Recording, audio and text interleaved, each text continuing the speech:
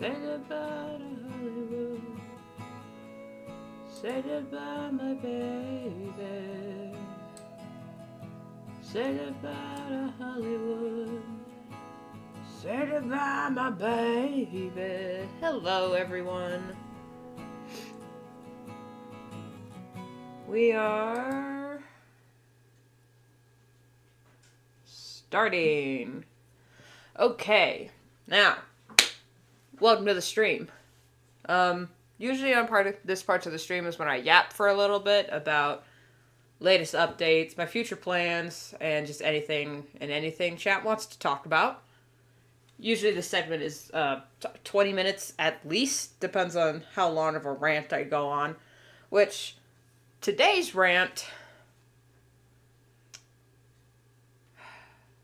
I'm not sure if it's much of a rant because I'm just, I saw it coming, but at the same time I'm a little disappointed. So, if you don't know, a long time ago, I made the prediction that the voice actor that was going to play Shadow in the new Sonic the Hedgehog movie was going to be Hayden Christensen. And if any of you remember, I was super hype about it.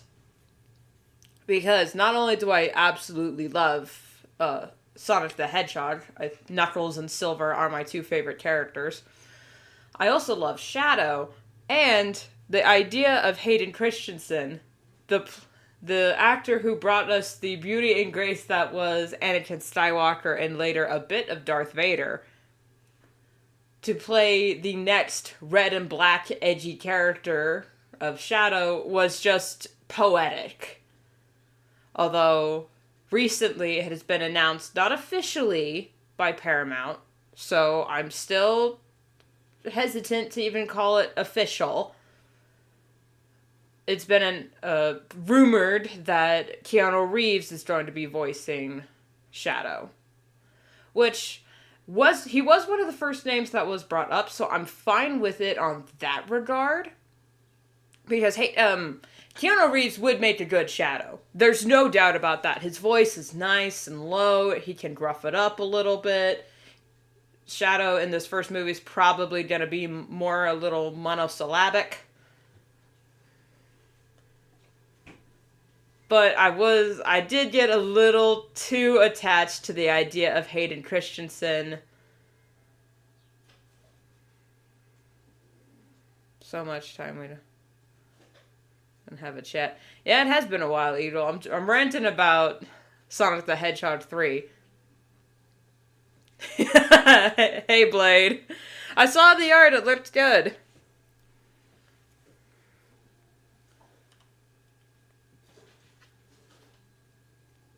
Oh, by the way, I should mention that this PNG is going nowhere, but the new one that's for, like, the main drawing, that one is the one that's going to be redone. I just redid this one. I'm leaving it. So, I just wanted to talk about the fact that I'm slightly disappointed that Hayden Christensen may or may not be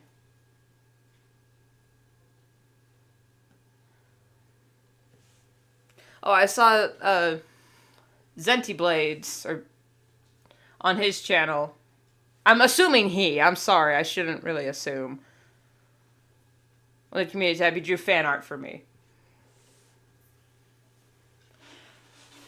Which I am considering starting up a fan art reel alongside my usual slideshow at the beginning of streams.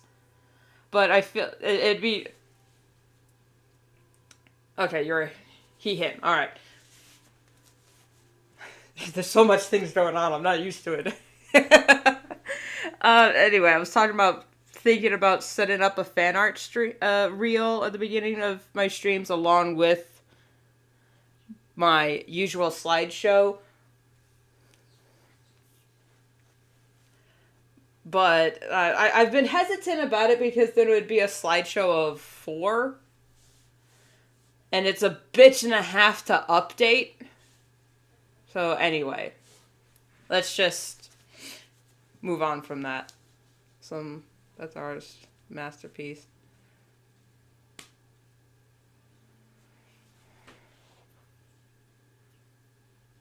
Melissa, they are a chef's kit. Okay. Missing out on things. Anyway, 7 minutes, that's enough. Let's say that's enough yapping. Alright, we are moving on from the yapsers, unless there's anything else you guys want to talk about. Subject, like, random topic-wise, before we fully get into the stream. Draw objects, show characters for a living. I'm good at art. Hey, well, the point of art, like I said in my last video, is, and it's I can talk. It is an expression of yourself. So, as long as you are expressing yourself, that is good art. Like, it's also the difference between a good game or good cinema. Because the concept of Uno is very simple. You are matching numbers and colors. That is child's play. Yet, Uno is one of the best card games ever because it is so fun and engaging for all, for all ages. That's what makes it a good game.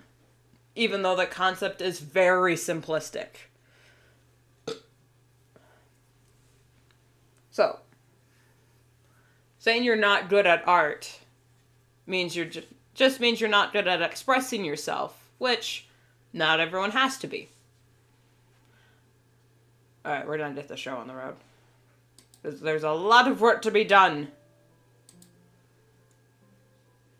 Switch.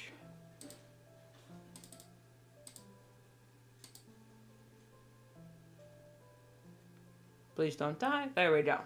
So, this is the PNG that will be disappearing for a while. When I say for a while, I mean forever. It's going away. We are getting the new one.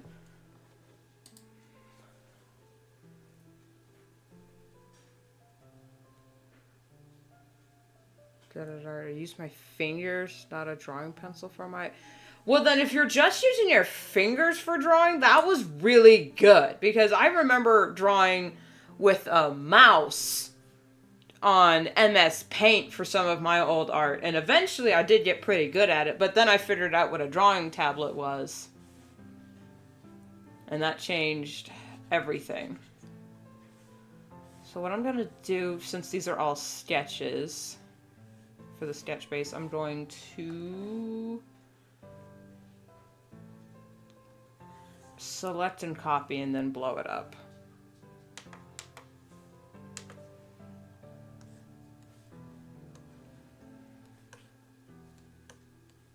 I'm not sure how big I want this to be, because, like, my PNG at the bottom is pretty big. But since these new PNGs are going to be slightly more chibi, because I just felt like that was the move to go. It might be a little smaller, just so there's extra room on screen for different things. If I can remember how to draw a book.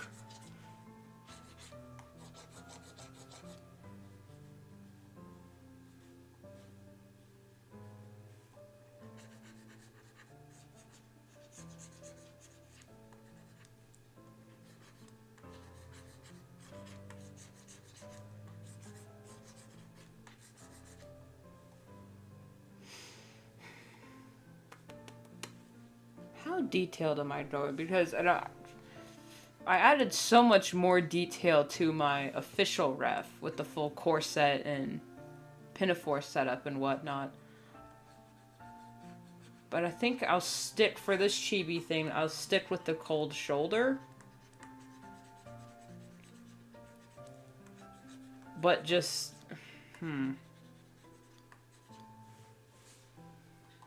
because it is so small. I'm not sure. We will figure it out on the way.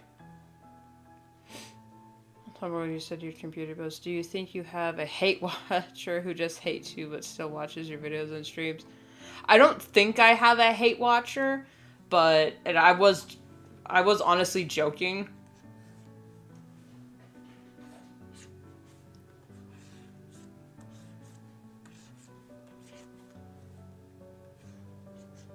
Now, I do have some lurkers, and lurking in my chat is completely fine. I prefer, if you're gonna lurk, at least say hi, and then you can lurk. But, you know, I got, sometimes my mom watches streams, and she's, like, at work on her phone, so typing in chat's kind of difficult. So sometimes her view will pop up, and she's just lurking, or some other people just lurk in chat, and I do that all the time. Even for my favorite streamers.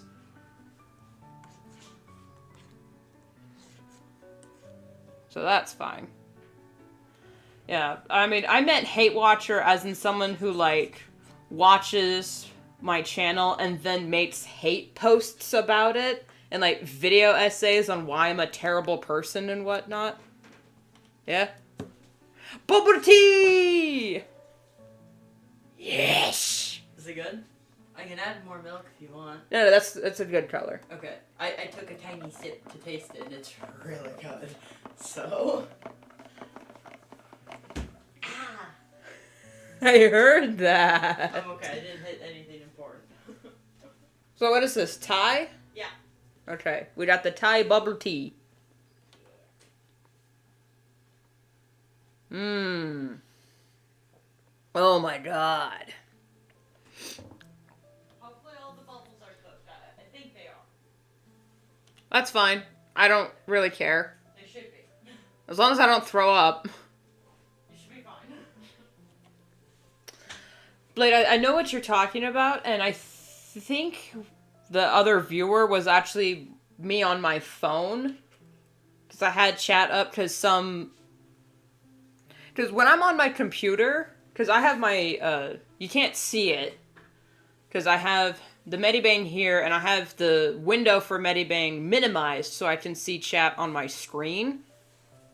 But I don't get administrative notifications when I'm on my, on my laptop, or on my desktop, for whatever reason. I only saw it on my phone, so that's why I pulled it up on my phone, and it registered as another viewer.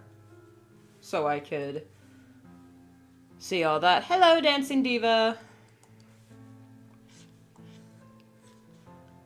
This may or not be a good move, but we're going chibi for the PNGs.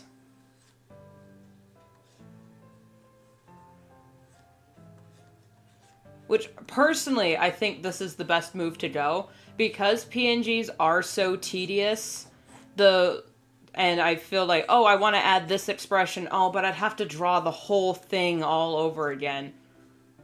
So I feel like if we go simplistic for the PNG, I'll feel more inclined to do, like, fun updates.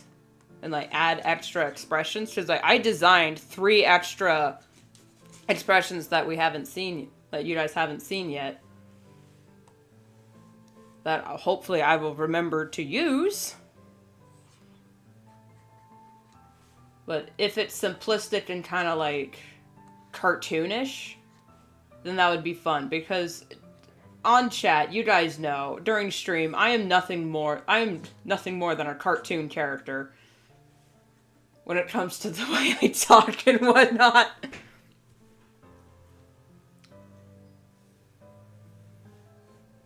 I do not have my phone open right now because I think I'm trying to save battery. She will be cute and beautiful. Oh my god. Digital art from my contact. Please look up my digital art from my contact later on the stream. Flegel and Dropper. Drooper? Drooper. Flegel and Drooper. I'll just call you Flegel if that's okay. Yeah, I could check out your stuff later. Later, though.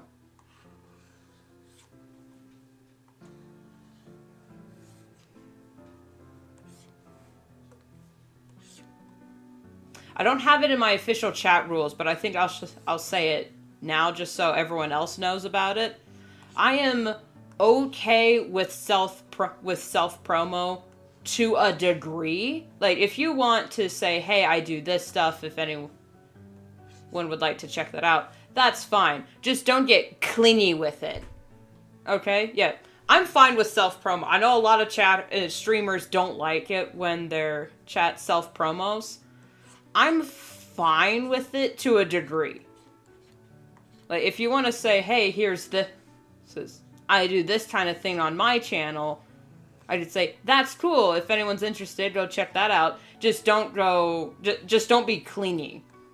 And what I mean by that is like, hey, can you check out this thing? And I'll say, yeah, I'll go check it out. And then, like, DM me 50 messages going, did you check it out yet? Did you check it out yet? Okay.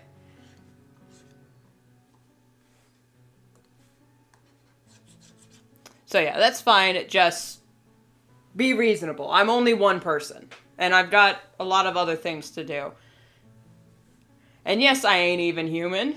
Dancing Diva. Does this design look remotely human? Look at these teeth.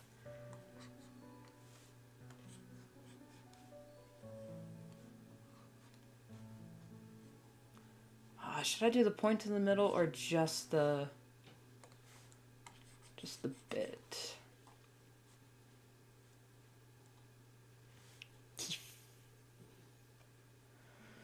Yeah, please no spamming.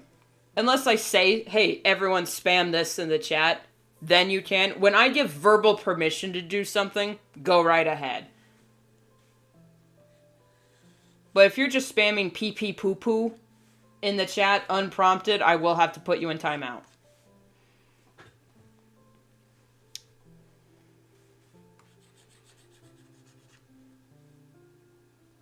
Don't worry, I won't. I'll be drawing with you, so if I get my... Okay. Yeah, that's fine. Doing like a little draw with me chat session.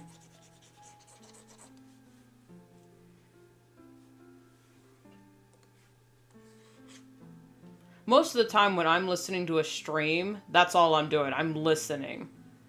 With, especially if it's an art stream, sometimes I'll listen and then check in every once in a while. But if I'm like watching a gamer stream, I'll just have it up on my computer while I go do something else in my office. We must... No, you may not! You do not have permission!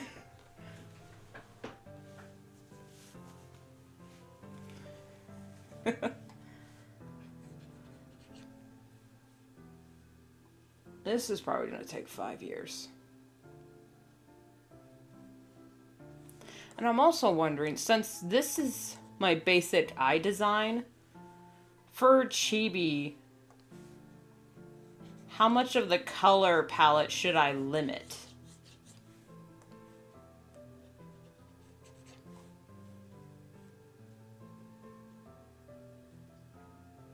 The artist frustration compilation. This is why I hate streaming, sketching on stream. Because, most of my sketch phase is just, should I? No. Maybe? No. Well, we'll see. That's literally my entire sketch phase, which is why I also hate sketching comics on stream. Just skip right to the line art. In fact, I prefer to skip the line art when it comes to streams, because y'all remember last stream, oh my god, that was torture. I got it done though. The pages are done. They're ready to be posted when it is time.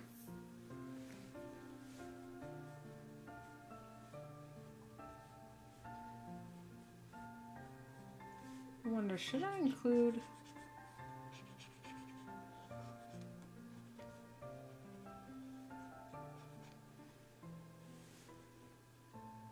Is that too much? No, Chibi, that's supposed to be simplistic. You're only supposed to do like a little... If I just do that, is that...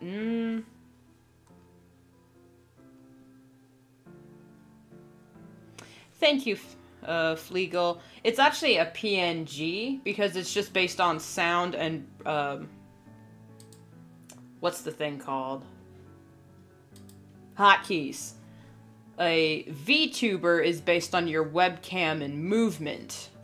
like video tuber, and those are a pain in the ass to rig. It would be good practice for me to like try and attempt to rig a VTuber if I ever wanted to get have a future in vector animation, but fuck that. I am not mechanically inclined. But thank you.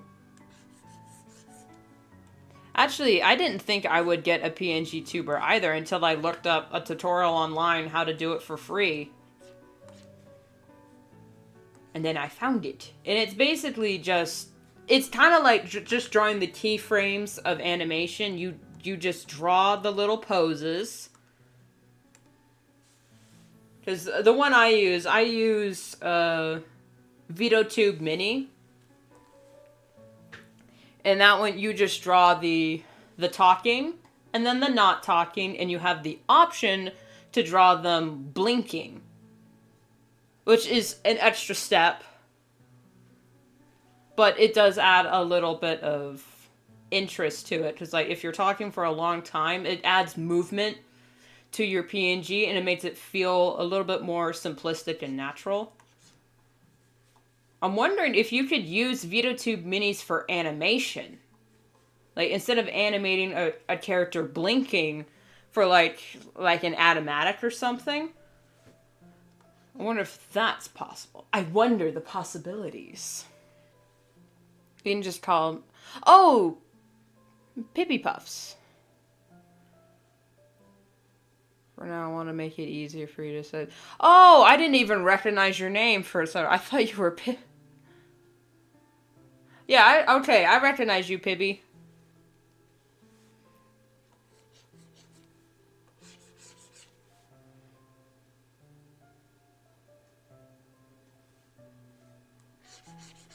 When I do lectures, for example. Yeah, and you can set up the hotkeys to change expressions or poses and whatnot. I'm using it in the very basic bitch way, where you just hit the button and it changes. Some people, you can have it set up where you can press and hold a button and it'll alter a filter on top. But I forget to use my hotkeys half the time. So the less I have to do, the better. This is an automated system. Mostly. Well, I'm not criticism, but the singing sprite always needs a change. Yeah, this... Where is it? This is what the singing sprite is going to be. Because it's just me grooving. Because usually when I'm singing, it's just me fooling around.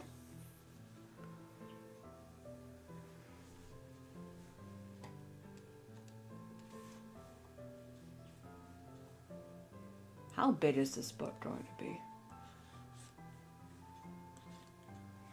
Buckle up, kids. This is going to be a long-ass stream. But I figured I might as well stream this tedious-as-hell process just so y'all know what I'm talking about. Understand my suffering! Thank you. The key to Chibi, and I had to learn this the hard way, the key to Chibi is... minimize the joints and get rid of the nose. That's how you do Chibi. Just get rid of the nose, make the head bigger, and just have less articulated joints.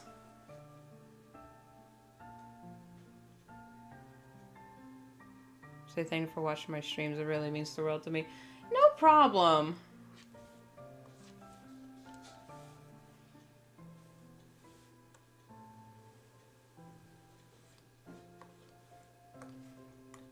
As weird as it is to say, can I say something controversial yet brave? I think artists should support each other. I know, wild concept. But it just seems, it's so baffling to me that some artists like to gatekeep their secrets or just their tips and tricks. And they say, oh, I had to figure it out the hard way, so everyone else should too. Bitch, that's called perpetrating generational trauma. I suffered as a child, so why should you have it easy? That is just... It's a bitch-ass move, and you're a coward for making a child suffer when you didn't have to. The point of teaching people and the point of learning is so you can teach others to not make the same mistakes. So whatever I learn on this journey, we are learning together. Because I think knowledge, yes, is power, but it's a power that is meant to be shared.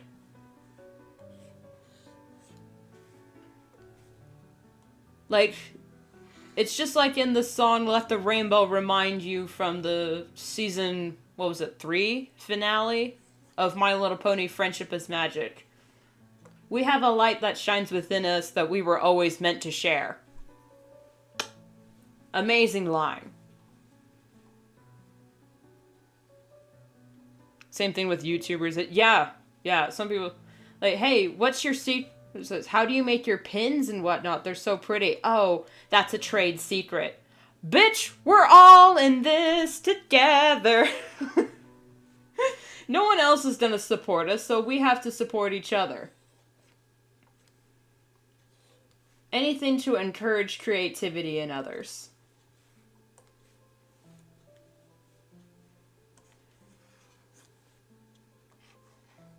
Which is why I'm also going to be participating in this year's art fight. I don't know what the theme is going to be, but I'm really excited for it. Last year I was Team Vampire. And the year before that I was Team Gloom. Just because I like purple. And teeth.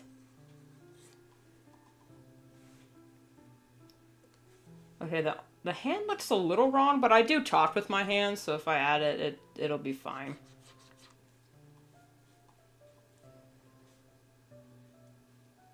Weird off topic question, but do you ever watch Battle Bots? I have not. I think I will make it bigger.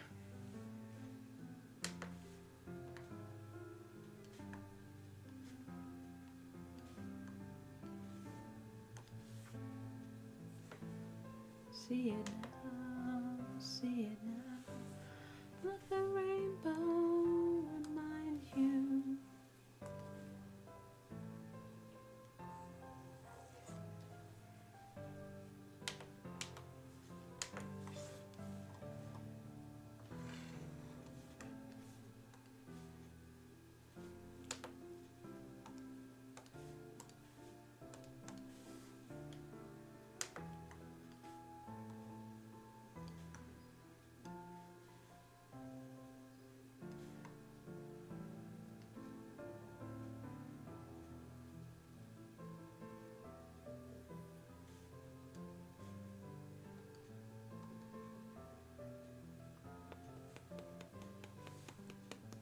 You grew up with Care Bears? I didn't grow up with Care Bears.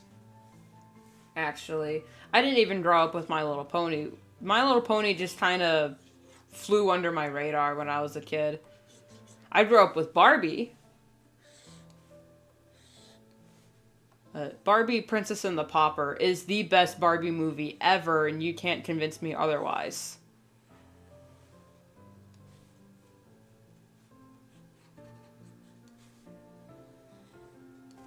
Nothing compares. Okay, side rant. As much I love the animated Barbie movies, they absolutely slap. Same with the songs too. But, however,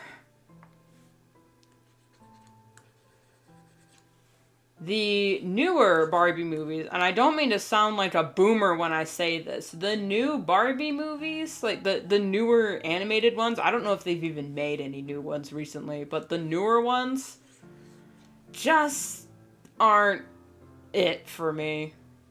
They just ain't. Especially when they made a remake called Princess and the Pop Star, and okay, first of all, the songs were just a rehash of the originals sometimes.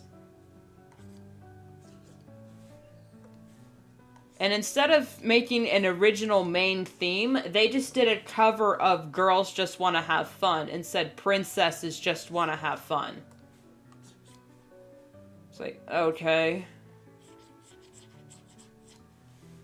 And even their rendition of To Be a Princess and To Be a Pop Star wasn't even good.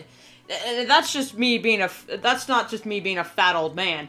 The rhythm was off too. I wasn't even watching it. I was just in the same room as some younger kids that were watching it, and I said, the songs sound off. And even they were just kind of like, yeah, this song is kind of whatever. It's like, oh god. That's not it. Kelly, I see why you moved to My Little Pony, because Barbie had just dropped the ball.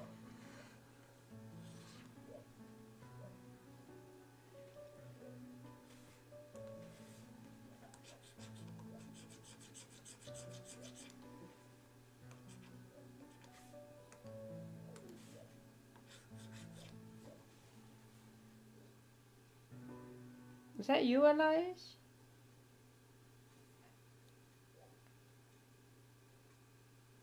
Oh, that's what I'm hearing. One of our dogs is woofing in her sleep and she's in the living room. Okay, that's what I'm hearing.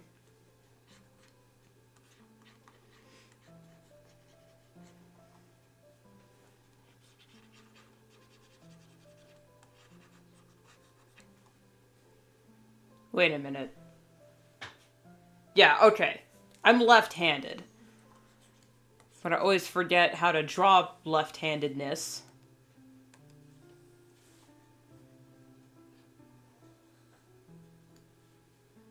LMP is 1,000 stars and more for me. Which generation? I prefer G4, Friendship is Magic. The one created by Lauren Faust. Because I remember watching the old ones and holy God! Were they something else? The old ones were something else.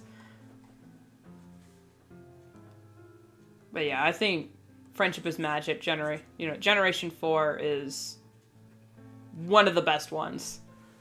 I was listening, I've got the MLP brain rot right now, so I've just been listening to their songs nonstop and watching some episodes. I've watched 5 episodes of MLP before. Which 5? If you remember.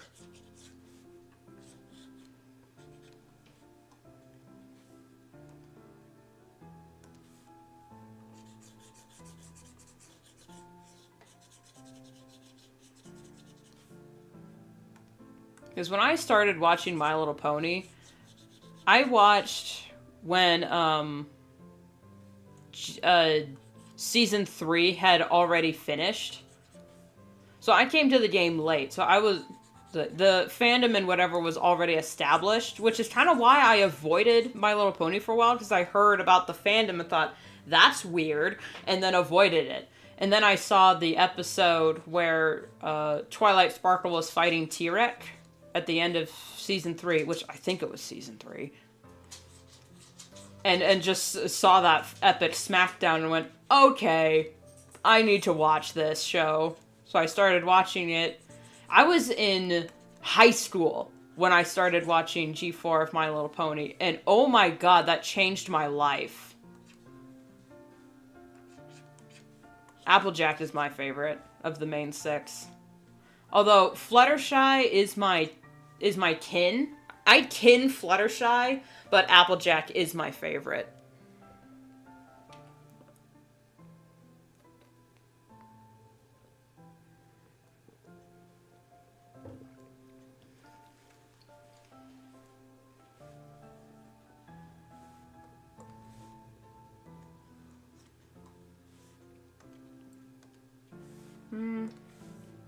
This sketch is rounded off.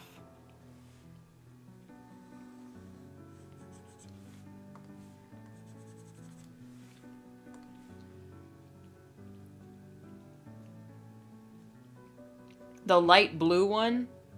You mean Rainbow Dash?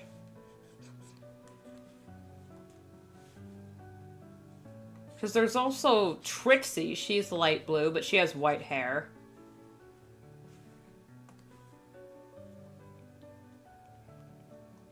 Oh, you ship Twipi? Is that what it's called, Twipi? I'm not really much of a shipper, so that's why the fandom already scared me off, because everyone was shipping everybody. But, however, Fluttercord is basically canon. If you read the comics and watch the show, and it's not just, oh, that's subtext. The way they talk about each other and to each other, they are basically a couple. Fluttercord is basically canon. I hate to do it. No.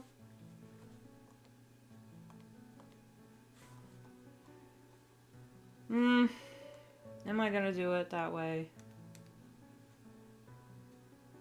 I might as well. Fluttercord is basically canon.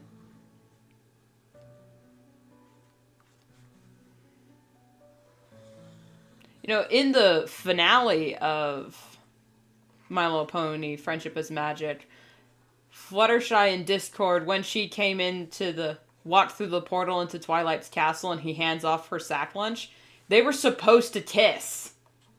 In the deleted scenes. They were supposed to kiss. But then they didn't. They deleted it.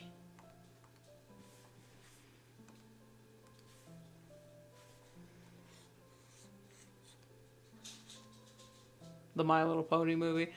Yeah. That one was really good. I haven't seen anything from G5.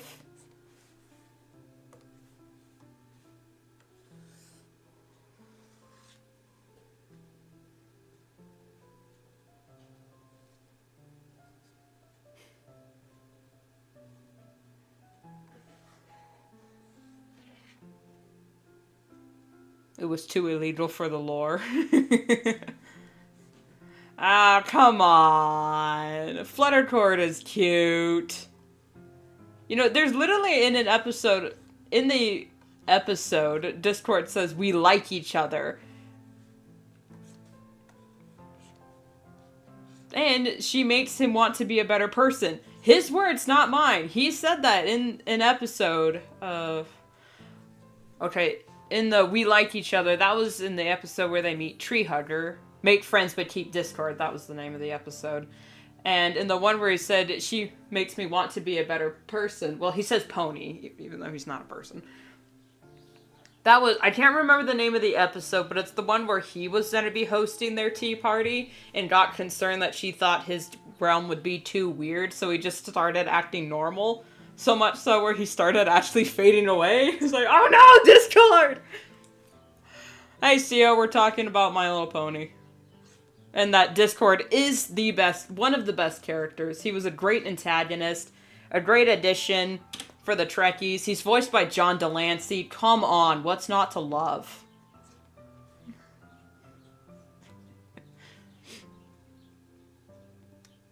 Isn't he the guy, the living tombstone? Yeah. Discord, I'm howling at the moon. And sleeping in the middle of a summer afternoon. Discord, everything we do to make you take our world away. That's a good song. Was that the living tombstone?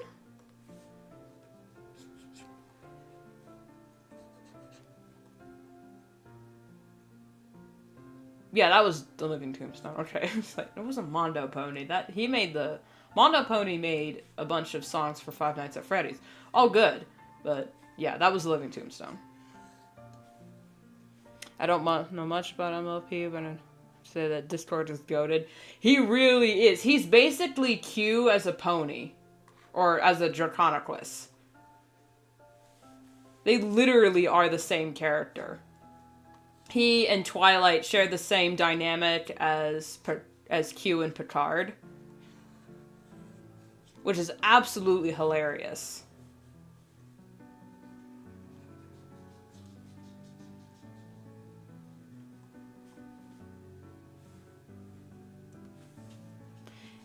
Alright, big question for this PNG, which I probably will, but am I going to draw each sprite blinking?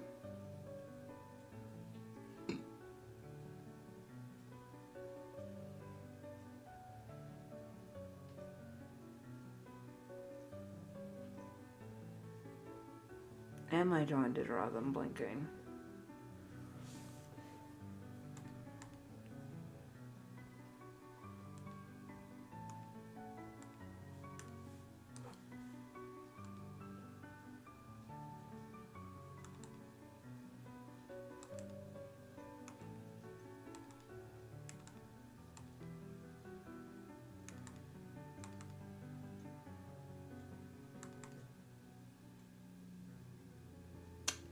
Yeah, I know it's up to me. I'm also trying to see if these two are consistent enough to work.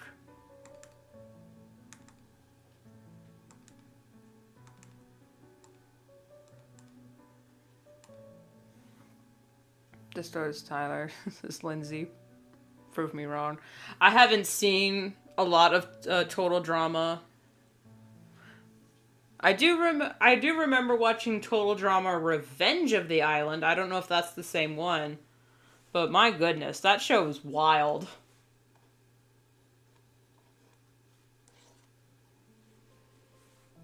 I'm definitely gonna draw. I'm gonna turn off the I'm gonna turn that off when I do the line art, because that's just gonna be a pain in the ass. I can do that in the line art. Alright, so these two are done. Now for the coffee, we draw with our pinkies out.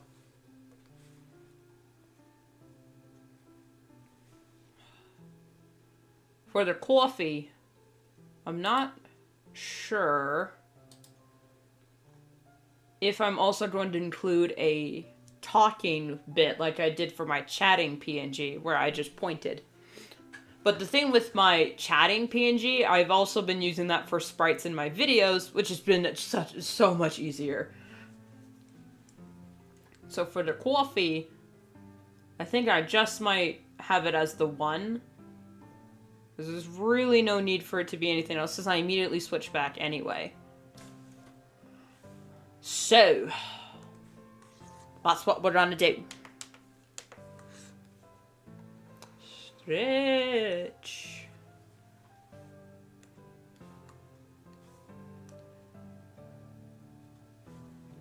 Time for coffee.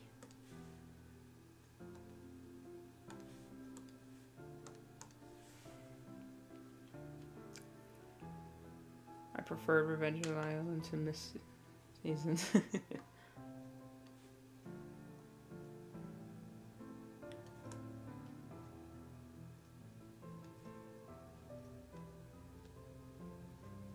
Wait, you never told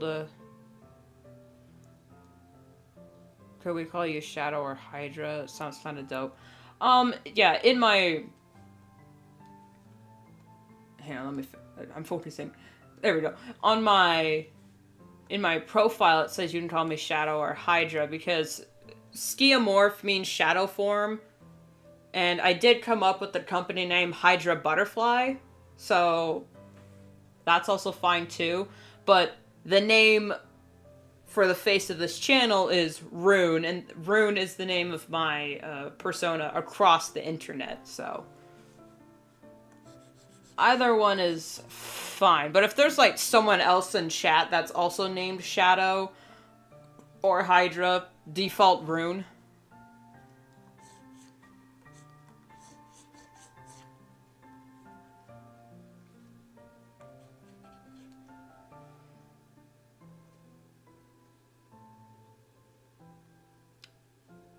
Kind of like, yeah.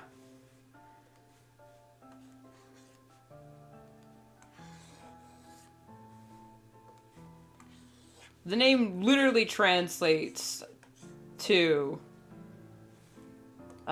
mystic letter shadow form. Because that's what a rune is. That's wrong. Bruh. Alright, how are we gonna do the book? Because it's tilted now.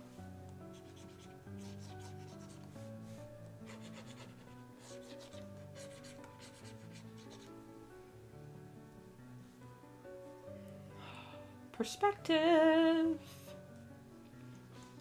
It's not my strong suit.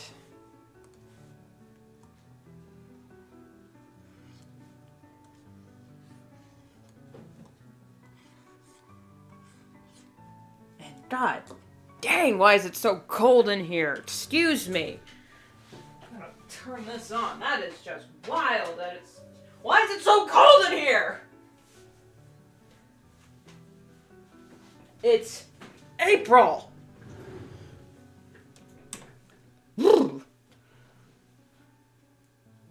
Steomorph sounds like a dope dragon name.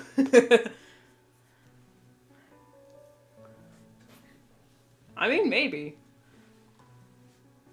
Like, in my Meet the Artist video, I mentioned that I came up with the name Steomorph as a species name. A name of a species I was working on. That were just like shapeshifters that were made of shadow and could change their form using light discs. Oh, shut the... Oh, okay, that's why it's so freaking cold in here. No, it's also my office is cold. I'm bad, right? Okay.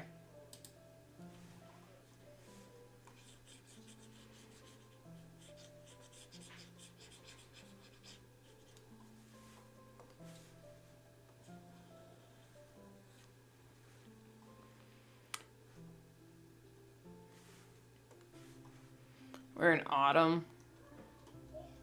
It'll be so much worse. I'm in for a cold as hell winter. I'd rather have a cold as hell winter than a hot as balls summer. But that's just me. I prefer winter and autumn. We call it fall here. Fall is that's just when I'm truly me.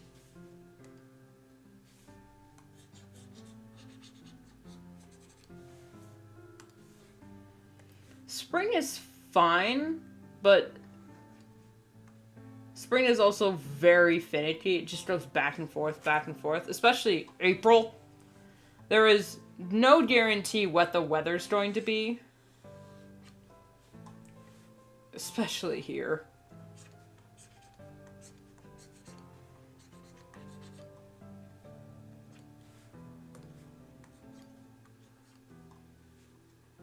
See it now, see it now.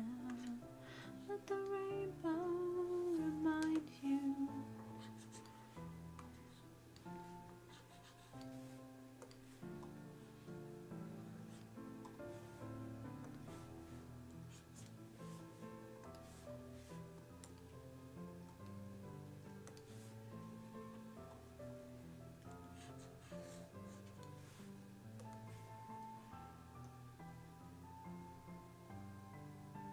Even that hot sometimes, but we either hot springs or wet springs. Rainy Christmases are hot as hell. Never snows here. You're in South Africa, right? Yeah, snow is a mythical creature down there. And yet somehow you also have penguins.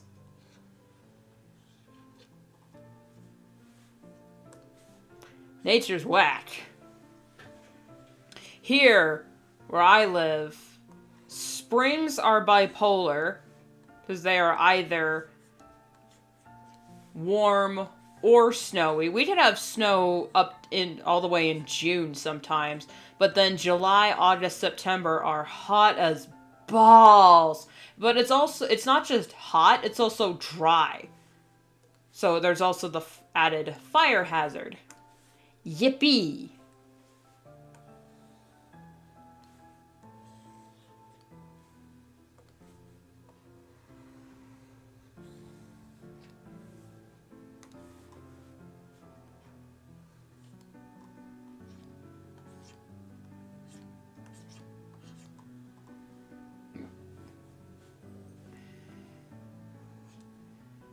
Months of winter coolness and awesome holidays.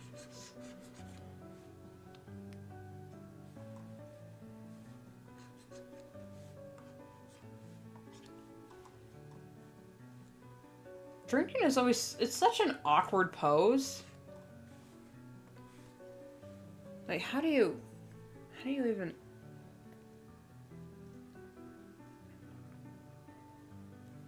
It's like a more mountainside. Drakenberg, so we are around you. Stored in the cold. Sometimes it snows here, mind you.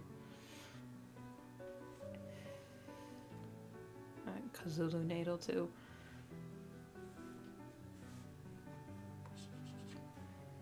Okay, so sometimes you get snow. Alright.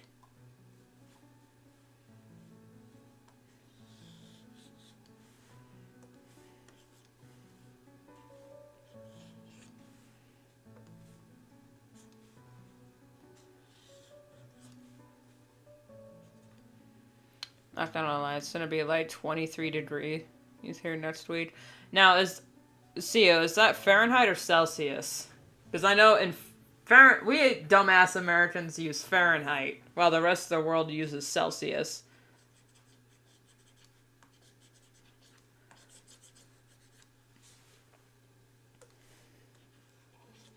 Although, to quote my dad on this one, there are two types of countries. Those that use Celsius, and those that went to the moon. Converted to Fahrenheit for you. Okay. Thank you. I don't understand Celsius whatsoever.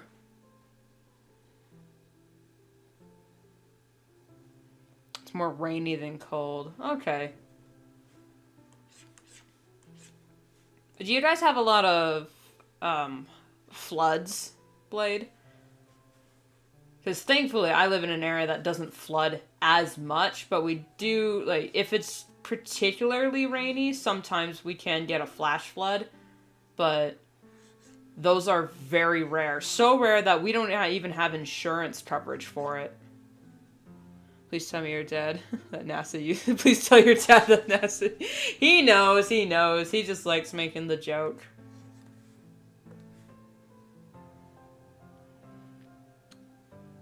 Aren't really by the sea or oceans. Okay.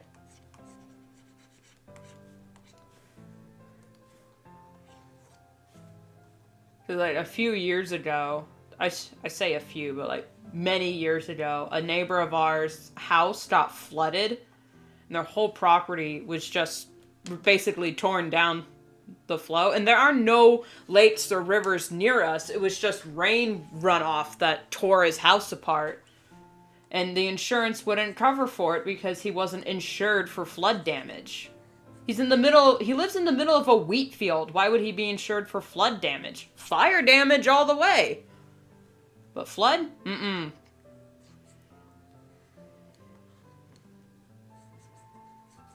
That just showed me that life insurance is kind of pointless in America. It doesn't do anything. Because even if you have health insurance, that doesn't mean they'll cover exactly what's wrong with you. Like, oh yeah, you're covered for, like, car accidents and, like, broken bones, but cancer? You know, the thing that everyone is susceptible to? Sorry, you're up shit creek without a paddle. Have fun paying for chemo, bitch! Like,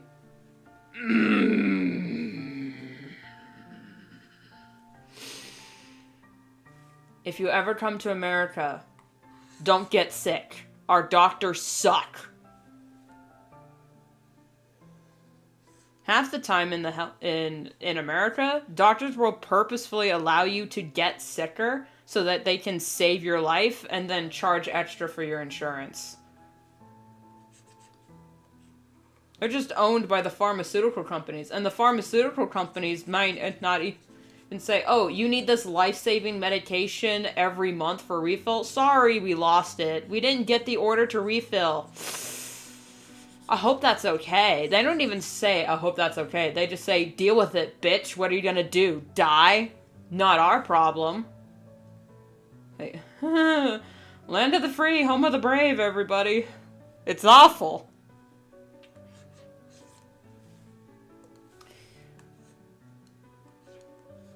Yeah. I bitch and moan about America's health coverage, but when it comes to, like, other things, America's got it pretty good. There's something wrong. Alright, what is wrong here? This is all wrong. Hold on. Model. Ah, that's what's wrong. Okay. I don't know how to fix it. Alright, hold up.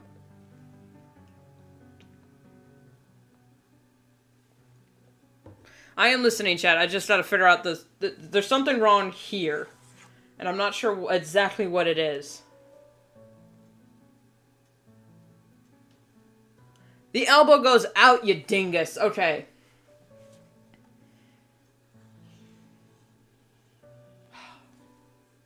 You know, I say university and art school is a scam, but sometimes it helps. Because then you learn basic bitch anatomy, so you don't make these rookie mistakes. Good God.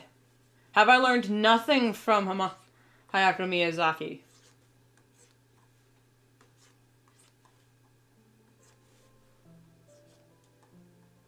Or is it Hayao Miyazaki? I said it wrong.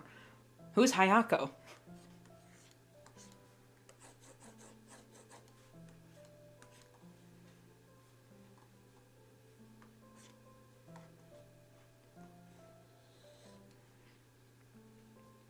We don't get badly injured or sick. Left to the will of terrible doctors, which you don't know how are employed. Well, necessity, I guess. Constantly has to fight with the pharmaceutical companies because they always give her problems with my grandma's medicine. Doctor didn't prescribe them and other dumb stuff. I know, it's so stupid.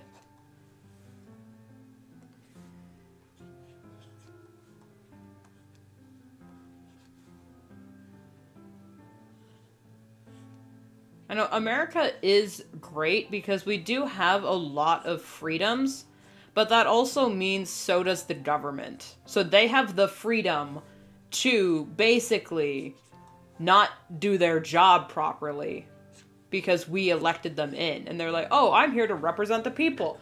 No, you ain't. But then we Americans forgot how to have a proper revolution. It's time for another fucking crusade.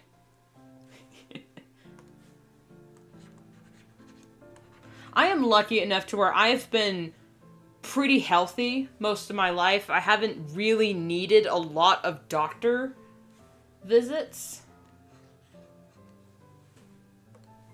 And what little doctor interaction I did have was pretty much avoidable. Except for the one time when I fractured my arm when I was, 9 years old? 10 years old? I was 9. That was really rough.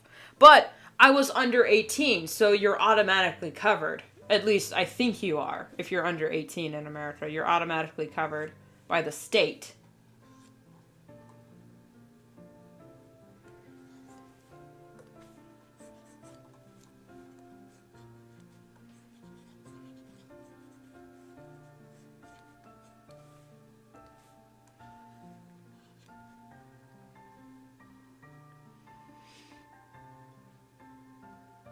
A video of Lost Mario Sensei. What the absolute what?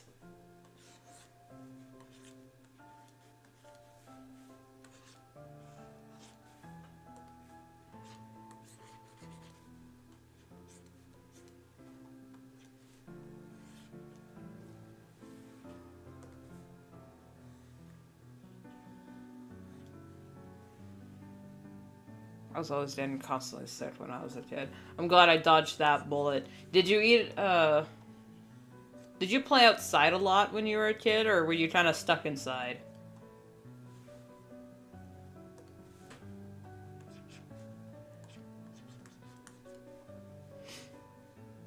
No, I'm gonna skip that detail.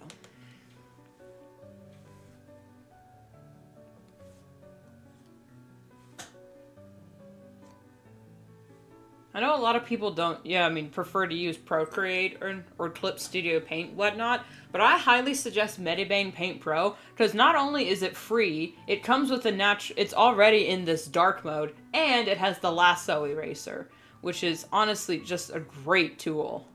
You just select it, and it erases it. So I don't have to worry about constantly fudging with the eraser. I can just lasso that swine.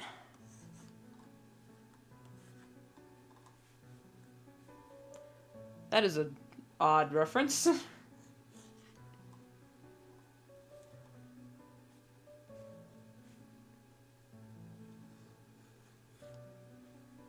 I didn't play a lot. I wasn't social. I had a ton of allergies. My nose was running stuff all the time. My sinus and chest gave me worries. Oh, okay. I got a lot of allergies too. But my allergies are mostly just runny nose, itchy, watery eyes for like pollen and dust and whatnot. It's really bad in spring. And I didn't realize this, but apparently I'm slightly allergic to lilacs. I mean, just my eyes and nose just start watering, and then they start burning. When they start burning, oh, all bets are off. I'm going back to bed. No amount of Benadryl can fix that. So for my allergies, we have like non-prescription medication, and I take Allertec for my allergies. Clears them right up. Or at least at the point, if I take Allertec every day, it doesn't, like, my allergies don't come back as hard when they do hit me. But when I am hit, I have to take a Benadryl and just go back to bed. Because I hate it when my eyes hurt.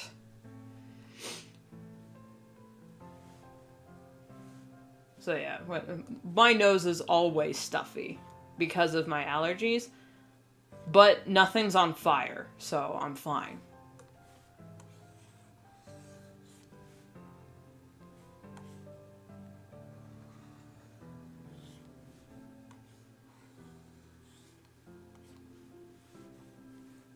It may look like I have a cloven hoof.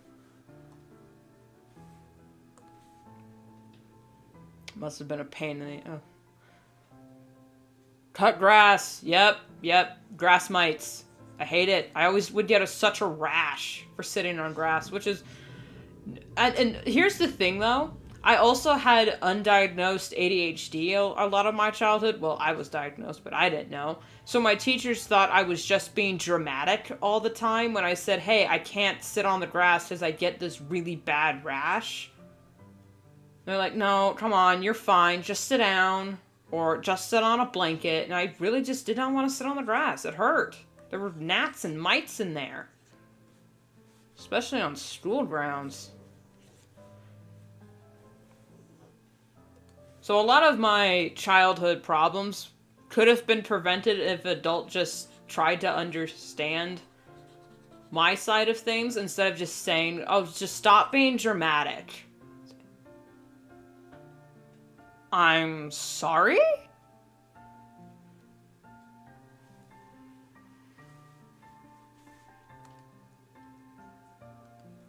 Excuse me, what?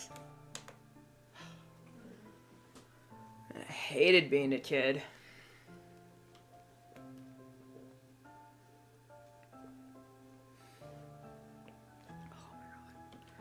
Now, as an adult, my ADHD is a lot more manageable. Well, I think it's more manageable than when I was a kid, because as an adult, I can set my own boundaries, my own standards of living, instead of just constantly being miserable all the time. Because when you're a kid, you just gotta do what your parents and your teachers tell you.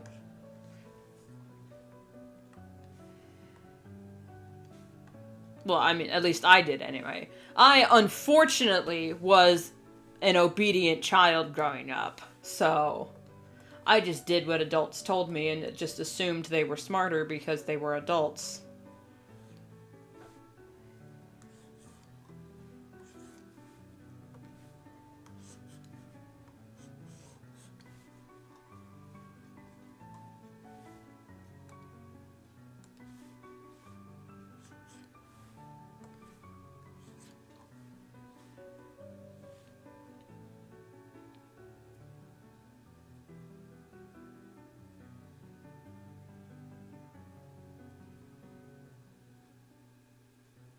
Who's Maki Harukawa?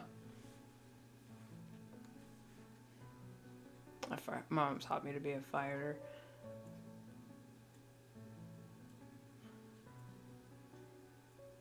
Still, you're only 13. Yeah, 13.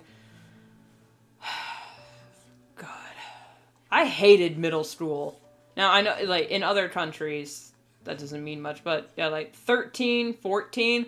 Ugh, worst years of my life. Especially being female. Because not only was I forced to socialize with other females of my age, which also being ADHD and not really understanding nonverbal social cues, I could not understand why or if these people hated me or why they were being so mean to me, so I just hated interacting with other girls my age. But also, puberty hit me like a truck, and it was painful. I don't want to get too into it because it is kind of gross. But at the same time, it needs to be normalized, I think.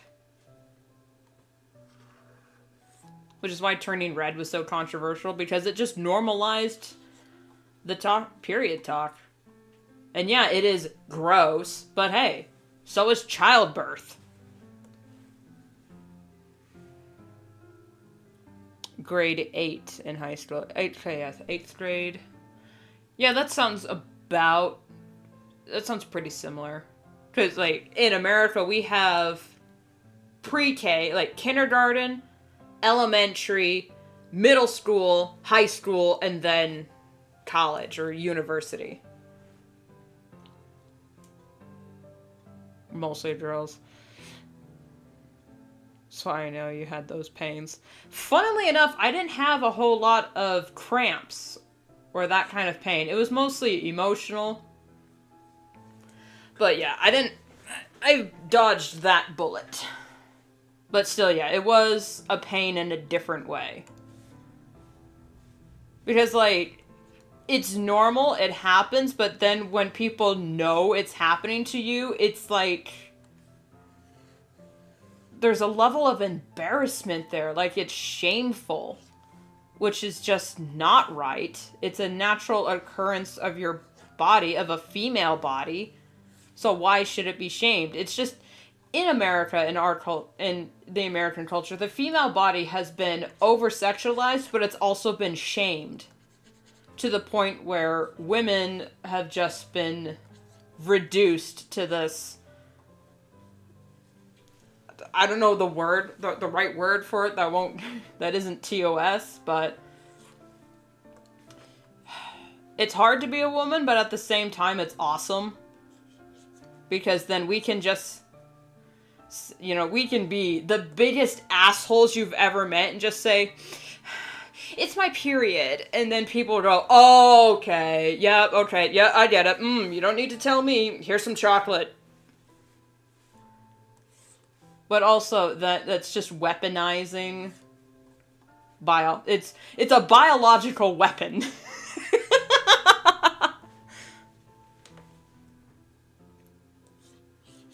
Which I think is pretty scummy, but also, I mean, I haven't used it personally, but it would be a fun... Oh no, I have used it.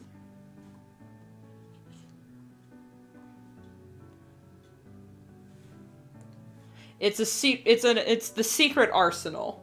Yeah, oh shit, can't argue with that.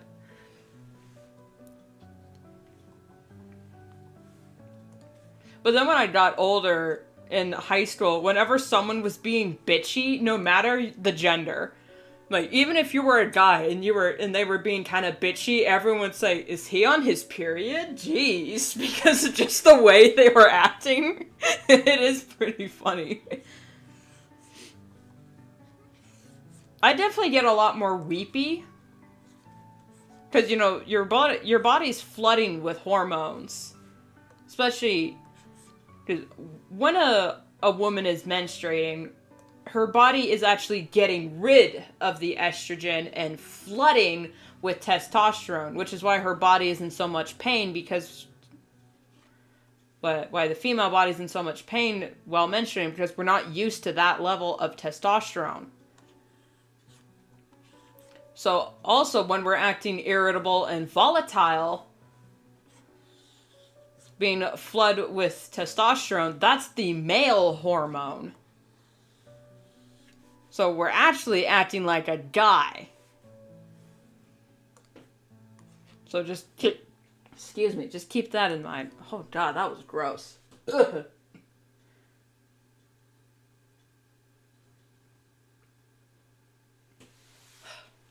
Weaponizing anatomy, yeah.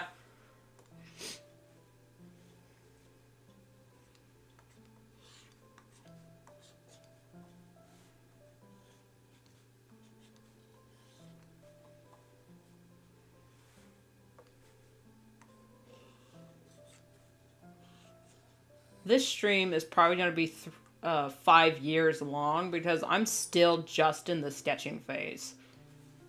I have to do the line art, do the coloring, render each individual sprite, and then program them in.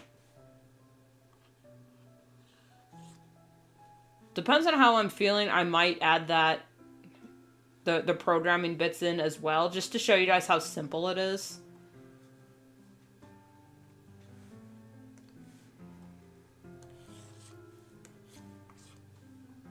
Okay, since this is a side view, I'll add in the tongue, but for this, okay, this one has a tongue as well.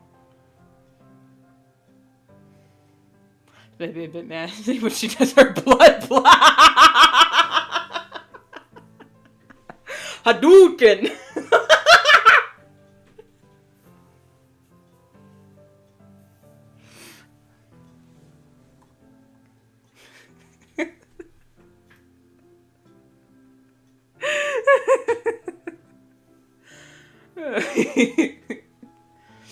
Oh my god.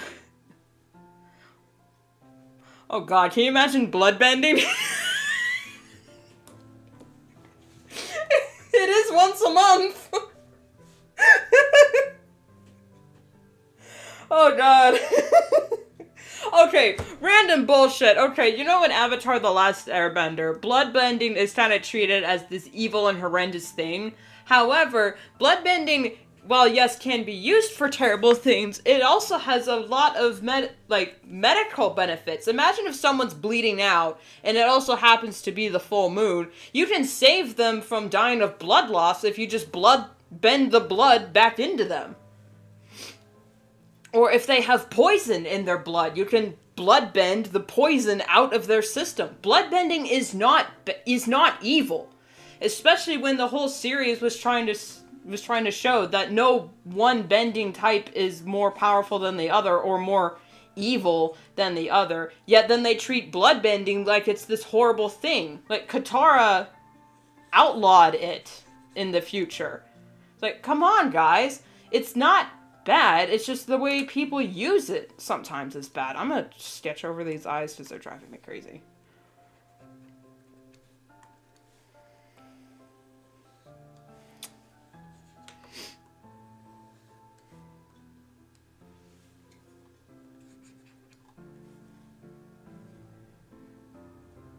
You know, technically metal bending most powerful since human blood has iron and minerals, stuff like that. Yeah. Like, in our world, yeah, we would know that, but in their world, I don't think they know what blood is made out of. They do know it's made up of water, because it is. Our bodies are, what is it, 80? Or is it 85? I don't remember. It's 80% water, at least. And yes, we are made up of carbon, but I think it has to be raw materials. But then again, I didn't even watch the show. So, I don't know. I know. Shocking. Going on a rant about Avatar The Last Airbender, and I didn't even watch the show. I know that I've seen clips, my sister watched it, and I happened to be in the same house while she was watching it. So, does that count? 70? According to your environmental science teacher? It varies. It depends on how thirsty you are. Which, speaking of, I should probably Have a drink.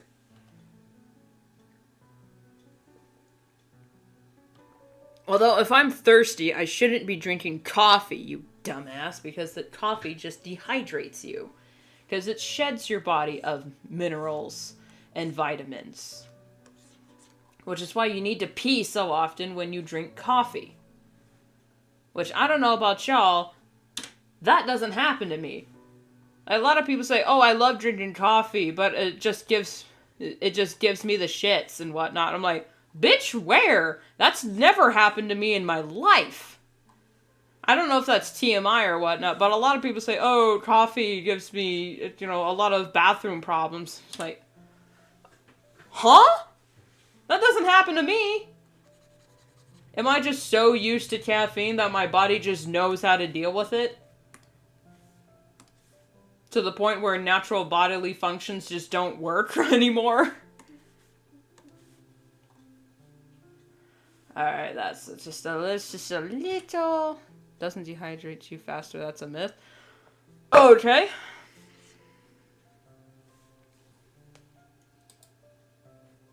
Didn't know that. There's a lot of lies in the medical field that are spread and perpetrated by medical professionals. You know what I'm gonna do? What? Excuse you! Okay.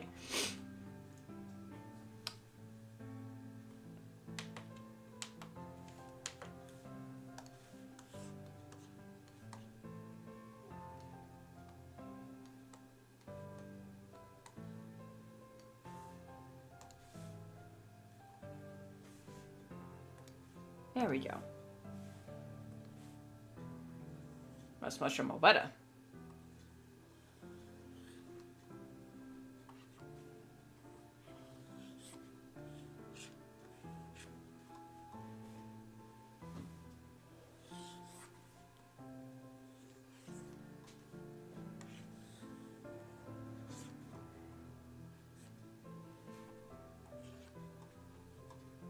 There we go.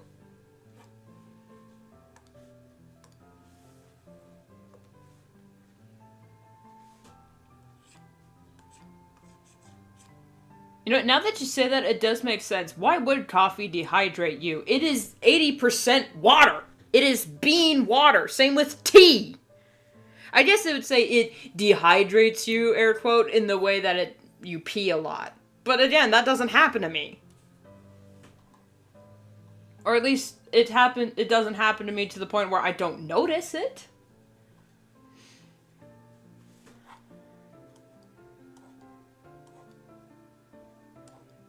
Doopy doopy doopy doopy doopy dooba doopy doopy doopy doopy doopy dooba. These hands are driving me absolutely insane. Like, how does one even?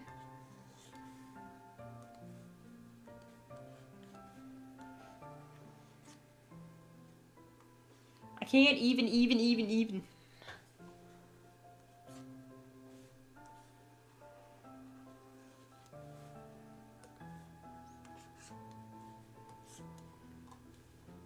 Alright, better. Works for me. Alright, shoulder.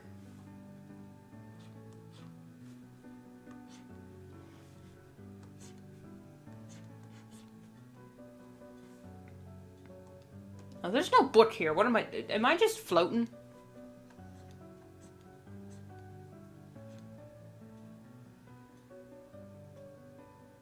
You know, with how chibi these things are, some of them would make pretty cute, custom emojis. If we ever get to that point.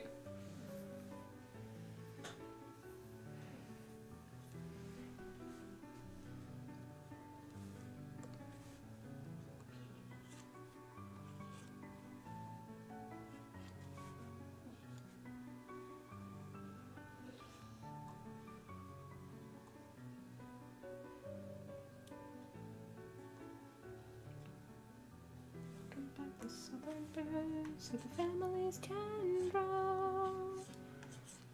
Winter wrap up, up. Let's finish our holiday cheer. Winter wrap up, winter wrap up. 'Cause tomorrow spring is here. 'Cause tomorrow spring is here.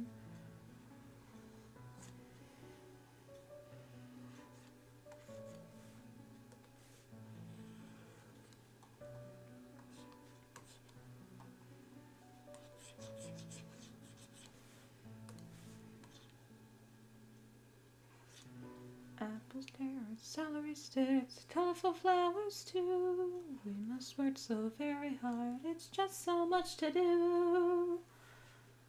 Winter wrap up, let's finish our holiday cheer. Winter wrap up, just tomorrow spring is here. Just tomorrow spring is here. Thank you, Dancing Diva. Don't mean to sound posh, but I've been hearing that a lot.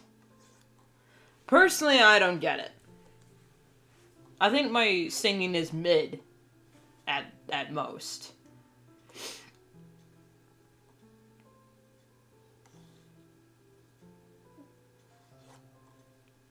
You should hear me try to sing Never Gonna Give You Up by Rick Ashley. I can either sing normally or I can match his tone. See, here's the thing. When I had to do high school choir, I was literally the only tenor in my entire class. So, when it came to singing for performances, I had to be paired with the baritones just to give them some extra volume. So I learned how to sing in a fake baritone voice very quickly. I was actually louder than the guys who were like the bass baritone.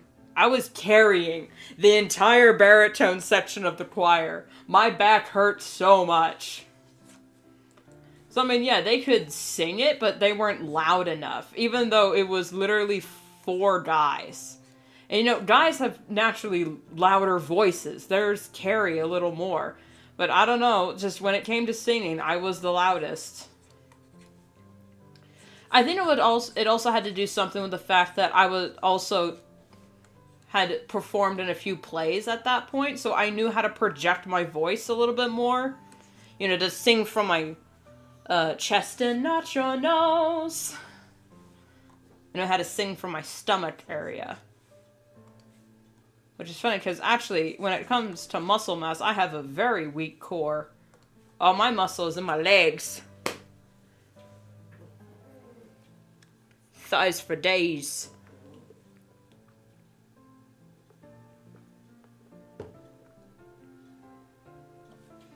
If I make these arms look like music notes, that'll be pretty funny.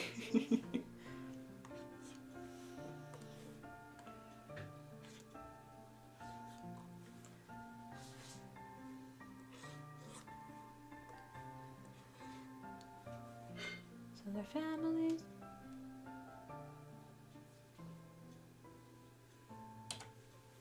Tab, is that you?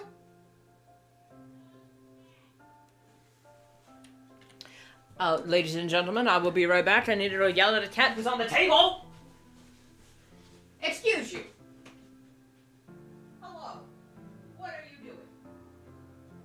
Stay off the table. Leave the butter dish alone. Thanks. If you're still bored, here's your wiener. Here.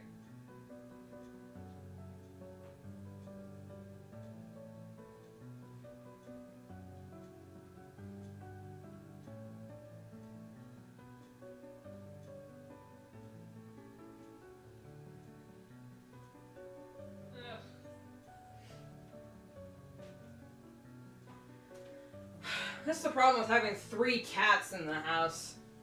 No one is behaved. Ugh. I'm back. That darn cat. I think that was an old Disney show that was literally called That Darn Cat. I don't remember what it was about, because I never watched it. But apparently it was pretty funny.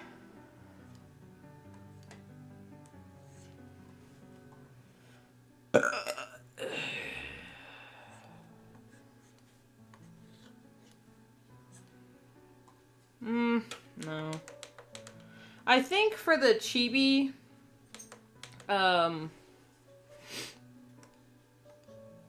PNG, I might ixnay the sleeves just a little bit. Like here, that's fine because there's room for it. But for the singing one, there's not a lot of room for it. I mean, I can make it smaller. But where's the fun in that? Plant our tiny seeds with proper care and sunshine, and everyone it feeds.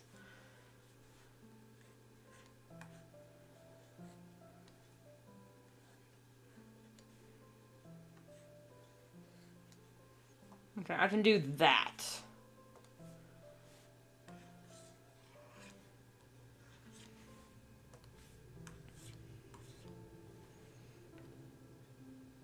Now that I think about it, I probably also really liked Applejack, not just because she's a country girl, and me growing up in the country.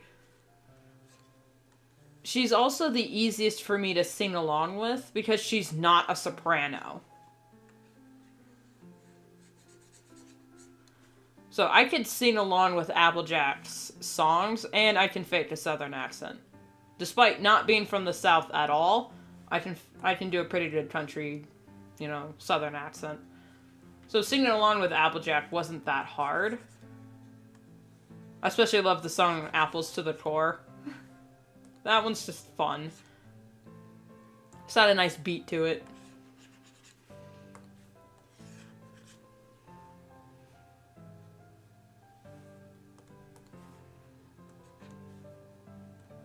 Now, if I did a custom emoji, I would probably do a GIF of... Okay, no, that's excited. I would do a GIF of the hands moving back and forth, going like this. You know? Or like, if I had did a custom GIF for whenever we're singing.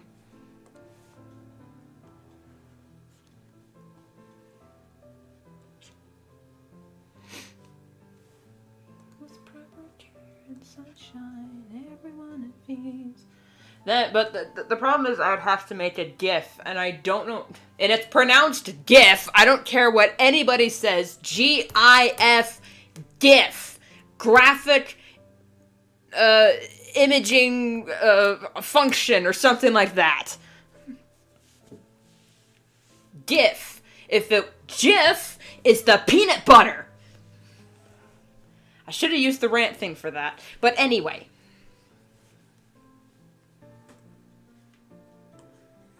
Anyone who says GIF is wrong.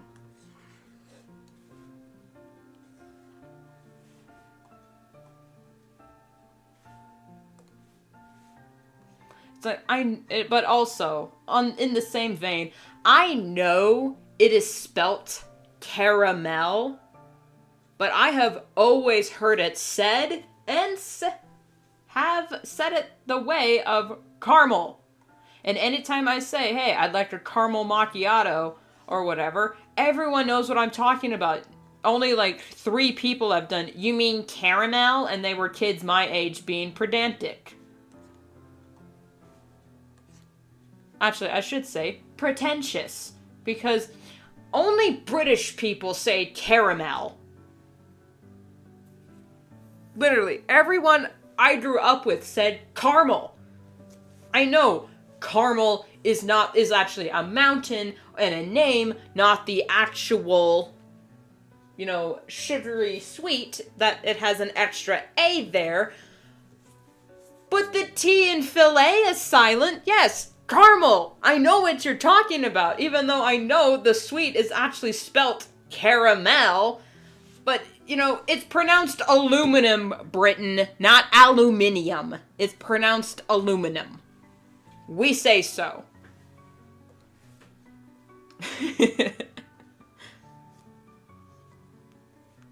I actually don't care about the pronunciation of aluminum or aluminium. I think it's just so funny either way. We Americans will find anything to argue about. We are just rabidly protective over our way of things. And we have to be, because, we started a whole war over it. I'm a sneeze. No, I'm not. It went away. Don't you hate it when people cancel bookings?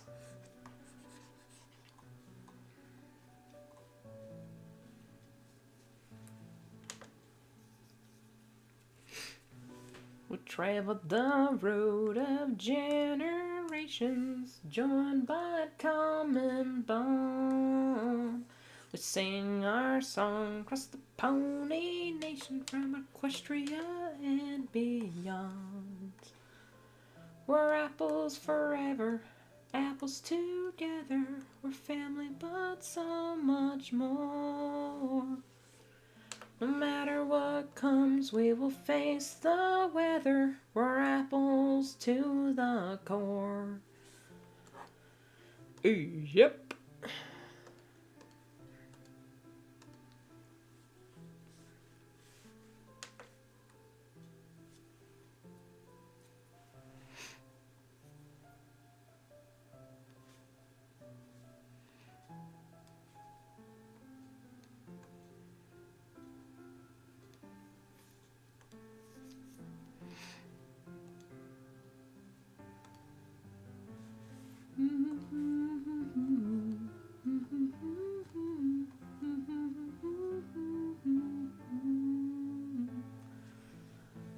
And while I do love Fluttershy and I do kin her, I can't sing along with half of her solos because she really hits them high notes.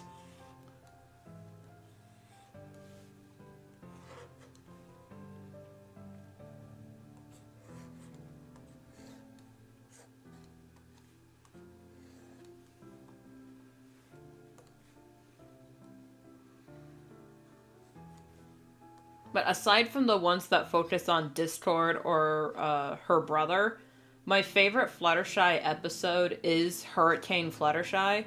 Because honestly, same here, girly. I absolutely hate physical performances.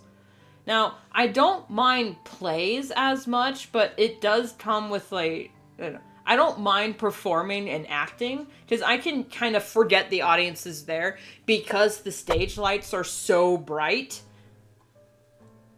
So you can kind of forget the audience is even there. Okay, that's wrong.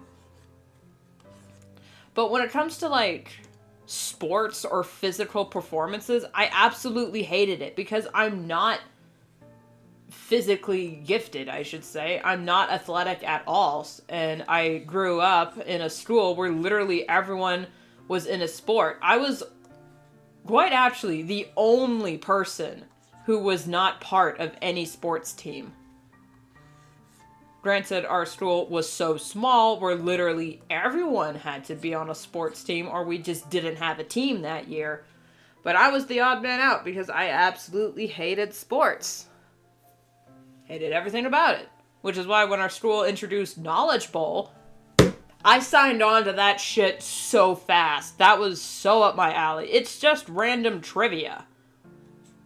Now granted, you do have to slap the table before everyone else, and I like to let the instructor finish talking before I slap the table, because what if I'm an idiot and misunderstand the question?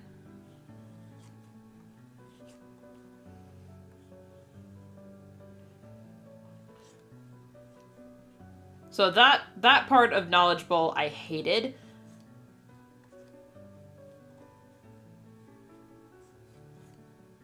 But everything else about Knowledge Bowl I actually really liked. Even though we never won. It's fine. I had fun.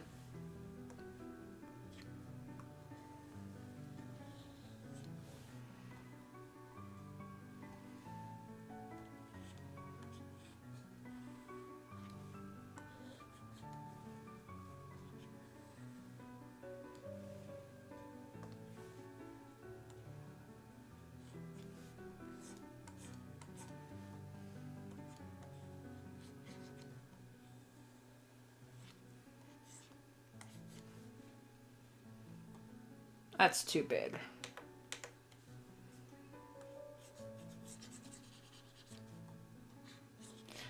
Funnily enough, actually, the only Fluttershy songs I can sing along with are ones she sang as Flutter Guy. Those I can sing along with because they're baritone.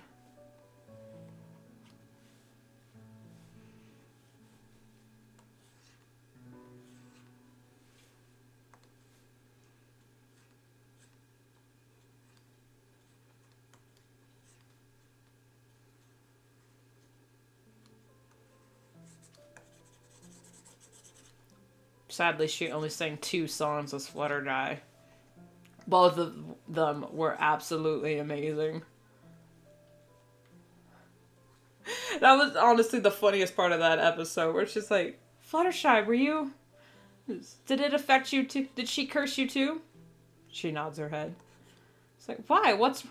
Do you not want to talk? I don't remember how it was brought up. She's like, why? What's wrong? And Fluttershy just goes... I don't really want to talk about it. In this baritone voice. And it's just, it's so funny. I was along with Spike. I was laughing my ass off that whole time.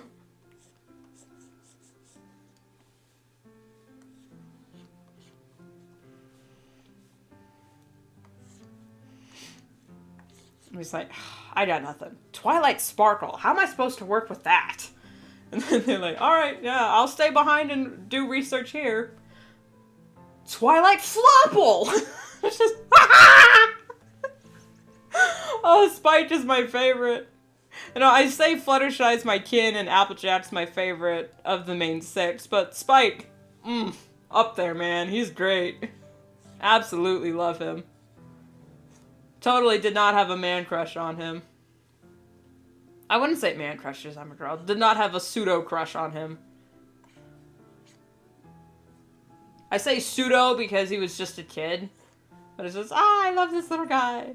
I got a little plushie of him, I snuggle with it. But, you know, he's also a fictional character, so it's not illegal. But at the same time, I still feel weird about it. It is... I think he's voiced by Kathy Westlock, so she's also one of my favorite voice actresses.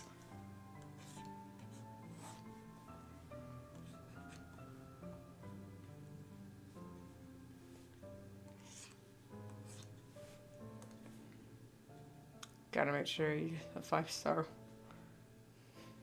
Yeah.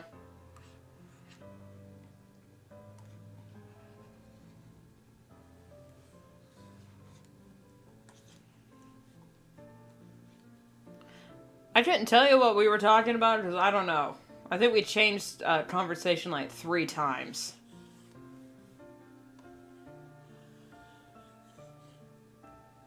A lot about choir. Talking about choir class. I hated band. Absolutely. Despite my love of music, I fucking hated band. Because I just can't read music. And of course, our school was so small so that the...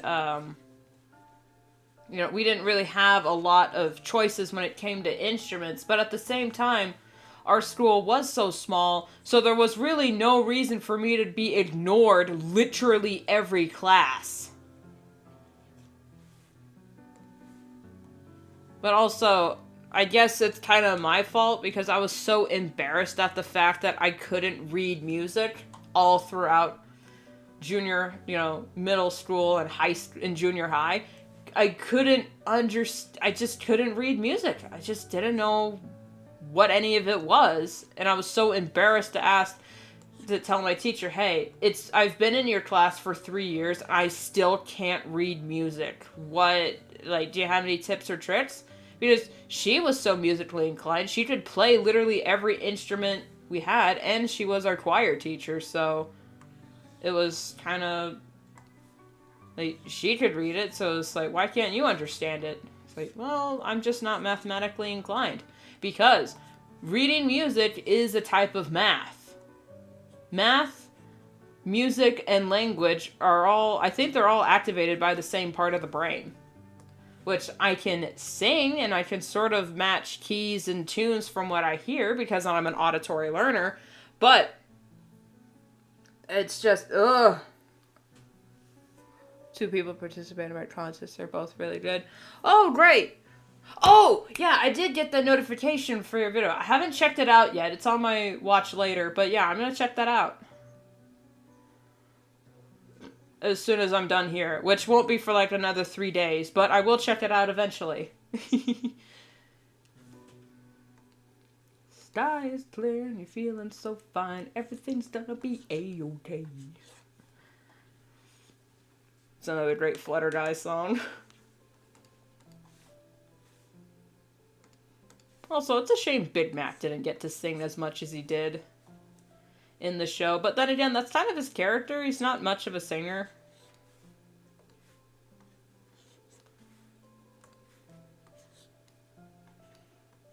Just, I love the entire Apple family. Granny Smith was so funny. Big Mac is honestly one of the best background characters. He's also got that unspoken riz. Because if you read the comics that have Big Mac in it, he literally cannot go a comic issue without some random pony getting a crush on him. Because, I mean, he's got that riz, man. And while I am totally not jealous of Sugar Belle for eventually winning his affections, but at the same time, I'm so happy that he's happy. Totally not jealous of Sugar Belle, but at the same time, I applaud that they're both happy.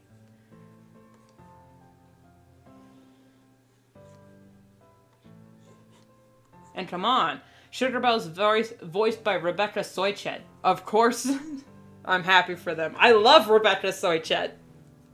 Rebecca Soichet in My Little Pony was the singing voice for Twilight, but also the voice for Sunset Shimmer. One of the best characters in Equestria Girls.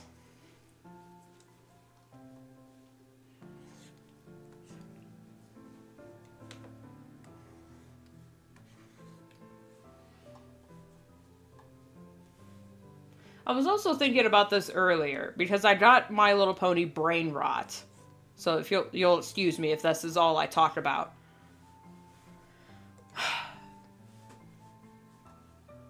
Zecora is kind of forgotten about a lot in the fandom. Now, I absolutely love Zecora. I think she's a really cool character. She's got an amazing design. And she's got a really nice voice. She's just a fun character, and her introduction episode was hilarious because I absolutely love Poison Joke.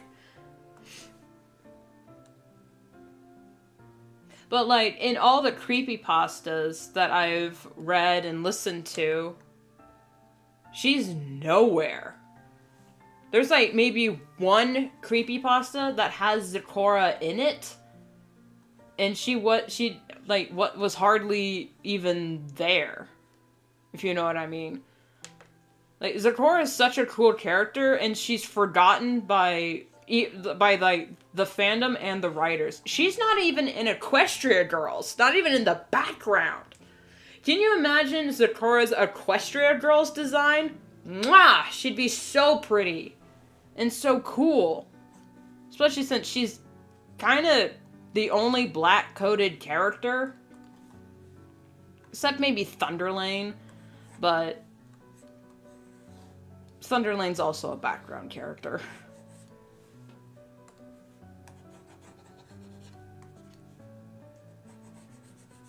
But I guess they kind of ignored her because Hasbro needs to sell toys, and if the Zecora toys aren't sold enough, they're not gonna, like, promote her. But if they promoted her, I'm sure she would get more toy sales.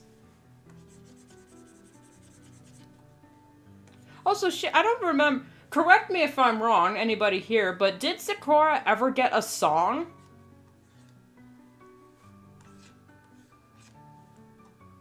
Because I genuinely do not remember if Zecora ever sang.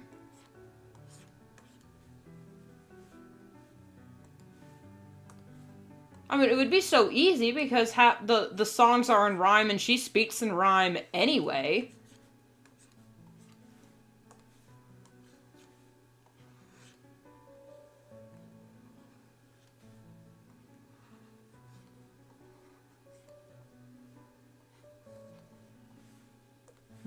I do remember, there was the one episode where Sakura damn near died. And Fluttershy nearly drove herself to the same fate trying to heal her. It's like, ooh! Because she was turning into a tree. And of course, I know the jokes. I know the Fluttershy is a tree jokes. I know that. I know all the jokes. I almost forgot about them. They're really funny. Ha ha.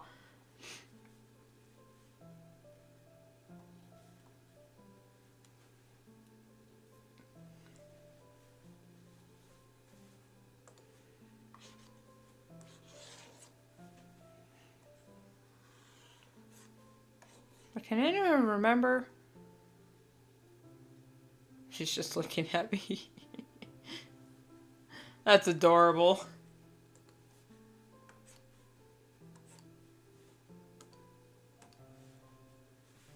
I genuinely cannot remember if Sakura ever sang. And I don't think she did.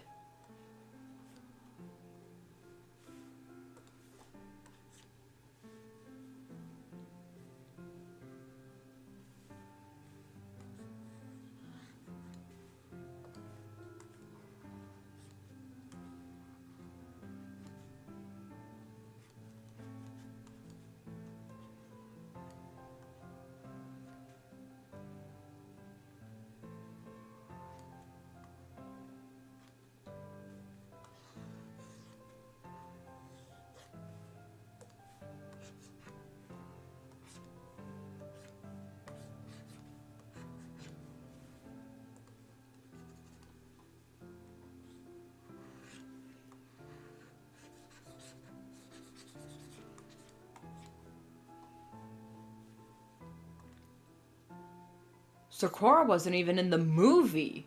Now, granted, there really would be no reason for her to be there since the main, problem of the movie started in Canterlot. So, I guess that's it. But then that doesn't explain why Starlight Glimmer wasn't even there. Because honestly, if Starlight Glimmer was in the My Little Pony movie, it would have ended so fast. Same with Discord.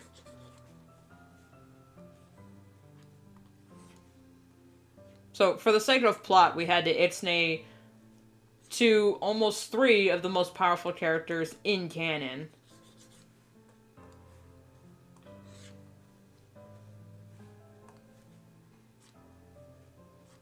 Because, if Sakura was in the movie, she probably would have been able to stand up against Tempest Shadow and the Storm King, since she doesn't really use magic. She uses potions.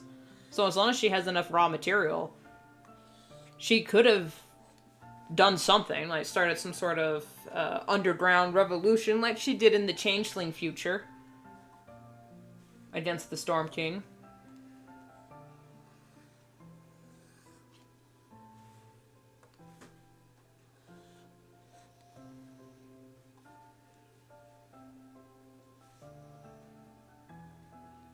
How am I doing?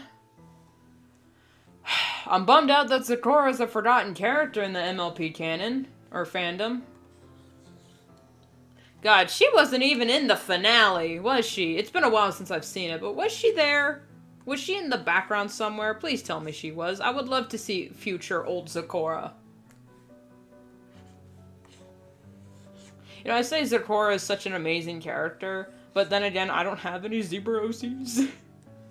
I also hate zebras, by the way. Okay, hate's a strong word when it comes to animals. I would rather face off against a crocodile than a zebra. Honestly.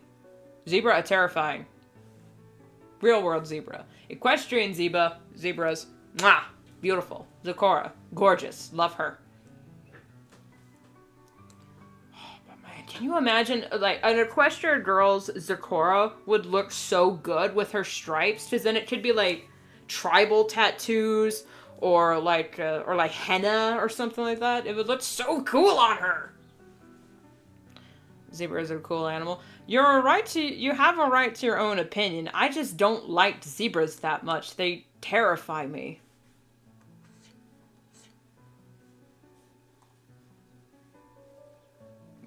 I don't know how I'm gonna section these off at the bottom. Should I just...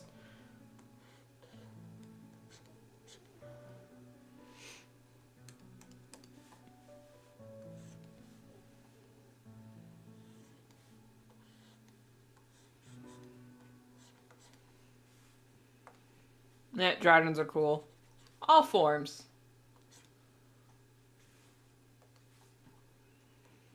If you want to know my conspiracy theory about dragons, did you know the dragon paradox is, if dragons weren't real, how come every culture has a version of a dragon? My response to that is dinosaurs. Dragons are just dinosaurs. And dragons are also a representation of the fear of the unknown.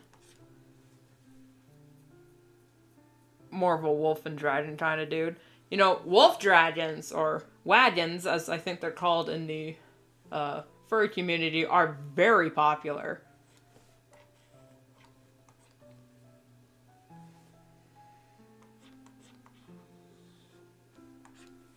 Did you, like, growing up, did you read all the dragon travel journals where they're talking about all the where it was written like an explorer's journal documenting all the different dragons and how they live and the different kinds of dragons? Did you grow up on those books? Because, oh my god, they were everywhere when I was a kid. Like Wings of Fire. I heard about that series. It's, from what I've heard, it sounds pretty interesting. But I just haven't gotten into it. Like, Wings of Fire, I think it's a graphic novel series, or at least it came out later with a graphic novel series. And there's like all these different kinds of dragons, and they all have different powers. And it's kind of elemental based. Now, I haven't read the series, so I don't know. I'm just spitballing here.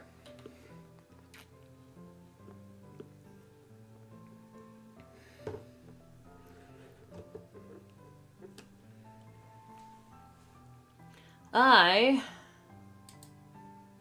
am gonna take a quick bathroom break, so I will be right back. We be right back.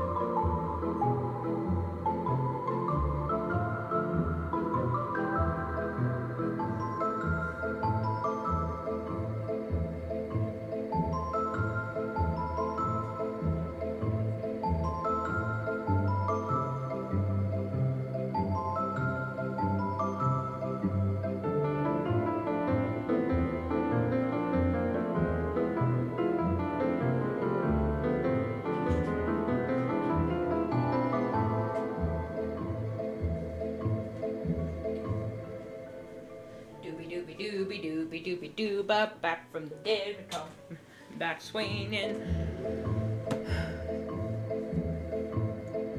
Doobie doobie dooba, doobie dooba. Ever heard of this one? I had to sneeze. Alright, here we go. Zombie, zombie, zombie. Zombie. Reanimated. Back from the dead.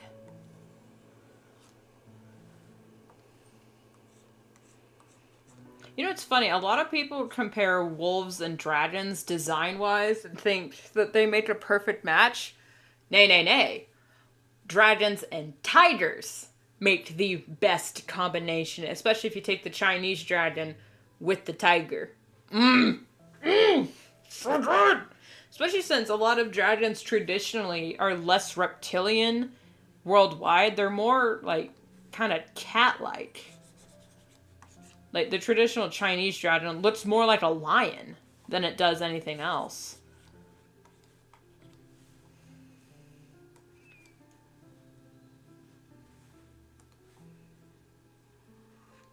Besides, those stripes would be so good for camouflage.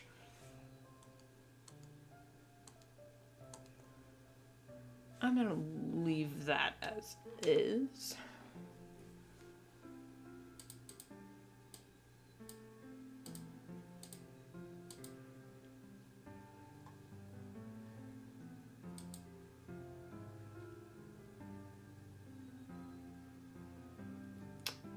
What I am going to do, copy, paste, move this up, and then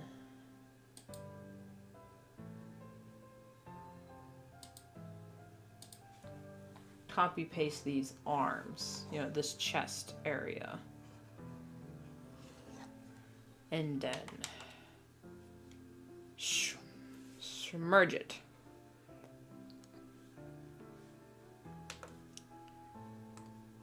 Boom.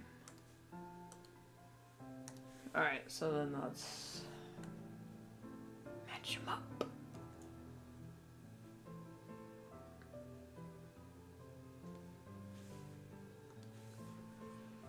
Okay. Careful, SpongeBob.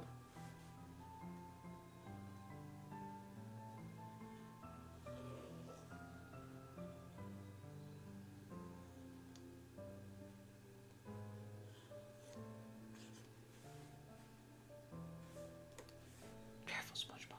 Careful, SpongeBob. Careful, SpongeBob. Careful, SpongeBob. Funnily enough, I don't even watch that show. I only know the memes. Oh, I need to tilt her head. Okay.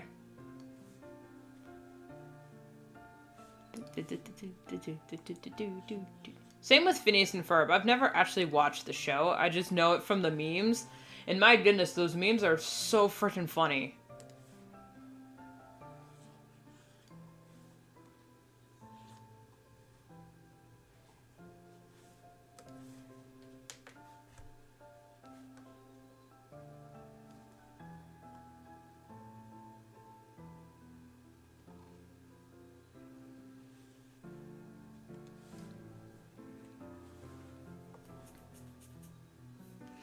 Oh, and the mouth is different. Okay.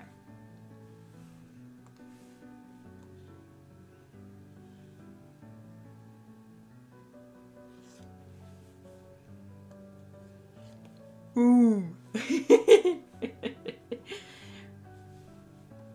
Oh my god.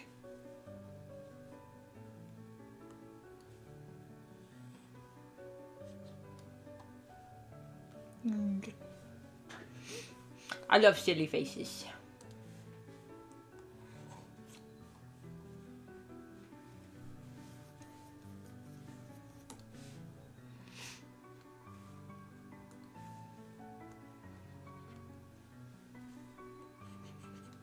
There's no place that I'd rather be than traveling with my family. Friends all around, trying to join and see as we sing out across this land.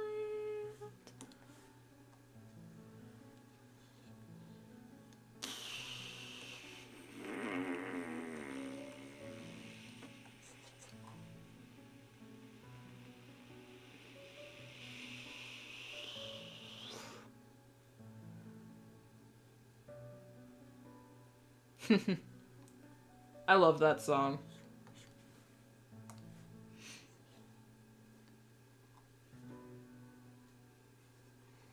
Of the Dako songs, I think my favorite is a tie between Darkest Desires and Lonely Freddy.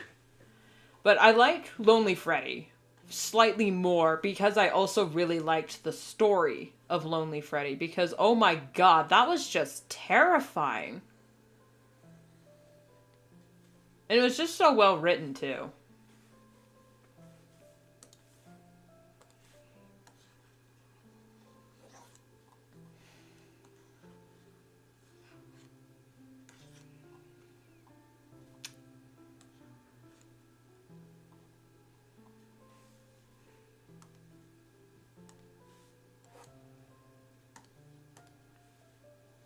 Just count the ways or make your move. I didn't hate the song or the story, Count the Ways, because I kind of liked it.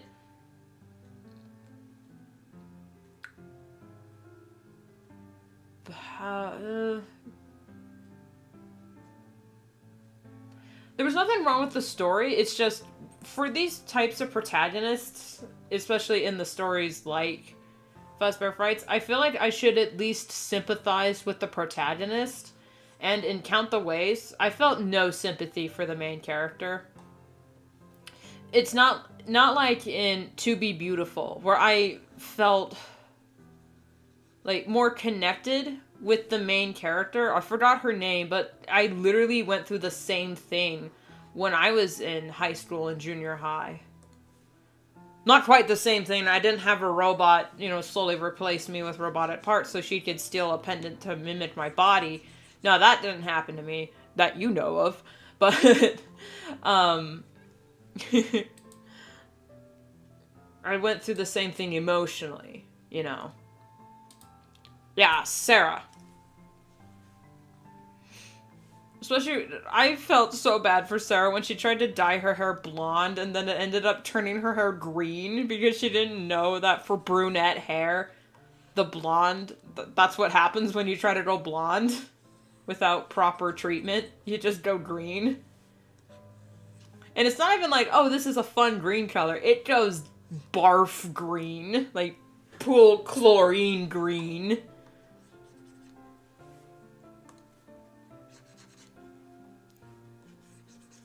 Because I remember reading it, and she put it in her hair and started looking at her phone. I went, oh no. Oh no. And she's like, her scalp started burning. Oh no. Sarah! No! Oh, honey.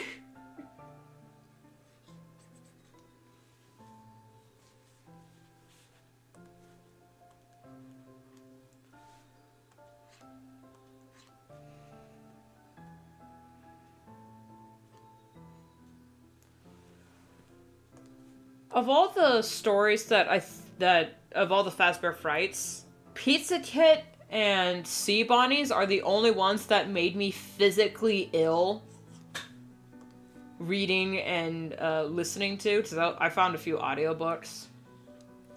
But oh my god, that legitimately made me sick.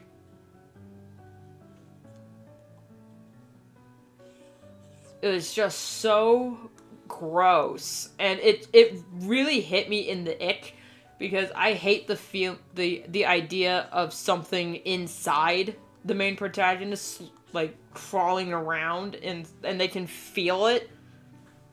It's just, ugh, ugh. Hate it. Hate it.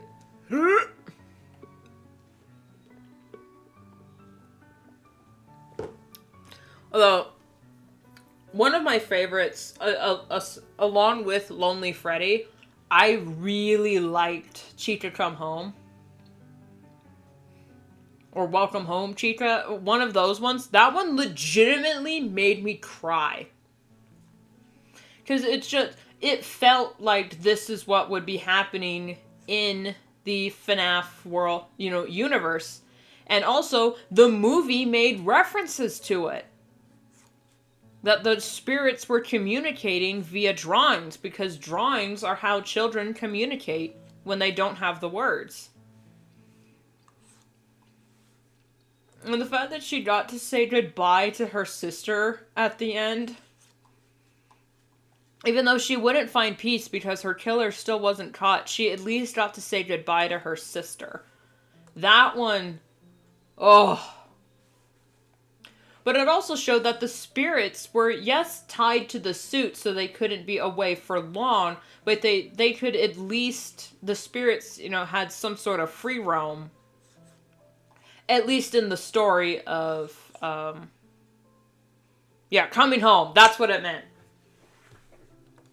That one made me, I was ugly crying because I read it and I cried. My sister read it and I think she cried. My mom read it and she was crying too. We just kind of sat next to each other on the couch after reading it and just went, it's so sad. If you actually think about the story from like the perspective of the children and the parents, Five Nights at Freddy's truly is a horror game. Or it really is a horror story. And it's just so sad. Which is also why I really like the Living Tombstone song, It's Been So Long. That one is, that's from the perspective of the parent of the missing children. So it's just, oof. Oof. I mean, everyone, says, oh yeah, that song's so good. The Man Behind the Slaughter. It's like, yeah, but a child is gone. And a parent, of course the parent will blame themselves that their child went missing because, oh, if I had just watched them more closely, they'd still be here. But no, they're gone and there's nothing the parent can do about it.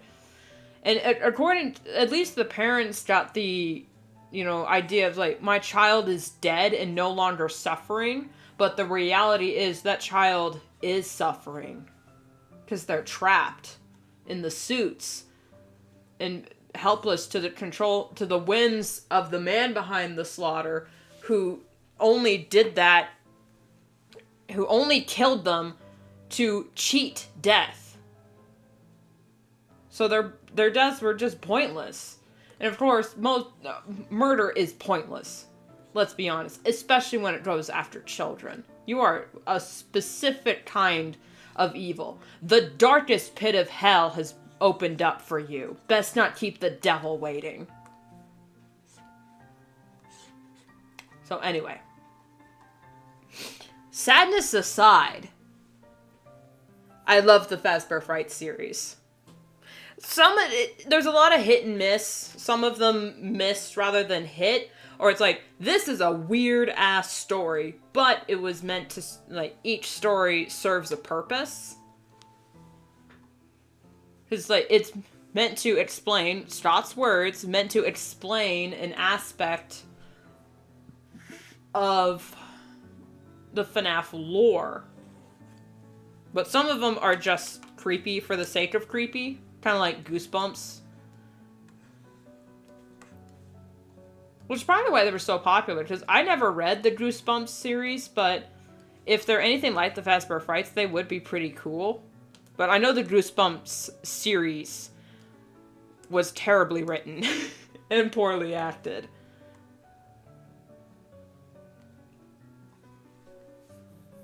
Okay, that's about the right size. Fazbear Frights, but either Blackbird, that's good. The Cliffs, oof. What We Found, or Friendly Faces.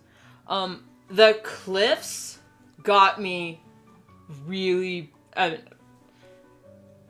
won't say that, but the Cliffs got me.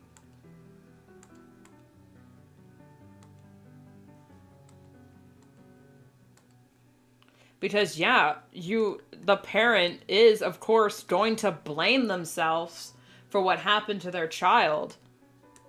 Even if there was nothing they could have done to stop it. You will always feel that there was something you could have done. Especially as a parent, because it's your job to make sure nothing bad happens to your kid. So when something does happen, it's unthinkable.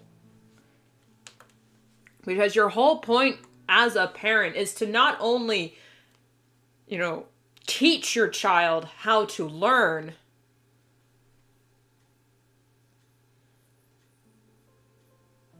but it's also to keep them safe. I couldn't say the one thing because I was about to say that story got me hard, but that's not what I meant to imply. I mean, it got me hard in the feels. It didn't get me hard. That's not what I meant. I meant it's sad. It's not TOS, but it's anyway. Yeah, it hit me in the feels.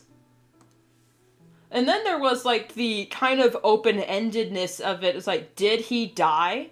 And has joined his child by the cliffs? I just came here and whoa. Yeah, we're talking about the Fazbear Fright series. And yeah, it does get pretty dark. Because he thought the Freddy was telling him to jump off the cliff, to kill himself. But the Freddy was literally telling the dad he's by the cliffs.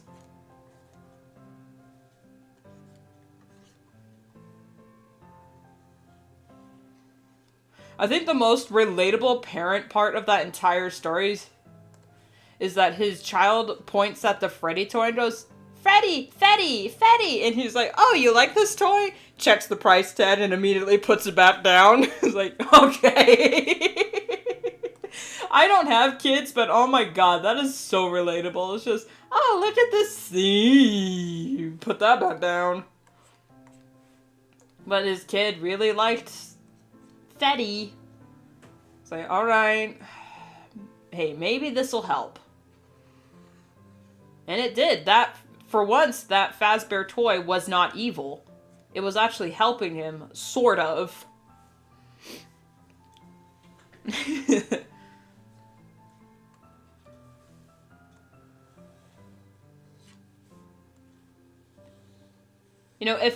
If Five Nights at Freddy's, if the second movie does really well and studios need material, they could totally turn the Fazbear Fright series into an anthology series.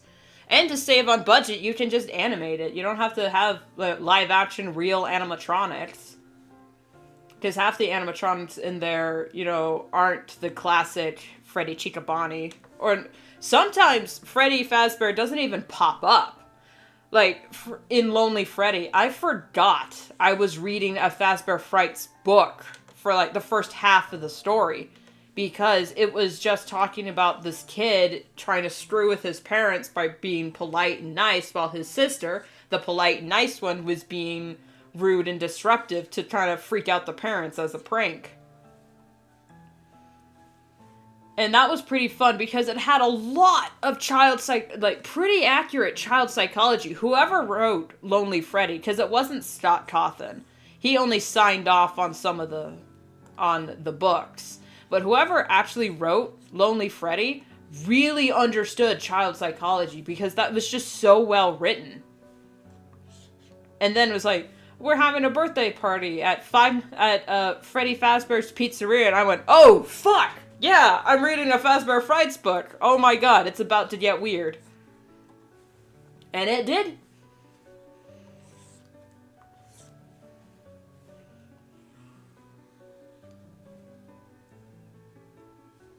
Also,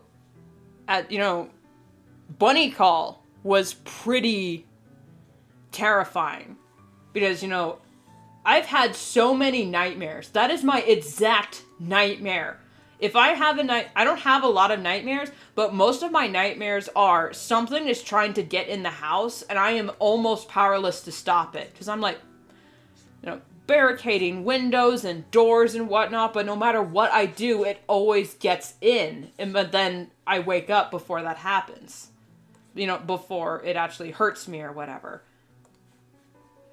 And that is my reoccurring nightmare. So Bunny Call was really terrifying for me, especially, again, from the parent's perspective.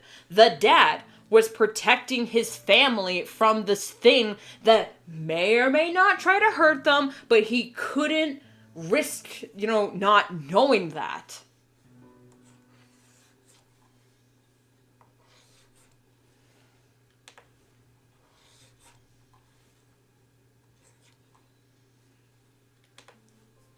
Especially since, like, the really great horror ending is like, oh, we apologize to anyone who ordered a bunny call because the actor slept in. We're sorry we missed it. And he's just sitting there in shock, like, then what the hell did I fight off last night? And his wife is next to him, aren't these pancakes just delicious? He's like, ah! 1:35 a.m. was really good too. He told me everything was just weird. Room for One More was pretty scary. In the Flesh and Man in the Room. I don't remember In the Flesh, but Man in Room 1280 was pretty cool as well. But I don't think I read In the Flesh. If I did, I don't remember it.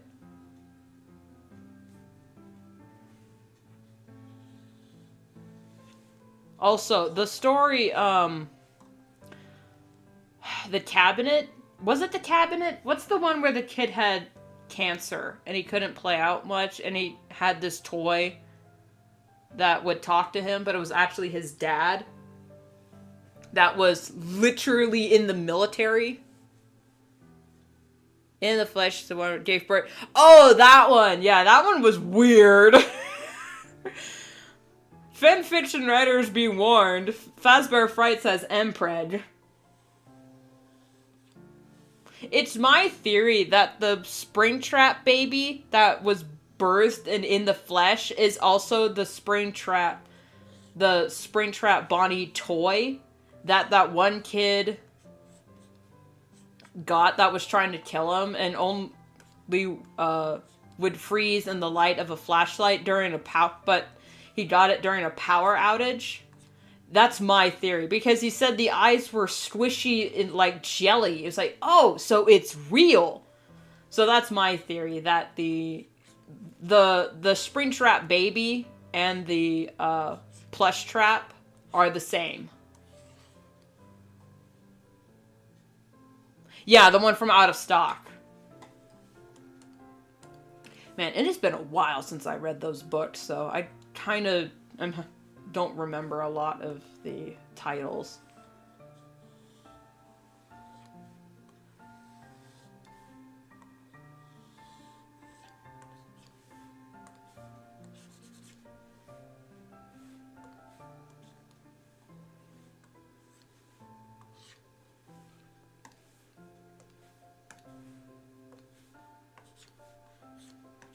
That one also really got me because at the same time what is the one with the kid? That he had a little toy that his sitter was working on, and that he eventually later became the Stitch Wraith. What was that story called? Because that one got me in the feels too, because not only was his dad in the military, and like, spoiler alert, but his dad gets killed in action because his truck was bombed and he died. But also at the same time, the kid died. Yeah, the real Jake. That one was really sad. Because, as a kid, you just want to play. But with the cancer, it made him so weak to where he couldn't go outside to play with any of his friends. So he kind of was just kind of stuck in that room. So when the toy asked, what did you do today? He had to lie to give himself some sort of, comfort. So, yeah, I did this and it was fun. We had ice cream. And we had a good day. But of course, his dad couldn't be there all the time because he was he like in Iraq or something? But he was serving in the military and then was killed in action.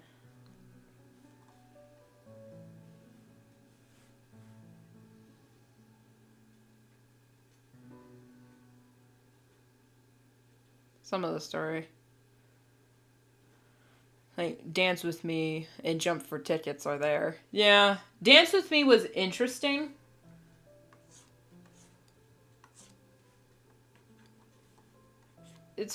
funnily enough, Dance With Me was actually kind of interesting just from a psychological standpoint, because then it showed that, yeah, a lot of children are out there homeless on the streets just trying to get by. And they do the, whatever it takes to survive. But then with the added Fazbear Frights jarred into it, it fed off of her guilt. And that's what gave that Ballora power. Okay, that's... Okay, I can get rid of that. That's basically pretty much the line art, but there's still some. Alright. Why do I keep doing that? Why do I literally keep doing that? Where's my... There it is.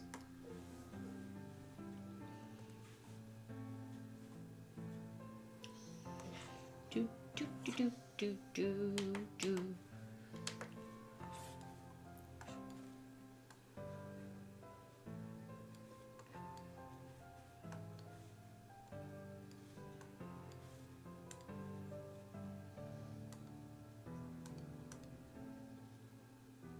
Have they progressively been getting smaller? Wait a minute.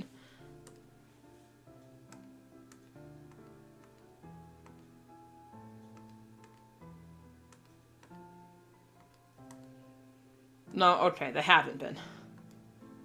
It's just this one is kind of small.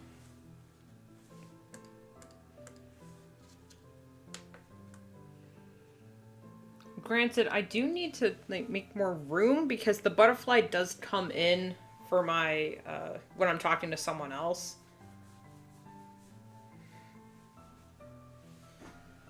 So, how is this going to work?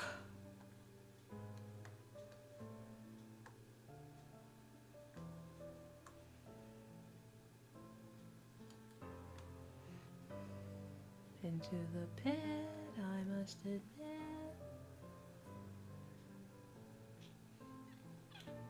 I'll take you to the dream.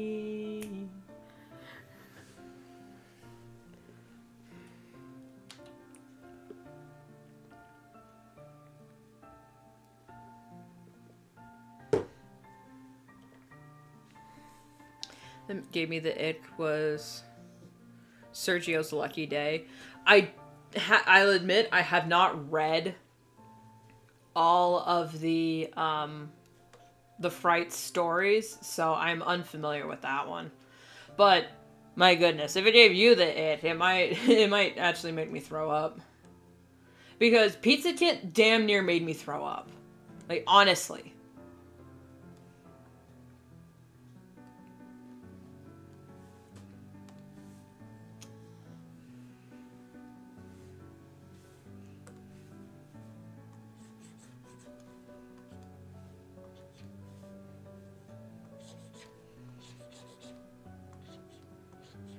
Shadow Bonnie was just interesting, and it's also funny how the Fazbear Frights universe, how this version of Freddy Fazbear products just have the unique ability to drive people insane seemingly overnight.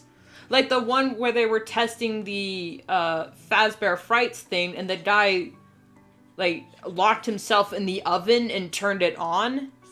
And literally killed himself. There's a lot of death and mayhem, but, it's Fazbear Frights, what are you expecting? Or, in, 11:35 a.m., she went insane over the course of, a week. Want to spoil it, but listen to the audio version on Doctor's channel if you want. Okay, so it's Sergio's Lucky Day. Oh, is that the one where he thinks his friends are pranking him, and they're and he thinks they're all dying, kind of like Jigsaw style, but actually it was just the program they were working on that was messing with him? Is that it? Because then I think I heard that one.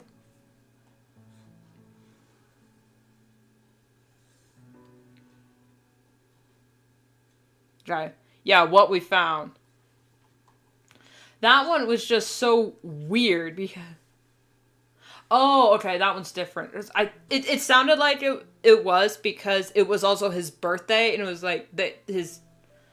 he didn't want any special parties. And they're like, oh yeah, we're gonna surprise him for his birthday. And he thought they were all dead. Like, the thing that was torturing him literally showed him a box of his co-worker's teeth and eyeballs that were pulled out. It's like, what the fuck? But it turns out they were all fine, trying to throw him a surprise birthday party with a cake and everything, but he, like, sliced off his own face when they came in.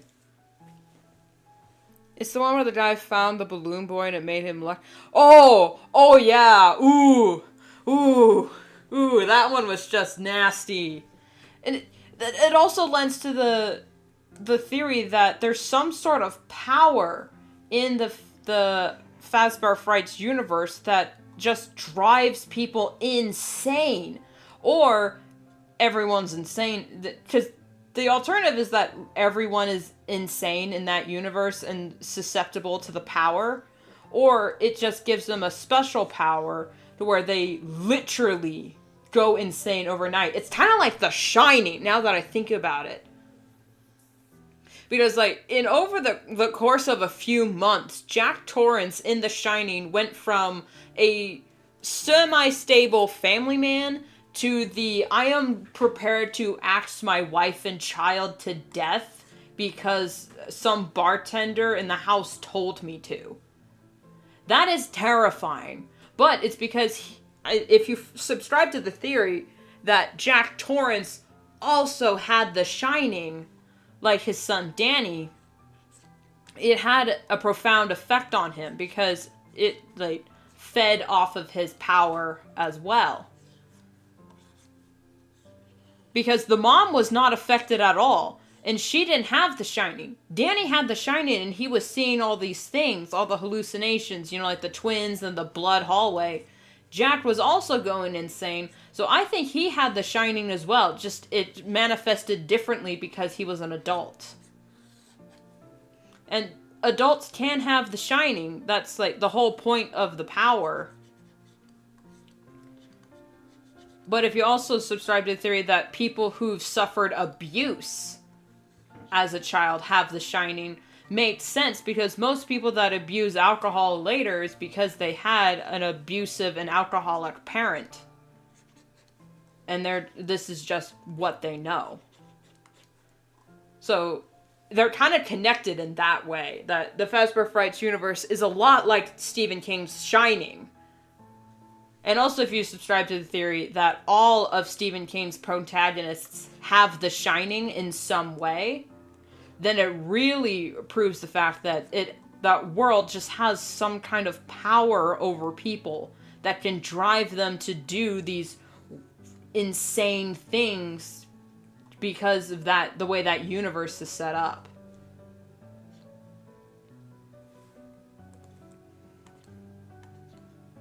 I think the guy was crazy, but I think his coworkers died just together forever. Maybe. Added universe of the movie, we could get Fazbear Frights universes from the, like, stories from the movie that are, like, semi-canon. Because, like, Netflix is really big on anthology series. You know, they did Love, Death, and Robots. And Star Wars Visions is an anthology series. Now, I'm not usually a big fan of anthology series. I like my stories to have continuity in canon all throughout. But if they're using a story to explain certain parts of canon, then I'm fine with it. Because then it's more like a puzzle.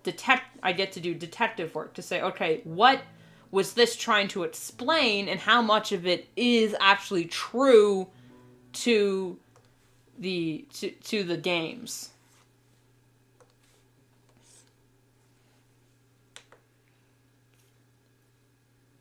Possibly the breaking wheel. It's probably long. The breaking wheel sounds familiar. That does sound familiar.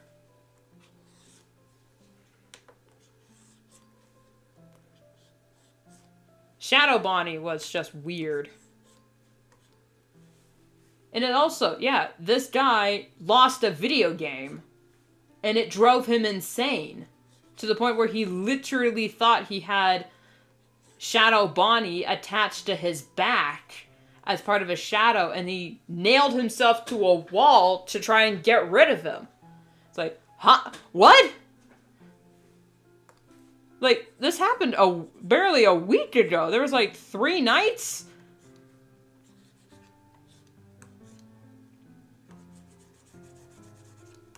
So there's a lot of interesting material to go off of there. Ooh, no, that's wrong.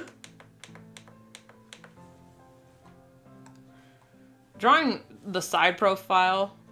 Yeah, hide and seek, that was one. It's actually a level on Mario Party as well, so that was kind of funny.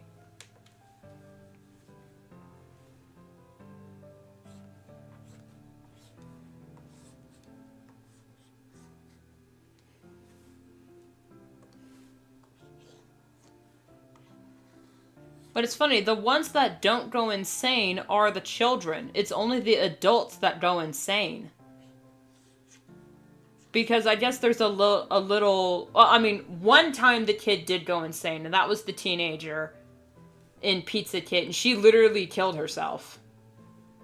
Yeah, she jumped off the roof because she couldn't live with the guilt that she thought she ate her friend that, air quote, died at the pizza factory, but it was just a prank, Anne. And she didn't...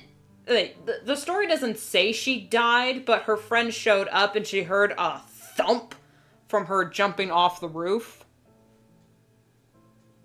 Though the kids were deranged too. Oh yeah, the new kid.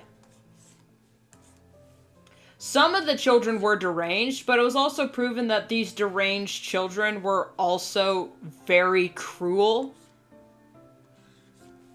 I mean, a few of the kind spirits, like the genuinely kind people, didn't go insane.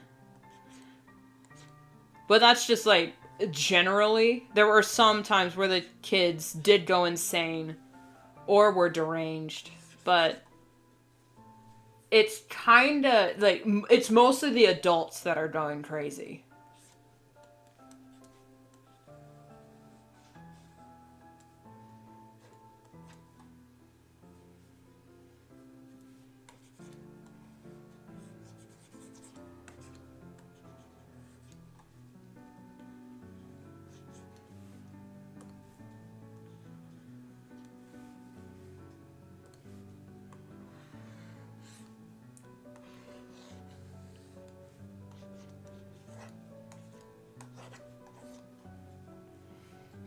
But anyway, I think I've said suicide and killed yourself enough times in a stream. Let's talk about something else. Oh god, if YouTube gets their hands on this stream, I'm gonna be banned.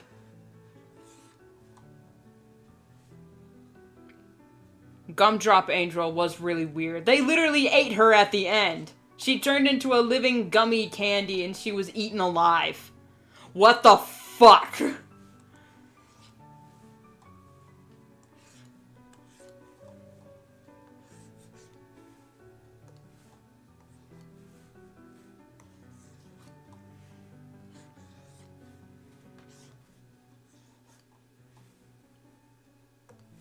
But then that is kind of like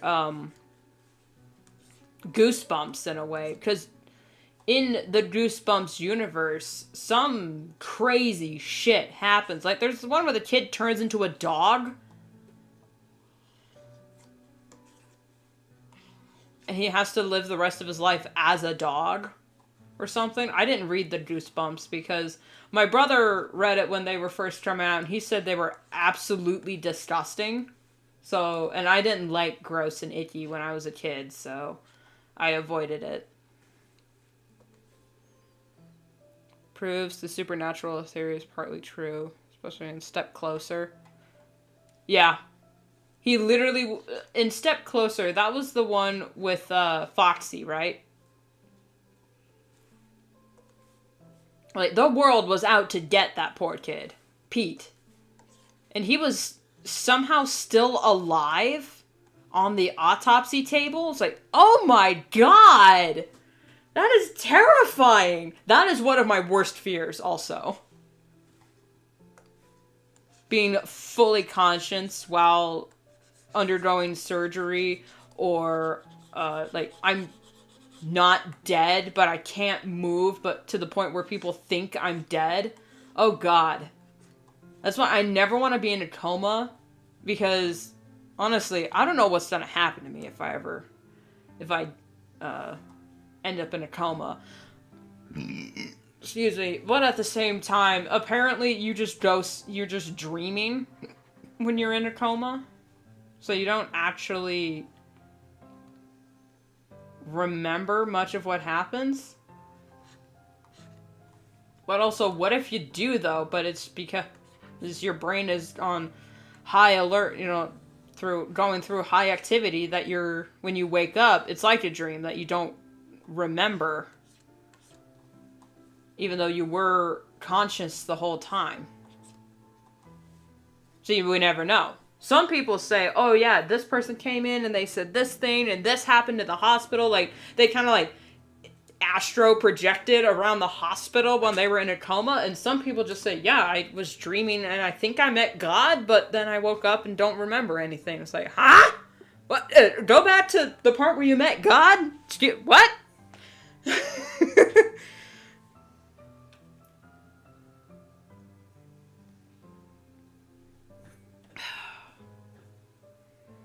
I'm realizing now that most forgetful ones, the puppet carver and Kids at Play, are just...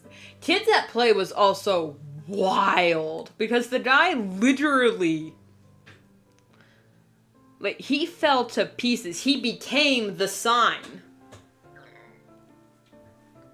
I had Kids at Play. That one was kind of just, whoa.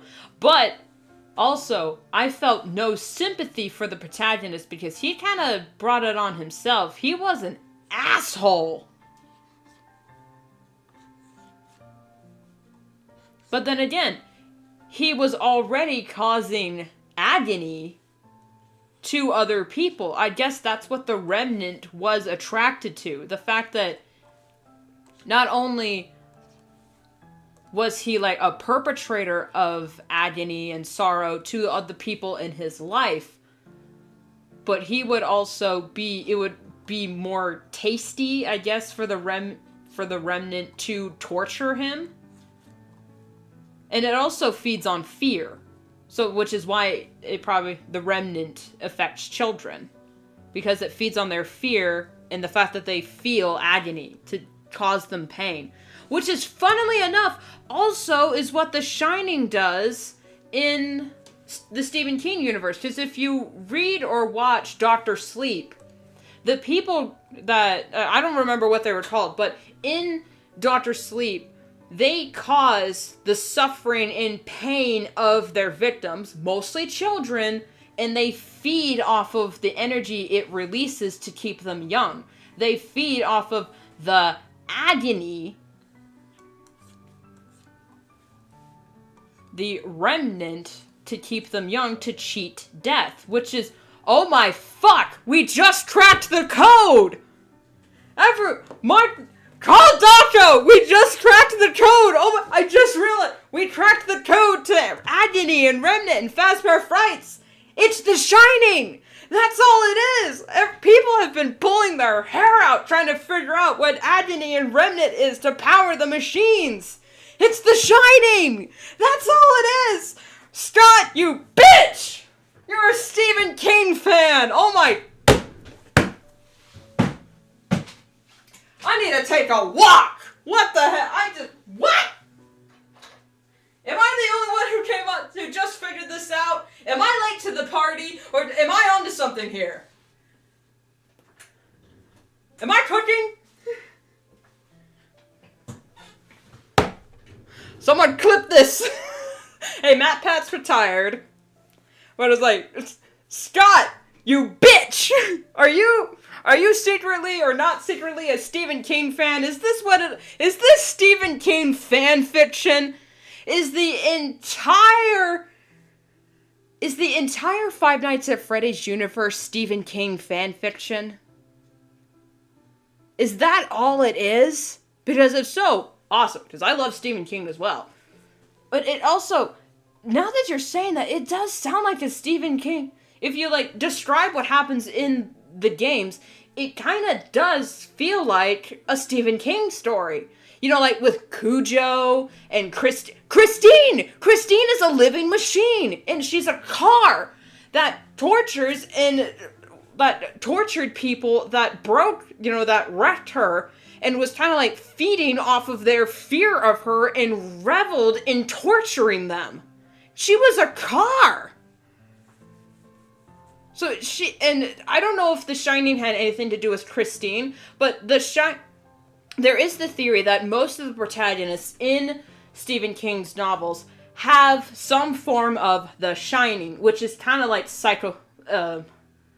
not psychopathic, telepathic and psychological abilities to, like, communicate with each other and see premonitions of the future and commune with ghosts and whatnot, and get into mental chess battles with giant turtles, like what happened in the book It, which did not happen in the series, but it's like a battle of wills against fear and suffer, and to battle against the fear, the things cause suffering of the people that they are targeting.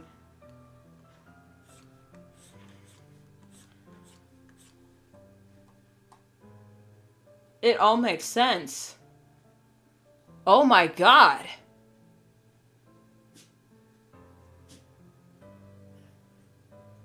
And what happened in To Be Beautiful, yeah. Which made Sarah fine circus babe, yeah. It's all, I'm not saying it's all connected, but Remnant is basically kind of like The Shining. It feeds on people.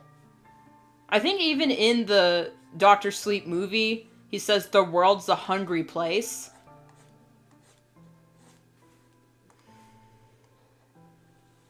And the fact that it all ties back to the Aftons and William Afton feeding off of the fear and just I keep saying agony, but that's what powers the remnant of children, is just like what happened in Dr. Sleep.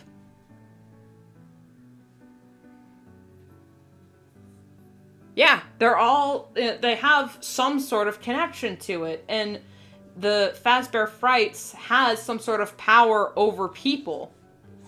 Random people, to drive them utterly insane. Like in It, all the adults of Derry would ignore anything wrong that was going on. Like the main girl in It was literally cornered and about to be assaulted by those bully kids. And the adults just, like, passed by in it's like they chose to ignore that anything was wrong. Pennywise had that much power over the town and citizens of Derry.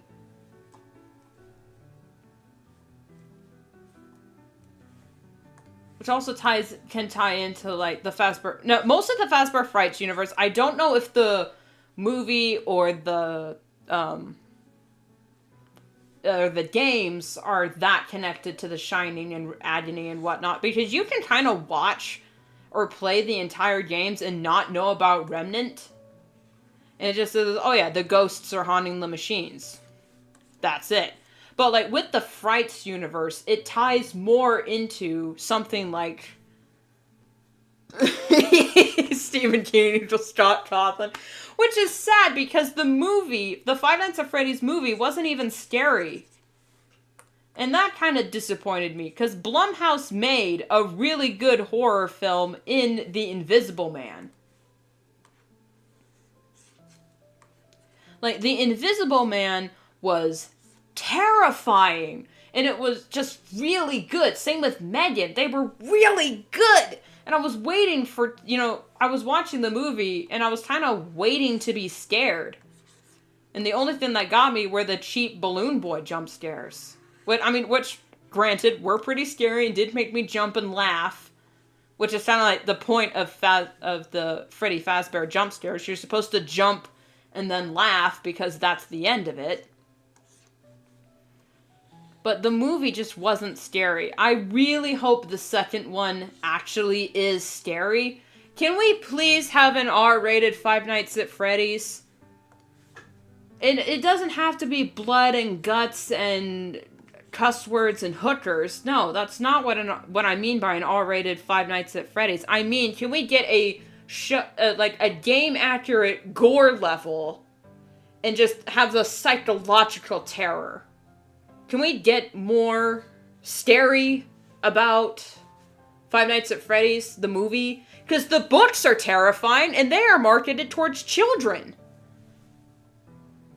Yeah, I know.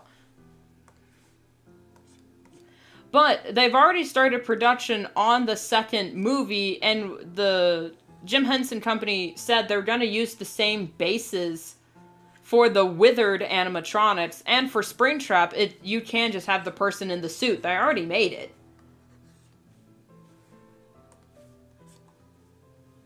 And the puppet could probably just be a puppet. Like, you know what would be really terrifying? If they make the puppet actually look and move like a marionette, but like CG, and just have it life-size, and like have the strings move through the ceiling, and have like someone up there puppeting it. That would make it... Can you imagine... Okay, imagine, if you will, the puppet from Five Nights at Freddy's 2, the size of a person, moving and floating through the air towards someone like a marionette. Like, jumping through the shadow when you forgot to wind the music box with that big grin on its face. That is terrifying! Can you imagine it, like, stalking towards Mike, moving with, like, loose limbs and wrists that are flopping around like a marionette, but life-size? That would be terrifying! Someone get me on the creative team of Five Nights at Freddy's, please. I've got so many ideas. Personally, if I had to make a Five Nights at Freddy's movie, I would have told the story of the Aftons with Michael and Emma and Elizabeth and the crying child. You know, I would have started with FNAF 4 if I had to make a Five Nights at Freddy's movie. But then again, that's kind of niche. I understand why they went the route they did, because it needed to attract a new audience. But also at the same time, it kind of didn't. Because I'm a huge fan of Five Nights at Freddy's. My sister is a casual fan, and my brother knows almost nothing. And we all three of us watched the movie. I was having the time of my life watching that movie. And my brother was like, yeah, it was good. Kind of waiting for it to be scary. In the way they kind of just like, oh yeah, this place has quite a history with those kids disappearing in the 80s. And he's like, what? You really didn't do your homework. It's like, okay. The exposition was kind of just dropped, and I was kind of waiting. Like, I know the FNAF lore with the kids and the suits and Springtrap and you know, and the Aftons. Adding Vanessa in there and making her the daughter, like, switching the kids of Afton and Henry Emily was really clever for the movie. Because Vanessa's, like, such a popular character, so adding her into the movie and making her Afton's daughter, like, that was beautiful. And then making Michael, Abby, and Garrett Henry Emily's children, or, like, the Schmidt kids, switching that was very interesting. I didn't expect them to go that route. But I understand and I get it. Okay, that one's done. And then for the talking, really all I'm doing is just changing the mouth. Okay.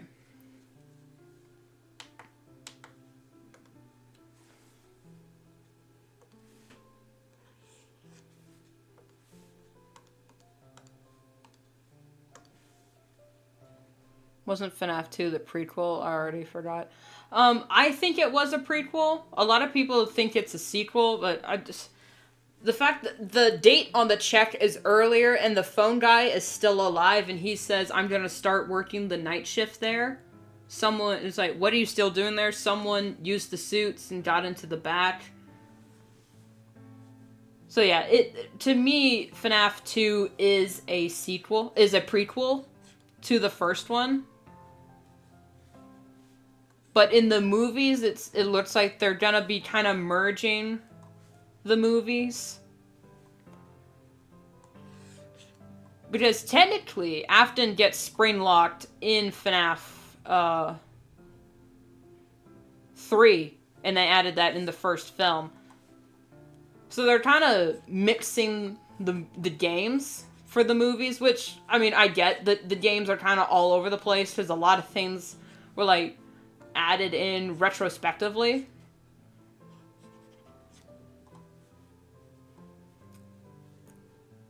Oh, that's why the mouth is off. Okay.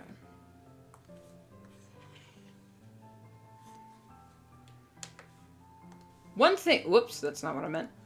One big gripe I have with the movie that really... it's just more of a personal thing. None of the animatronics had any discernible personality. Like, they're supposed... Except Golden Freddy. He's the only one that had any sort of discernible personality. All of the animatronics acted pretty much exactly the same.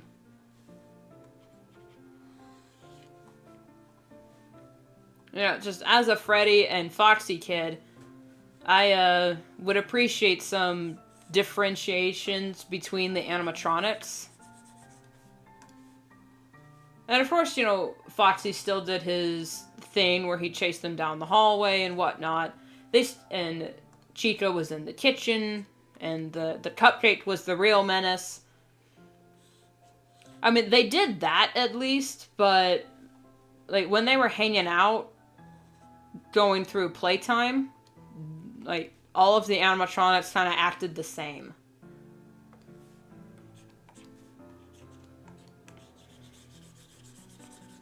But it might be because I grew up with the fandom, especially with, like, Rebornica's art and each of the... Rebornica's interpretations, where, like, each of the animatronics had different discernible personalities. But, I don't know.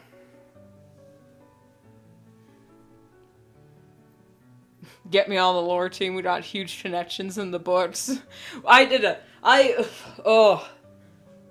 That's gonna fucking blow my mind.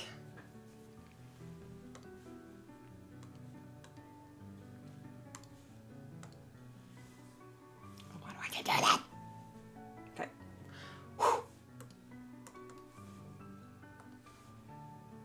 Alright, these are very chibi, so I'm gonna have to... That one's different. Eyes closed. Eyes closed. Talking. Okay.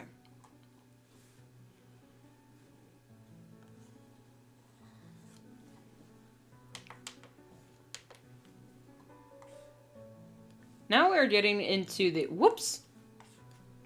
The faces that I am adding to the sprites. These are ones I'm starting from scratch. This one is supposed to be the thank you slash love one. Hey, Phoenix. You missed it. We had a big brain moment with the FNAF lore. I finally figured it out, what Remnant is and how the Fazbear Frights books are all connected. I had a big brain moment and I finally figured it out. And I am very proud of myself for that. I'm going to ride this high for a while. Here's the problem. I made this big brain, you know, we had this big brain connection, but I don't know where I'm going to, like, post my revelations because I'm not on any Fazbear Frights or FNAF forums. So the only thing I'd have to do is take to Reddit, but I'm not sure how I would piece this together. Honestly, this could be its own video essay. But I don't want to do lore videos on my channel, because then that's all people will be asking. They're like, hey, what's the new FNAF lore? What's this? What's that? I am not a lore channel. But then again, someone has to pick up the slack since MatPat retired. But I think Docto's handling that fine. But anyway.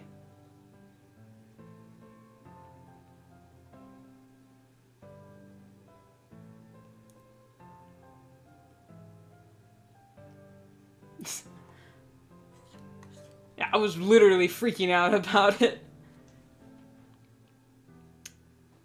Sorry to boast, but without me, you would have deviated and we saw. Of course, you get some of the credit there, Blade. Did you need something? I was just wondering if you finished your drink. Oh, no. I've been talking. Well, that's why I was going to wash it if you were done, but you're not, so.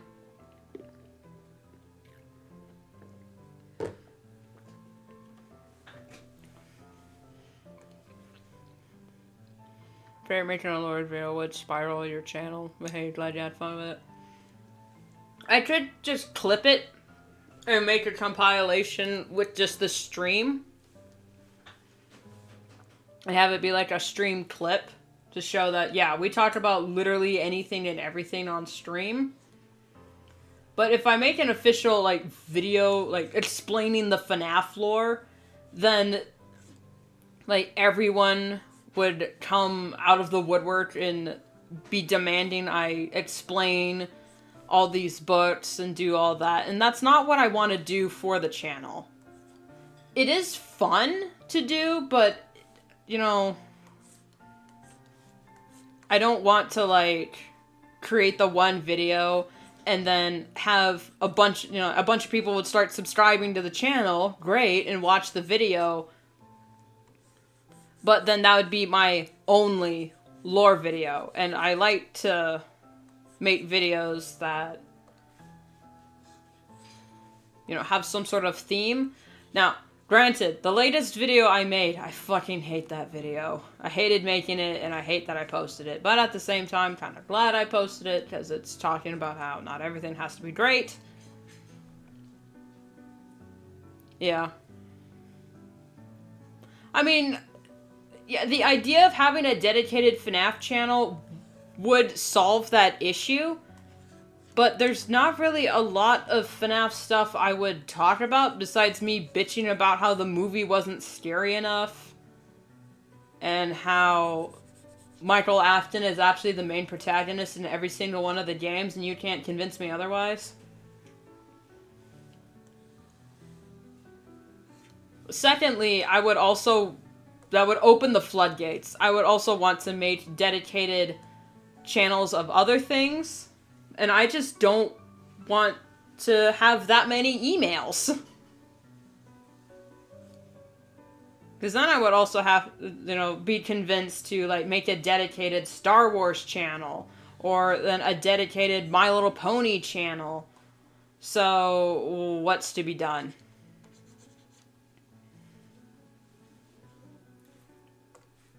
I could just have a dedicated fandom channel, like I did a while ago. I had two channels. I had my main channel, and I had a secondary channel called Fan Art Factory, as a reference to Rainbow Factory. It was literally just me doing fandom stuff. It was mostly speed paints and whatnot. But, and I guess I could do that. So then if I'm doing anything art-related or whatnot, to go to that channel. But then there's videos where I made, like, creating original OCs versus fandom OCs. And that was I talked about some of my original characters, along with some Steven Universe OCs I have. So, like, where would I post that? But, you know,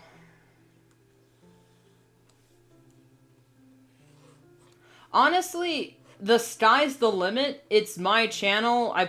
I'll do what I want. I'll rant if I want to. But because I want this channel to be kind of like an advertisement for my stories, I kind of want it to just pertain to that. But, you know, also I have been using it as kind of a rant / art commentary, so I feel like I'm just being hypocritical. That hair is way too big.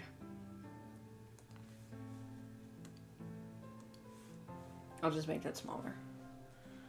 We can make a video of Asper. It's actually Steven. If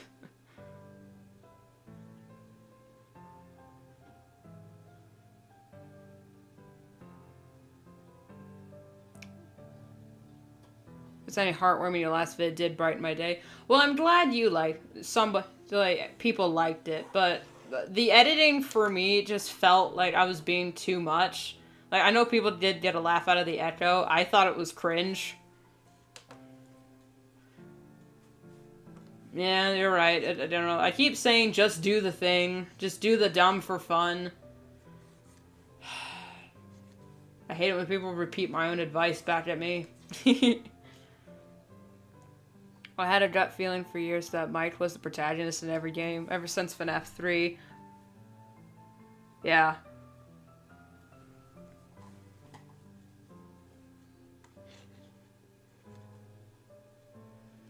Oh, speaking of, this Thursday, I might not post a video. Because the video I am working on is a bit more... I don't want to say lore heavy, but it is kind of lore heavy, where I explain a certain aspect of storytelling that, especially when it comes to, like, revamping a series. And I just wanted to talk about it because it happens to me so often. I just need to talk about it, and I want to know, you know, I want to talk about it because I feel like, oh, I'm the only one who feels this way, right? And then I make a video about it, and I get 100 people saying, oh, I feel the exact same way. So that's kind of what I want the channel to be. Mostly an advertisement for my stories, but also am I the only one that feels this way? No? Great.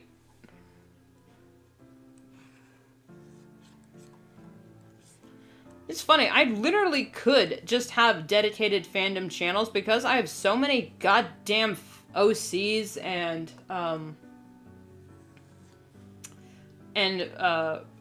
avatars and personas. I literally could do all that. I have enough material to work with.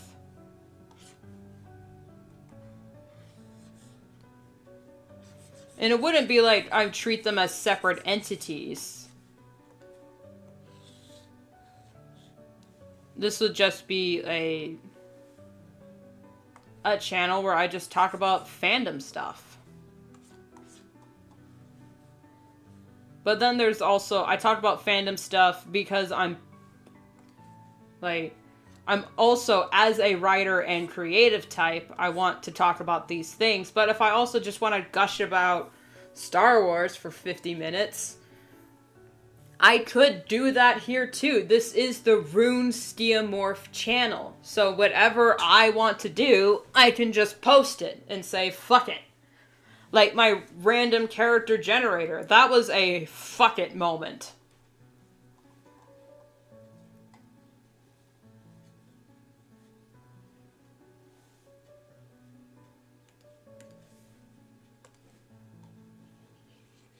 Sometimes I feel like I'm just kind of trapped in my own head when it comes to the, oh, I want my channel to be this certain thing, so that means I can't do all these other things because it wouldn't match my brand. But at the same time, I'm not a brand. I'm an independent channel. I can do whatever the fuck I want as long as it's me and entertaining. So I could just do that thing. And it'll just be a fun thing. And if people would demand that I make theory videos, I would just tell them, hey, I did that video because I thought it would be fun. It has nothing to do with what I actually mean to offer. I'm not Nike. So I don't only have to make shoes. mediocre shoes. I am Rune goddamn Skiamorph. I make things. And I talk about stuff I like and don't like.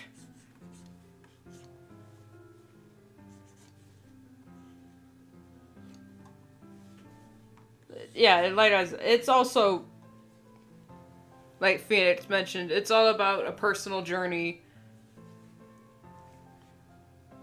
Yeah, a journey of discovery, so.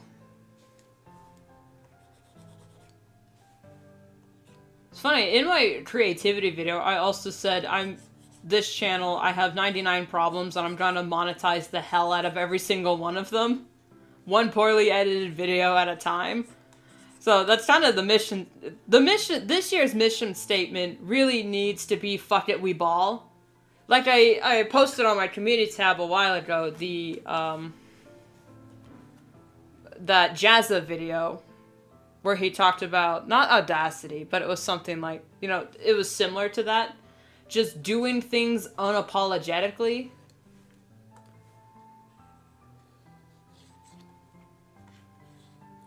And the thing with YouTube that it does make it so fun is we can do that. And as long as there's people willing to watch it, they're gonna watch it. Like, there were some streams on here where I'm literally playing Plants vs. Zombies for 3 hours. I play Five Nights at Freddy's Ultimate Custom Night on this channel. I have 2 gaming live streams on this channel that were pretty much that were pretty fun. I realized I don't like gaming streams because when I play video games, I like to just zone out. But when I stream, I feel like I need to be some sort of entertaining. Like, you know, most gaming streamers are. You know, like Pezzy and Bit Puffer, they're so funny.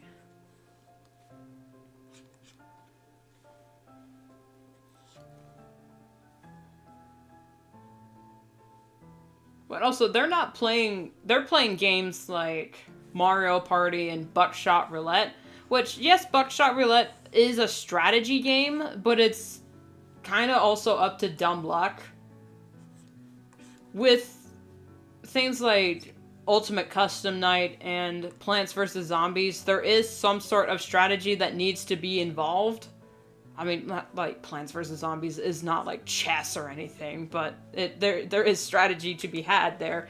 But for Ultimate Custom Night, I am so bad at video games and, you know, just those kinds of games in general that I need 1000% of my concentration just to remember what buttons to push for the games. Like, I took a picture of the hotkeys for the game, wrote it down, and had it on a postcard so I could remember what the fuck I'm supposed to do.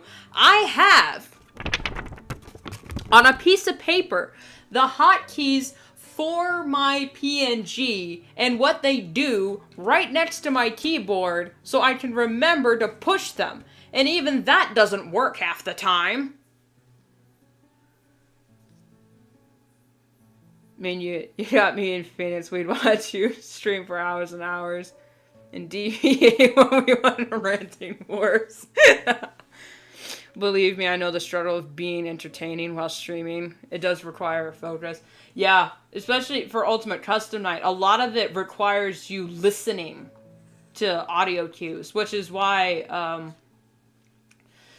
I will never stream Pizzeria Simulator, because you need to listen to them crawl into the vents. You need to wear headphones, and I hate wearing headphones while streaming because I need to be talking and entertaining, and when I wear headphones, I can hear my own voice repeat back at me, you know, because my ears are stuffy all the time.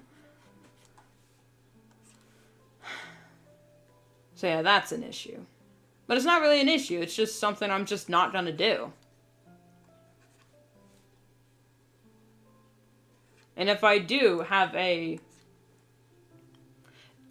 Really, the only video I would do is if I play a Five Nights at Freddy's game for footage and whatnot, and then just have commentary over it. It would just be me dying for a million years, but yeah.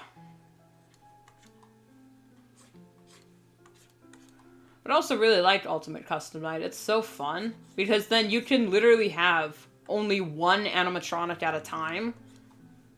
So you can, like, slowly build up to what you want. And if you only play, you can set it to where you only play with your favorite characters on easy mode. So it's less hectic. But then when you're gaming with like something like Five Nights at Freddy's, there is kind of the expectation that you beat the game instead of just play for fun. But then again, that's other people's expectations. It's my channel, and I can just say, hey, when it comes to Five Nights at Freddy's, I'm not hashtag gamer of the year. I suck. A noob. But when I say I don't want to stream and say, oh, everyone else can just fuck themselves. But also, I want to be able to enjoy the game while I'm streaming, because I don't want a million people in the chat going, oh, get good, after I die to Foxy for the millionth time, or the puppet because I forgot to check Pirate's Cove, or wind the goddamn music box. So hard. Yeah, it's just, man, I have problems, and I've had this problem mostly my entire life, of managing expectations of other people. Because, you know, as a kid, I was a people pleaser. I needed to have the approval of the adults around me, because if I didn't, then they would be disappointed in me. And I was absolutely petrified at the idea of an adult being disappointed in me.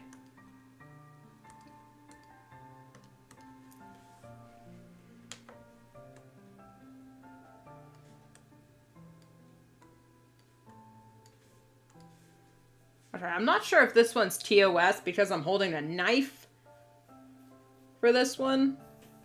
This sprite is supposed to be me when I need to yell at chat, or if I just feel murderous. So I'm not sure if the knife is going to be a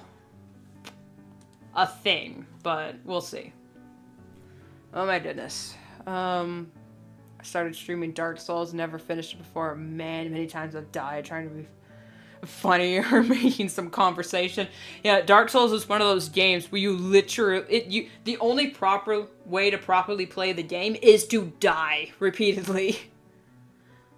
I'm trying to sort my streams out on my computer. I'm thinking of swapping to Streamlabs, since I'm trying to stream Five Nights at Freddy's at Sonic's Manic Mania. Yeah. I use OBS and Streamlabs, because they're both compatible with each other. And it's actually, it's daunting at first, but it's actually pretty straightforward.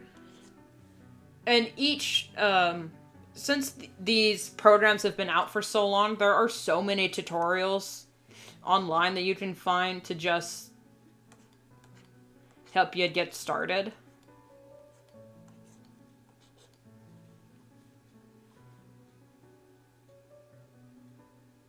Yeah.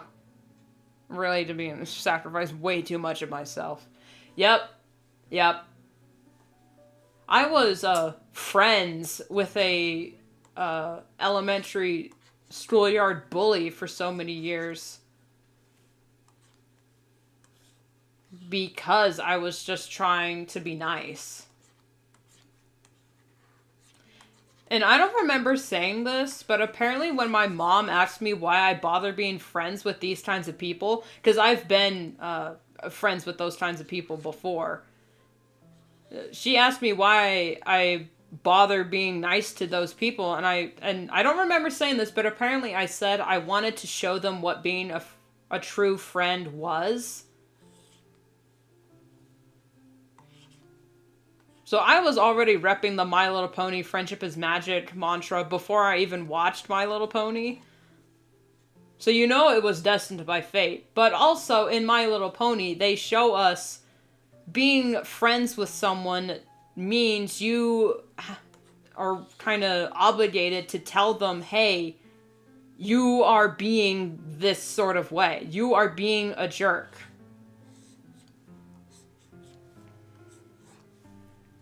Which was really a hard lesson for me to learn as a kid, and it still is now.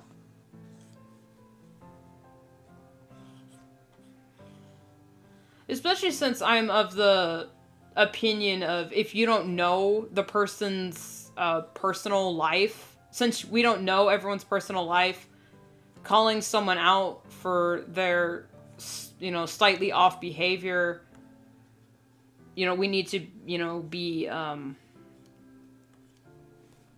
not cautious about it, but more understanding that some people were just raised differently and don't understand what they're doing might be wrong. But since you do know that it's wrong, you need to tell them that as a friend. But then again,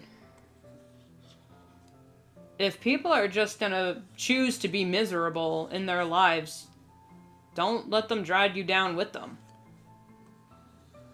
No matter how many times you tell them, hey, this is bad for you, and they refuse to change, well, it's time to cut bait.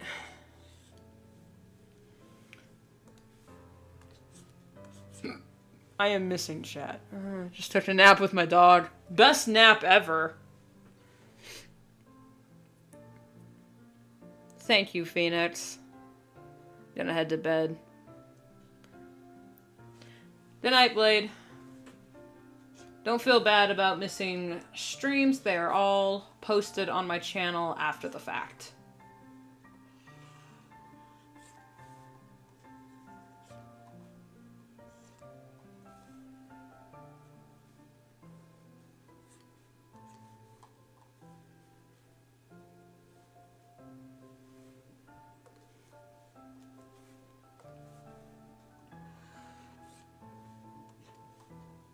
It is 2. Oh my god. I might have to rescind my previous comment of not stopping till we're done, because I'm still in the sketching phase, and I've been streaming for what? 3 hours. Good god, is this a... I should have turned this into a subathon.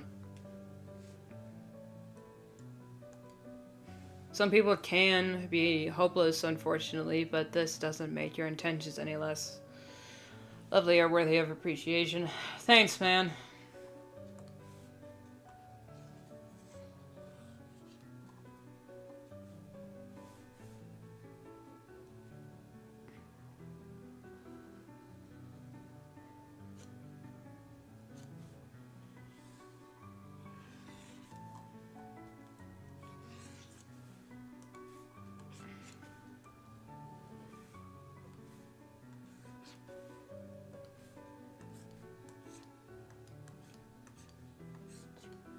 Since mentioning Buckshot Roulette, I kind of got the music from Buckshot Roulette stuck in my head.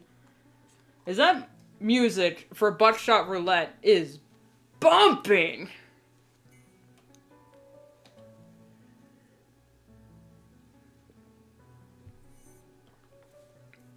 I've struggled with people a lot. A bunch of which in hindsight didn't deserve my time or outright used me. I gave a second and third chances. Yeah. But here's the real bitch of the situation is life sucks, but it doesn't have to suck. We can choose to not make it suck for ourselves and other people, yet because we have the power to choose, some people will still choose to make life suck and miserable for themselves and other people. So that's, yeah. The real bitch of life is that we all have free will and the power to choose. And some people will always choose misery. No matter what you do.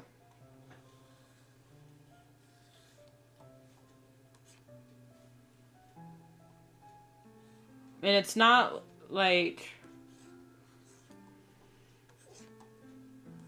You know, some people choose to be bad and take it out on other people.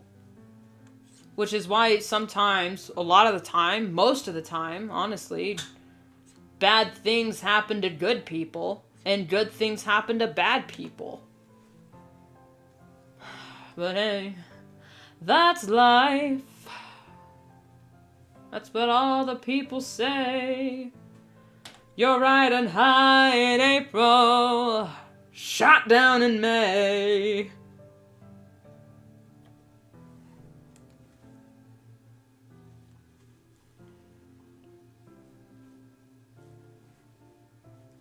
But also the fact that we have free will is what makes life beautiful and worth living.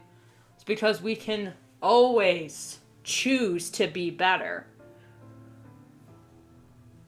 It's kind of like bitch advice, but if you just want to be a better person, you can just be a better person. I know that sounds like bitch advice. Or like, oh, just be better. But you can make that choice. Yes, it is a hard effort, but if you say, oh, if you just constantly sit around and say, oh, I wish I was a better person, or tying it back to art, oh, I wish I was better at drawing, bitch, get good. Because as much as a bitch as that is to hear, you can choose to get good at anything that you choose.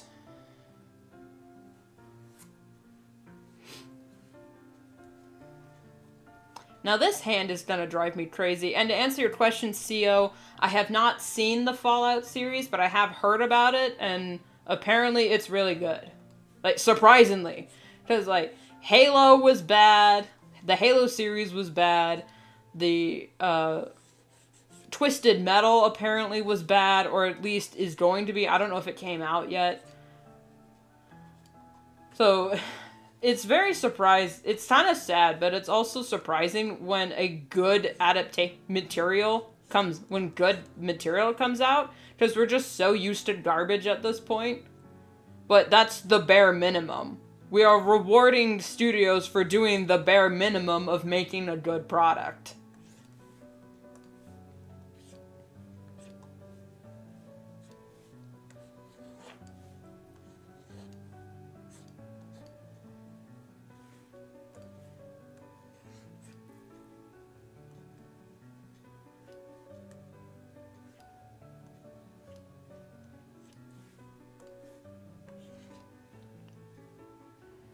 Just you singing Frank Sinatra reminded me of Fallout. Oh, they play a lot of Sinatra in Fallout? I know absolutely nothing about the Fallout franchise besides it is very aesthetic. And I did watch Two Best Friends play Fallout. Was it Fallout? No, that was Resident Evil, never mind. But Two Best Friends did play some of the Fallout. I was thinking of Resident Evil, my bad. But yeah, Fallout, I know the Fallout series. I know the DA Games wrote a really good song called Atomic Renegade, which was really good.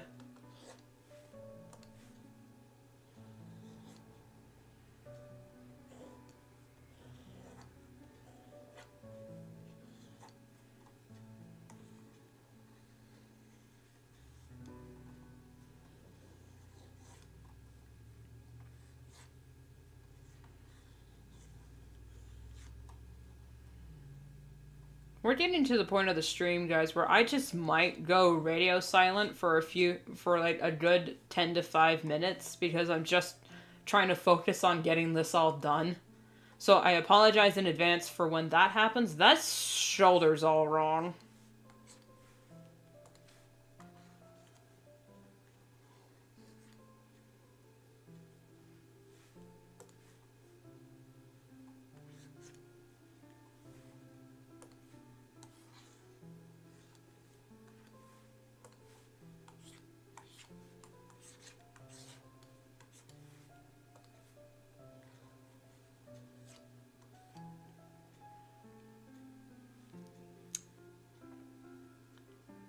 It's like when Elden Ring came out, yeah. I think you'll love the climate of Fallout just for the songs. It's like 30s, 70s songs. Sometimes I hear you sing. Yeah, I do love some good 50s tunes. I'm not really much of a fan of the 70s era of music, mostly because the 70s went like full disco, and I'm not a fan of disco.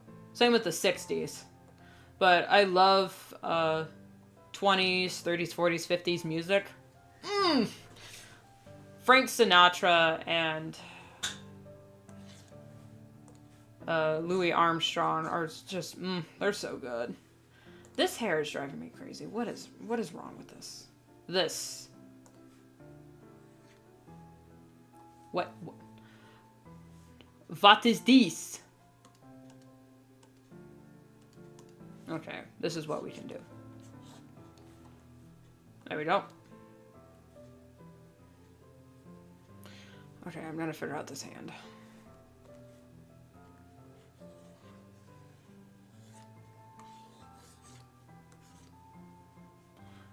Since I'm not really into playing video games myself, Sio, do you have any suggestions of like any Let's Play channels that play Fallout that would kind of represent the franchise? Or should I just like listen to the soundtrack and the lore videos? Because I have seen a few lore videos from like MatPat and whatnot, and I do like the song Atomic Renegade, which is a Fallout song, fan song. So, like, how do I get into this? Okay, this is just gonna be... This is just...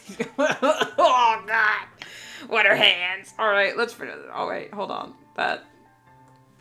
Actually, hold on. No, that's worse.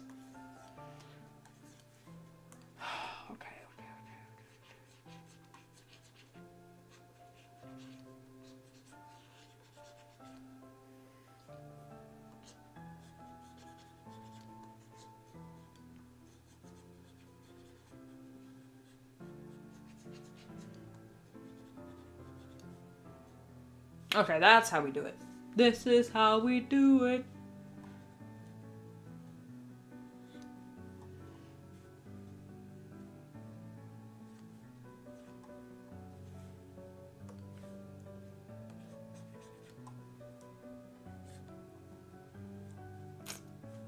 I'm also a really big fan of Earth, Wind, and Fire. Because they sing the songs Dancing in September and Let's Groove Tonight. Those are the only two songs of them I know, but of the 100% of the Earth, Wind, and Fire songs I've heard, I really liked. So that's why I consider myself a fan of their music. Even though I've only heard two of their songs.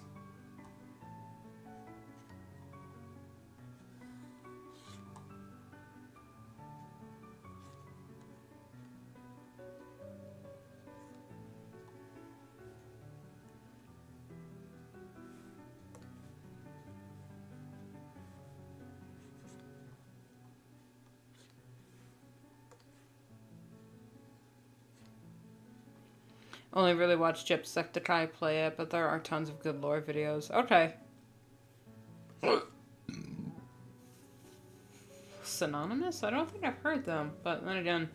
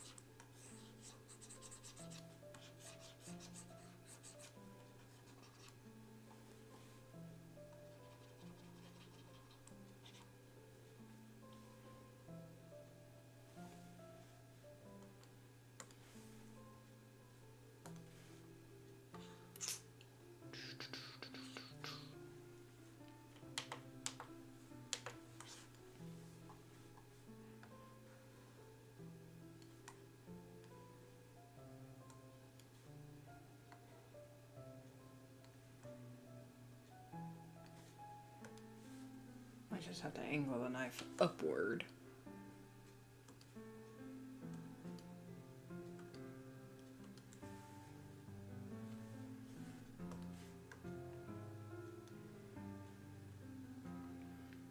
I don't know much about Fallout either. I know one of my D&D players wants to DM a campaign set in for Fallout. That sounds a lot of fun.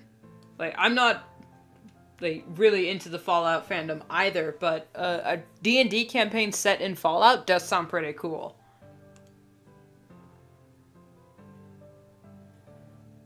And then playing set in the League of Legends universe, that also sounds cool. You get to be a player for once. Yeah, that's the DM hell. Like, once you start DMing for your friend group, then you never get to be a player.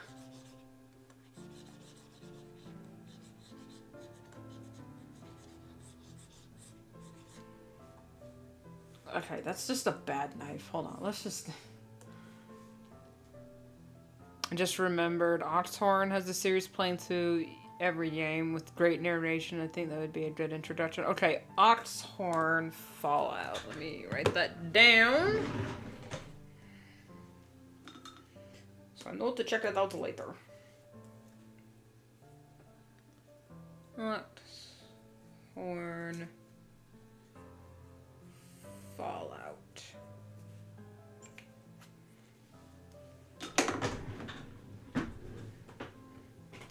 I'm the forever DM. Oh no! What? They're starting to learn and want to make their own campaign. It makes me so proud. It's probably 3 people as far. The goal of the DM is to inspire enough people to become dungeon masters themselves so you don't have to anymore. But based on just what Matt goes through being a DM for Critical Role, I'm surprised he even is still semi-sane.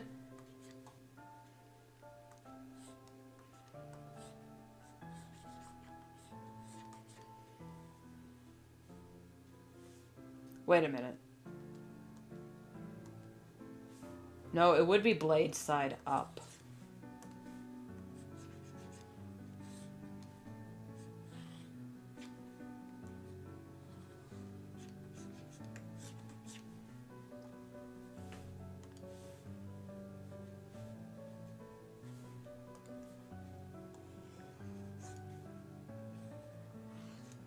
Man, God, my throat is dying. I don't usually talk this much. I don't have to pop a cough drop.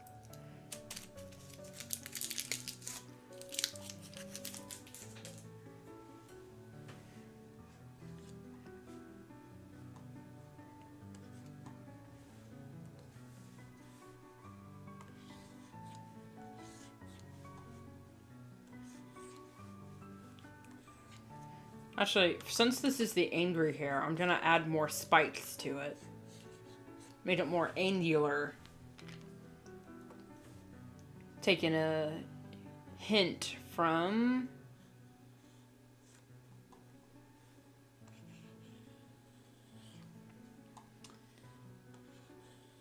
Taking a hint from Miyazaki. When characters get angry, make their hair go poofy.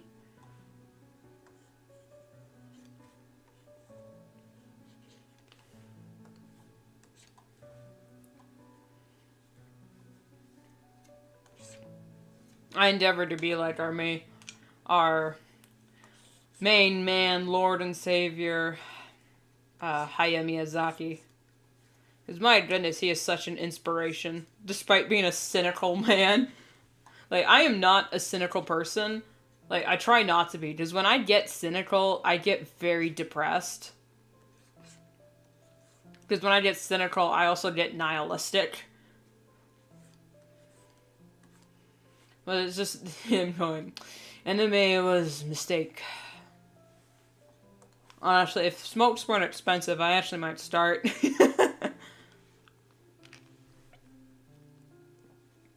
I talked to him a lot. Luckily I got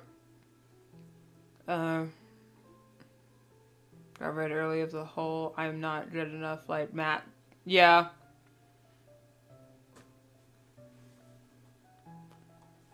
Like, I didn't know this about my mom, and she only brought it up because I started talking about Critical Role almost religiously and started explaining certain things to her, and she's like, she just looked at me and went, oh yeah, I used to play D&D back in high school, and I'm, huh? What? Ma! You were... It's like, my mom was part of a D&D campaign back in high school? But yeah, she explained to me her character was like a half-elf druid that could transform into animals and had a lot of animal companions. One of them was like a bear, and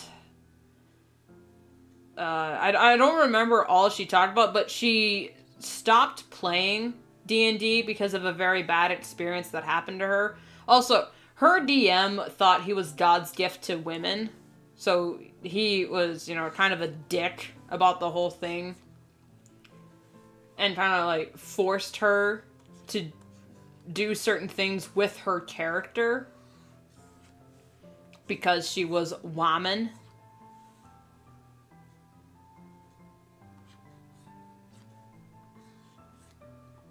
But yeah, she had a very bad experience happen to her and her friend group over D&D, so that's why she kind of stopped playing it and stopped engaging with it. It was why when I first heard about Dungeons and Dragons, she was like, avoid that because it's bad. Like, it's bad. You have to recount and recite spells, and that's witchcraft and whatnot. And then later my mom was like, yeah, it's just a game, whatever. But then she told me what happened to her, and I was like, oh, I get it. That's why you don't, yeah. I don't want to get into it because it's not my story to tell. Like, I can talk about whatever shit involving myself because it's my story, but the fact that it happened to her, I don't feel like I have the right to say. Unless she gives me permission to say what it was, but let's just say it was a very bad... It was not just, oh, we had a bad game. No, it was a very, very bad situation that did not need to happen because someone took it too far. Yeah. It's so neat finding out your mom is also a nerd. My mom also was a goth bitch. I knew because I saw pictures of her, but then, realizing, when I mentioned wanting to, dress certain ways, she's like, oh yeah, I used to dress like that in high school. And I went, what? And then she showed me a picture of her in, a leather vest with, a spiked collar and grunge makeup, and I was just, ha!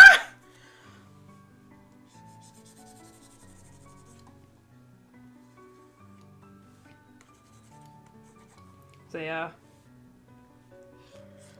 It's funny to realize that not only was I always a rock and roll queen, but my mom was as well, so it's a generational thing. This is, oh!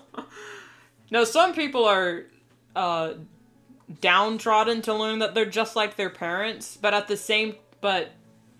I take it to the point where, oh, my mom gets it.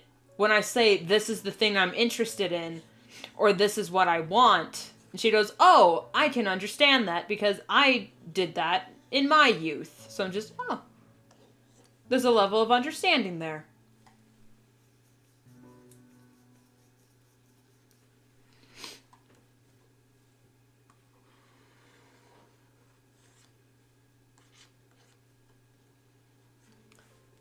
So that's why I've also really I relate to the song Don't Surrender by, was it Cheap Trick?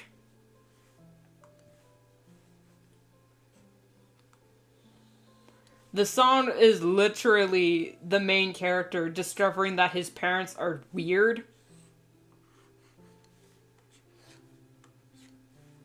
He's like, you know what?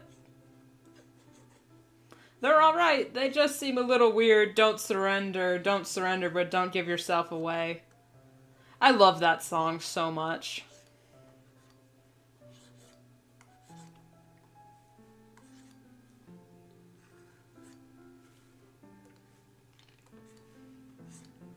Especially the, I was talking about this new band I found called the Stray Cats, and how much I really liked the song Stray Cat Strut, and my dad and mom were sitting there like, I remember listening to that when I was a kid. I was, wait, what? You guys know? You guys already know the Stray Cats and didn't tell me?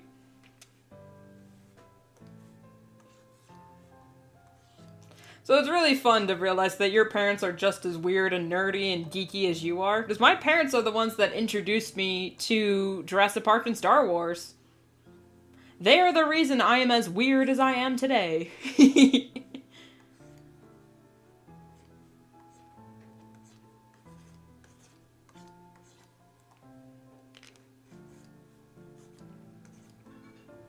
Also, I am very thankful to my mom and my dad, too. My dad doesn't get my creativity as much, but my mom definitely encourages it. Because she remembers back in, like, junior high or whatever, she read a book where it was a dystopian future where where people weren't allowed to be creative. I don't remember what the book was, but she said that was basically the premise. And she said it was absolutely terrifying because she couldn't imagine a world without creative people. So then when she gave birth to me and saw baby me using my left hand, she was actually very happy that she had a left-handed child because left-handed people are typically, not always, typically more creative, which is weird because I'm drawing myself holding the knife with my right hand even though I would use it with my left.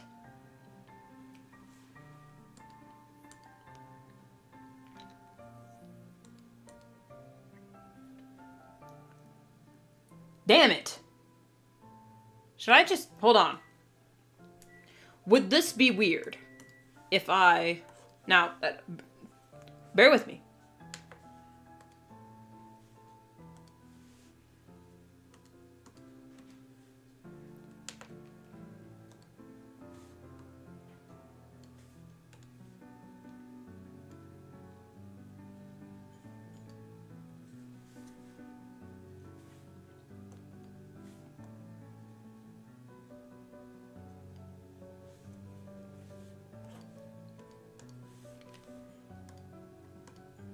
Because this sprite is supposed to be me yelling at chat. So if I turn towards where chat is supposed to be, that would actually be kind of funny. Even though on my screen I have chat above my head. For this sprite, it would be kind of fun because then, like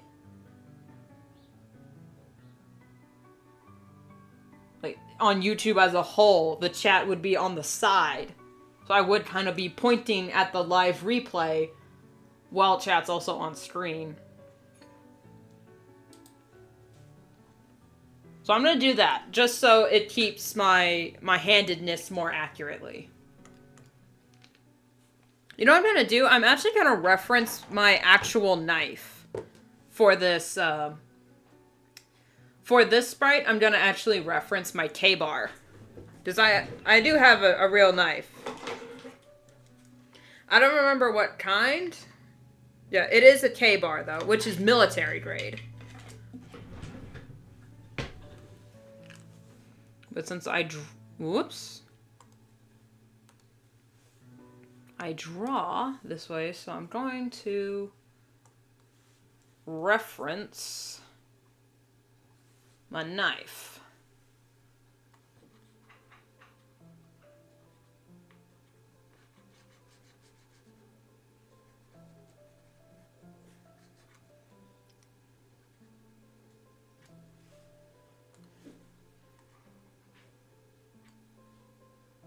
A knife enthusiast of well, I'm not like a knife enthusiast. I just have one because I prefer knives over guns. Now, if I have to protect myself, I'm gonna choose a knife because A, you don't need a license to carry a knife, and B, you don't need ammo for a knife as well. Well, just they're more practical. And if you know how to use a knife, it's more, more applicable to survival and and every household has a knife. There's not I can't think of like a single functioning household that doesn't have a knife. You got a collection of doubters, yeah. It's funny, I say I'm not a knife enthusiast, yet I literally have a creepypasta OC that's named Knife. Because she doesn't remember her original name, so she just goes by Knife. Because it's her favorite thing.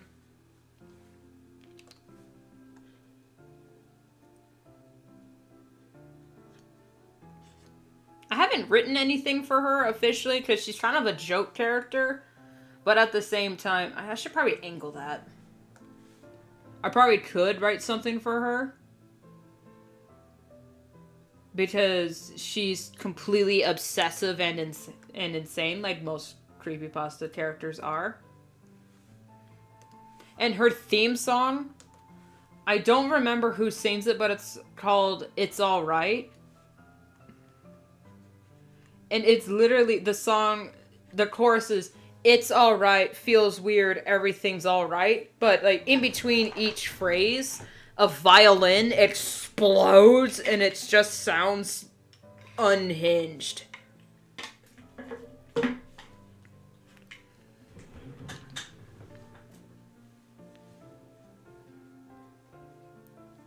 So it'll just be an enjoyment of road bard build. Yeah.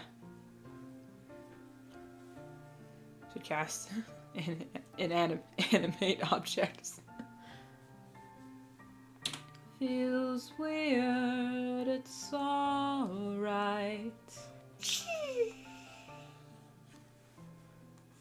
funny, K-Bar is not only a military grade knife, it's also the same knife that the Winter Soldier uses. His has a different handle, but I have the exact same blade as what the Winter Soldier used. It's a black blade with a silver edge for stealth.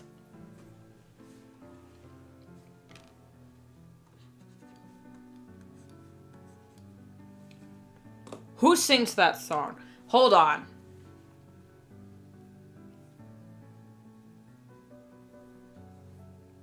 I'm gonna look it up.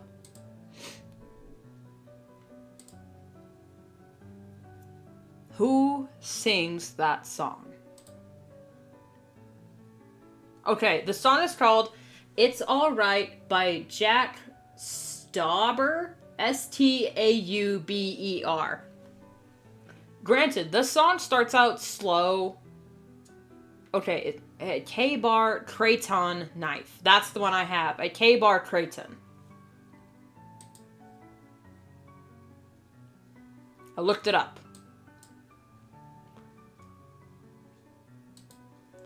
Now, granted, the song starts out slow and quiet, so you feel like you need to turn up your volume. I assure you, keep your volume exactly where it's at. No need to turn it up, because it will get explosively loud. But it's so funny, because that song is literally what it's like to be insane, because it's hey, feels weird, it's alright, everything's alright, but literally nothing is alright about that song. So imagine a violin, you know, but exploding. That's the only way I can describe it, as a violin exploding. Because it starts off smooth and calming, but then when the chorus starts playing, oh my god!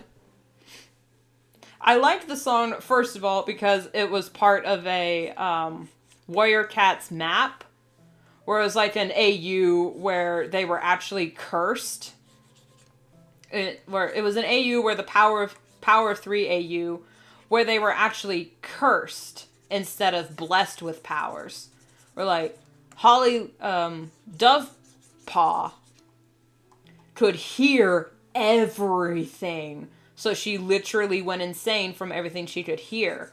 And then Jay Feather could feel the pain and hear everyone's thoughts of all his clanmates, while Lion Blaze hurt everyone he touched.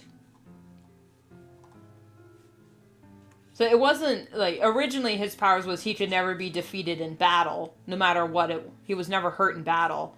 But in the cursed AU, everyone he touched would get hurt in some way. So it was literally them slowly going insane.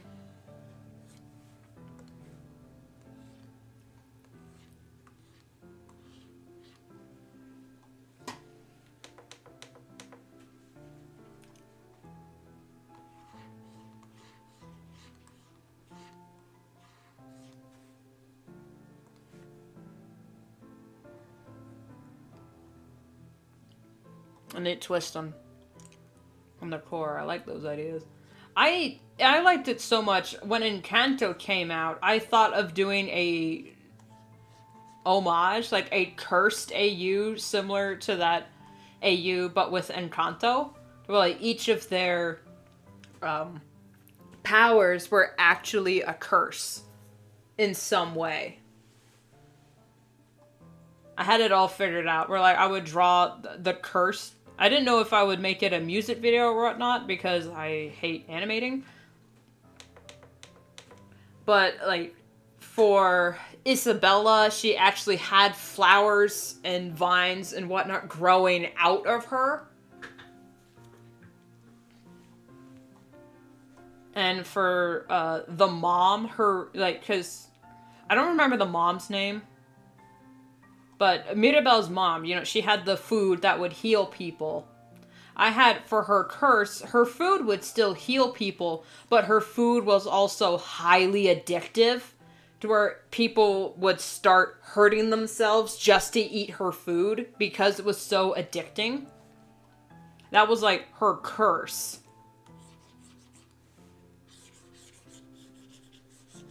And I don't know what Bruno's curse would be. Probably to the point where he was constantly seeing into the future and couldn't tell what was happening in the present. But I never did anything with it. Because I thought about it, but then the Encanto fandom got pretty scary and crazy, so I slowly backed out of it.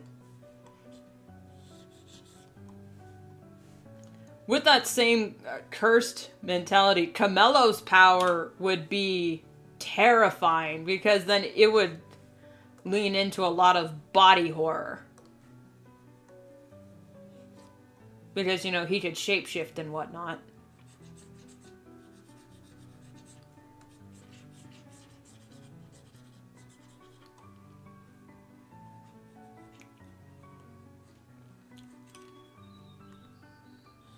Peppa's power, I didn't really think of anything for Peppa, because I absolutely love her.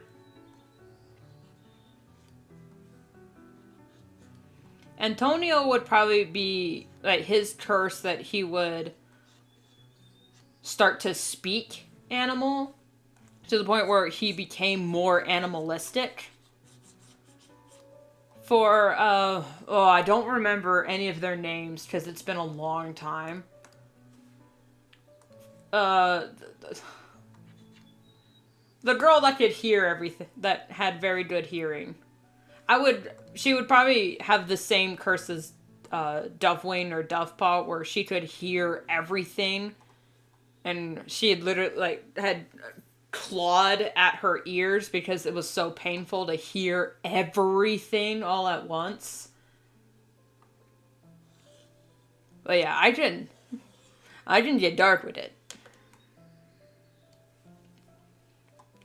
I'll say as I'm drawing my character holding a knife. Feels weird, it's alright. It's alright.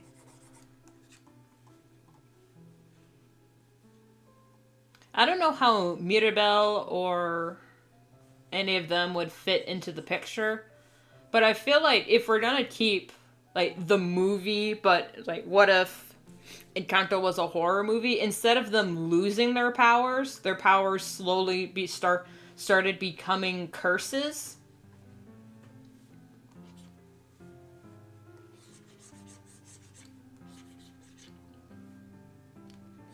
Because, you know, because abilities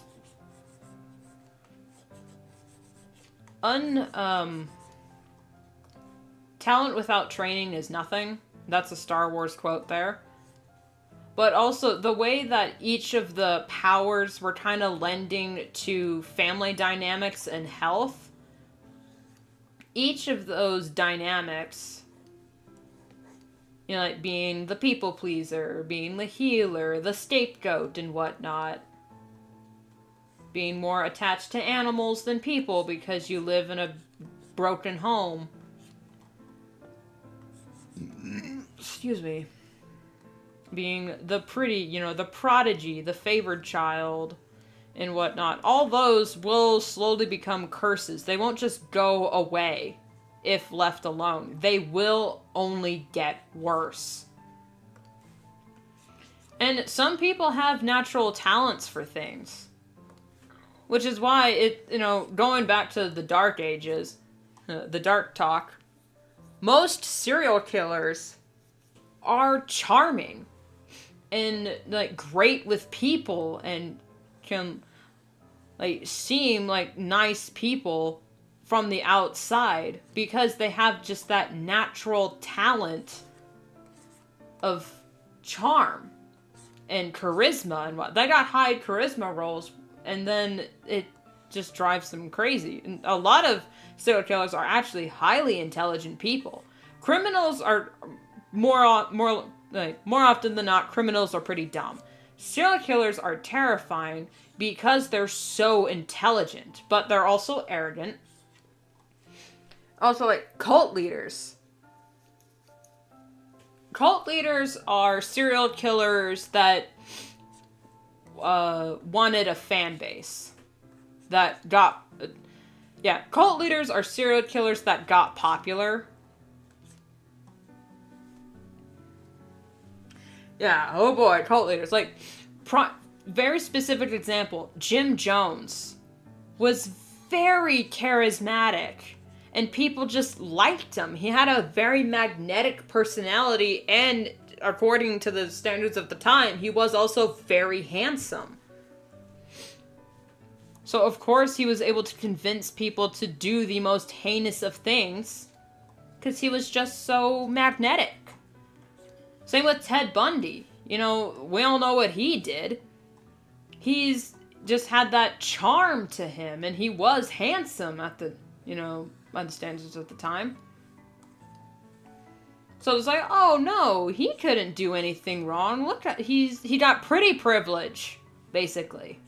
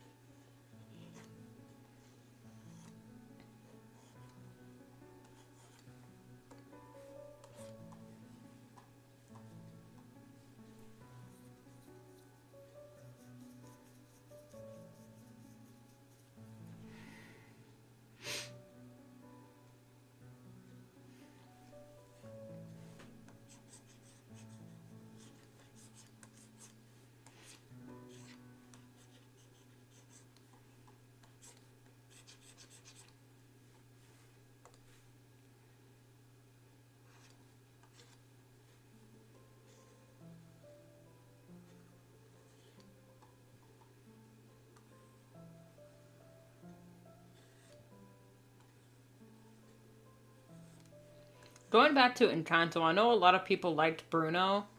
Peppa was my favorite of the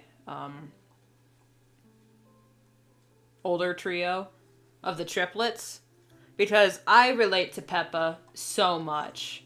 When I was growing up, and a little bit now, I was told not quite the same way. Oh my god, hold on.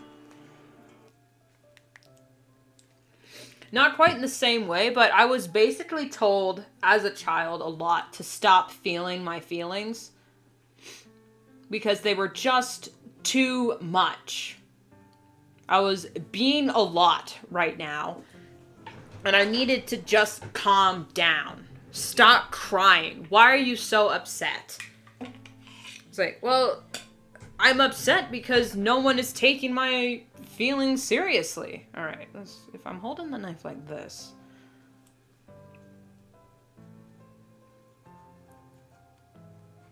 Yeah, that was an issue. So I relate to Peppa, them saying, Peppa, you have a cloud. Sunny skies, sunny skies. Basically, conceal, don't feel. They Elsa'd her.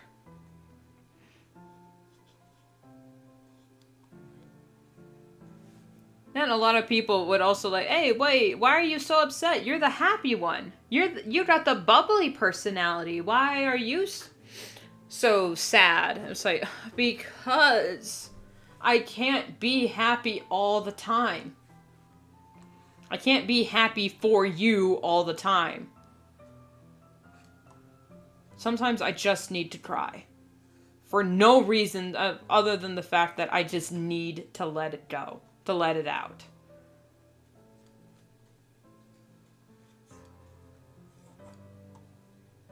So I kind of wish they made a cover. There was a cover of the song Let It Go from Frozen. I know, curse. That was more tame. You know, just slow, a slow release of emotions. Because I know for her it was like, turn my back and slam the door. Let the storm rage on. But sometimes you just need to let go. To let your emotions out. Which is probably why I really liked the Linkin Park song Iridescent.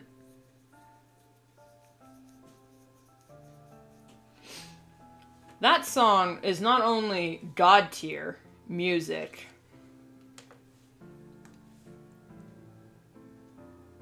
but it's also, I can't listen to it without bawling my eyes out because it basically was the lead singer's suicide note. Or like it eventually was part of a suicide. I don't remember like what the real story was, but listening to that song is just so healing to me.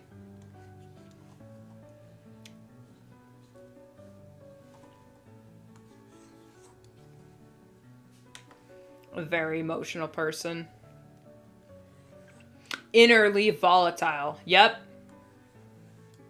That's exactly how I feel. Inwardly volatile. Because I'm not, I have a lot of anger too. But I'm not like throwing things across the house. I would love to absolutely punch a hole in the drywall sometimes. But I don't. Because I was told so much from a young age, stop being so emotional. From like teachers and whatnot. So that now when I'm an adult, it just festers inside and it's unhealthy. I say as I'm drawing a knife.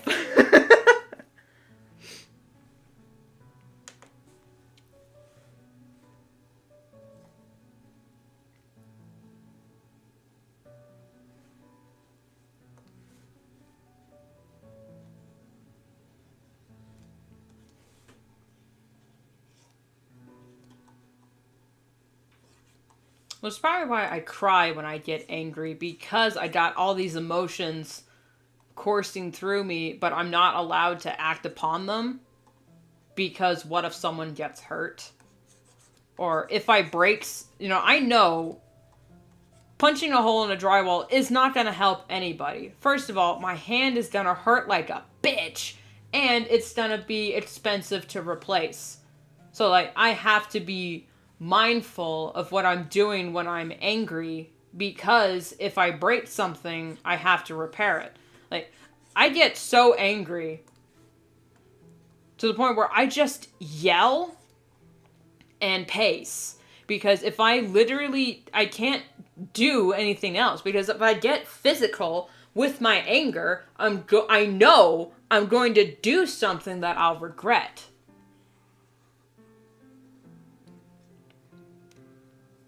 Talk to streamers when they get mad, they smash their setup. I know, which is why gamer rage is so weird to me, because they're like, literally, it's like, what are you doing? Guys, that is $100 PC and like a $80 chair that you are literally throwing across the room, and you're smashing your keyboard and breaking doors and whatnot.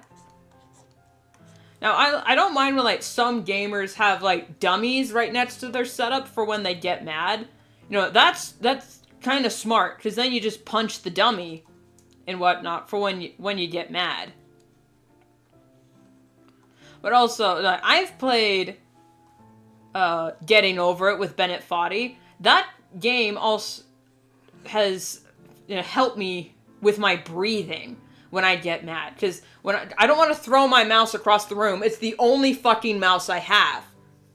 So I don't want to, I slam my desk sometimes, so that's mostly out of elation, and I'm just palming the desk. I'm not actually punching. My desk is solid wood. If I try to hit my desk or like try to break anything, I'm going to break my hand more than anything else, because my desk is solid wood. I was waiting for the dogs to start barking and they didn't. Yeah. And then honestly, you just make yourself laugh.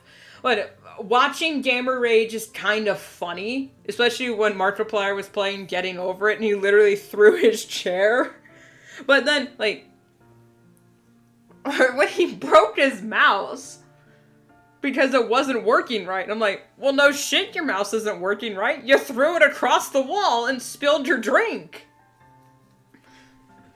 So, like, Gamer Rage is kind of funny, but it's also like, come on, guys.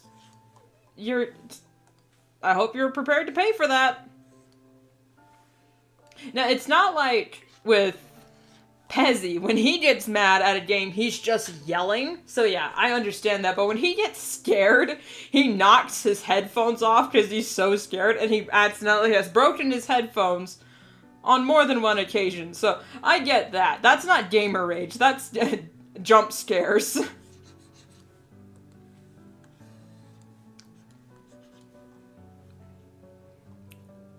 King of Rage. Oh my. Is it?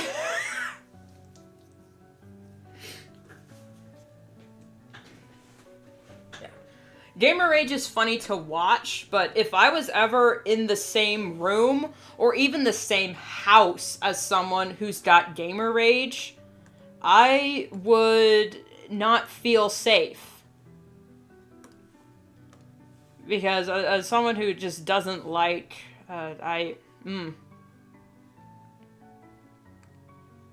Without getting into it, I've had to live in the same house as people who had explosive tempers, and it was so scary to me because I didn't know when they were gonna be set off. When were they gonna be angry? And were they gonna take it out on me or the animals? Because it really got bad when they started taking it out on the animals. That's when it got bad. Okay, that's too big.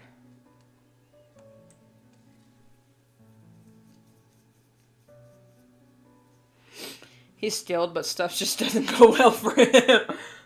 I think I've watched a lot of like Gamer Rage compilations, so I might know who you're talking about.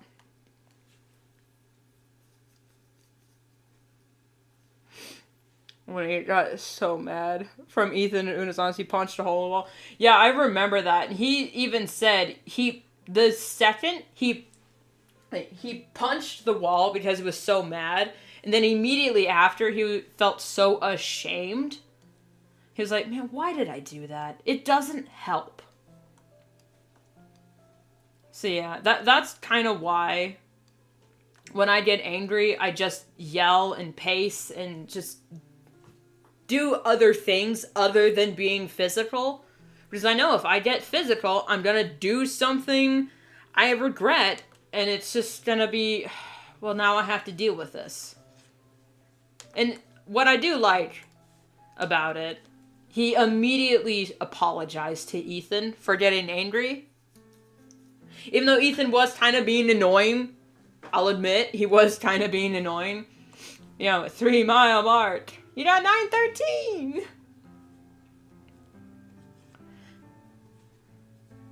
Is how people get mad at sports or digital. Oh my god, yeah. Like when suburban dads are yelling at the TV.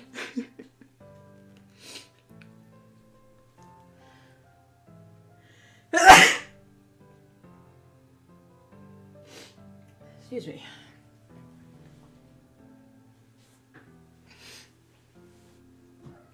Yeah, that's just funny to me.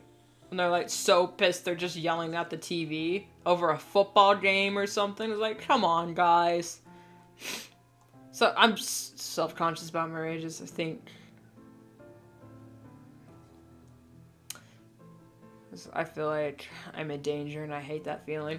Not just feeling like I'm a danger, but it's like I know I'm gonna do something I regret, and if I do actually punch the wall, it's not going to solve anything. Because then I would be angry with a broken hand and a dented wall. So that's more of a problem than I had than just being angry. But also, yelling doesn't help much when you're angry either, because if you're angry at someone who's not hearing and understanding you, yelling is not going to make them understand and hear you. It's just going to make them not want to listen to you because you're being so volatile. No one wants to listen to that.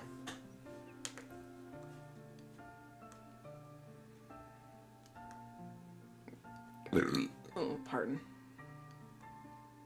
Okay, that's fixed that. And thank you for the blessings.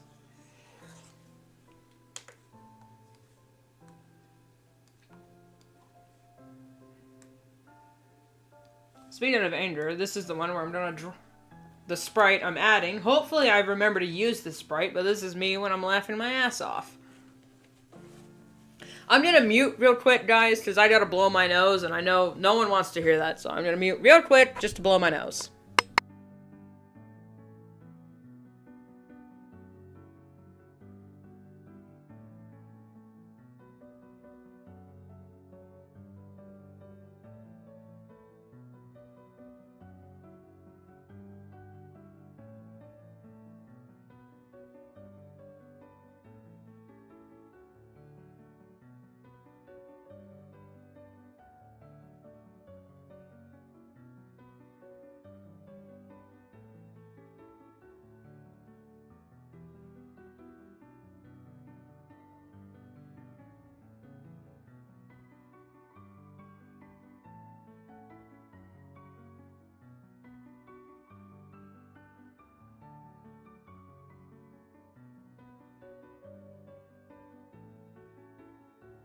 Alright, I'm back. Oh my goodness. I yell by accident, or rather get loud by accident. My default is very high volume, so I counter out by being too silent a lot of the time. Yeah, I got it. Oh my god. Oi!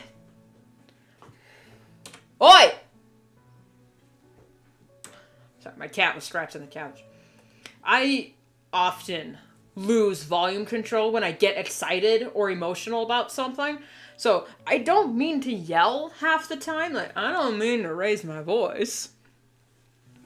But yeah, I'm going to yell or get loud when I get over emotional about things because I'm not thinking about social constructs like polite volume control, which is what my mom constantly has to remind me. If I'm talking about something, we're like at a restaurant or something, I start to get loud because we're talking about something I'm passionate about. She has to constantly tell me, hey, lower your voice. And it pisses me off too, because I know what she means well by telling me to lower my voice when we're in public. Because then it is rude, it is disrupting other people's meals. But hey, I am trying to get to the point of something. I'm getting very excited about it. And when someone tells me to lower my voice when I get excited, it feels like they're telling me to stop being so emotional.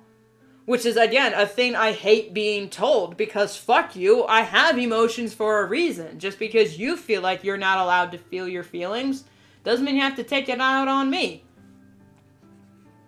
But I understand, why she tells me, hey, lower your voice when I'm getting too loud for, like, public places and whatnot. At the house, she hardly tells me. But, like, I understand, but it doesn't stop me from feeling kind of angry when I'm told, hey, keep your voice down.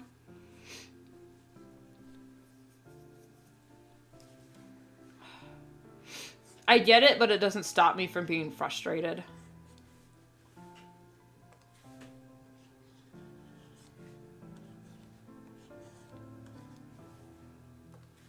It's kind of like it's like an autism thing, where like you get excited about something and people tell you to stop being so excited about the thing because it's embarrassing. Like, what are you talking about? I'm excited about whatever the fuck.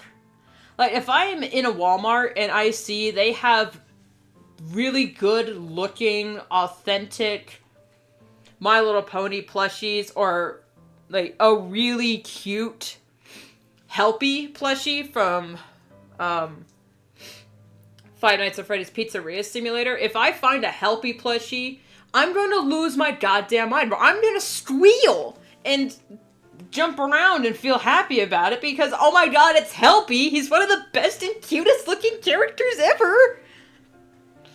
I should be using my buttons. But yeah, I'm gonna be excited about it. So if you're gonna tell me, hey, tone down your enthusiasm, fuck you. I'm gonna feel my emotions. And my emotions are really big for my little body. Because, you know, I'm short. I got... The volume of my emotions are turned way up. So when I feel something, I feel it with my whole body. Like, if I watch something that's only slightly sad, I'm gonna start crying. Not because I think, oh, it's so sad, but it's like, yeah, this is sad. I am crying like a bitch because it got me a little bit sad. You know? How short can you be? I am 5'5".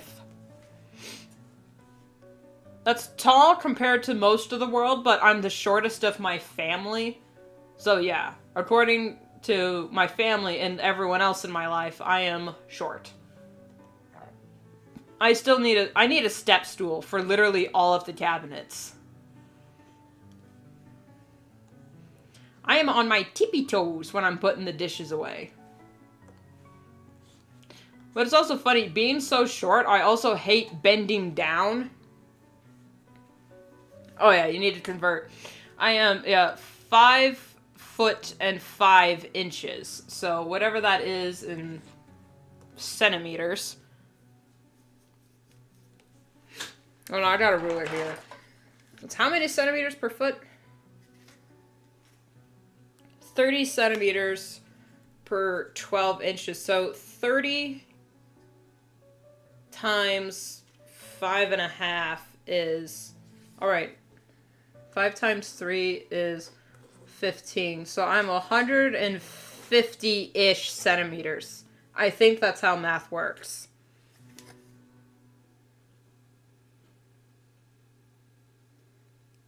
Plus, wait, I'm also 5 inches, so that's... Like, how many centimeters per inch? 2, or almost 2. So...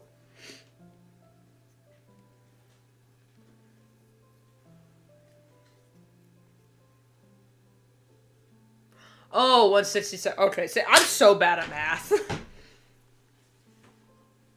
You're 6'2". Oh my god. How dare you be tall?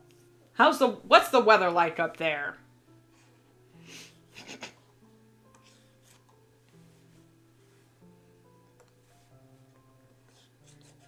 I'm just taking that out on you, man. I don't hate tall people, but at the same time, I hate it when tall people are like, oh, look at you, you're so short. Or, not just look at you, you're so short type deal, because that's kind of funny. Because then I get to pull the, I'm not short, you're all just giants, meh, with a little munchkin voice. But I hate it when my family forgets just how short I am. Because they're like, oh, what do you mean you can't, it's like, what do you mean you didn't see it? It was out of my reach. Of course I didn't see it. What do you mean you didn't see it? It's right here. And I'm sitting there like, yeah, I can't see that. And they're, oh, that's kind of, yeah. that is out of your way. I'm gonna say, hey, can you get over this ledge here? And I'm sitting there like, give me a second. I can't step over this ledge that they put up to keep the dogs out. And I'm sitting there like, and I'm whining like a puppy on the other side because I can't get over the fence either. They're like, oh, okay, hold on. Let me get that for you.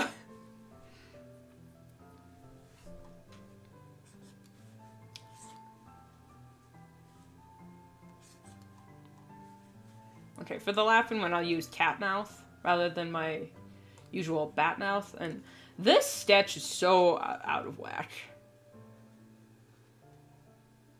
Right. I have trouble finding clothes that fit me properly because I'm short. Like, compared to my family, I'm pretty average for an American, but I'm also very broad-shouldered, and I have wide hips.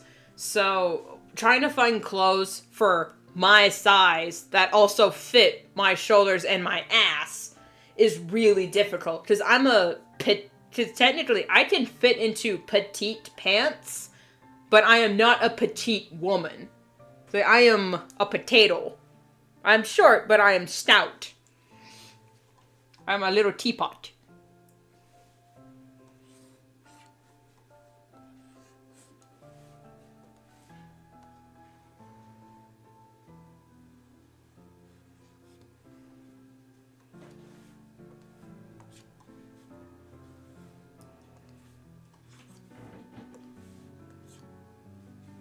What in the absolute? It's just damn. Why is my nose itchy?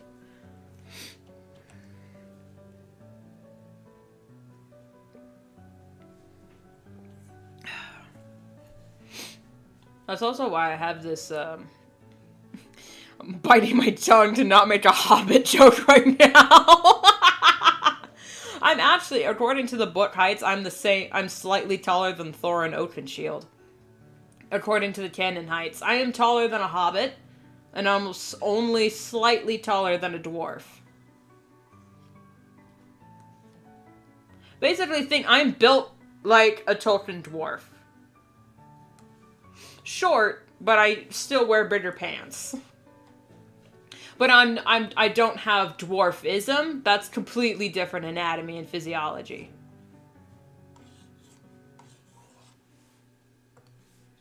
I don't have the hands, you know.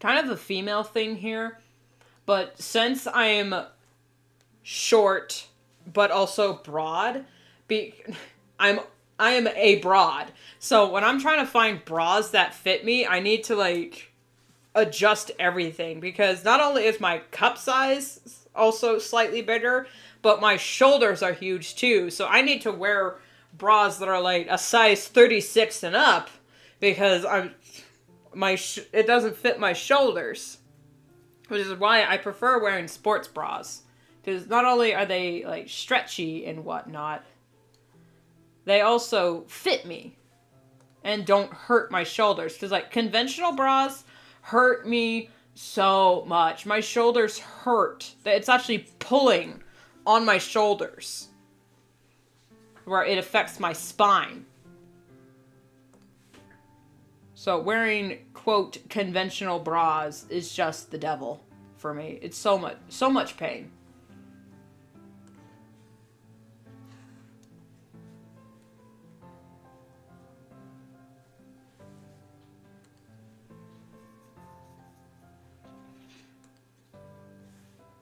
I think what I'll do, I'm gonna move it down.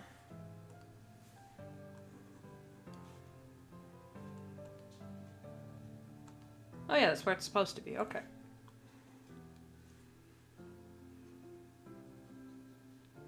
What, just the comment made you... To be fair, I was saying a hobbit because she said potato.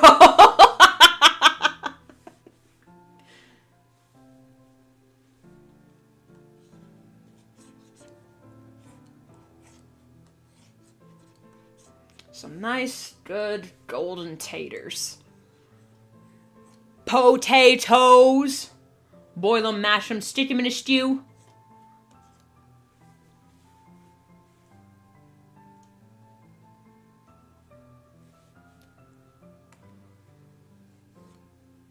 Even you couldn't say no to that. Oh, yes, we could.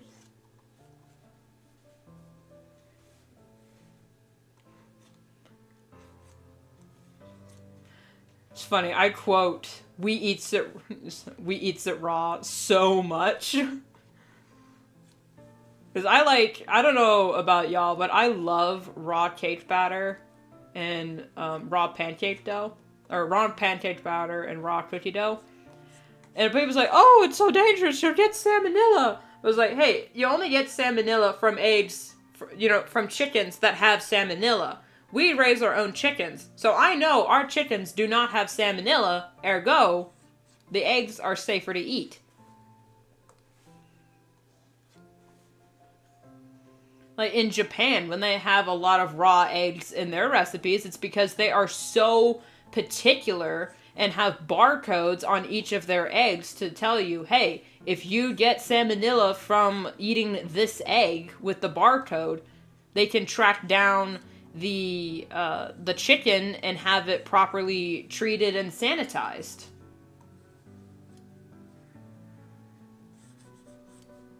And honestly, what is salmonella? We hear about it a lot, but yet I've never actually met anyone who's had salmonella. I've had food poisoning before. That was different. I had a bad laka. That was not good. But when it comes to salmonella, I've actually never met anyone who's had it.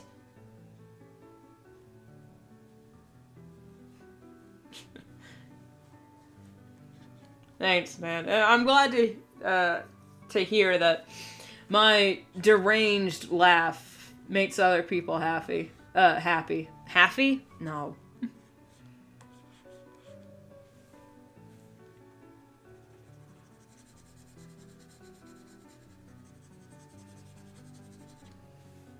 I had a good, genuine, honest, laughing fit the other day watching watching Pezzy. He's becoming one of my favorite gamers. I don't remember what he was playing, but he was just losing his mind because he couldn't remember what vegetables had seeds in them. Which of these have seeds in them, and because vegetables don't have seeds in them, and it was like potatoes and carrots and whatnot, and one of them was oranges, and he's like, it's not oranges, they don't have seeds in them. It's like, is it potatoes? It's not carrots. Is it potatoes? It's gotta be potatoes. And he clicked and it was oranges, and he was like, bitch, where? And he looked up oranges. These do not exist. And he saw an orange with seeds in it. And he stood up and screamed, I'm thinking of clementines! And I was just absolutely wheezing.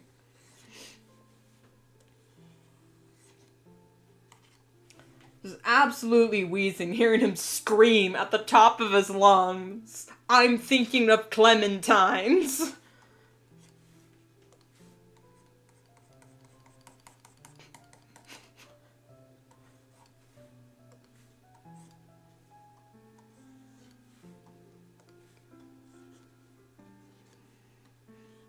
Also, watching Puffer, Grizzy, Droid, and Pezzy interact is so funny, because I still absolutely love, there's a Puffer TV video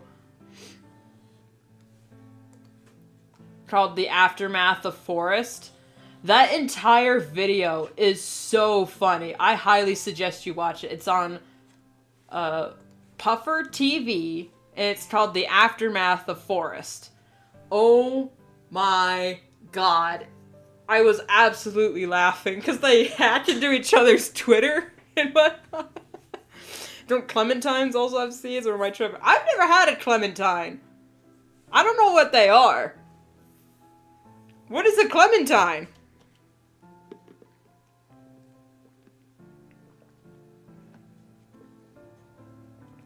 My bubble tea got cold. But it still tastes good.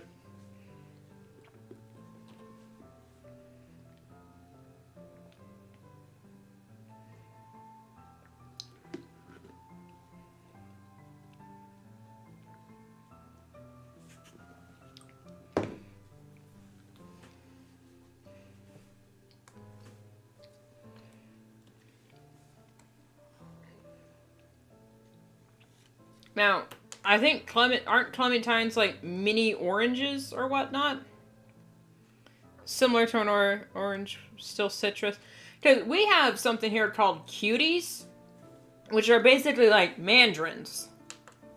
But they're like mini orange. Oh, okay. Clementines and mandarin. Okay, I have mandarins. I've never had a clementine. Or at least if I had, I didn't realize that that was what I was having.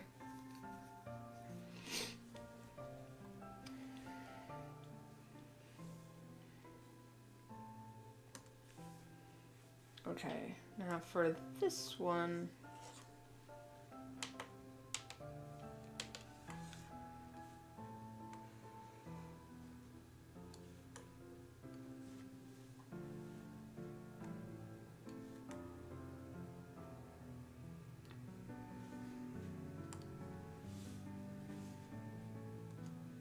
Now this Sprite will be for me when I am losing my mind laughing at what you fucks are saying. And I feel like in between the laughing bit, if I just show I'm dead, that would be funny because, my god, I get this wheeze laugh to where I am just, you can't hear me laughing anymore because I can't breathe.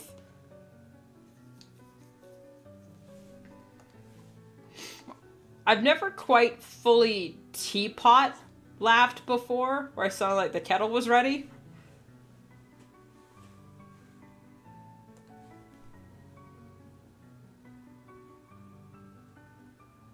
I don't know the exact difference between clementines and mandarins. They're always labeled, excuse me, as mandarins or cuties. They're called cuties for me, but...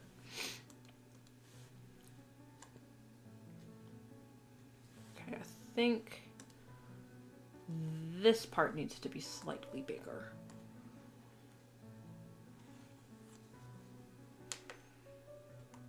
I try to find, like, a sketch for the man, I'm dead.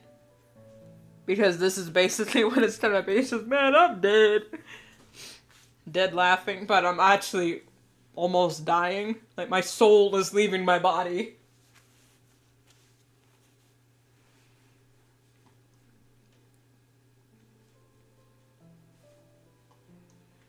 I don't laugh a lot, but when I do end up laughing for at least 10 minutes.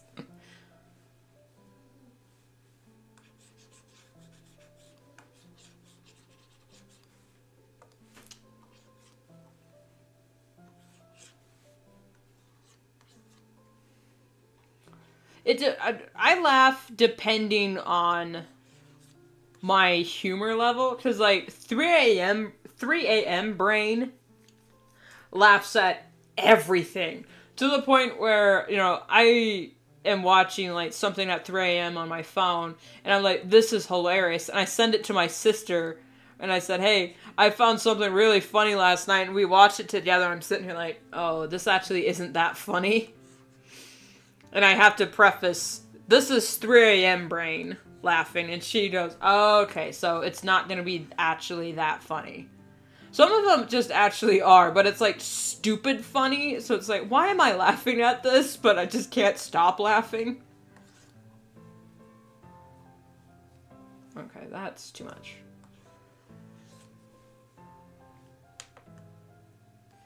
You know, just seeing the way I've drawn Rune's hair for these past few bits, I would really be fun to do like a little character study of drawing Chibi Rune in Invader Zim style.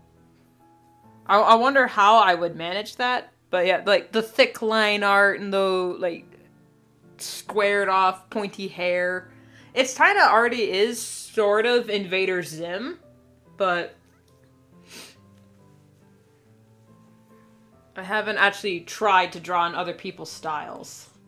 Now that's good if you want to get like into the industry where you have to. Most of the industry is imitating other people's art styles.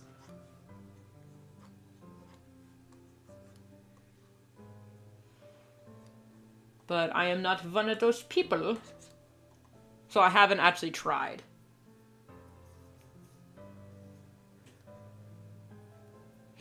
Last time I had a laughing crisis was on stream. Playing Dark Souls. Yeah.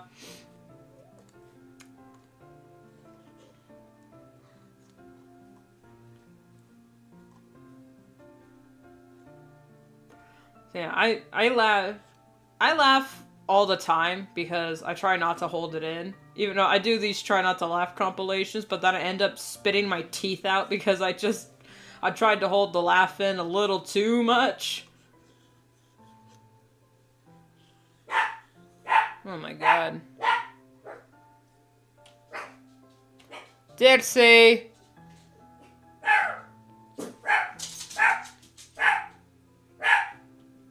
Damn dogs, hold on.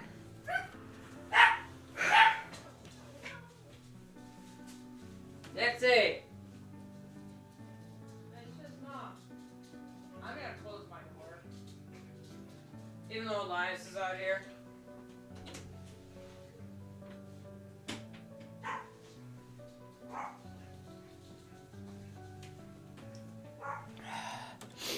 Well, my mom is back home from work, so the dogs are gonna be loud. I'm gonna keep streaming anyway. I said I'm not stopping. We are not stopping until I finish this damn thing. Even if I have to stream all night.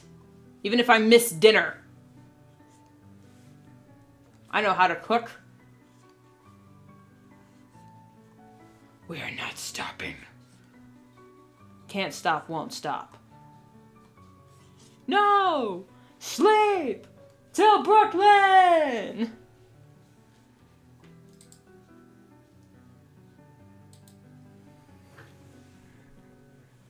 Okay. And I got 3 things of caffeine, so.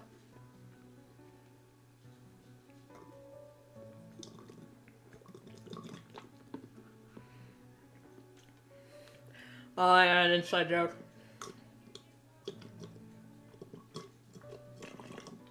Okay, I finished my bubble tea, but now it's just got nothing but a bunch of bubbles. So I'll be chewing on that for the next few minutes.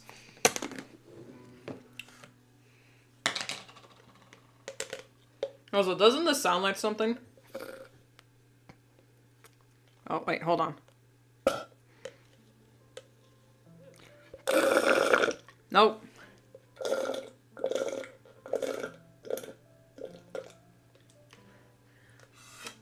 I was trying to make it sound like a bong, but then that ended up not happening.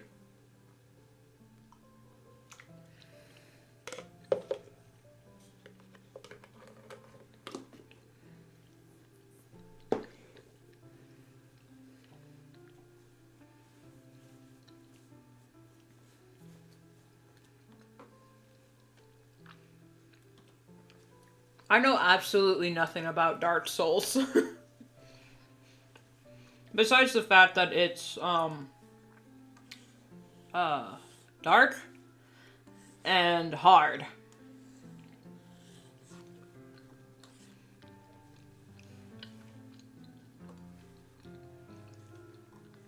Also, what's the difference between Dark Souls and Elden Ring?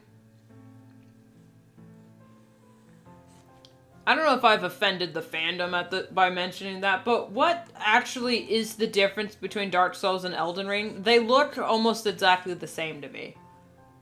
Are they? They're probably different, right?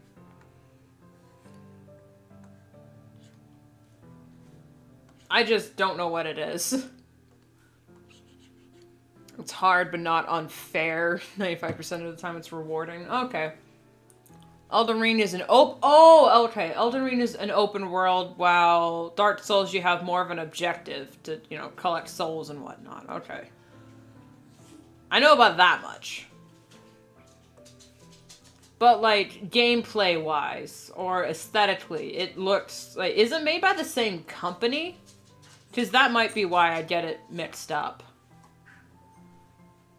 It's more linear to advance. Okay. So it's like the difference...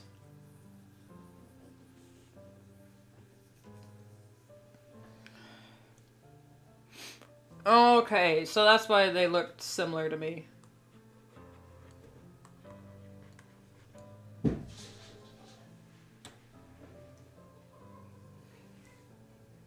I think my cats are tearing the house apart.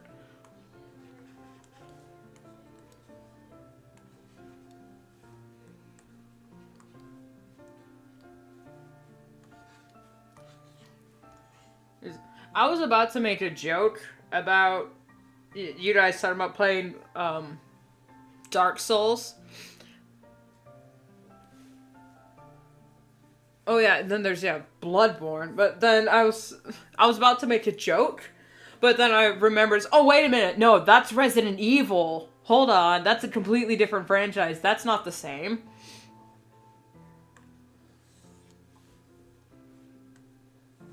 So yeah, I don't really know anything about Dark Souls or Elden Ring or Resident Evil. I just know that there's a lot of memes.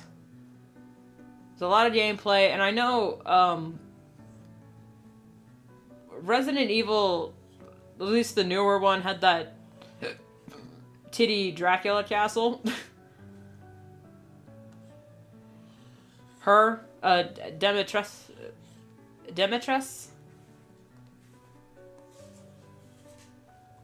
It's like French for some reason.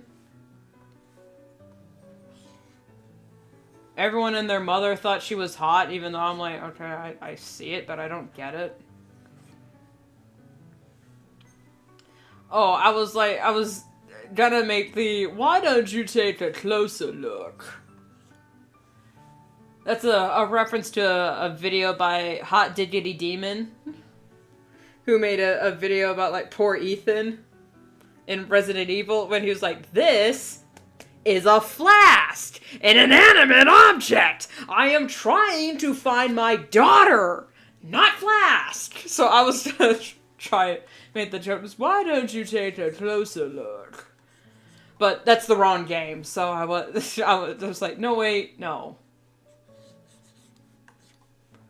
Wrong franchise. I think I'm gonna draw this line on the stool.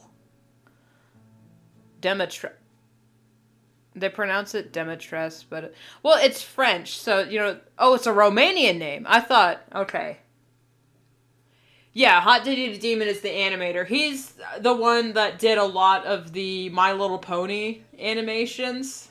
The creepy ones back in the day where Fluttershy had that shed. Hey, hey, hey, don't look at my shed. And Spike was a stoner.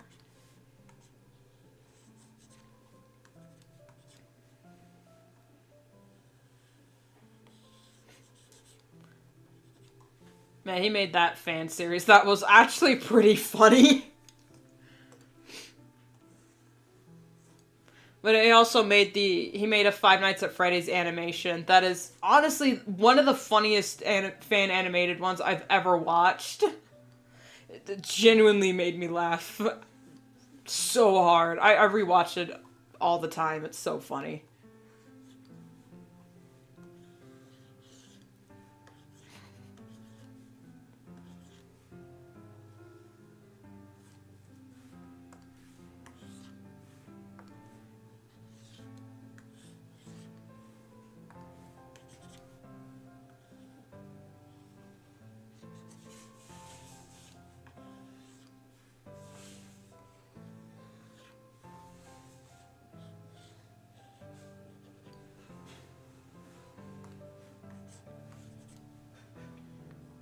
Alicia Dimitrescu has a vampire vibe, and castle is after Pele's castle. At least inspired by Morea the Hunt. Okay. Oh. See, I know nothing about the franchise or what it's inspired by. I pronounced it Demetress because I thought the name was French, and in the French, you like drop the last 3 letters of the word in order to pronounce it. So if it's actually, you know, Romanian and it's Demetrescu or Demetresu or however the fuck, a big titty vampire lady is all I know. I hate to objectify women in such a way, but, I mean, my goodness, can you blame me? Look at her. I see why people think she's hot, but I'm not one of those people. I'm not in that boat.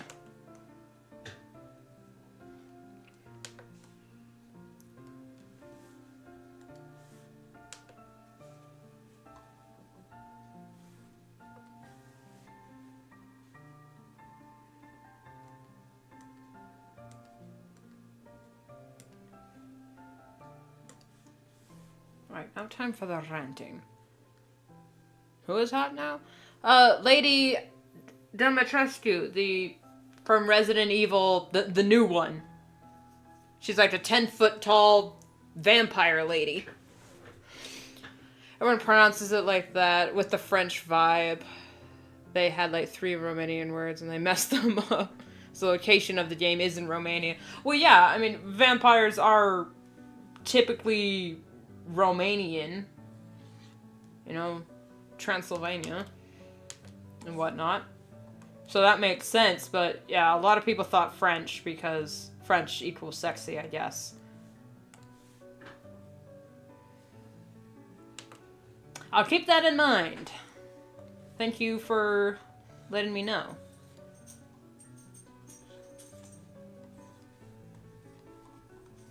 So should I roll the R's? Since it's Romanian? Or...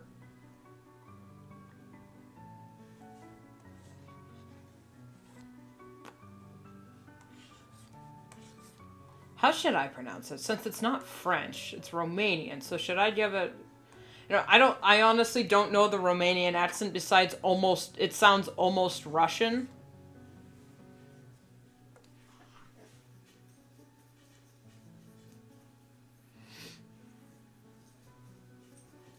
My nose is so itchy. I don't know what it is. I think it's my hair.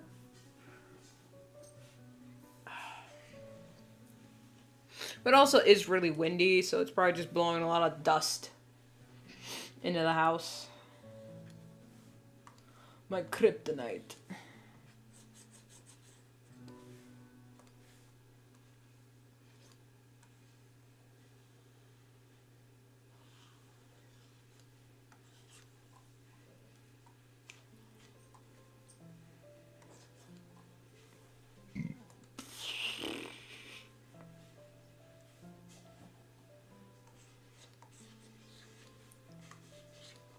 Romanian is a fucked up language. You can only say that because we got invaded by pretty much everyone. Latin, Ottomans, Russians. We adopted French because we were simping at some point as a nation. Yeah. I hear you. A lot of English has, you know, English is made up of Greek, German, and a bit of French as well. So I get what you mean by saying it's effed. Maybe because of that, I'll be able to learn it a little bit.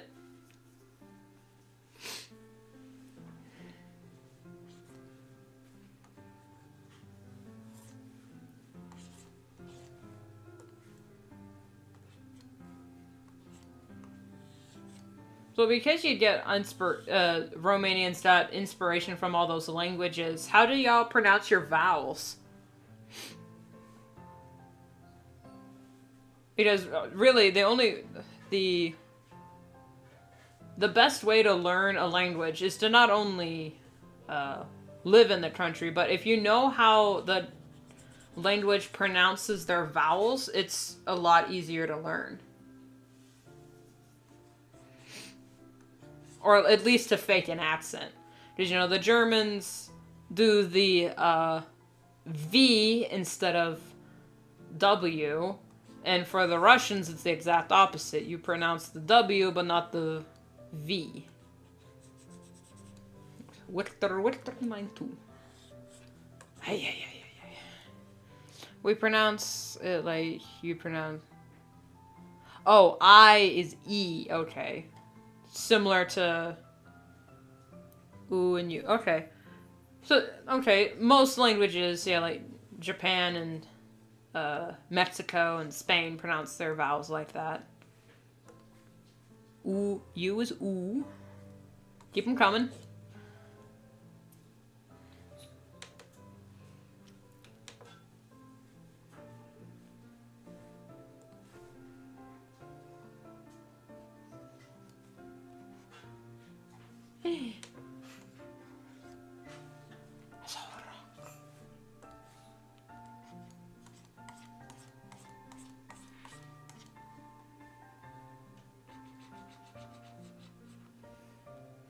But like, for example, Dimitrescu.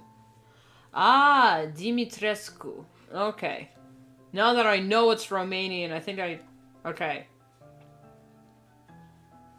Oh, that's not where the eye is pointing.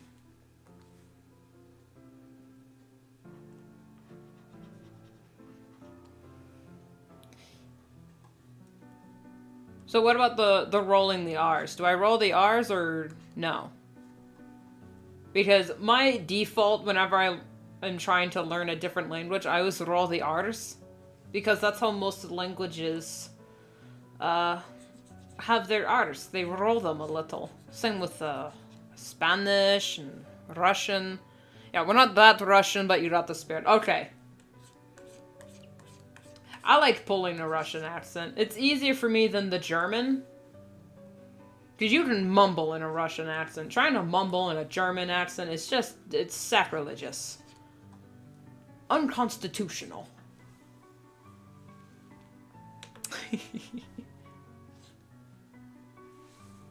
You don't say nuclear vessels?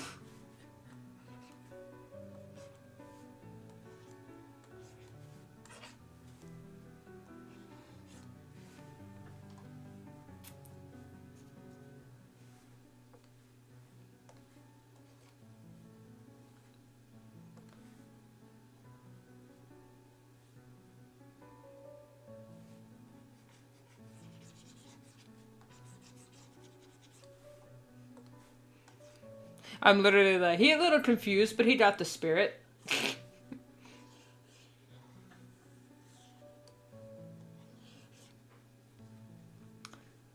I'm trying to watch TV, I keep the stream on. No, that's fine.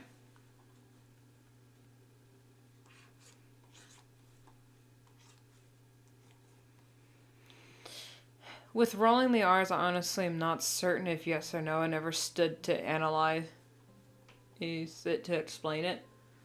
Yeah, okay. So, like, in America, for, like, this is tree. The R makes a R sound. But for, like, other languages, the R makes more of a R. Or a dre sound. So it'd be tree. You see, there's like a subtle difference. Tree and then tree. There's like a little dre sound in it. Like in Spanish, three is tres. It's T-R-E-S. Tres. But in an American accent, you would say trace.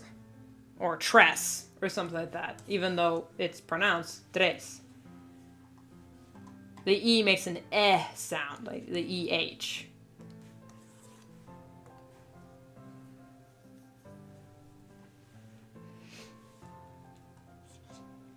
But then I've never had a problem, like when I was older, I've never had a problem rolling R's for other languages because when I was at a very young age, I learned how to fake purr like a cat would. I learned how to imitate that sound with my mouth, sort of. So when it came to learning languages that have R's that roll, was so easy to me.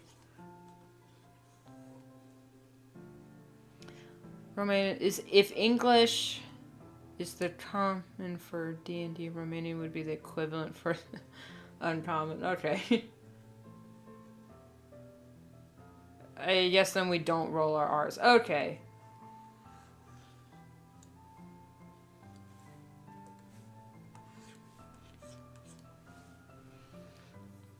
It's funny because we don't roll our R's in America either, like I just explained, yet it's so... It feels natural for me to do that. Even though that is not the American thing to do. Stars are pretty, aren't they?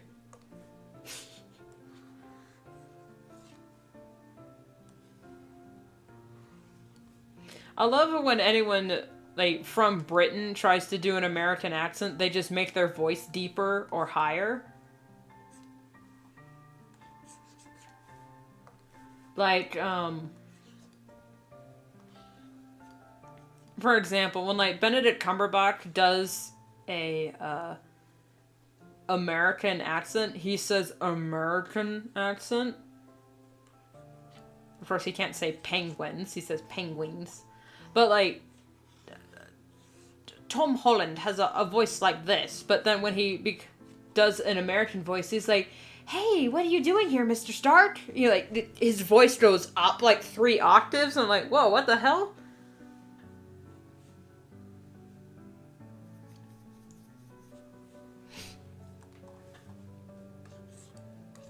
Like, Tom Holland's natural voice is like, I bet Tom Holland is one of those whiteys that claps when the plane lands. That's his voice. But then when he does his Peter Parker or American, he's like, he gets really high pitched, and it's so funny. But then when, like, what's your American accent? It's like, hello, I am American. Would you like some hamburgers? I love ketchup. They get deeper. It's like, okay, excuse you, but that's accurate.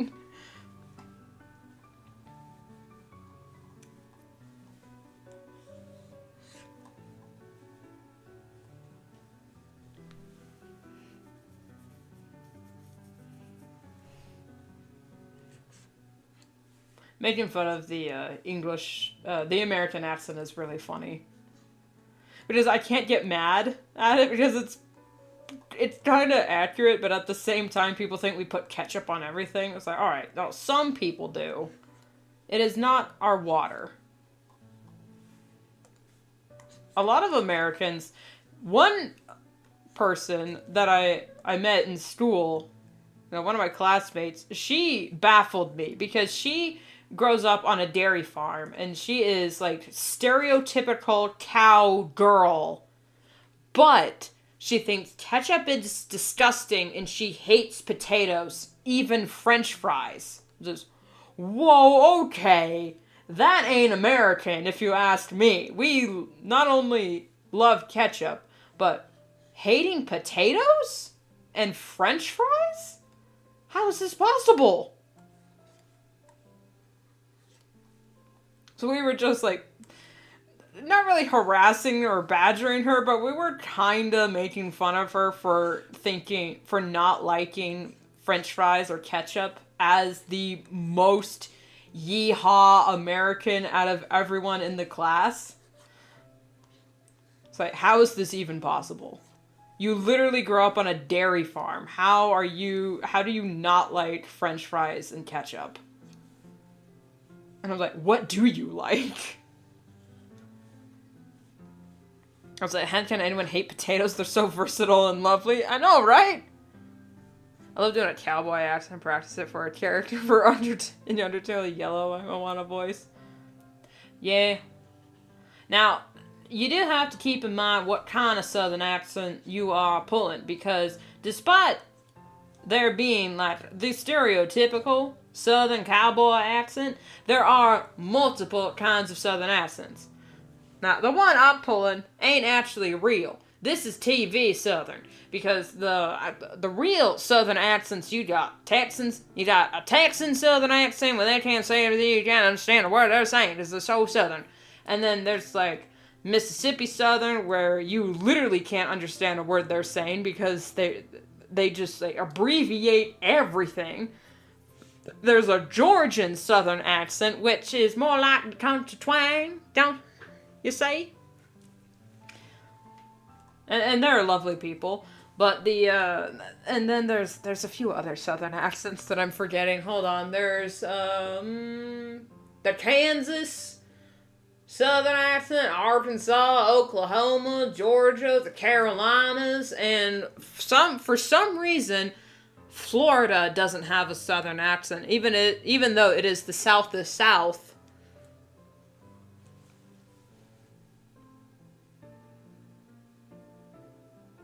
Yeah, the Australians of the American English-speaking people. Yes, sir. Australians are basically the Texans of the UK. Don't ask me to do an Australian accent, I would butcher it.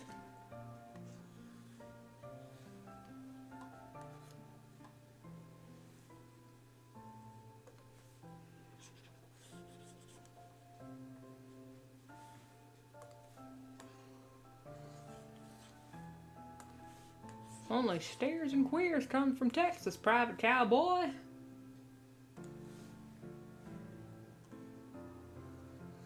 If I get canceled because of them quoting Full Metal Jacket, I'll be fucking pissed.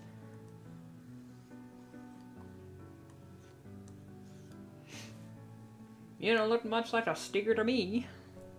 I meant Australians because when it comes to German, Australians have their own dialect where they abbreviate most words as far as... Yeah. Austrians! You're saying Austrians! I'm sorry! I misread that as Australian. Fuck me! You meant Austrian! Damn it! Oh, I feel like such a... Oh, God, I'm such an idiot.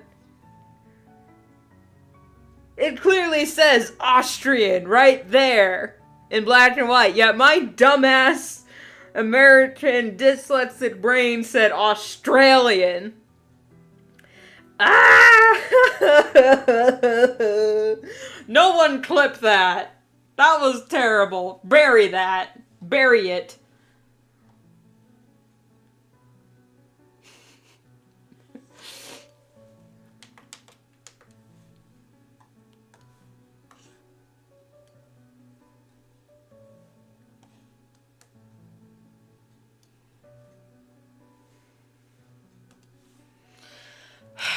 Okay, breathe, calm down, it's fine, it happens to every American at least once, and it probably even happens to other people, yet Americans are most famous for our,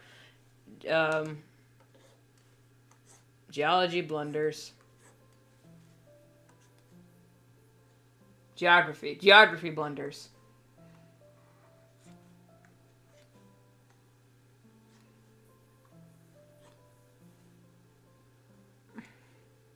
Yeah. Geology is the study of rocks, because geo means dirt or rock. Geography is the land marks, because that's, yeah. It happens to Europeans too, don't worry. Oh my goodness. Yeah, it'd be an honor to witness it, because no one is ever bringing it up ever again. Hush.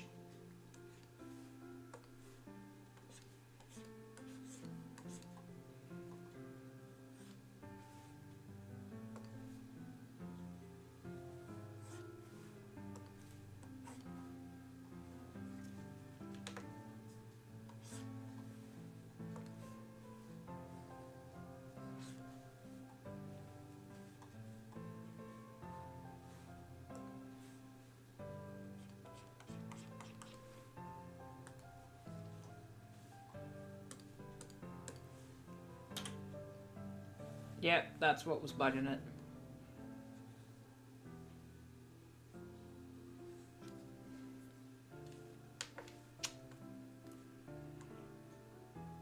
And we are...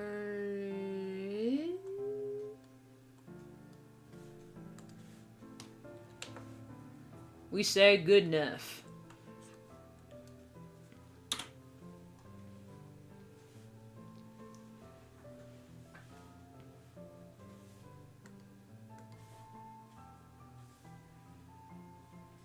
Then I'm just gonna copy paste that.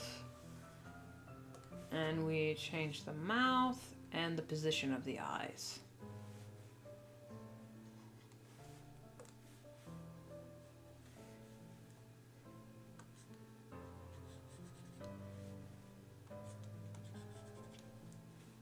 What is the mouth? Okay.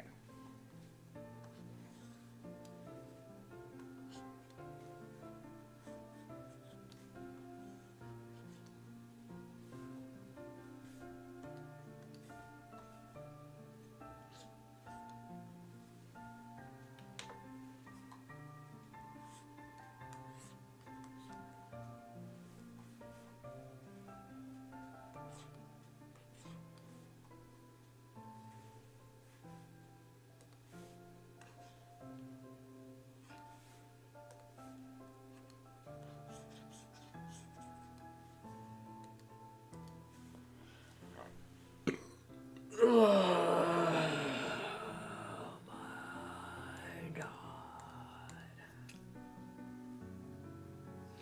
And I think my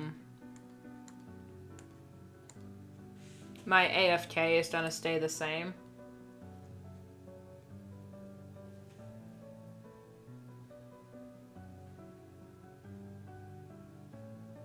I've been streaming for 5 hours. This... Mark this on your calendar. This is the longest I've ever streamed. On YouTube. I think I've streamed longer before on Twitch. That channel is gone. But yeah, the longest YouTube stream I've had so far was 4 hours. So yeah, and oh my God. We're not even halfway done. Let's just see how much the style has changed from this version of Chibi. All right.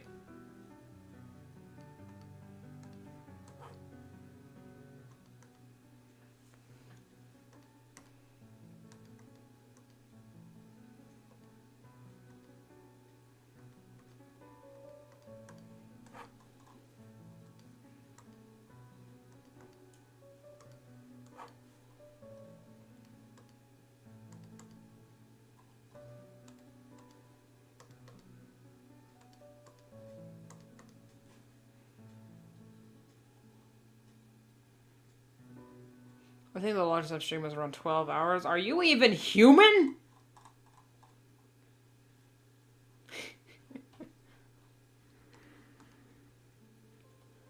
Okay. Now, I'm going to save.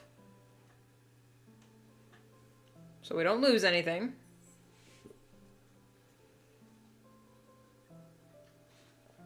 Now we start with the line art, which is going to be in its own category of pain.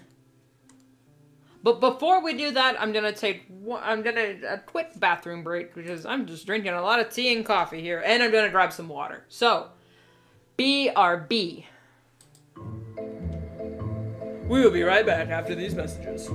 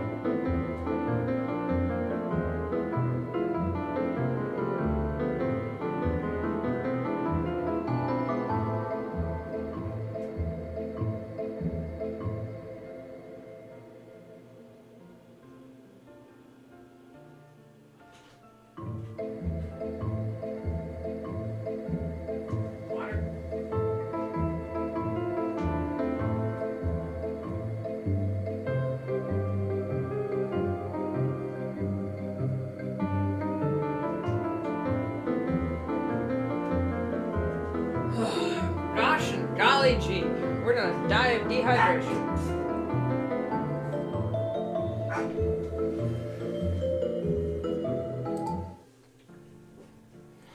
It's always easy pickings. I stood awake one time for 72 hours. So I could stream for 24 hours if I wanted to. That ain't healthy, man.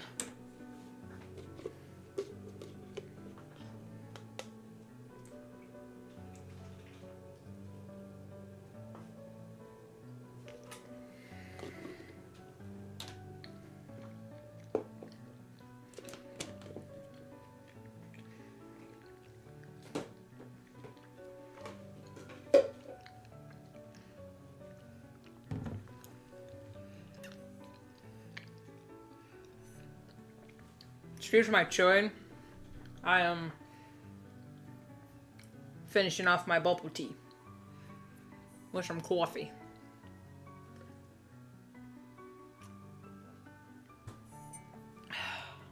I need a refill to my coffee soon.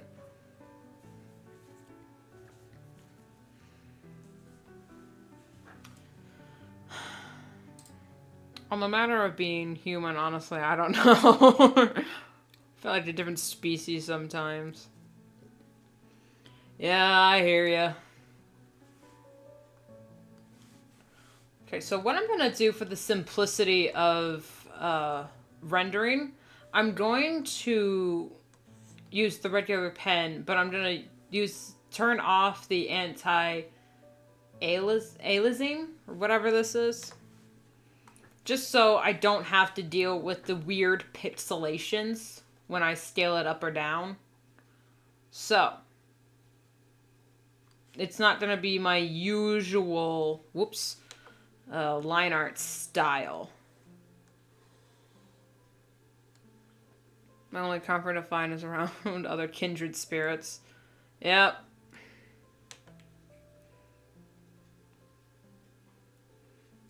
If I was a class master of magic. Well, friendship is magic, of course.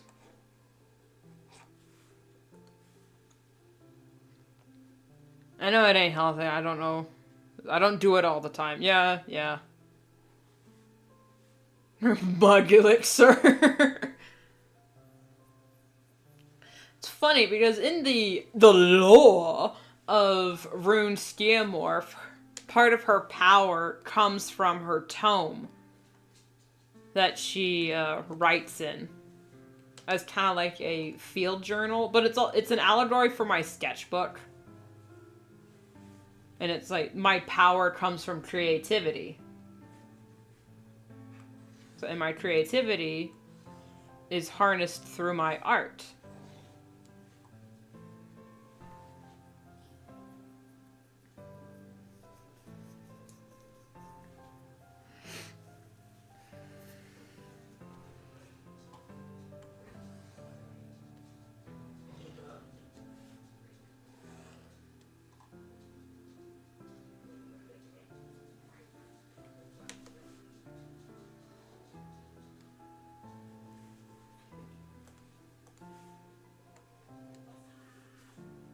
Each time I find myself flat on my face. I love the detail you put in the lore.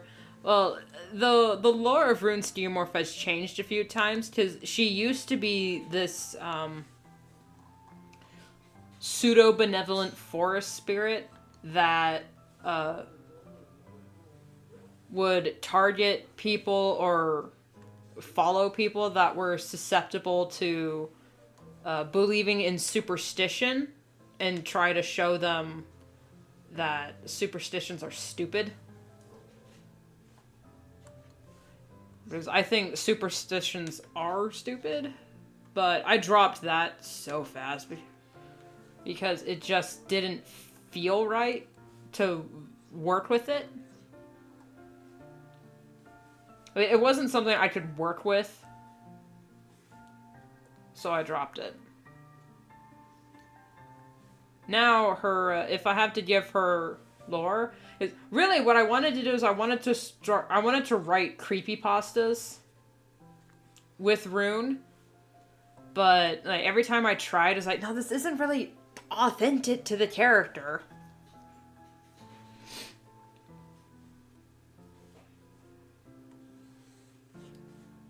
So I kind of gave up on it.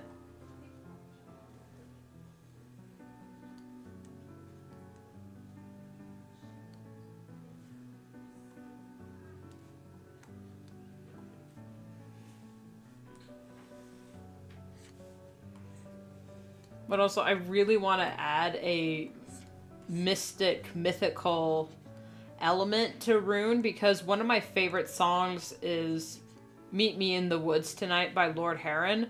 And that song is it just feels magical. So I kind of want to find a way to incorporate it into her. You know, the more I'm looking at this, the more extremely chibi it feels, but you know, that's just how it be.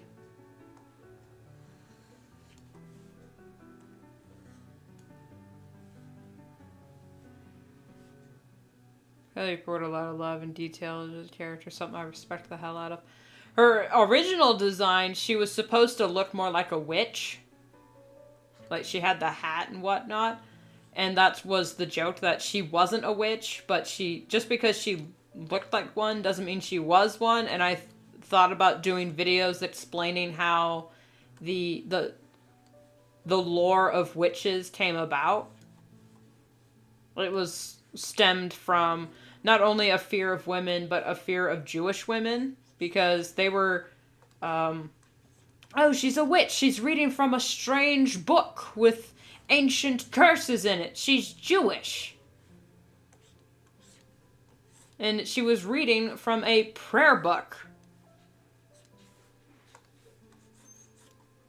So I was kind of like trying to reclaim the image a little bit, while also educating people. But then I realized drawing that witch hat is so damn hard, so I settled for a hood.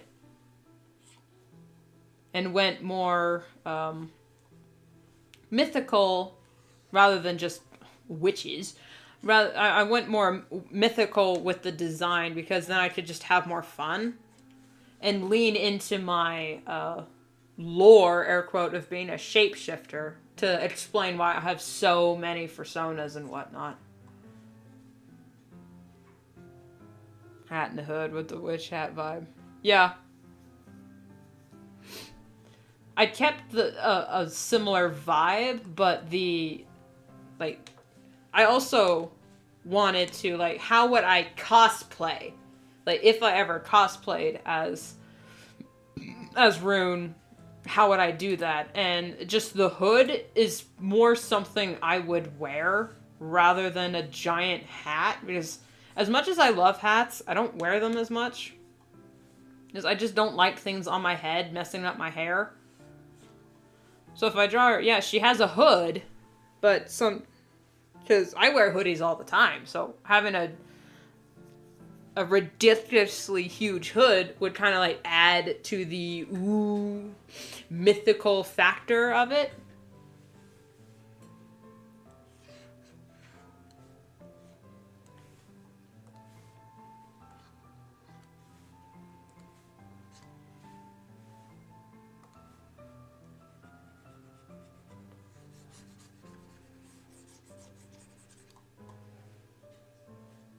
Oh, that's not right. That's not right.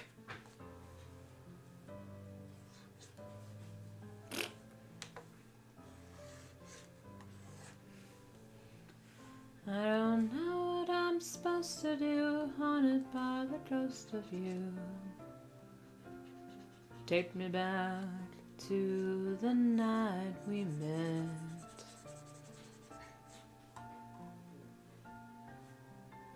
If I, if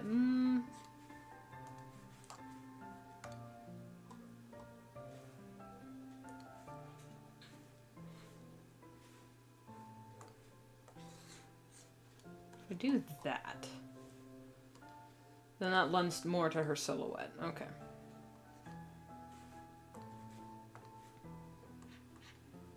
I'm a sucker for hoods. I love hoodies. I always I try to get my characters in a hood or a hooded cloak. As much as I love hoods and hoodies, I am shit at drawing them. If you notice in any of my PNGs, the hood always looks different in every other shot. So that's why for the PNG, I decided to go chibi and skip the hood because, oh my god, it was such a pain in the ass to draw. Now, for illustrations, I can draw her with her hood up and have her hair full length and whatnot. But for just a simple little PNG, I feel like they kind of need to be chibi. Because that is the vibe that's going around. Because hyper detailed PNGs and VTubers that move very stiffly, like a cartoon character, is kind of off-putting.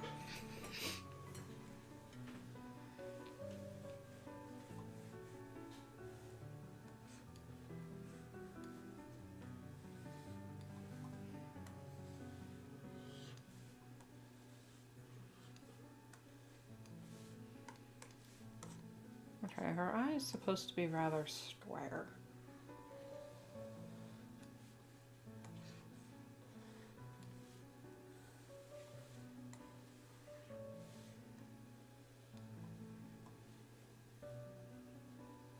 I think what I'm gonna do is just color over the eyes. Over the hair. The eyes over the hair. Well, if it doesn't get in the way of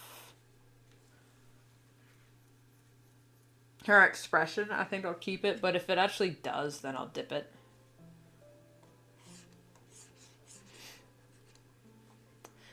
Hey, Emerald!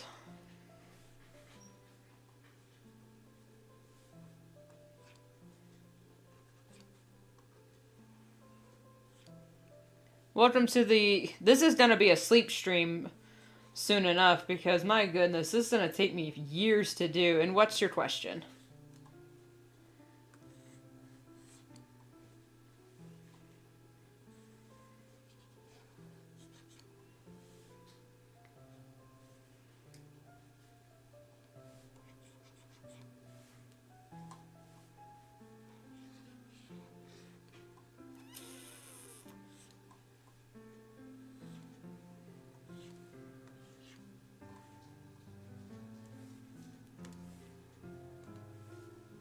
Are you a fan of boy bands? If so, which one is your favorite?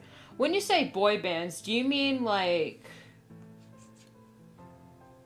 One Direction and Backstreet Boys?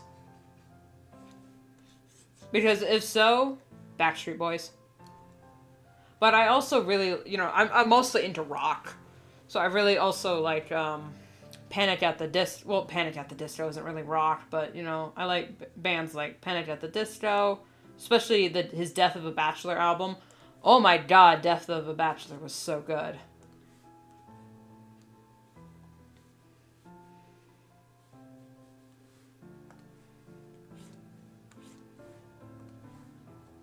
But I also really like bands like Ascension and Wake Me.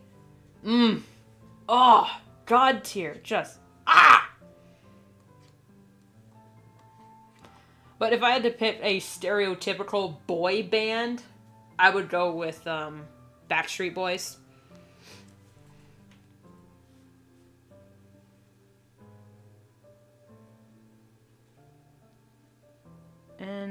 NSYNC. I've never heard. I'm not familiar with NSYNC.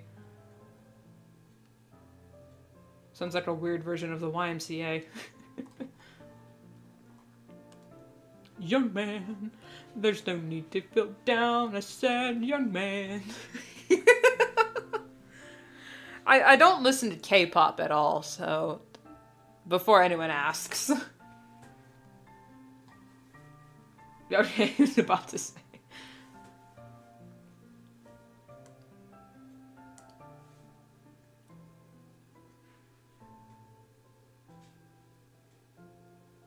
Oh, Sync. Okay. Yeah, I don't think I've heard of that. Heard of them.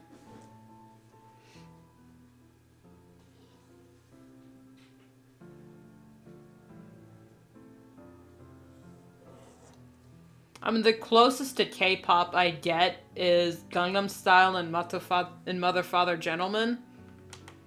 But that's not really K-pop.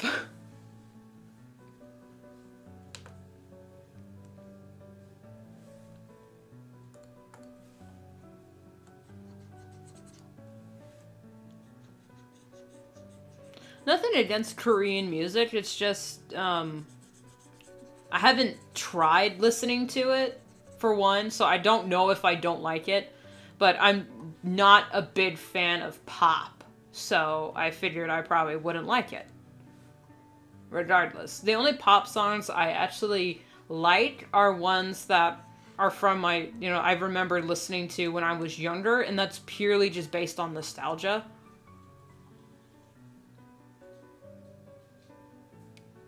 They're one of the classic boy bands. Again, I don't think I've heard them. I wasn't really into boy bands growing up. I was more into rock and independent. Still am.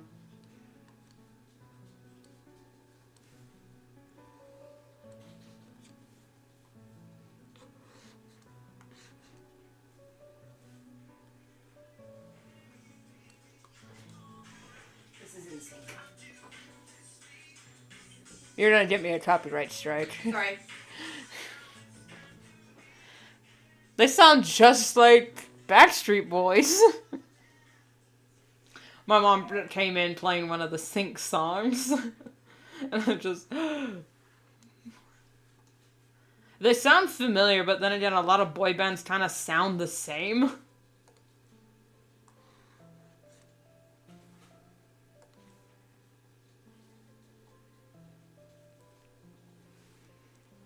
My two favorite rock bands are Hailstorm and Metallica. Just absolute god tier music. But I also really like Nirvana. So I'm not against Nirvana. Or any of them. I also like Journey. A lot of classic rock. Mostly because my parents are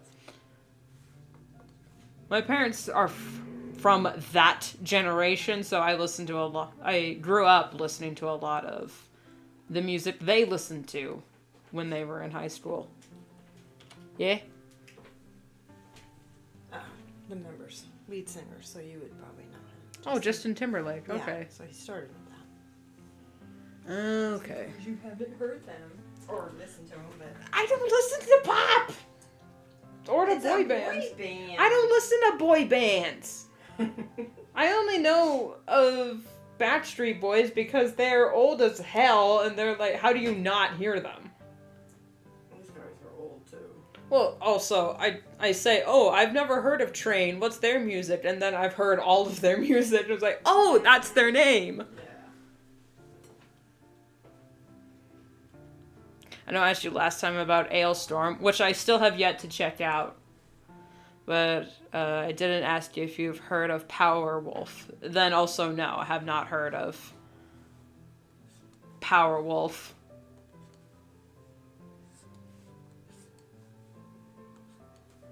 Okay, I'm glad you could tell that that was my mom talking and not me, because apparently over the phone, we sound so alike according to other people.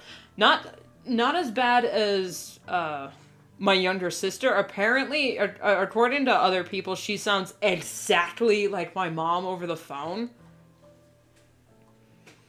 And a lot of people, I would pick up and answer, like, someone would call my mom, and I'd pick up and answer for them. And I'd say, hello, this is Rune, not using my real name. And they'd be like, hi, mom's name. Mom's name. I go, okay. Either you just weren't listening, or I just sound just like her.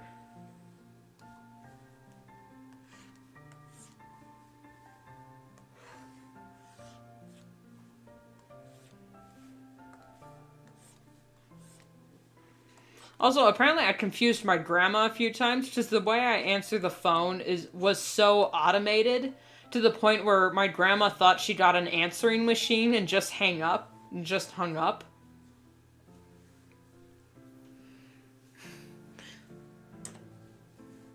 So that was funny.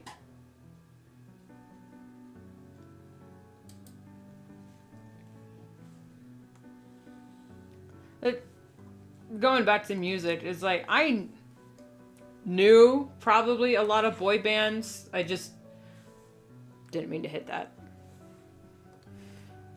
I probably know some sync music. I just don't realize it's them, because all the songs I would hear were from, like, I would overhear from my classmates playing their music, or it would just be playing at the school gym while we exercised.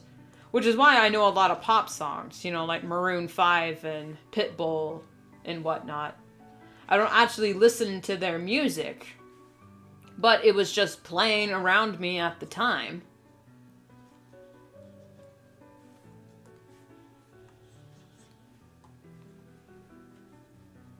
So when I say, oh, I don't know them, it's mostly because I've probably heard their music, but I don't realize it was them that I was listening to.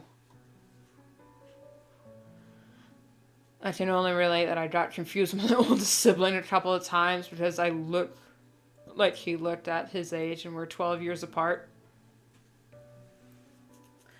Honestly, I don't think I personally look like any one of my family members. But on my dad's side, at my grandma's funeral, everyone said I looked like her when she was younger, but I didn't see it. And I think it was just because everyone was grief-stricken, and I vaguely looked like maybe one of her younger pictures. But I mean, genetics, so of course we're gonna look similar. But I mean, I saw younger photos of her, and I don't think I look like her at all. So when I had no beard and shorter hair, one of his old friends said he didn't see me in a while, came up, passing by to greet me, and I had no idea who that guy was. It's funny, I had a problem where a lot of people would look at me and think I was a lot older than I actually was. Was because, oh, it's because you carry yourself like an adult and whatnot. So like, I was barely high school when people thought I was in college. Or at least an adult because of the way I look, I guess. And at first I was like, oh, that just means I act so mature for my age and whatnot. Now I'm looking back at it, I'm going, like, ugh, did I look that dead inside to be a college kid? Now I take it as an insult anytime they say, oh, this kid looks older and so mature for their age. It's like, hey, acting mature for your age just means you have trauma and don't know how to act like a child. Also, looking older, or, oh, you look so mature like an adult. It's like, do I look like I have a mortgage to pay for? Because if so, being a child and looking like you have 3 mortgages, oh, God bless that child because they need help.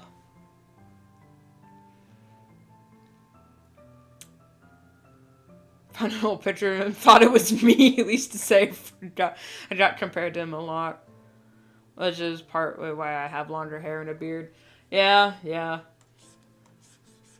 My sister and I we don't act the same, but like, even our parents would get us confused. It's like, okay, I don't remember if I told you or your sibling. It's like, it was actually me.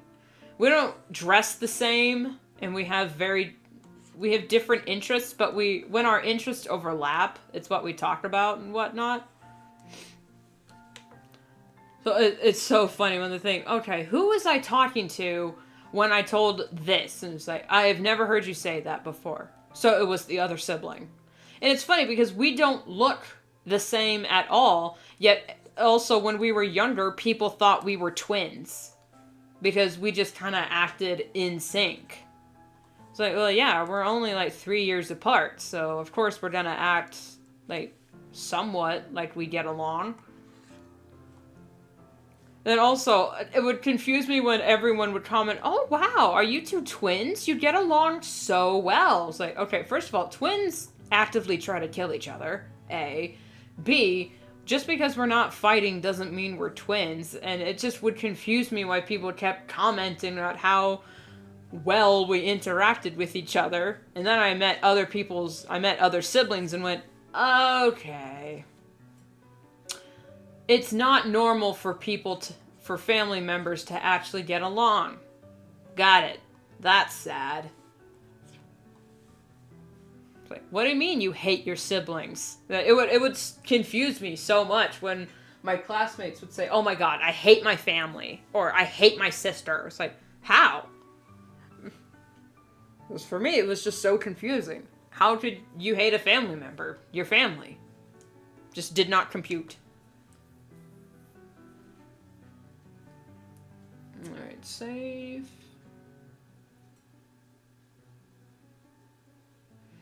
Please don't crash on me. Okay. At least you can connect with your sibling. I have 2 and I'm the younger. Them both by 9 and 12 years respectively. That's just to say it's not easy. There's grounds to connect with them. Yeah, I also have 2 older siblings and we got like a 10-year age gap. But that's because, we have different dads. Even the computer couldn't compute that.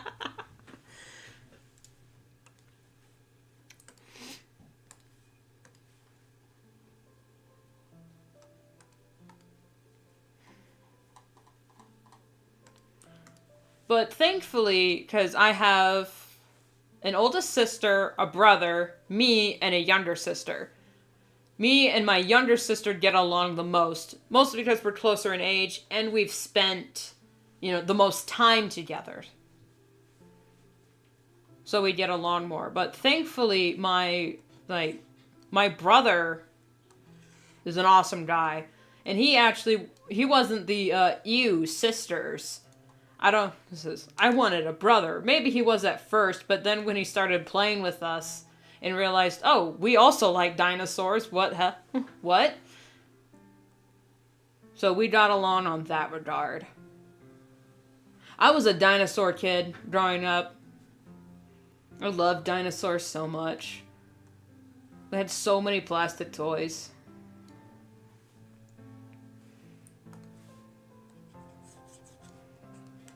It's funny, my dad would complain about stepping on our dinosaur toys in the middle of the night and saying it hurt like hell. And he says, why do you guys have all these toys around? And I said, I didn't say it, but looking back at it now, I was like, if you didn't want us to have those toys, why'd you buy them for us? Or at the least, why'd you let us have them? So, pro tip from someone who doesn't have kids. If you don't want your kids playing with something, or if you don't want to step on it, don't give it to your kids. There. If you don't want to step on it in the middle of the night, don't give it to your kids as a toy.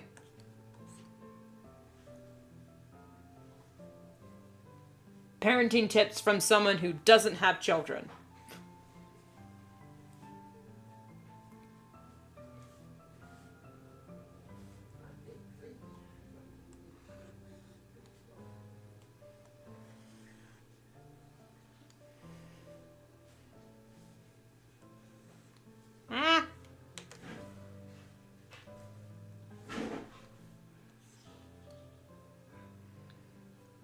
I see my cases where we're fully related, but as I said before, I feel adopted. Yeah. That's the neurodivergency talking. And generational differences.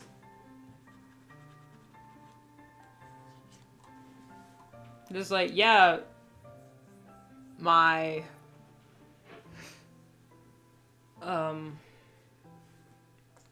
parents and we live in the same house, and we're living in the same time, but we also come from different times, so our perspectives on things are wildly different.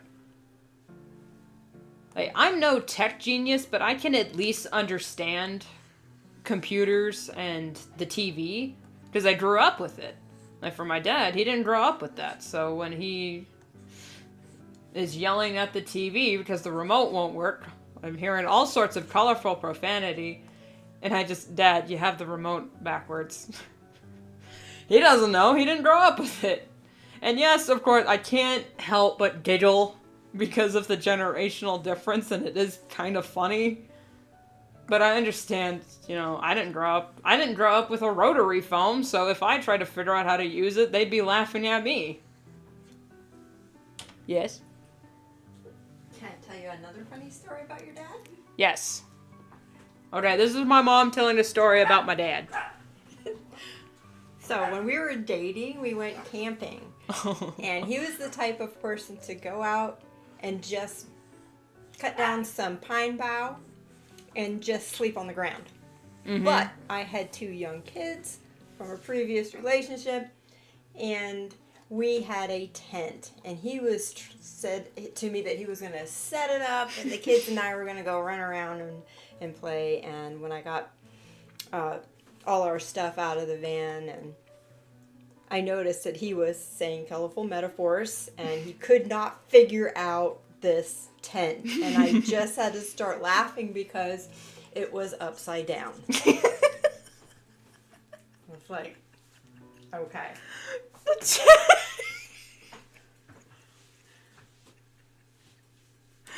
Alright. I think I remember you telling me that story a long time ago, but it's just... Yeah. There you go. I mean, if you're used to doing one thing and then you've got some type of tool or technology. Yeah. Or it's supposed to make life easier. Yes, when we turned it back upside down with the tarp to the ground and popped that sucker right up, we were dry and warm. So. Yeah, Phoenix, to be fair, tents are confusing. Well, it's like when we were trying to put the cement mixer together, reading all the directions. It took me, Tab, and Dad 3 days to put the damn thing together because we were just, what is this? It wasn't, because here's the thing for the cement mixer, it was written instructions with a key. It was like, use facet A to attach to facet B. No visuals. It had visuals in the back with the key point. It said facet A with a line pointing to the part of the diagram. I'm sitting there like, how in the fuck is anyone supposed to build anything? It wasn't like Lego, where they said, here are all the parts you need and the numbers, and it just showed the pictures of you putting it together. If we had gotten a Lego cement mixer, we'd have gotten it together in 5 minutes. But no, apparently, they had written paragraph instructions, so Tab and I were reading the damn thing, and Dad was sitting there like, so what part am I using? And I'm just, I don't know! We had to take it apart like 3 times so we put the wrong piece on the backwards or something, because it didn't say. Or we were running, it was like, where is this piece? Because we were thinking like, did it not come with it? Are we missing a piece? Did we get a... I had this out for reference. Okay. Your K-bar. Yeah. So anyway, yeah, that was... So if anyone wants to become a manual writer, Legos. they need to put the item together. Following their own instructions. Exactly. Which was like a writing prompt, write the instructions on how to make a peanut butter and jelly sandwich. Mm-hmm. It's actually kind of hard to write instructions that people understand. Especially if you're writing directions to somewhere and say, all right, take 2 steps forward. I was trying to because we did that. We went to somewhere and had to write down the instructions on how we went it. So when I handed it off to someone else, they were so lost. I had to hand mine off to Dylan. And I said, take 2 steps forward. His steps were much bigger than mine. Mm-hmm. So he was sitting like, where the hell am I going? What are you talking about? 3 steps forward, right facing, about face. What the hell is this? And I'm just turn around. It's Dylan. There's a But also, the reason why we got along but also didn't get along is because we acted like siblings. True. He was basically if Judah was my age. and we were acting together because we were both like smart, and we had like that competitive part of our relationship. Yeah. Competitive is right. But also we got along pretty well. Yeah, it's so much easier to show than to say. This is why in writing they say show don't tell, because if you just tell someone, it's not gonna click with them, especially when you take into consideration what kind of learner people are. Like, while yes, I am an auditory learner, if you just tell me how to do something, it's not gonna click as well as if you show me. But like, show me how to do something, but also tell me what you're doing and why you're doing it. I do kind of need that sort of verbal communication when I'm trying to learn something. Which is probably, I remember things more if you put it to song or to rhyme. But then rhyming is just so much easier to remember anyway. And songs, that comes from the auditory aspect. So I didn't learn any math in school. All my multiplication I learned from Schoolhouse Rock. Which is a, how to explain Schoolhouse Rock? They're kind of just like a musical animations aimed at teaching children all sorts of things. They had ones for math, for grammar, English, parts of sentences, history, and government.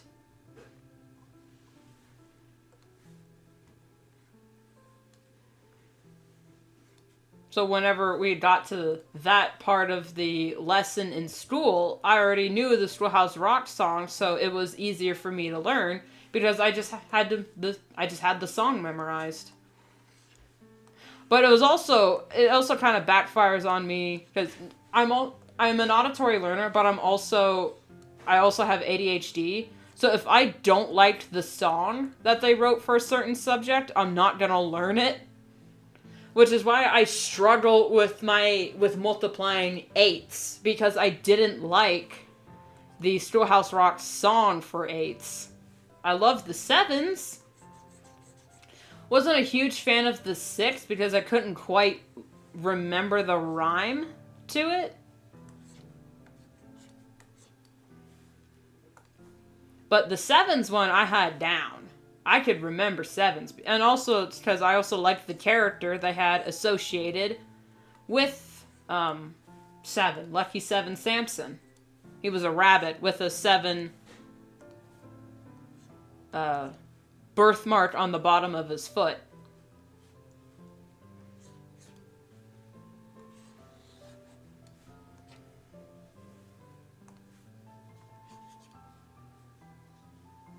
It was a pleasure attending this class.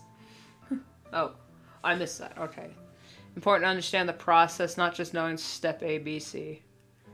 For example, the reason I love history is because I had an awesome teacher who didn't tell us to write much down. He just had a vibe of telling us stories while having a beer. Yeah. Yeah, like one of my history teachers, I'll call him Mr. A. He had trouble remembering dates. And he said, remembering dates is only technically important. As long as you remember what happened and like it happened before and after certain things, like as long as you remember the timeline, like as long as you remember that the Reconstruction era happened after the Revolutionary War, then you're fine. But he said he only emphasized remembering specific dates for like tests and stuff.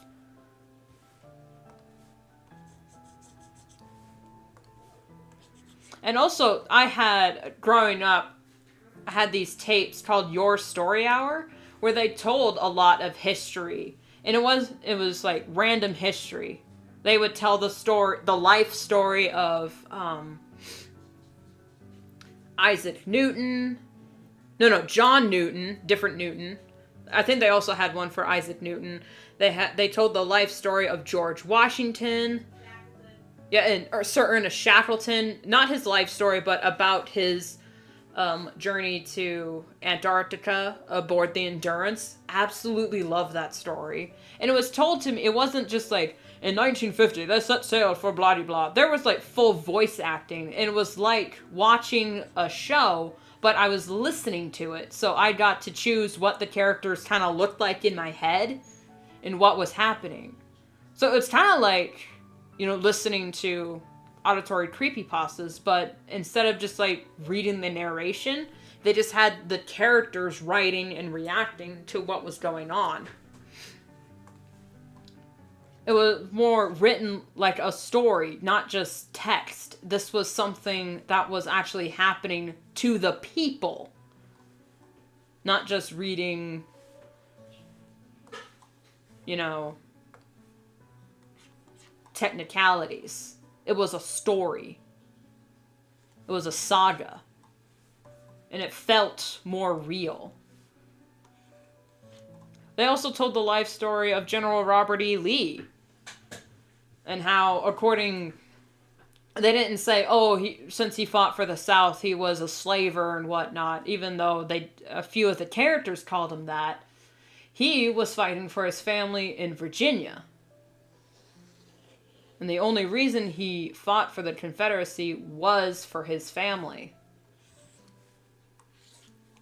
So they made each of the characters, and each of the people, I should say, not characters, each of the people that they were representing with their history, they made them feel like real people. Not just old, dead guys that we would look at in history textbooks. They felt more real. Because they were real. They told the life story of Sojourner Truth. You know, a pillar in American history. This, I remember when he evaluated me verbally, I guess one would say, this was on World War I, and I retold the specific details very similar to how he said it in class. He looked at me and, with a pleasantly surprised look, and told me, you actually paid attention in my class. Yeah.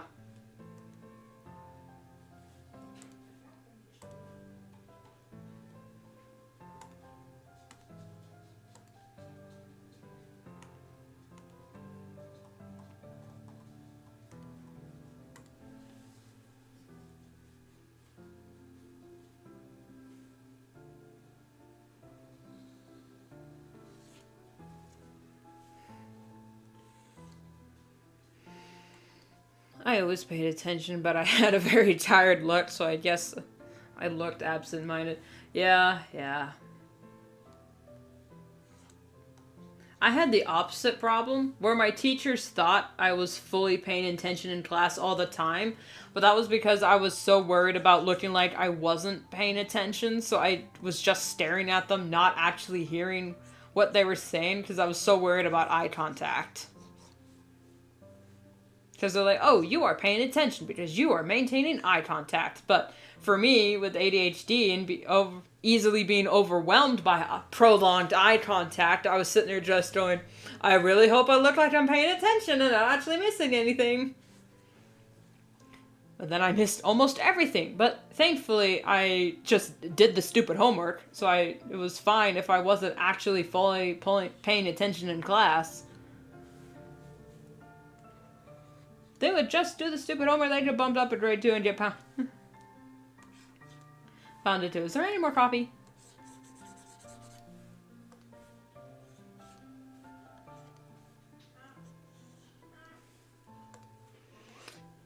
It was so funny. We were given Chromebooks to write our essays.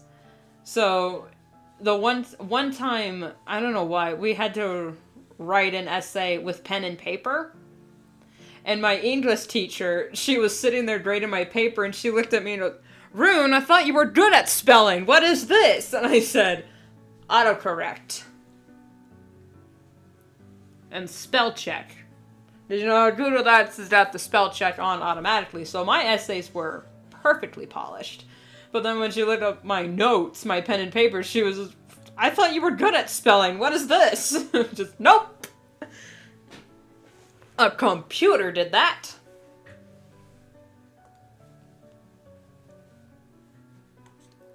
It's also funny enough, some of my teachers were like obsessed with us taking notes in class, and they're like, "Oh yes, a good student always takes notes."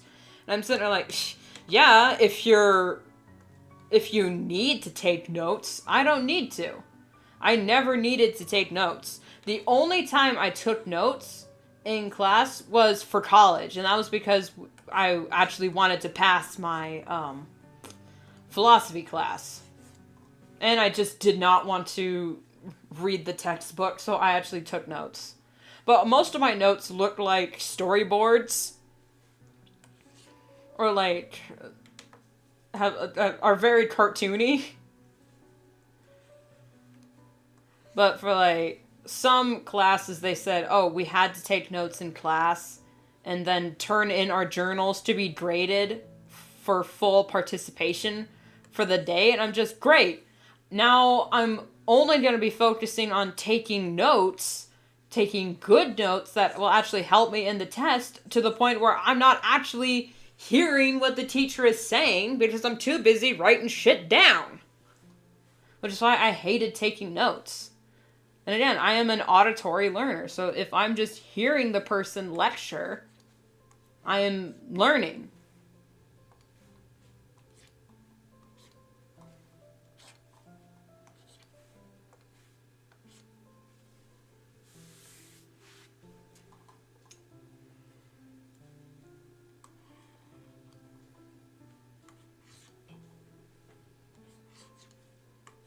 One of my classes, it was like chemistry or something, and we had to take notes for chemistry. I get it was, studying a lot of chemical compounds and whatnot. So it was like my sophomore year, and by then I was so done with notes. I hated taking notes. They didn't help me. So I thought, you know what? I'm gonna take the bare minimum notes in class.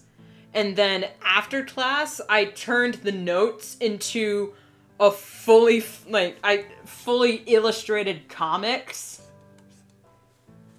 on the side, and had little reoccurring characters where like one was actually participating in the experiment, where like if we were talking about lab safety, I would actually have one character that was doing the lab safety and another character that was just making jokes and puns the whole time. And it was really funny. I thought it was funny anyway. So that's how I remembered more of my notes. I turned it into like a little cartoon. Yeah, I hated taking notes because a lot of people also have different rhythms of taking notes, writing by hand. I struggled catching up with rows and rows of text and understanding none of it. Yeah. I really wish in our English class they taught us how to write shorthand. Because then that would have helped me so much in class. I would write in shorthand, and then if we had to turn in our notes, then I would like expand upon the shorthand I took so I could pay attention in class, but I'll just like quickly jot down some shorthand. Because shorthand, if you don't understand shorthand, it looks like gibberish. But if you do understand it, it's like, oh, you can fit a whole book on a napkin. Basically.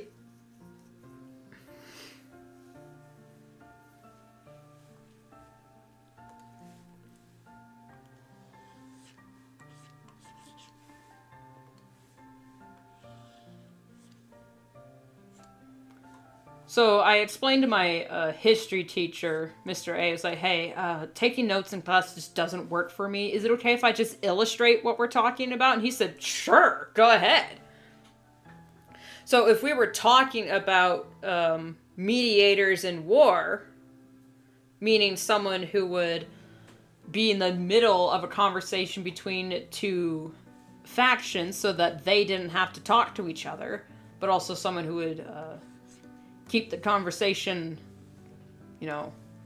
on topic and whatnot, I illustrated what that was, especially with what we were talking about. Like, I drew the different soldiers, and they were... I drew, like, America in the middle, and they were mediating between, like, Japan and Russia or something like that, and I drew, like, them standing right in front of each other, and I had them back to back, and I had the Japanese guy tell Russia that we are not... that I will not be attending his birthday party on Saturday. And she was like, well, you can tell Japan. And they're like back to back. And America's just in the middle going, oh my god. So yeah, that was it. If you turn it into comedy, then people have a better chance of remembering. But then again, I was also, that kind of backfired. Because then I got too concerned with writing in some sort of joke or physical gag or wordplay that I kind of missed some of the points and totally forgot to remember the dates and whatnot of things when things would happen. It's just, oh god, oops.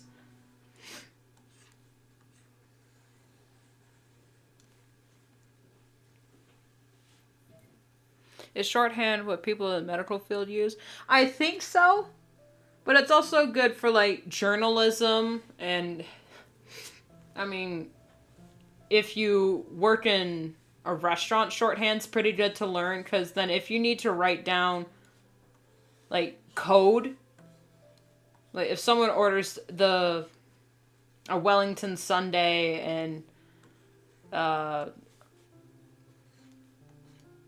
with a cake and whatnot, you wouldn't write down full Wellington. No, you would have an abbreviation for it. Or if I owned a restaurant, I would have certain code numbers and a chart for like each item, which is probably why in fast food you just say, I'll have a number 6 instead of saying I'll have the full, saying out the full name. They just type down number 6.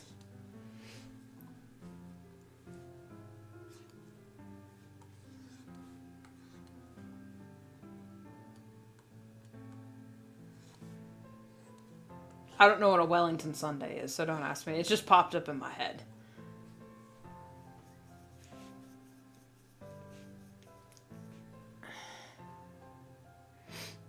It's easy to remember the main idea. Yeah, which is why I actually learned a lot of my history, especially for like World War II and cultures and whatnot, from Hitalia. Now, Hitalia is not the best place to learn your history, but it's where I remembered my history more because it was entertaining and funny.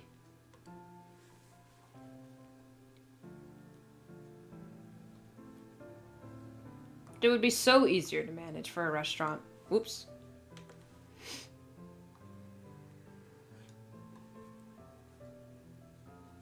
I'm gonna have to switch out the coffee and start drinking water. I'm running low on coffee.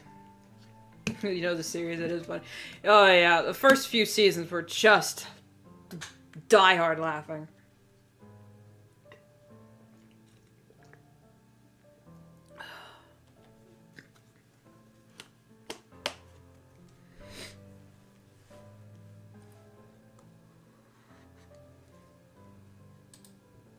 Okay, we good.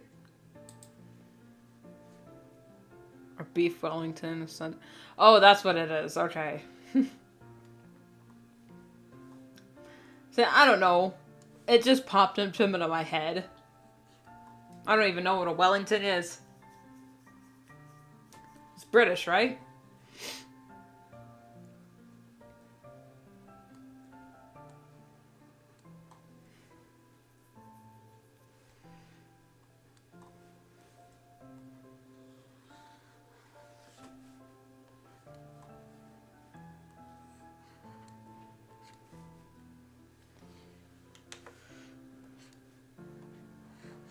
I would never want to run a restaurant because I've seen kitchen nightmares. It is an actual nightmare to run a restaurant, successfully. But if I had to run a restaurant, it would definitely be a kosher. Because, Jewish. And I would have a senior menu where it's like basically all the same things on the regular menu, but I would half the portions and limit the seasoning. Because, like, someone like my grandma and some other people I know, they're like, ooh, wow, this food is really spicy. And they literally just used black pepper. It's like, oh, what? Really? Garlic and turmeric are too spicy for you? Yeah, okay, I guess. So then I would call it, the senior menu would be the same thing as the main menu, but the portions would be in half because of their slower metabolism. And it would be sadly less seasoned.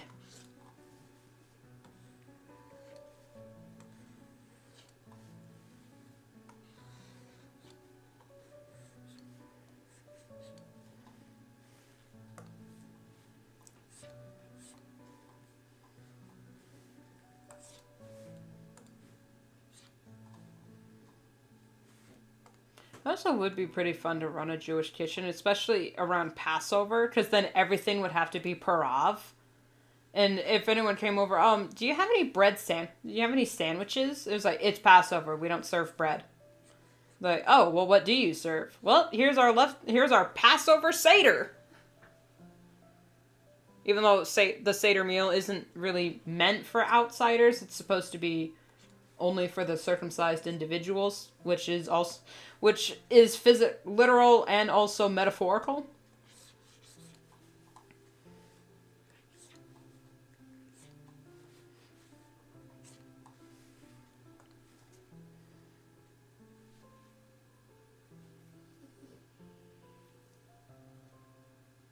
Oh, that's what the Wellington is. Okay.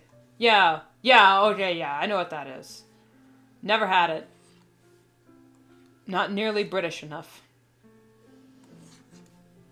Or English. I don't know. How do you want to say it? My family's heritage might be mostly Irish and English and German, but my goodness, I cannot do German food. Not only does it have absolutely no seasoning, I absolutely hate sauerkraut and sausage. I just don't like it. That's where all their seasoning goes, in the sauce, in the wurst. I hate sauerkraut.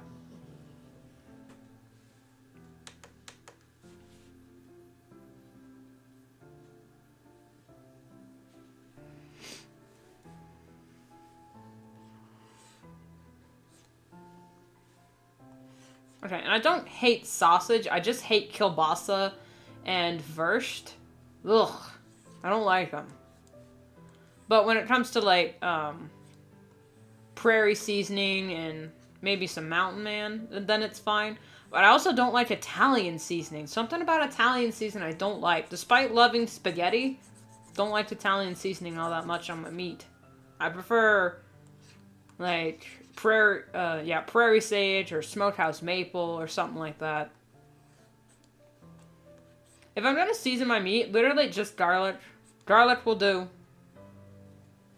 Garlic, cayenne pepper. I like curry. I love curry.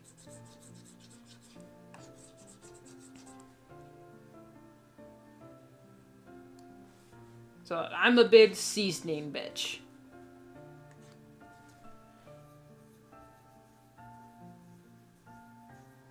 Half German, half French, so the cuisine is interesting. That is quite a combination.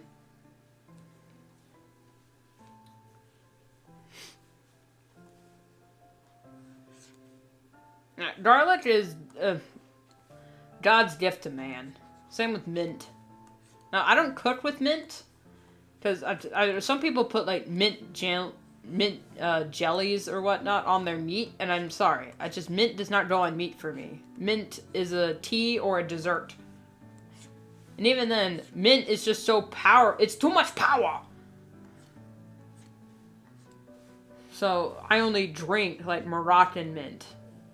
Because it's the most soothing. But, like, mint ice cream, mint chocolate, mint gum. Love it. But in portions. Yeah, potent. Have you tried cooking with mint extract? Be careful with mint extract. You will kill somebody if you're not careful with that shit. Like, if it says, like, a teaspoon of mint extract, you've read the recipe wrong, because a teaspoon is too much. And measure it out by the gram.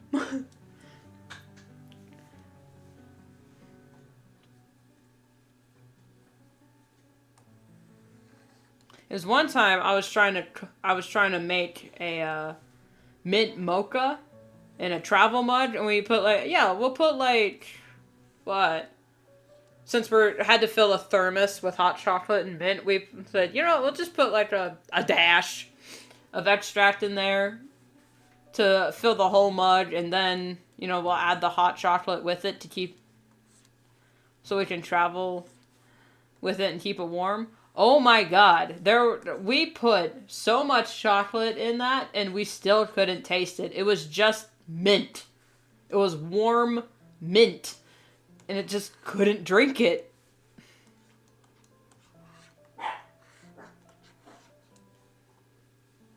So yeah, be careful with that stuff.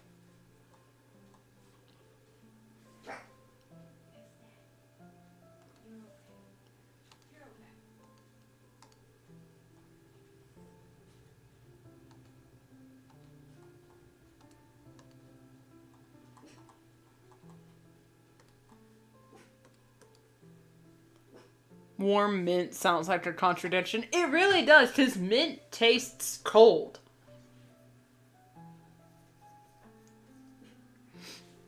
But, when you have warm mint water, it just feels weird. But Moroccan tea, mint Moroccan tea is so good, especially when it's warm, because then it's all... Because you think, warm mint, that just sounds weird, but Moroccan mint, warm, it is so soothing. It is supposed to soothe your stomach. And my nose is so itchy, I don't know what the issue is. I can't breathe. We have surpassed 6 hours. Lord Almighty. My goodness. I said we're not stopping. We are not stopping. Until this is done. Colored and rendered. I also thought about doing the live streaming, also me programming in the new sprites, just to show you guys how simple it is. But also to show you what I mean when I say it's tedious. You guys have seen. We're pushing 6 hours and we're just still doing the line art. Never mind the coloring. Now why, oh why, in my redesign of Rune, did I add gradients to her clothes? Why, oh why did I do that? So for the chibi, we will be skipping all the gradients. And in fact, I think we will be avoiding them as much as possible. My stomach is growling. I don't think I had lunch today.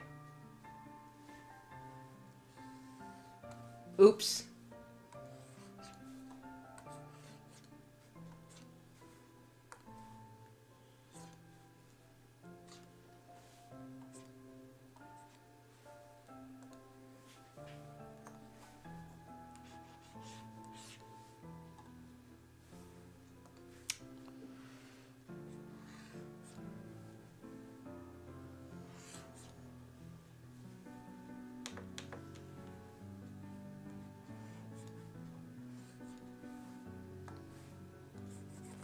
We power through. Like I said at the beginning of stream, guys, F it, we ball is going to be, has to be our motto for this year and for this channel. And I think if I had to make a F it we ball. I think I would pronounce it BAWL, like the crying ball.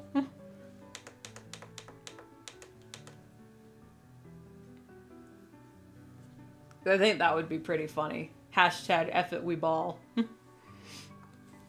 Because we're gonna do this, but we're gonna cry about it the whole way. Because I don't play sports.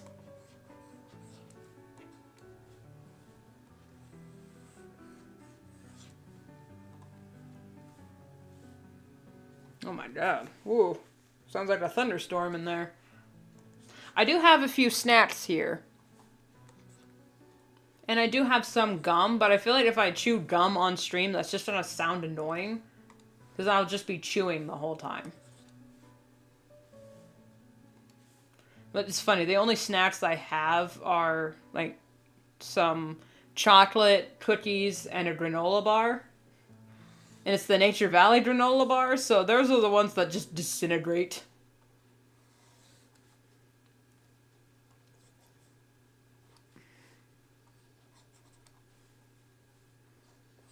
Can't stop, won't stop. So you gotta take a break you need at some point. Yeah, I know. I've had whole lunch breaks on stream before. Like, I packed, like, a full sandwich lunch.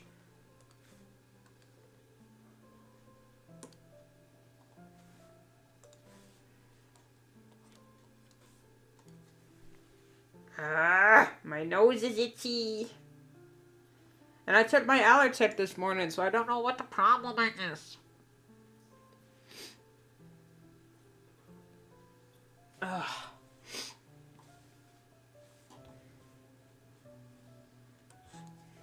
Oh well.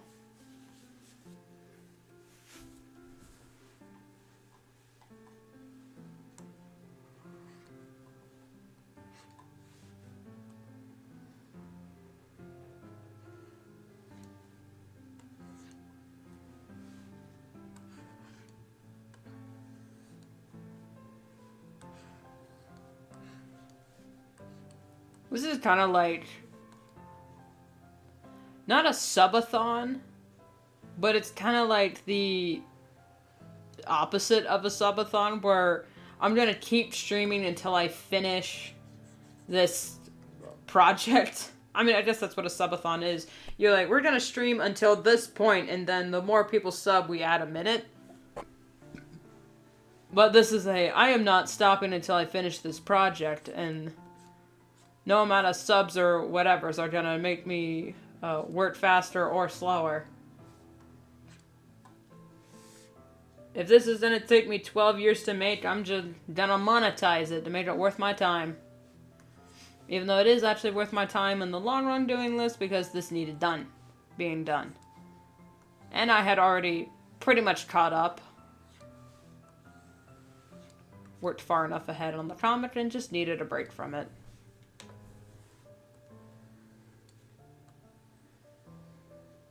Join in my suffering.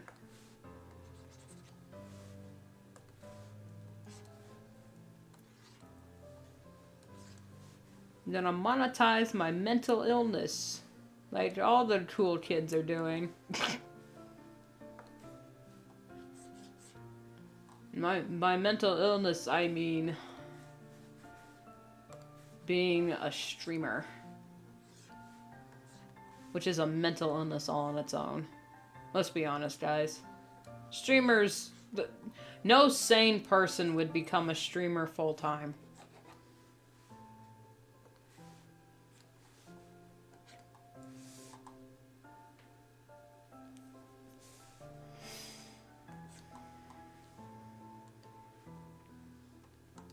It's kind of funny. I'm working long hours to get this, Sprite going, but at the same time, this whole stream, I have not only used 3 buttons, but I have not used the rest of my pantheon of sprites because I just forgot to hit the buttons. Like when I got excited about the thought of a Helpy plushie, or when I was ranting for God knows what, because I forgot what we were even talking about the past few hours.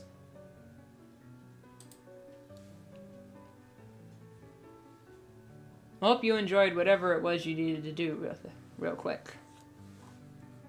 That's wrong.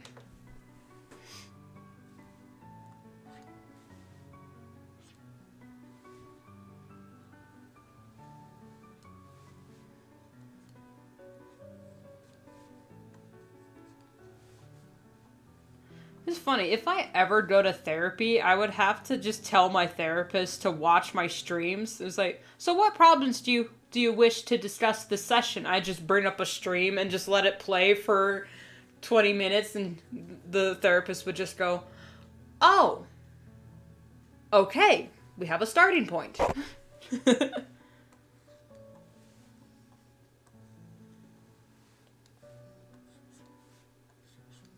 Man, I really hope YouTube doesn't care about all the stuff I was talking about earlier, because it would be so unfortunate if this stream got demonetized because of what we were talking about earlier with Fazbear Frights. Because, my goodness, that would suck! Have an 8-hour plus stream be demonetized because I was talking about Five Nights at Freddy's in an unapologetic way. It was like, hey, these books were written for children. If you don't like it, YouTube, take it up with Scholastic, because they published it.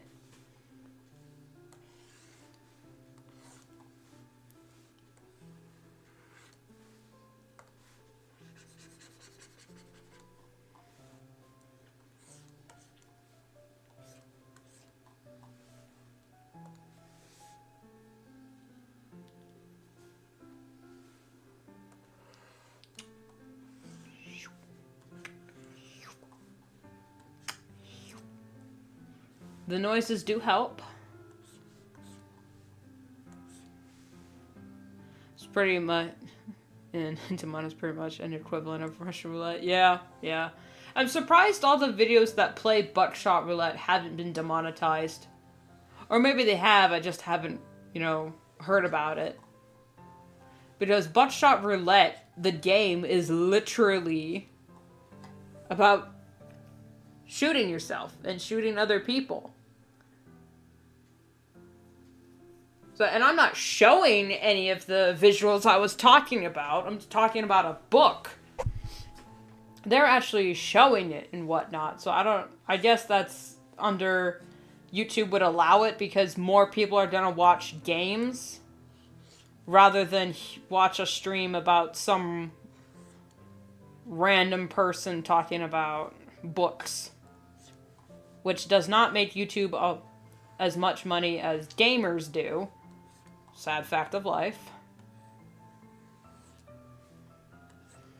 So they're going to be more lenient towards their gamers than they are their randos.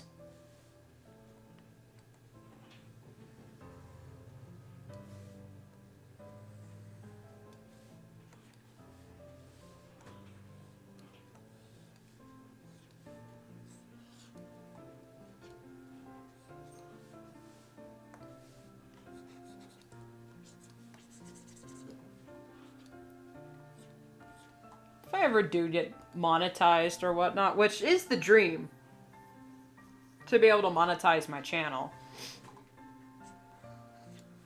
The way I talked so flippantly and casually about all aspects of mental health would probably get me in trouble with YouTube's TOS.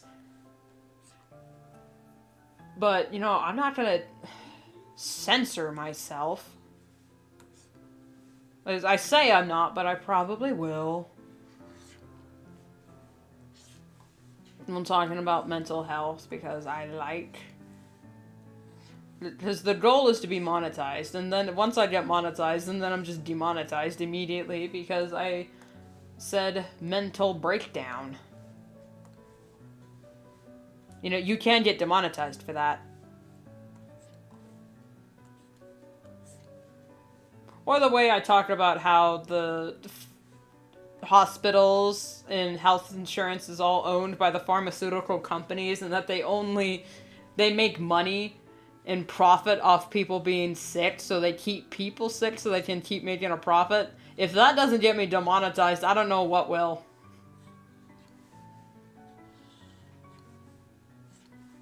That is conspiracy. But then again, half the shit on YouTube that they fully monetize, some of it being borderline porn, I think I'm fine.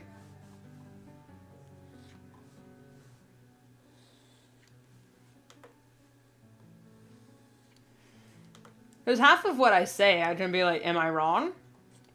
Do you deny the fact that this happens? No. You really can't. And if you can, you're just being delusional. Wake up, America. God. The most political I would get on this channel is saying that the government typically does not give a damn about its people. They only care about lining their pockets. And that's any side. That's a known fact, really. So it's like, who's surprised here? To be a conspiracy, it ain't too far-fetched.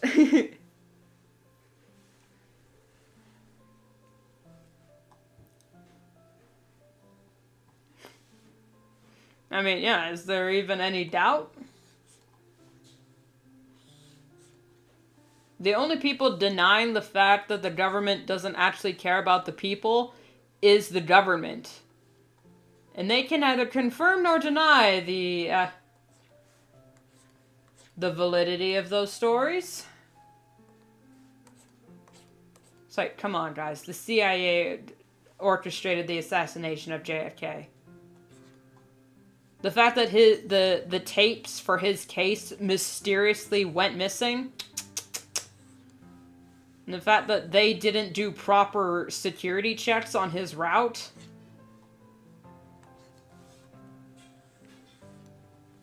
How else did he get the gun?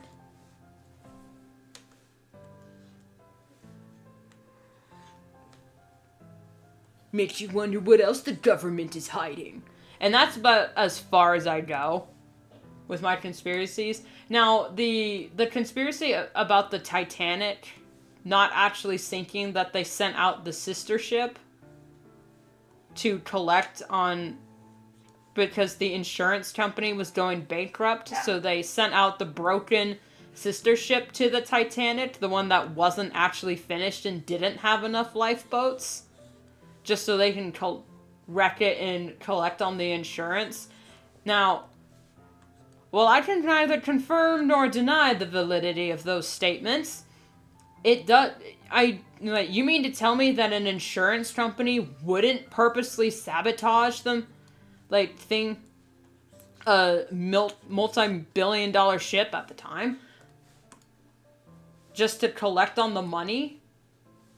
You honestly mean to tell me an insurance company wouldn't do that? Come on. What planet are you from? And the bitch of it is, that insurance company that the Titanic was sailing under went bankrupt anyway. It only saved them for a few years.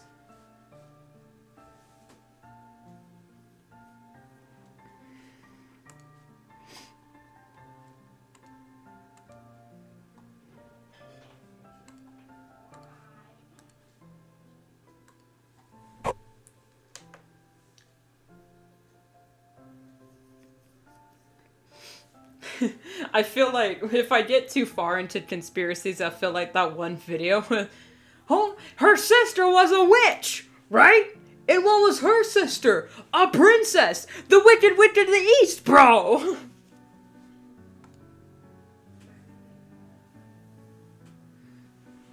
You gonna look me and tell me that I'm wrong? Am I wrong? She wore a crown and came down in a bubble, dog! Grow up!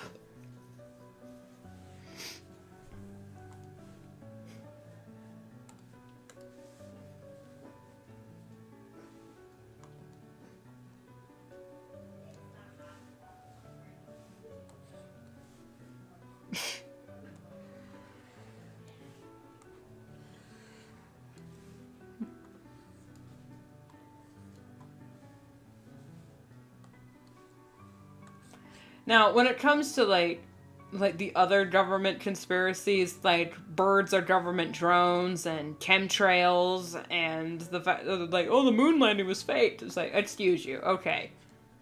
I know for sure government drones, birds are not government drones because I live in an area with a lot of birds and cats, right? So I see bird corpses around all the time. Ain't no mechanism in there. I also raise chickens. Those ain't government drones.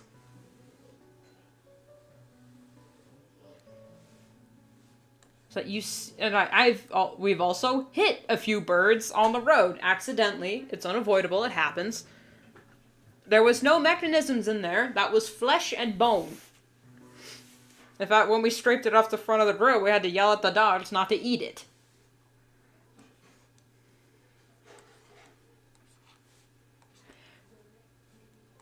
Now, the only, like, moon landing conspiracy I actually liked was a horror film that came out years ago called Apollo 18. Oh my god, it was terrifying. And it was supposed to be like, there was a secret manned mission to the moon, and they were, the astronauts were sent up there to set up these broadcasts, and in those broadcasts and collecting moon rocks, they were actually picking up alien species that disguised themselves as rocks and could infect people and drove them insane while they incubated in the astronauts' blood. It was horrifying. And also, the movie was filmed as a bunch of, like, camera feeds and video logs done by the astronauts. So it was kind of like analog horror. Or, like, found footage. So it was really cool. Same with the movie Troll Hunter. That one was filmed, like, found footage. And I absolutely love that movie.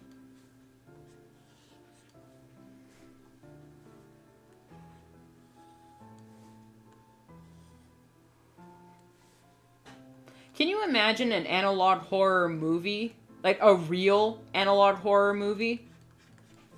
That starts out as a regular film, but then acts like the tape or the video feed is being interrupted? If you're so sleepy, Diva, go to bed.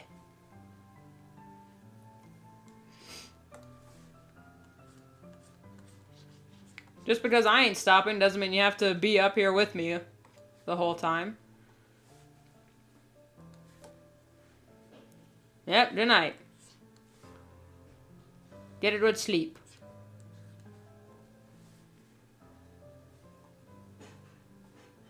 Like, can you imagine, like, having, like, Universal Studios, the symbol going by, and then, like, the feed bubbling. And then, looked like someone has, like, spliced the film reels back and forth. Now, they would have to give out an epilepsy warning prior, because all the flashing lights and the cutting back and forth would activate a lot of people's epilepsy. Okay, good night to you too, Phoenix. I'm gonna keep going.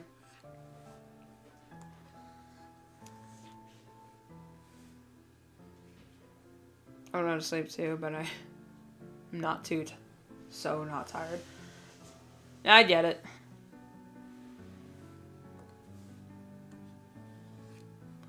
Oh, you ain't? Alright.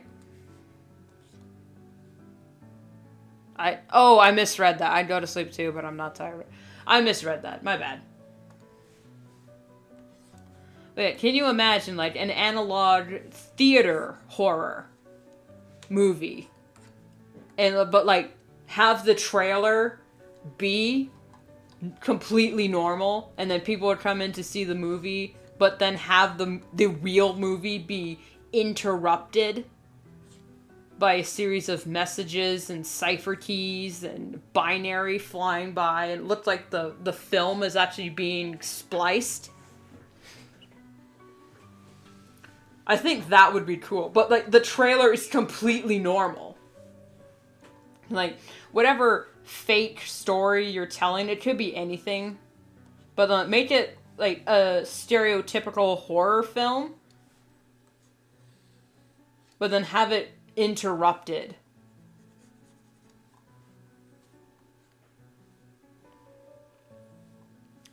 Ooh, now, since they're in the theater, how would you make it in ARG? That would actually be really hard to do. Unless it was, like, a live feed interruption to where it could, like, the camera could cut to, like, a live feed of the actual theater. And then have, like, each person slowly be replaced by, like, a shadow clone or a doppelganger. But that would be really hard to do. And especially since, like, the theater experience then would have to be translated to a, to DVD for home release. But I think if they just use like, a generic footage of a movie theater, it would still freak people out.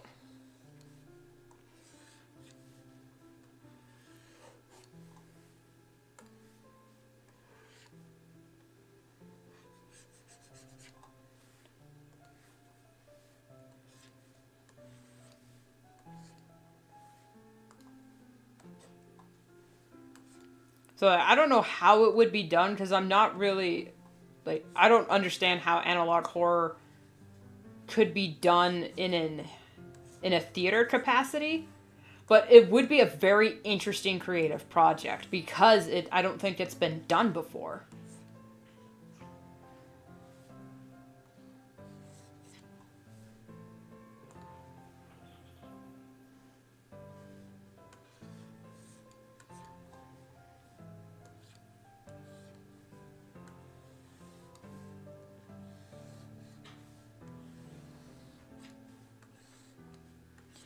One way to maybe get this theater analog horror thing going is have regional releases.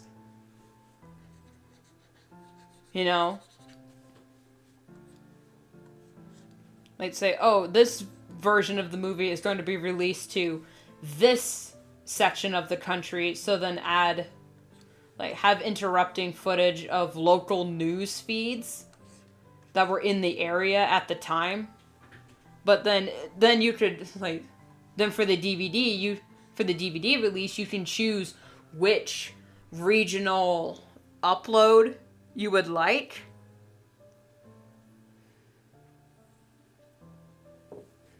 Hey, already-ish. Yeah, this stream is gonna be a long one. So I said we weren't stopping until I was done. We're not stopping. Anyway, now I'm gonna be thinking about this. Damn it. You got me. This got me going.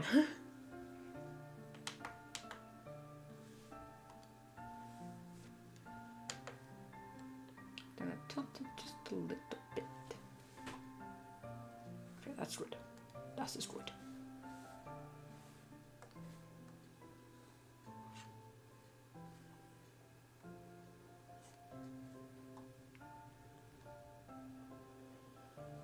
Having this, yeah, the generic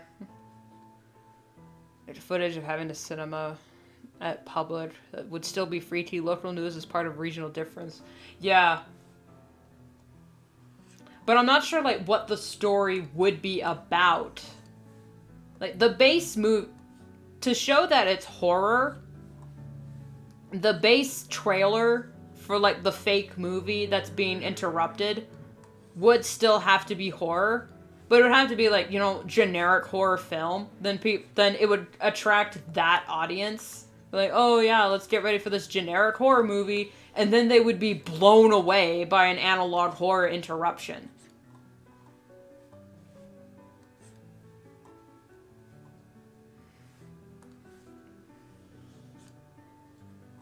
One really scary aspect of it is, like, some people download the theater app and, like, use the app to buy tickets. So then if the like if the person uses the app on their phone to purchase tickets for the film and like has like the theater app up on their phone while they're watching the movie, I think it would be cool. It was like, oh, they purchased tickets to this movie at this time. So then while they're watching in real time, like based on like when the theater set's supposed to like, but that would, here's what I was thinking. It would be cool if the person going has the theater app on their phone and they purchase the tickets, then knowing that they had the movie tickets at this time, then like on certain parts of the movie broadcast, it would send messages to the person's phone. And like really cryptic messages and whatnot. But that would kind of rely on the fact of the theater company actually airing the movies on time. And half the time they don't even do that. A lot of the movies I've seen have been late or too early. Or like they started playing it early because it was, you know, one of those days.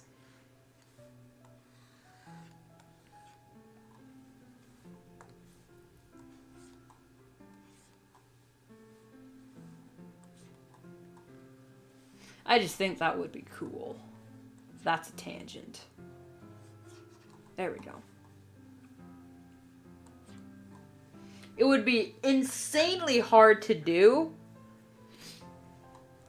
And like the messages would like call out people who have their phone, who use their phone in the middle of the theater. So it would be like messaging them. It'd be like send them weird pictures of eyes on inside a screen or something. Hello, I'm gonna try and pronounce your username. Vitam Morton? Is it okay if I just call you Mortem? We're talking about how a theater could possibly do an analog horror movie. But, like, not tell anybody that the movie's an analog horror and it's, like, a fake movie's being interrupted. A local festival movie. Okay, yeah, that would be pretty cool. It's better if you call me Vita. Okay, I'll keep that in mind. You know, while I'm working on this random shit, we're just talking about how I thought it would be cool, since, you know, found footage movies are so fun, and analog horror is terrifying. Why not, has it been done before, to make an analog horror theater release? You know, theater experience.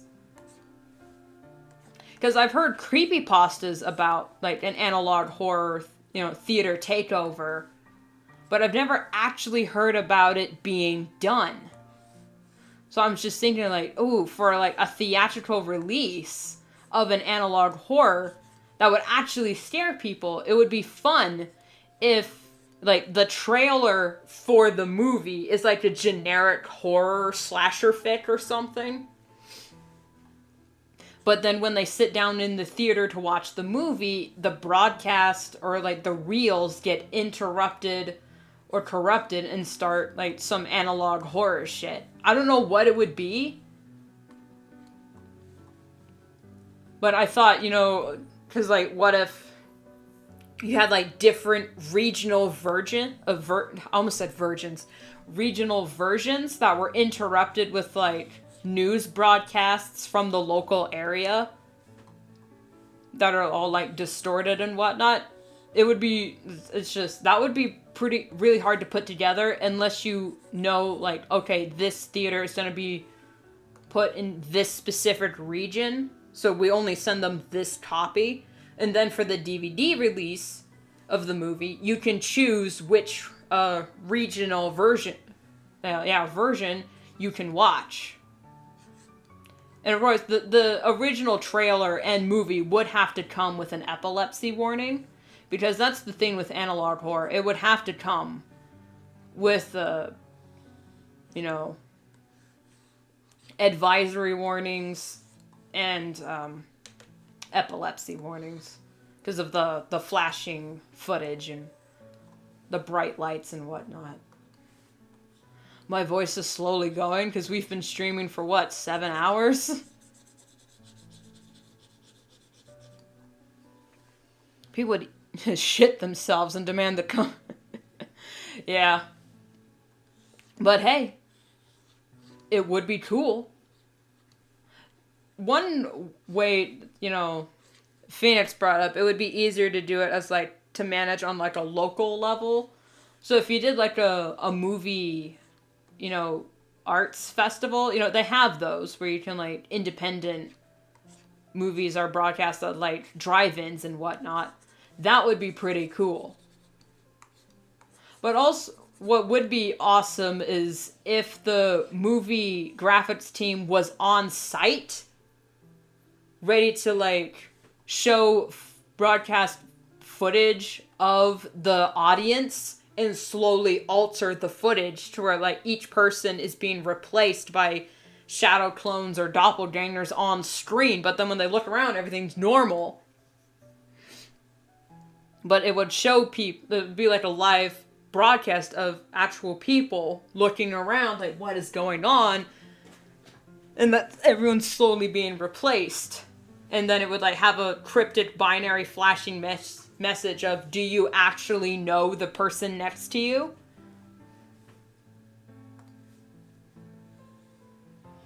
So anyway, that'd be really hard to put together, but it would be quite terrifying.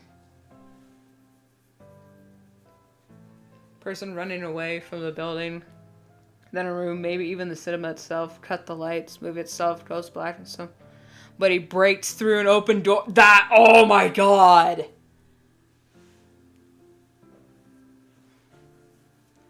So how come you've been here for 7 hours? Lol, is your hand okay? Well, I said I wasn't gonna stop until I finished doing all the sprites for my PNG. So we ain't stopping. My hand is fine. I am taking breaks. And I'm drawing with my arm, not my wrist.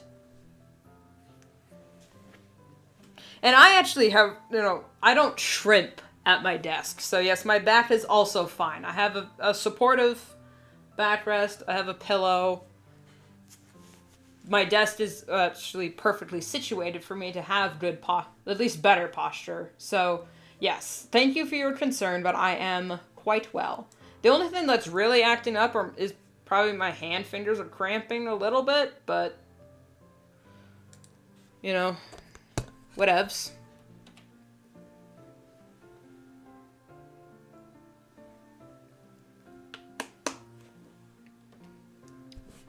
Yep, and then, like, the loud cuts of, like, extremely loud footage.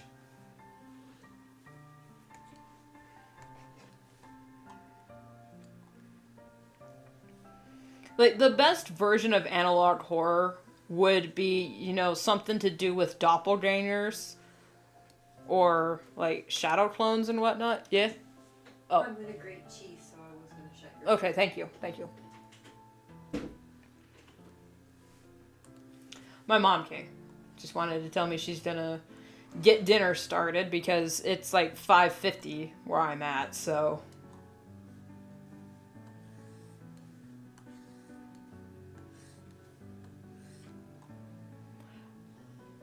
By the way, what are your pronouns? I am she, her.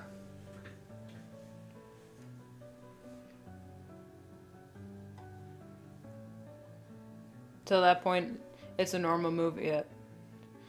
At first, maybe 1 or 2 moments of foreshadowing of the footage breaking and being glitchy, but at the moment the lights cut, then the door opens, and that's when the real movie starts. Oh yeah. Okay, didn't want to assume. It's fine, Vita. Vita? You said Vita, right? Yeah. Is it Vita or Vita? Because again, I don't want to assume either.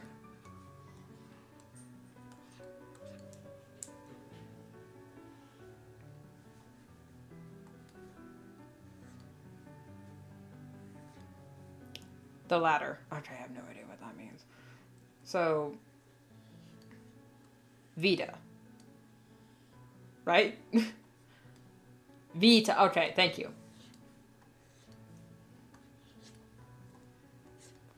Okay, speaking of analog horror, how awesome would it be to have a Jurassic Park analog horror movie? Or just Jurassic Park analog horror. Because I thought it wouldn't work, but then I've seen a few people doing edits of like training tapes or park security cam footage, and it is absolutely terrifying. I think Jurassic Park should return to its roots and become a horror franchise, because the book was supposed to be scary too. So if you like think like analog Jurassic Park analog horror, that would be absolutely terrifying, and it would be cool because it would show like the actually scary side of the park, and they can get into the like scary lore of hybrids and whatnot. Would be amazing. Yeah. I've seen examples of it.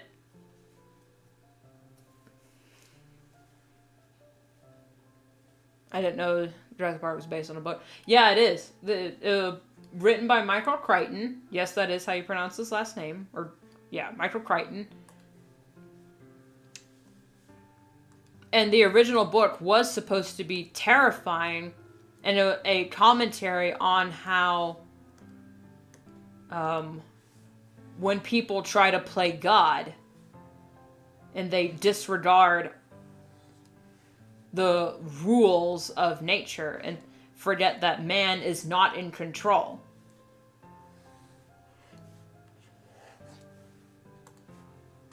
That was the point of the book. And the original, like, in the book version of John Hammond, was a pretentious rich asshole that did not care about his grandchildren at all. He only cared about himself.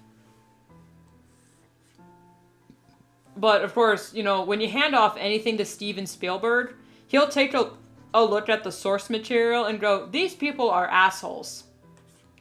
I'm not going to do that. Because, like, for when he did Jaws, the original characters for the Jaws book, you know, because Jaws was also based on a book. The original book for Jaws, every single one of the human characters is an irredeemable fucking asshole.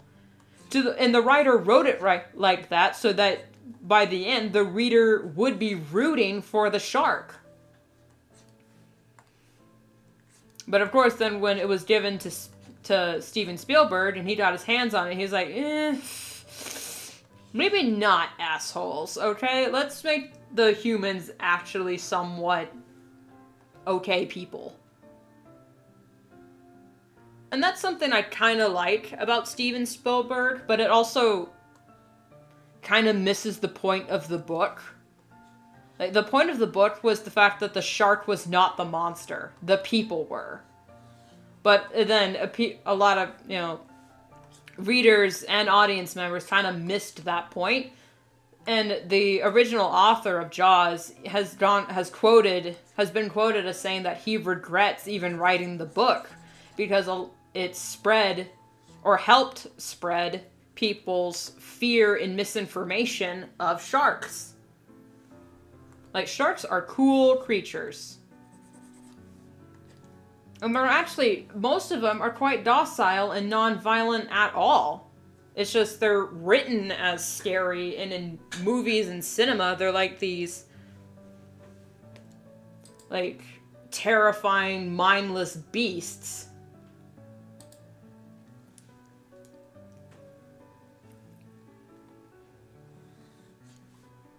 But in actuality, they are none of that.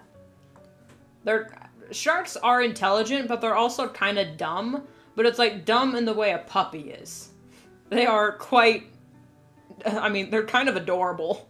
Especially great whites. They're big oafs.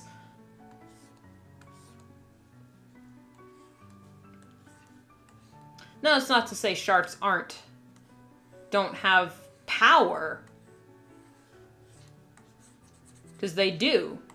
They are strong and fast, and they are powerful. Don't get me wrong. I admire sharks for their, for their power.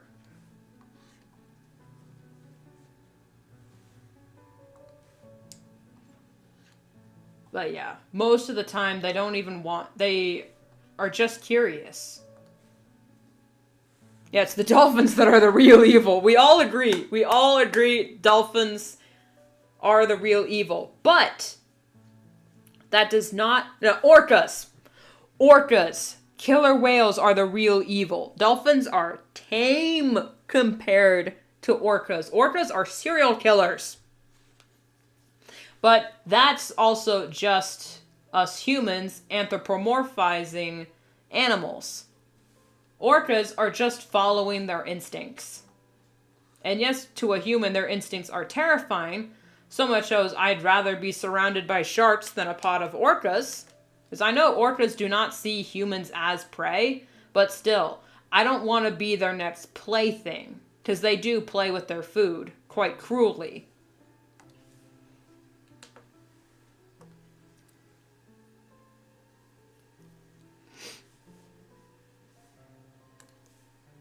But yeah, I don't mean to demonize any animal. Like I said earlier, I wasn't a fan of zebras, but that's because they're just following their instincts.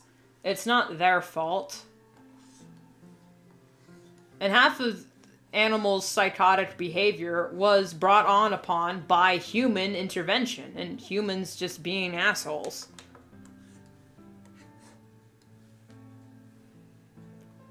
Real truth is that mammals are pretty fucked up, I guess, since both dolphins and orcas are mammals, while sharks... Yeah, sharks are just fish.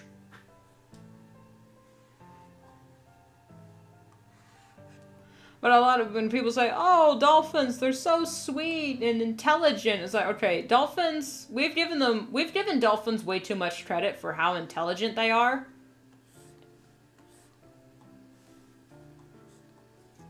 But they are, that's not to say they aren't intelligent, but they're given too much credit. Like, same with chimps. Chimps and gorillas are given too much credit with how intelligent they are, that people forget orangutans are even more intelligent than a chimp.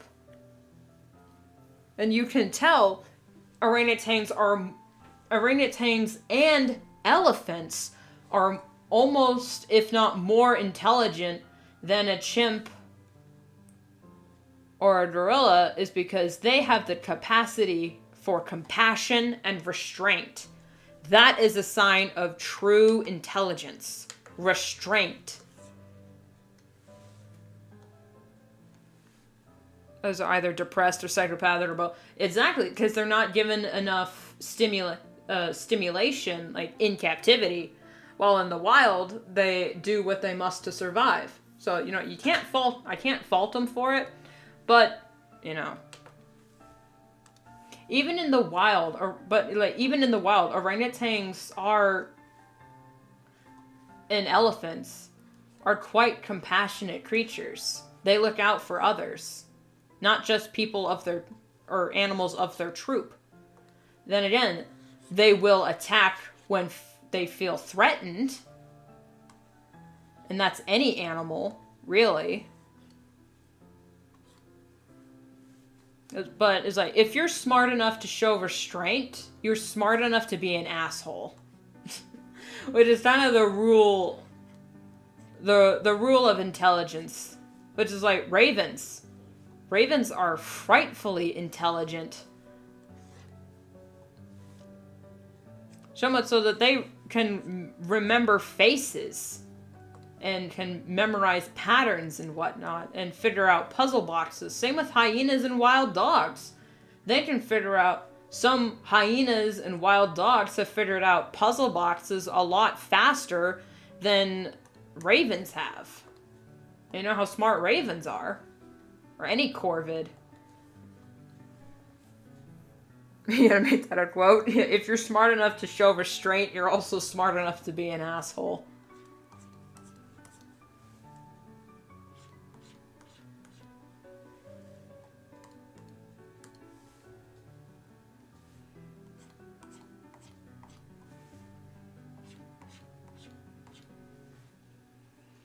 There are cases of mad-pied crows harassing people they thought had killed a fellow corvid. Exactly. Terrifyingly intelligent. But if they decided to, corvids could take over the world if they got it in their head to do so. Okay. I lied about being fine because I'm left-handed and my pinky and ring finger on my left hand are starting to get tingly. So I'm going to take a quick stretch break. A lot of my animal information I not only got from BBC, but I also watched a YouTube series called Casual Geographic. His channel is very informative. Not only because he explains things in like good digestible chunks, same with True Facts. I also love True Facts About, but he explains it in very like everyday average Joe like lingo, and with True Facts About, it's very funny. You know, I learned a lot about butterflies and True Facts About Butterflies. Tears Zoo. Okay.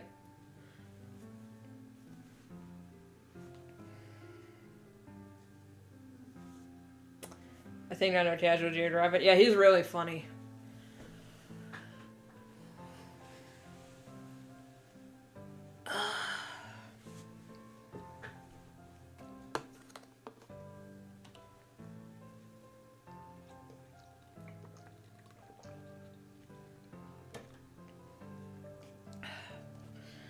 I might have to take a quick stretch break to refill my water bottle.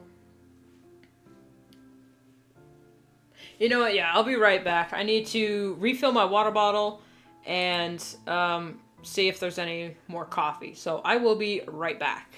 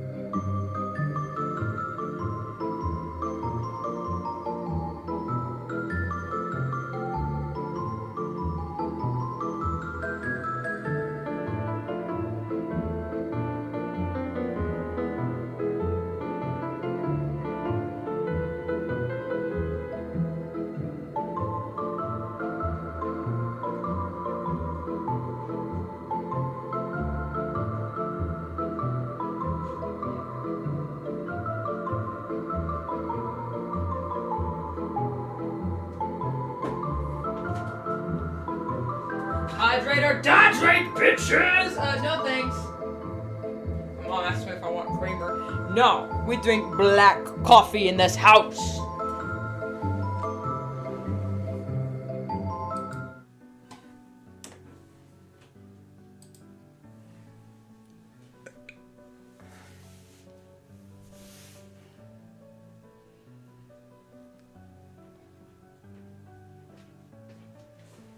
Caramel macchiato. Crema. Oh, thank you. I'm trying to ration that. Well, yeah, I mean, we only got a little bit left, and it'll last till August, so it's not really gonna go anywhere. Yeah, it is possible to go to the store and purchase another container. I know, but they're expensive. It's worth it. You could buy a tank of gas with you. Well, no, that's only a gallon. One of those creamers costs like a tank of gas, a gallon of gas. Used to be a tank of gas, but anyway. from 2 weeks ago is about crows. ROP. Yeah, they really are.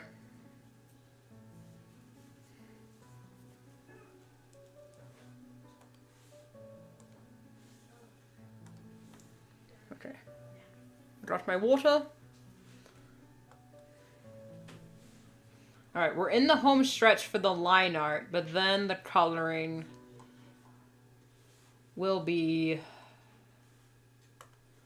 a bitch.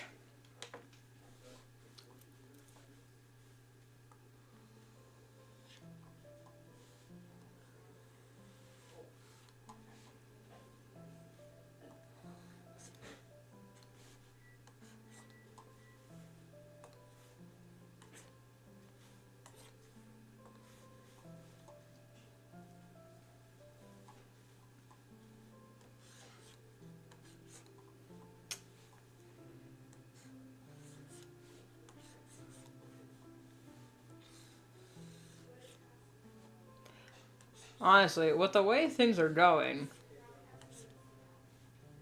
since it's my day to put away the food and the dishes, because we alternate chores, I might have to end the stream despite not finishing.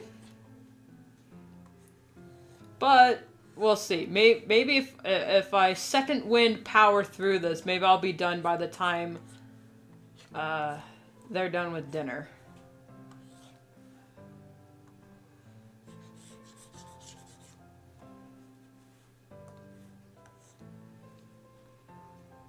Saying I'm gonna write something. Guess I'm making session notes for whatever the 10th campaign is. Oh, by the way, Phoenix, was it you who asked for like advice on writing the intro? And I suggested sketching it out, like storyboard style.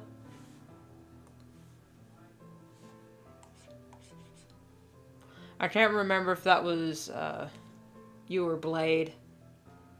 Okay, yeah, that was you. Jeez. Did that work out okay?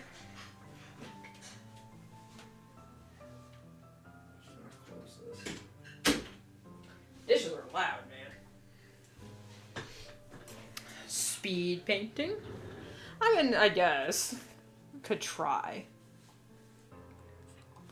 I used to make a lot of speed paints back in the day, and then I just kind of quit. I mean, technically, I still make speed paints with my videos, but they're, I also add commentary on top of it.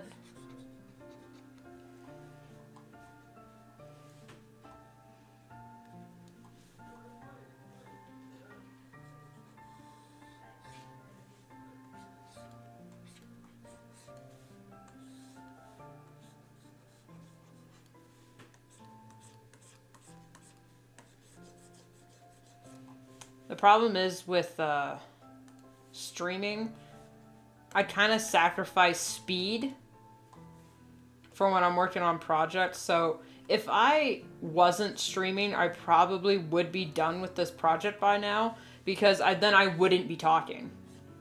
I would just find a playlist of creepypastas because I like listening to things in the background. And then I would just power through. However, since I'm streaming, I tend to work a little slower when I'm streaming. I still didn't sketch it out. I had to write multiple variants, found the old attempts of a comic page I had. Even if you're done with just the line art, you've done plenty for the day.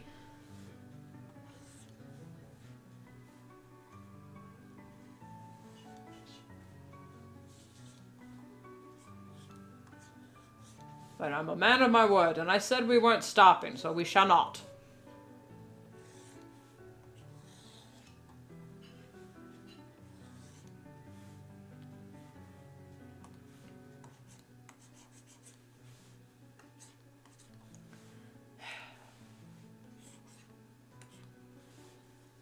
You You know, I'm gonna actually get rid of the thumb for this one.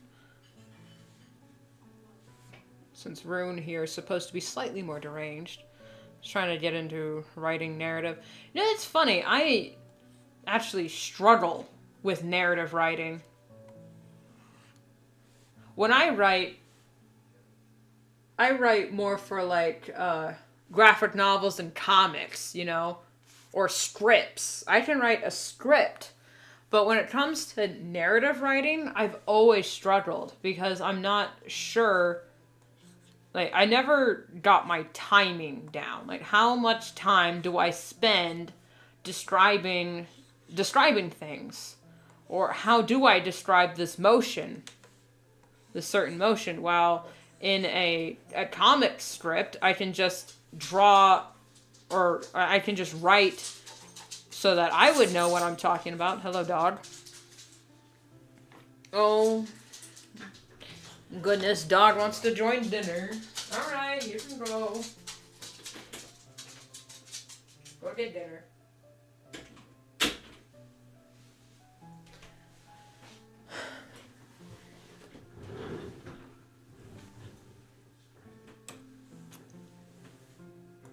So that's why when I started writing Path to Brighter Stars and Dreamwalkers, it was going to be a novel. It was going to be a book series, but then when I actually thought about how I wanted the story to go, it would just be a lot better as a graphic novel.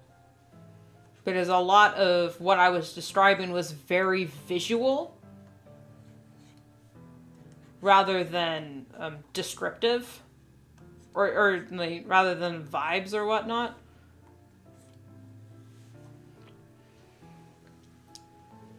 Sketch out a brief description of a world building, yeah.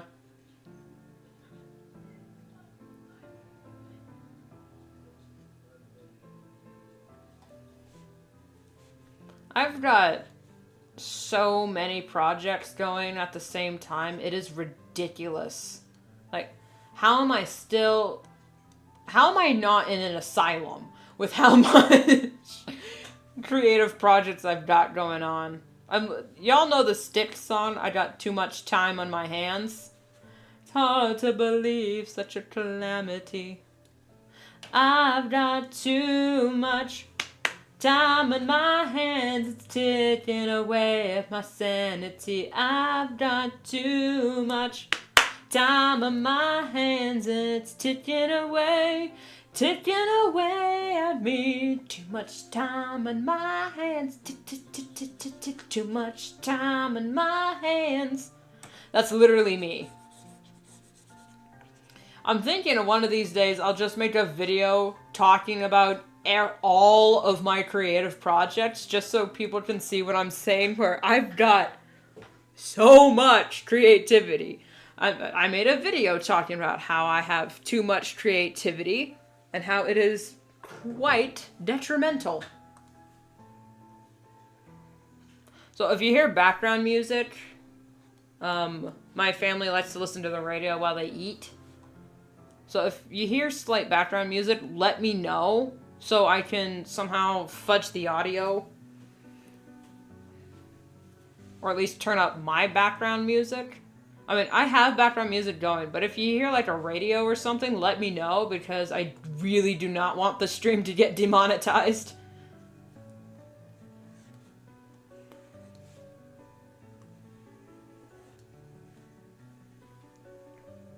Nice boy. Only hear your background. Okay, good. That, oh my god, that's one of my greatest fears. Well, not really, but you know. I've lived several of my streaming nightmares. I did like a full 10-minute intro. And I was streaming for a good 10 minutes and didn't realize I was muted the whole time. So now, whenever I stream, I am uber paranoid about whether or not my mic is on, or that I've accidentally haven't muted myself. So yeah, that was absolutely devastating. Also, I've had a few streams die on me mid-stream, and I didn't realize the stream had died for a good 10 minutes. So then when I had to reboot the stream, I just said, I'm sorry, guys. Where were we?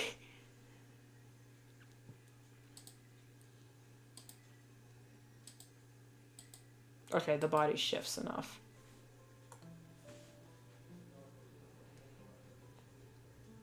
I've never streamed myself, but that just sounds terrible. It was.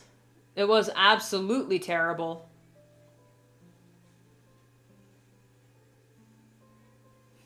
Oh no, it skipped a boss. Oh no! Brother.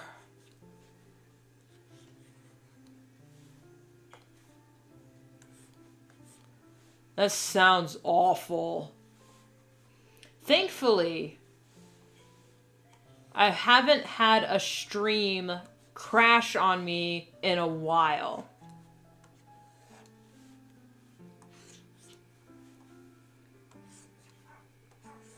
Now, I have had a stream freeze on me one time. Phoenix, I think you were there when that happened. It was a while ago. But it was also OBS froze on me, and my screen froze as well. So I was sitting there streaming going, oh no! Oh no! Oh no! And my screen was just frozen, and everything on the stream was frozen as well. So I'm just, oh guys, oh, I don't know what's going on. I can't do anything. I was like, if it freezes for much longer, we might just have to turn this into a sleep stream because I can't turn it off, guys.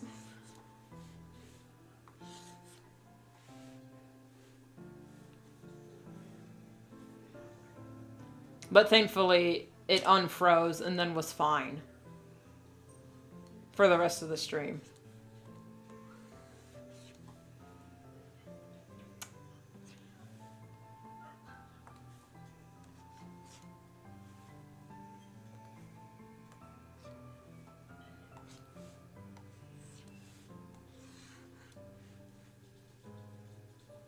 Also, I love your OC. It's the reason I got interested in your channel. Thank you!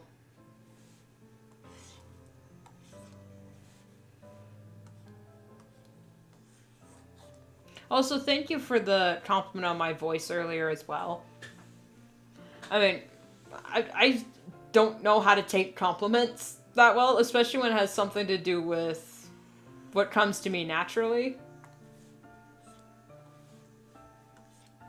Because I hear my voice all the time, so it's like, when people say, oh, I love your voice, I'm like, really? God, I'm annoyed by it. I hate editing my own voice. I hate editing videos because I gotta listen to my own voice, and I'm like, oh God, that's what I sound like?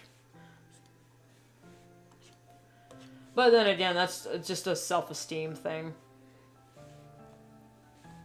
Soothing?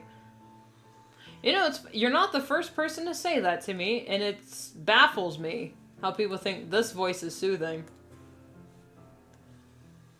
Maybe it's because of my tenor undertones. I had to unmute and unmute my lock because I was sick. Sometimes I would leave it on mute. Well, oh no. Luckily for since I've got a new mic, my microphone the light is usually blue, but then when I hit the mute button, it's a bright red. So as long as I know that, know to look at the colors, then then I know I'm not muted. On my mic anyway. I can still accidentally be muted on OBS, which is why I've stopped muting my mic when I'm AFK. Because I think it's funny if I storm into a room and go, "What's up, fuckers?" Instead of just clicking the button and say, okay, I'm back. I think it's just funnier. Works well with the whole chill streamer vibe. We were anything but a chill stream earlier. Vita, you missed some shit on around like hour 3 of the stream. I was screaming about about the lore of Five Nights at Freddy's and how it was all connected, and like Fazbear Frights is the book series. And I was streaming about how the lore of the book series is exactly like the lore of Stephen King novels. With, you know, everything's connected with The Shining and how it feeds off of people's fear and suffering. So yeah, we are anything but a chill stream vibes. Although sometimes we do bust into that. We do get into it a little bit.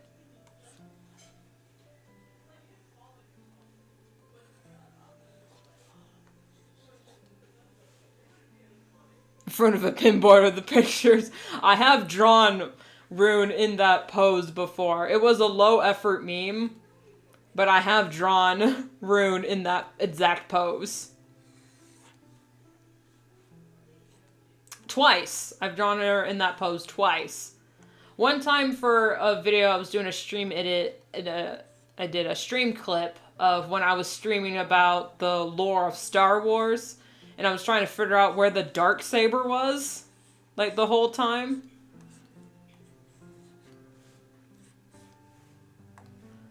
And that was the thumbnail for that. I think the video was called, it's called Mandalore for a reason.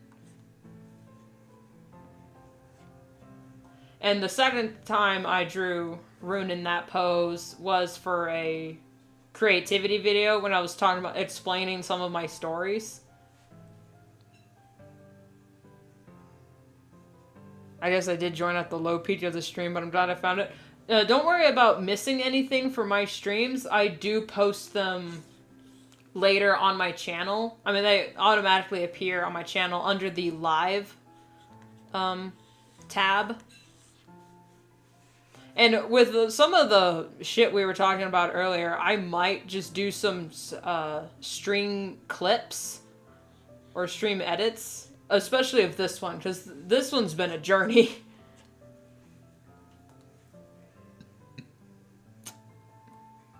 I really love to vibe with you. Gotta watch the Mandalore video. Now, granted, during that video, I was yelling about it with my sister, but my sister was in the living room, was sitting on the couch in the living room at the time, but I did add subtitles for what she said. And I think I was operating on I had a different mic setting for that video, so the mic does, I do peak the mic a few times in that video. So I hate listening to it. But then again, if y'all think my voice is soothing, you might find it soothing when I'm yelling at something. I haven't watched The Mandalorian. Is it good? Okay. As a show by itself, I highly recommend it. It is very entertaining. However, if you are a diehard Star Wars fan like myself, it is entertaining, but then some things happen in the show, and I'm just, wait a minute. Okay. Either this is going a very specific route that I'm not too keen on, or I'm misunderstanding the lore, and this has always been canon. So, a cat puke. Oh, God. Yep. Get the pine saw. Oh, second arm. So I liked the show The Mandalorian. I think Paz Vizsla is one of the best characters ever. But as someone who's a diehard Star Wars fan, some bits were like, I'm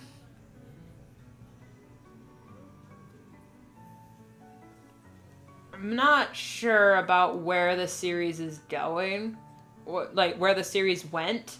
But, you know, I did love it. I love the series. I prefer Bad Batch more. I think Bad Batch is a better show.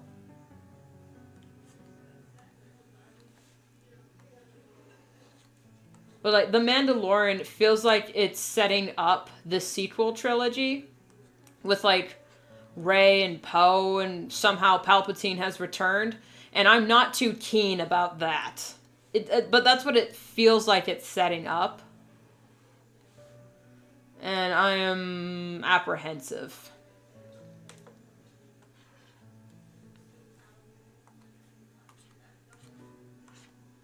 Also, I think one struggle that The Mandalorian has, a lot of people who were new to Star Wars started watching The Mandalorian and thought, oh, Star Wars is actually cool now because The Mandalorian is a cool character. But then when they started introducing things like, The Purge and the Siege of Mandalore, Ahsoka Tano, and, the Darksaber, like, old fans were loving it because they're like, yeah, woo, Darksaber, Ahsoka, yeah! But then, like, new fans were like, who is this? Who is this and why should I care?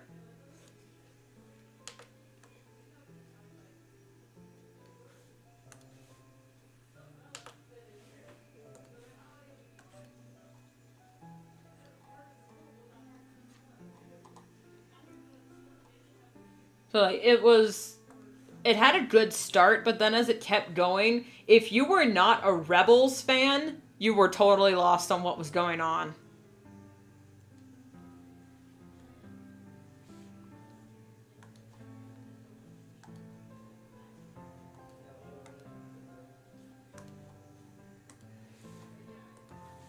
But then again, my dad, who had never seen Rebels when we were first watching The Mandalorian, was, he could keep up with, the Darksaber, Bo-Katan, and Ahsoka.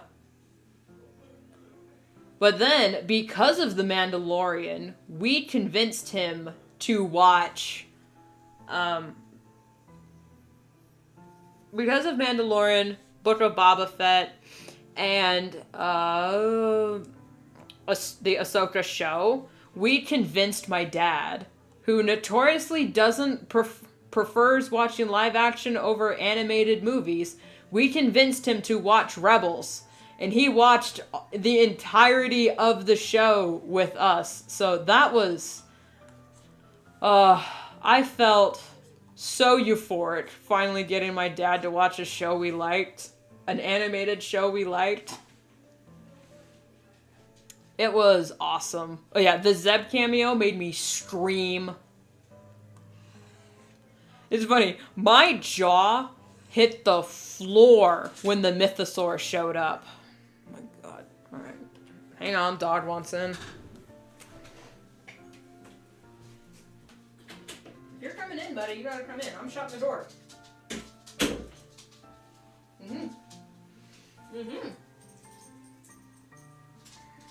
My puppy is so clingy.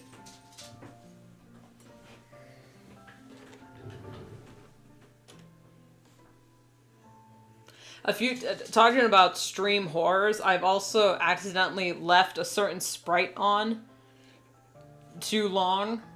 Like, there was one time where I hit my coffee sprite and accidentally left it on for like a good portion of the stream, so it just looked like I was just drinking coffee the whole time. I was, oh no. Rebels was great. I loved it from the get-go. Shame it got so much flack at first back in the day. Well, the reason why it got flack is because Clone Wars was already coming out and was a beloved show, and then Clone Wars got canceled. And then when Disney announced, hey, there's a new Star Wars show coming out, and it was Rebels. So people automatically hated it, saying it was bad and childish and had a lower budget. But then when I watched, I thought that too. It's like, oh, really? They canceled Clone Wars and gave us this? That's kind of shitty, Disney. But then when I watched a behind the scenes for how it was created, and that the concept artist that worked on Rebels was the original concept artist for the original Star Wars trilogy, I screamed because that was just, it was so good. Don't get me wrong, I hated the way they canceled Clone Wars too, but the hate for Rebels was unjustified. Yes, absolutely.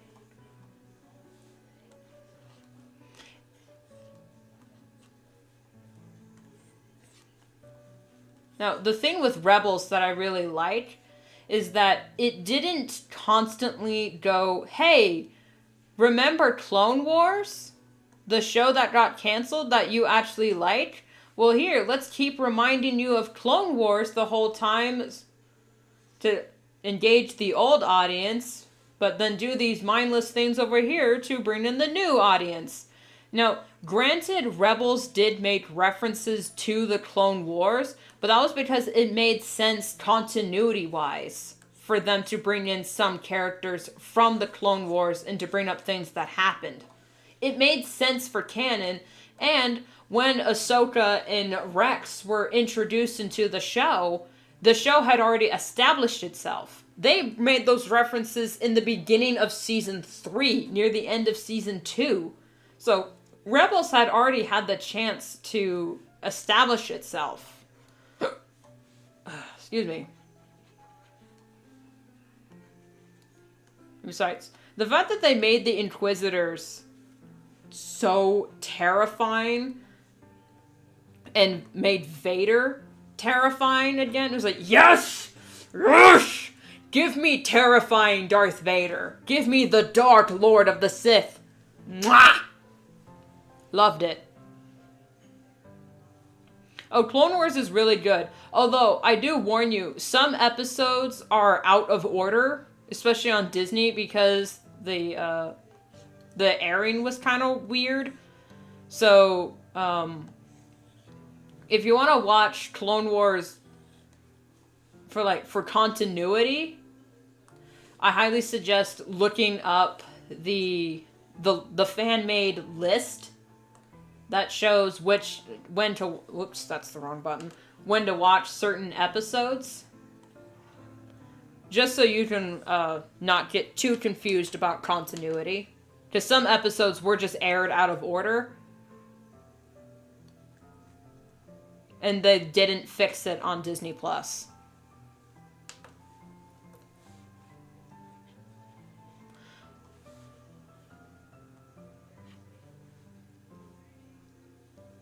Do you play any Star Wars games?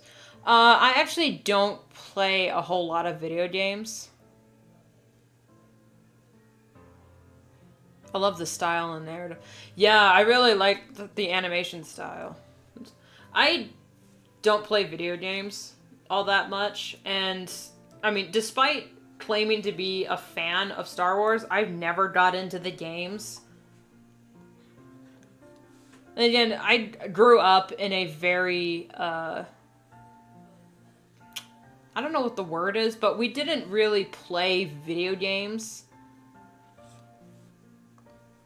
A lot of PC games, and my mom was of the opinion of, if you're gonna spend hours on a game, it should at least be educational. So a lot of the computer games I grew up with playing were like Reader Rabbit and Clue Finders. Because they were at least educational. Bro! Pick a lane! My god! Hang on, dog wants out. Alright, go on, get it. I have to have the door closed because they're listening to the radio, and if I have the door open, the sound's gonna come in. So I gotta do that.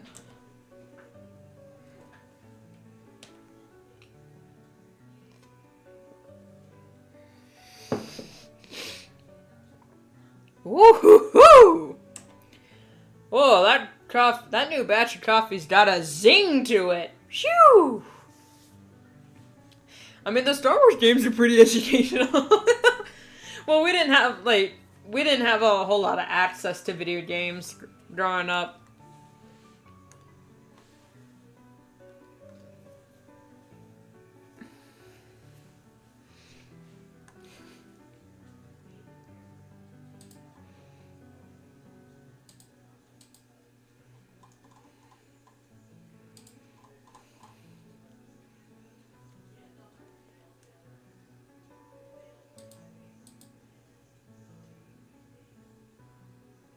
Alright, I'm going to copy paste this book because I hate redrawing it.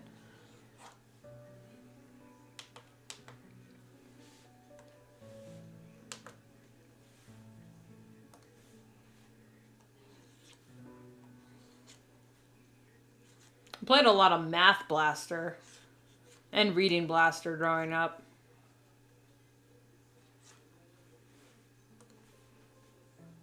Which is probably why I don't... one of the reasons why I don't like playing video games is because I cannot figure out any of the buttons. And when I did play video games growing up, I was just playing Super Smash Bros. Brawl with my friend who happened to have a Wii.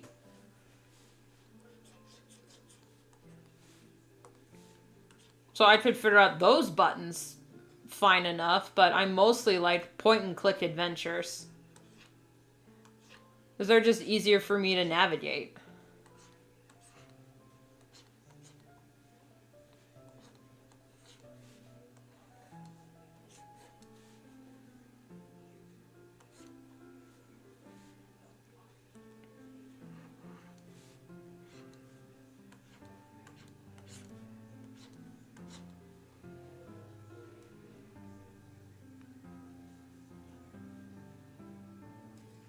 Okay, Star Wars Republic Commando, I'm told, is a very good game. And it's funny, some of the characters from Republic Commando have shown up in the Bad Batch series. Which is like, a lot of people are freaking out about it. I just love seeing Ahsoka and Rex again, aged from the time that has passed. Yeah, they were brought back in seasons. Yeah, they brought back season 7 of Clone Wars, and it was beautiful. And then they started doing... Bad Batch is really good. I think it's one of the greatest Star Wars TV shows ever. And,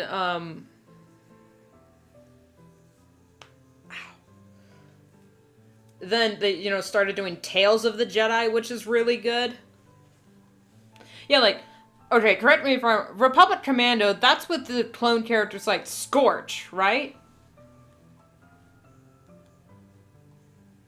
Because I haven't played it, but I remember, because, I was watching Bad Batch, and a lot of the fans were screaming, they're like, it's Scorch! Oh my god! Because he was, a character in one of the episodes.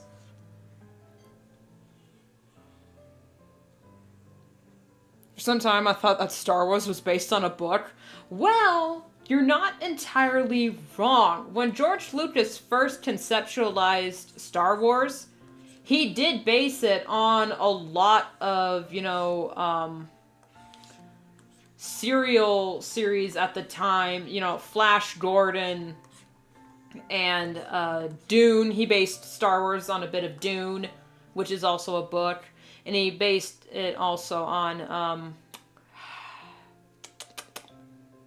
Hidden Fortress or something like that. So yeah, Star Wars did gain inspirations from a lot of classic literature. That, so you're not wrong in making that assumption. And also, after the movies came out, a lot of Star Wars books were written at the same time. So yeah, you're not wrong in making that assumption. But no, George Lucas wrote Star Wars to be a movie trilogy.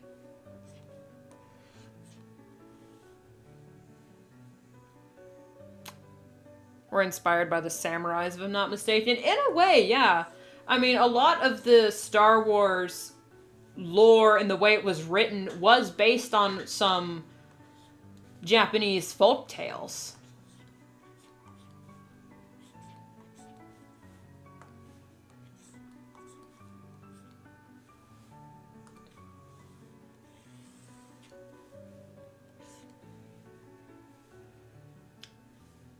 Okay, something's wrong with this arm. Okay, no, it's just... Alright. I'll finish the rest of this, and if the arm still looks wonky, then I'll fix it.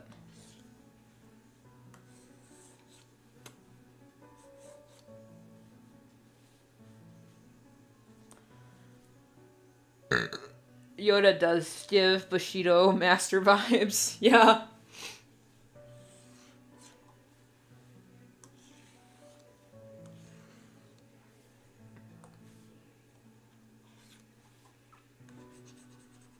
And also the way they dress is kind of the traditional Jedi garb feels very I don't want to say kimono because there's different versions. You know, there's different styles of dress, but yeah, it does feel very very Asian inspired. Especially Master Plo Koon. He is definitely based on the samurai, the way he's written, and also he's just the best Jedi. He's dad to all clones. And he's also the Jedi in command of the best clone legion, the 104th, the Wolf Pack. Wolf Pack! Commander Wolf is the best clone. And he's the prettiest, too. Y'all can fight me on that. Alright. There's room to be made for argument to be made for Fives. Fives is a very pretty clone. But Commander Wolf, oh, he's so handsome.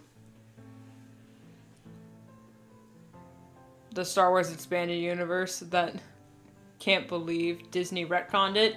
But then Dave Filoni slowly started making it canon again with the introduction of, like Cad Bane and and Grand Admiral Thrawn.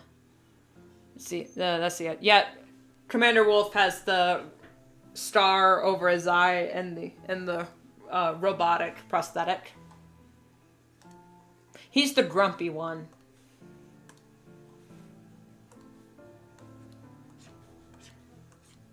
Also, the entire wolf pack is just fun.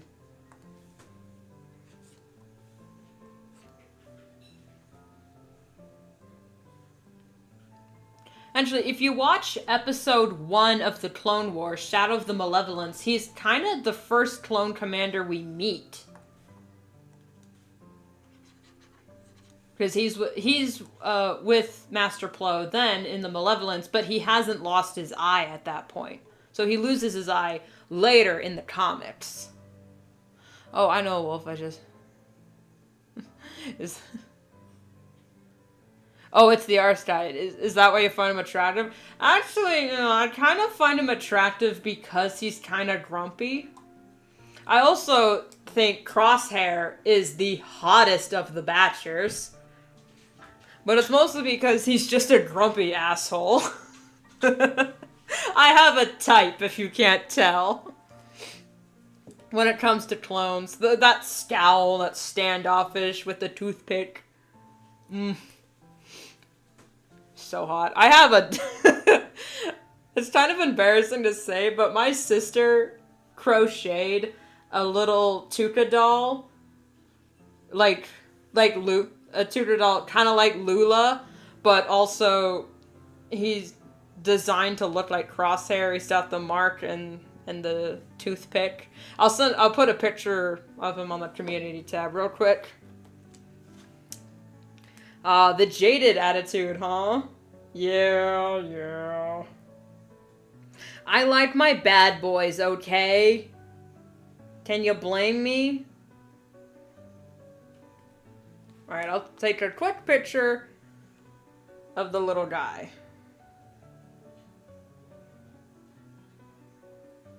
Alright, you're going to the community tab. I love Crosshair's toothpick habit because I do the exact same thing. I'm not really much of a toothpick person, but the fact that the animators added it to his character and then remembered to keep it with his character. Something was wrong. Try again. What the hell? Alright. Community.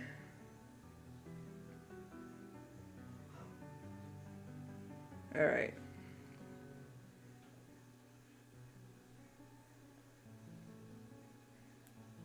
The boy.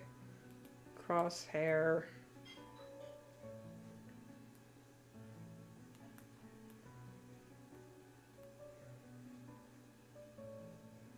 Myuu.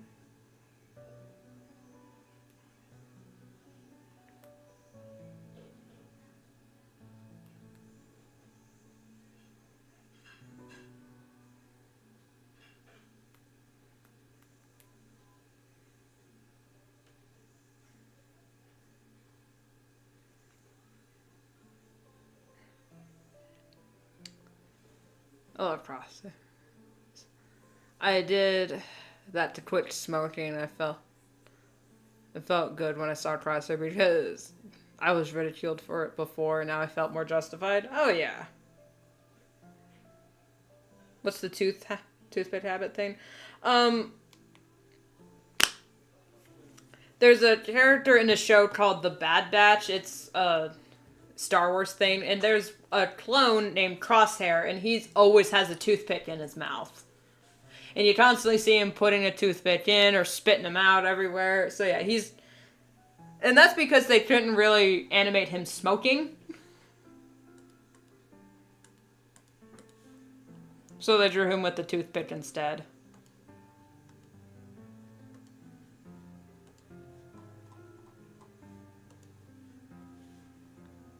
Amount to trick your mind. Yeah, that's the trick.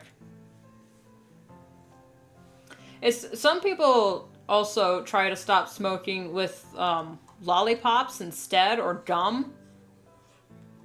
But a toothpick it's just the simulation of something in your mouth to trick your brain to break the habit.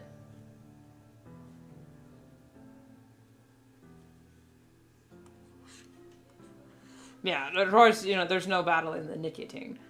Personally, I've never smoked before. I'm kind of thankful for it because I have kind of an addictive personality. I mean, I'm already grossly addicted to caffeine. Can you imagine if I got addicted to nicotine? Good God, I'd never get anything done.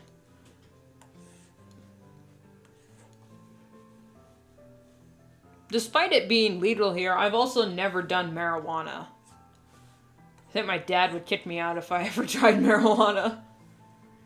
He's barely tolerant of when I drink alcohol.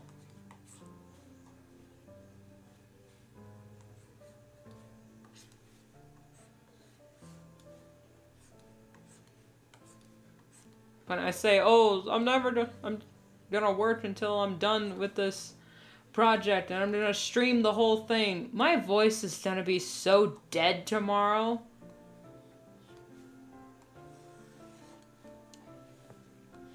Which is kind of funny because tomorrow's supposed to be my writing day anyway, so I won't have to worry about talking. Anyway, my voice is already starting to crack a little bit, so goodness. I can do his voice tone the best. Same with Hunter and Wrecker. I can't do Tech or Echo very well, but I love doing Crosshair. He is such a fun character. I like doing Wrecker's voice because he's just mostly yelling the whole time. One of my favorite lines from him is, "Well, I'll make room."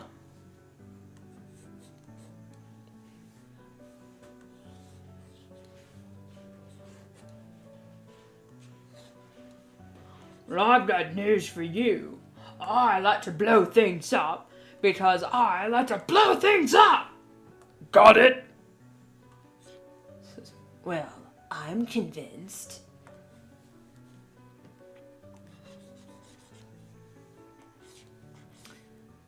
Tet is also fun to voice.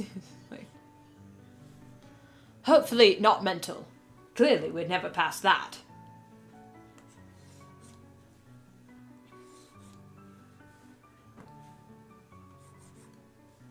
I love their little Kiwi accents. They're so cute. Same with Omega. RC from Transformers Prime in terms of a higher pitch than usual and the sass. You know, comparing Crosshair with RC from Prime is actually very interesting. I never put that together, but now that you said it, I can't unthink it. Which is odd because I absolutely love Crosshair's character, but couldn't stand RC from Prime. Like, especially in the first few seasons, I just could not stand her.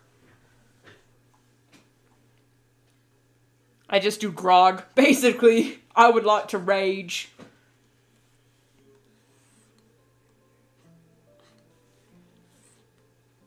Bye for a bit, I'm back. Oh, hello. Hello, Ian.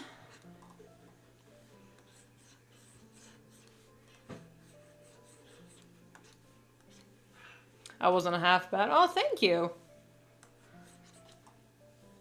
I'm always self-conscious when I try to do impressions of characters because in my head, I sound General Kenobi. I mean, I sound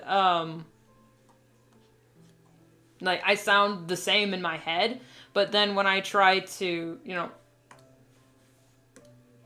my goodness. When I actually try to do the impression, people are like, that sounds nothing like the character. And I'm sitting there like, it sounded like it in my head. I love RC personally. I love me a sassy girl that I can argue with. Things wouldn't get boring. That impression was hilarious. I love General Grievous. He's one of the best and coolest characters ever. I mean, of course, I love Darth Vader, and I wasn't too impressed with Count Dooku, but after watching Tales of the Jedi and we get some of his backstory, it's like, oh, he's actually a very interesting character. Thank you, George. Or Filoni, whoever wrote Tales of the Jedi. Then they added so much nuance to his character. Grievous is one of the coolest. You know, I love a dead cyborg.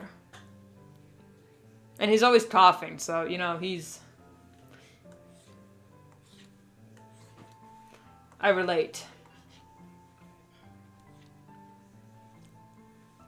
You got the feel of the character down. And you got the potential.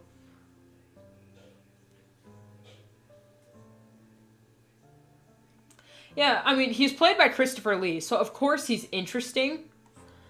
But, like, in the Clone Wars show, it's like, so what's your vibe, man? What's your, like, why'd you portray the Jedi? Why try to kill Padme Amidala? Like, I didn't get it. But then after watching Tales of the Jedi, I'm like, oh, he was a prince of his land, and he feels that politicians should be responsible for their people, and that it's not the Jedi's place to get in the way, because... But then also, he feels, like, obligated to protect the people that the politicians should be protecting. But then when the Jedi get too concerned with politics, they lose sight of the Jedi way, and that they just roll over and let the politicians get away with corruption, when the Jedi should be the ones stopping that. So yeah, I feel for Dooku.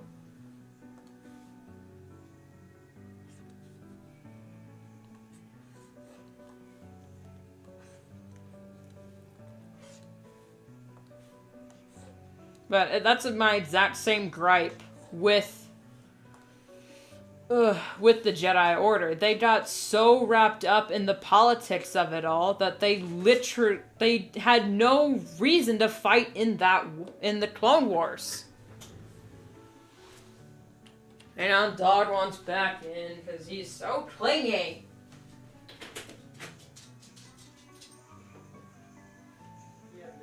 Hey, Dog. And my kitty came in. Hey, little baby. If you hear rustling in the background, it's because my cat came in and she likes to play with things. I better put the knife away so she doesn't hurt herself.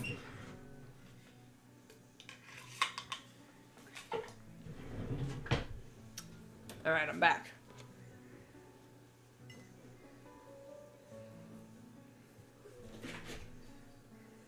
Please don't knock over my drink. Thank you. Okay, I missed some things. Also, on the map of RC, I guess they're similar for a reason. Why I like Velvet from Has-Been. Yeah, I got my type of bad boys, and you got your type of sassy girls. Yep, the droids were always so fun. And Lego. Honestly, who doesn't like Lego? Hello, Hawk. Why are you on my desk?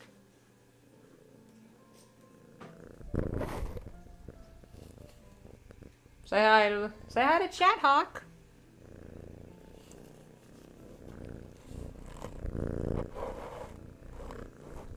I'm sorry she's rubbing on the mic.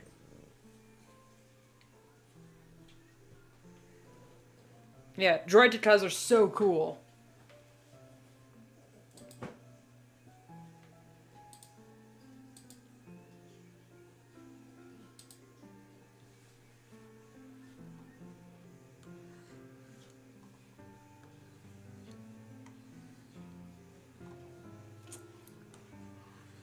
Yep, she is a cute one. If you want to know what my cat Hawk looks like, I have taken pictures of her on the community tab before. But also she kind of, I didn't realize that when I named her, she also kind of looks like my character, Hawkstar, from my Warriors comic. Actually, I have 5 cats and 2 dogs right now. You know what? We're kind of in the same boat, Vida. We have 2 dogs. Granted, they're like Chihuahua mixes. And we have 3 cats in the house. 2 feral cats that live on the property. One of which just had a litter of 3. So we are up to our eyeballs in cats.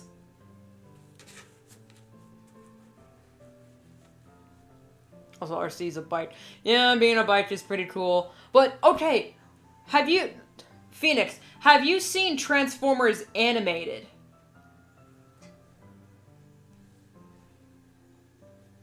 Because I also really like Prowl's character. And he's also a bike. And then again, Prowl's is like the ninja samurai, you know, the strong silent type, the one that loves in nature and is attuned with it. Prowl's character is so awesome.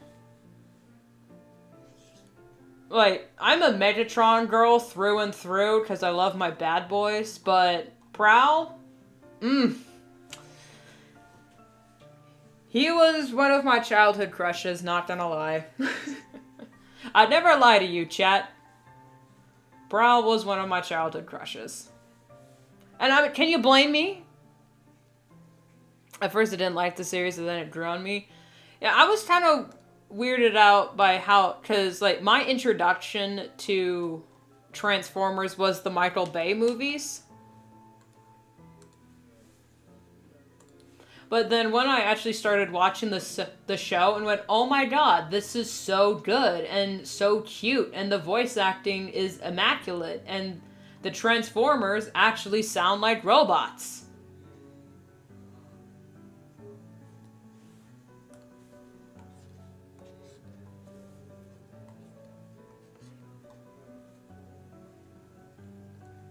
Hey, I ain't judging.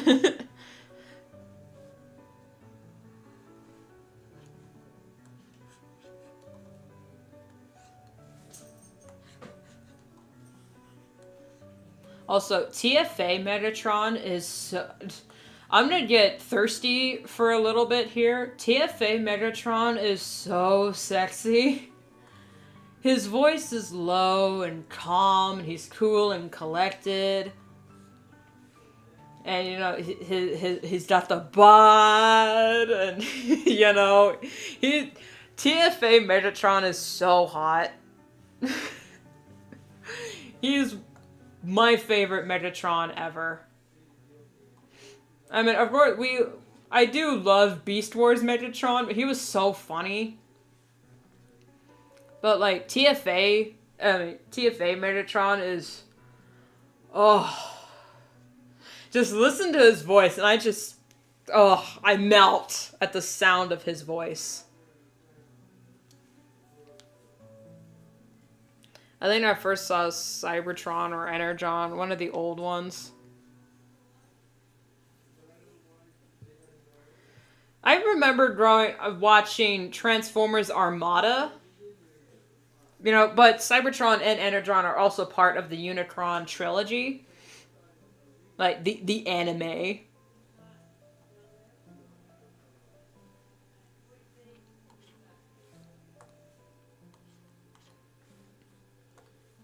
Damn, I can't remember the characters I used to simp to as a kiddo. Why'd y'all remember that? Well, it's because, I still simp for him, and I watch the show on the regular, because it's just fun.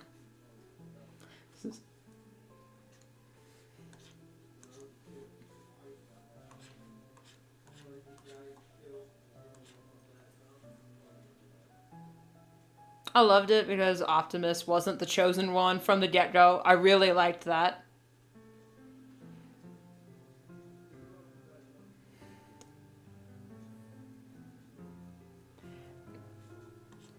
Also, I keep simping for my old crushes, lol. Yeah.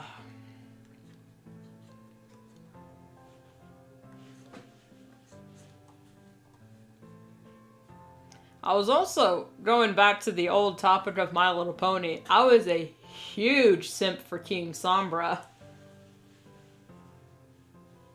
Was and sort of still am, but it's less rabid now.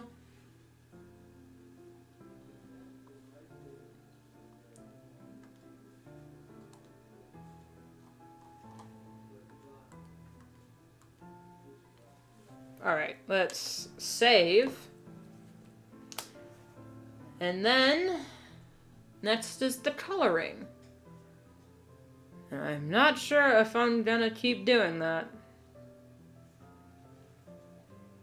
I'm dying. Oh, Hawk. Oh, baby girl. Are you having fun sitting in the window? Oh, she's adorable. Speaking of black arachnia, I have a sane acrophobia, but for some reason I did Bad Girls with spider features. I do. I hate spiders. But I get why people simped for black arachnia, but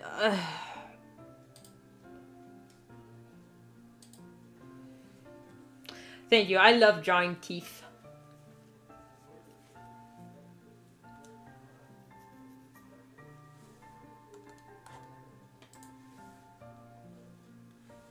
Alright. I can usually power through the coloring process because I have it down to a science.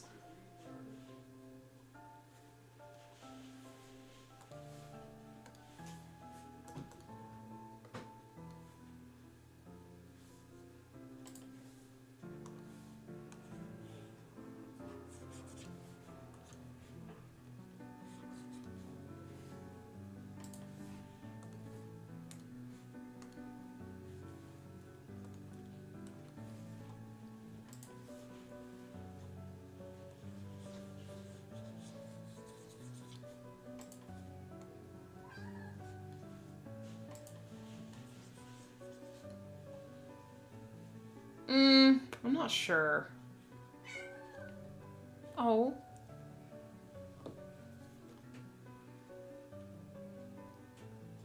You want outside, baby girl? Okay. Now I gotta let the cat out. Alright, okay. There you go, baby. Alright, since the radio's turned off, I can keep the door open at least slightly.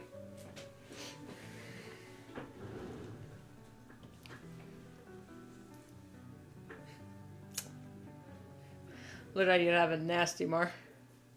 If you'd bite someone, yeah, well.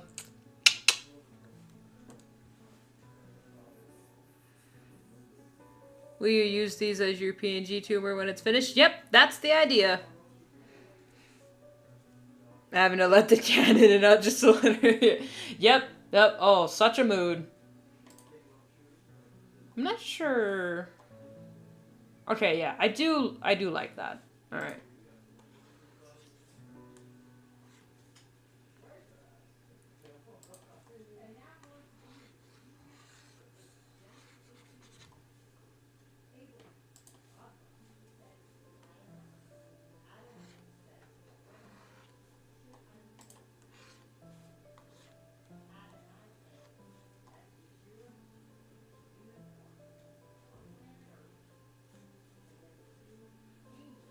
There we go. That's going to be the chibi version of my eye. Well, most of the hood. Yeah. I'll keep the hood for, like, illustrations and whatnot. But the hood was actually just a pain, more of a pain to draw. And it is just... It hurt too much.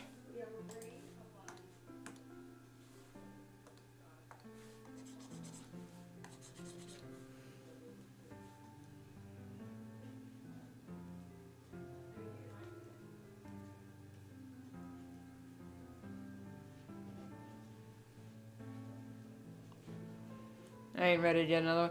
I know what you mean, man. As much as I loved both my pet rats, because I used to have 2 pet rats, Clooney and Frenzy, and I absolutely loved them to death, but after, I don't think I could have another rat after what happened to them. Because I loved them to death, but I just hated seeing them suffer the way they did, because they both got tumors, which is a normal thing for rats, especially male rats, to get tumors when they're older, and they live like 3 to 5 years. So that was painful, and I'm not sure I could do that again. I just couldn't. I couldn't do it again. Alright, so for the dress, I think I'll just have this color. Oh, and then for the corset, it's gonna be this color. Oh wait, I can at least separate. Illustrate my cat, the one in my profile picture, also got tumors. Yeah.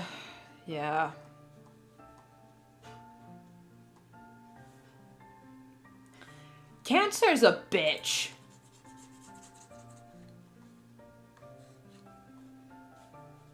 I hate cancer. I know, we're spitting earth-shattering statements here on the RuneSkeermorph channel. Hashtag fuck cancer. Hold on, what's the color of the tome? Let me pull up AFK. Okay.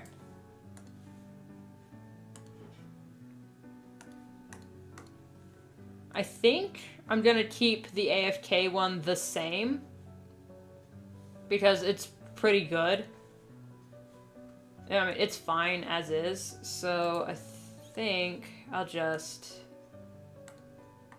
keep it the same.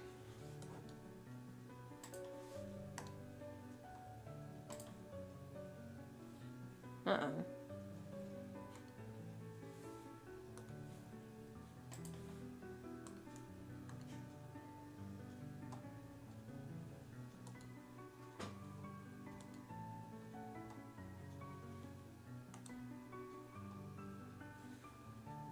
Turn off the line art layer and you become a whole other creature.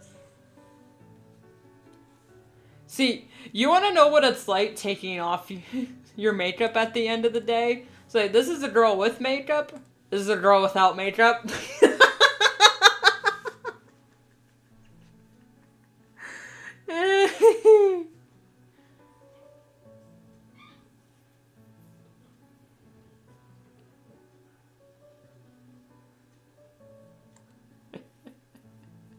A dumb joke. Nobody laugh. Don't laugh. I just noticed that the paper color for the parchment is very similar to the skin. It's like different by a very minimal value. Oh, one thing. Am I adding the natural shadow that's under her eyes?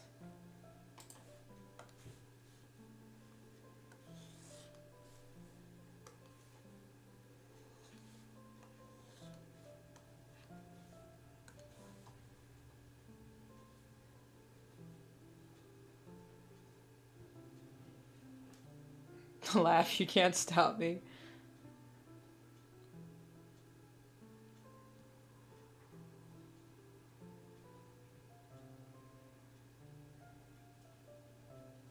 For theater probably once. Yeah. Theater makeup is something else. So, what are we feeling? What's the vibe on this shadow? Are we going there or not there?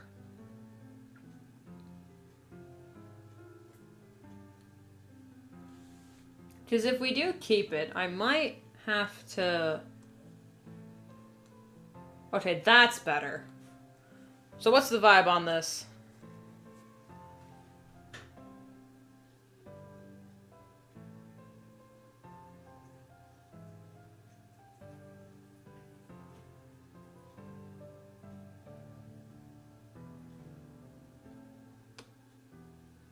Yeah, okay. Okay, we do it... For comparison...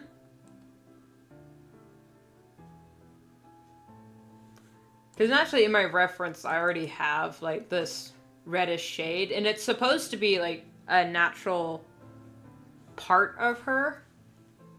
Maybe a bit, soften it a bit more. I try to move it up a little, to where it's just under her eyes.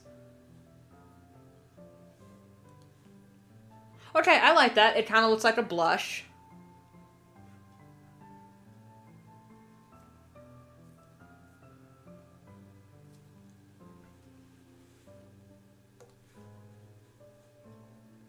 Okay. Yeah, okay, yep. Much more better.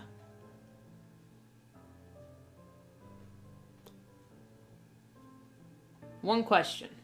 How am I gonna do this? Am I just gonna color it straight through or render as I color? You know what? Fuck it, we ball. We going straight through.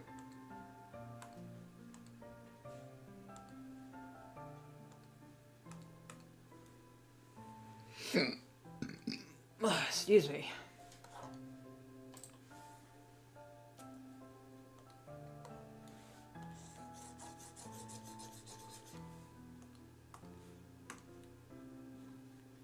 I'm just gonna save real quick before I forget anything. Let's take a sip of water.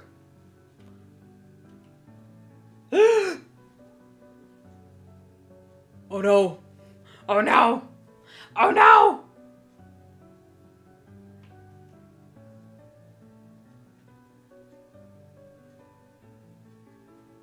Medibang is not responding. Oh no! Please don't, Bird! Yeah, whew! Whew! Phew! Okay, we did. We did. It literally froze on me. The romance people have invaded your chat. You must succumb to the olive oil makers. Funny you mentioned the olive oil makers. I am actually Jewish.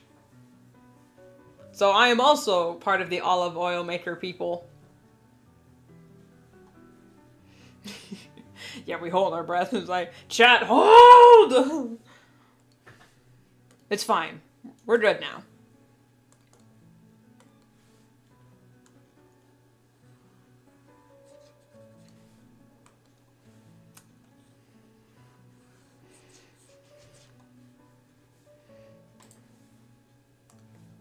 God, man, I cannot take it when my computer malfunctions or glitches or anything freezes.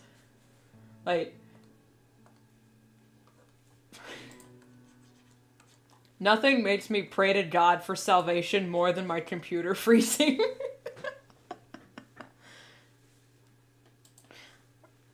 I actually had to learn about Jewish origins in my Mediterranean archaeology class a few months ago. It was cool.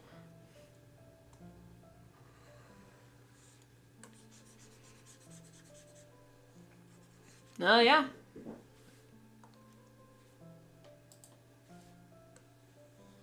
My people are from that area.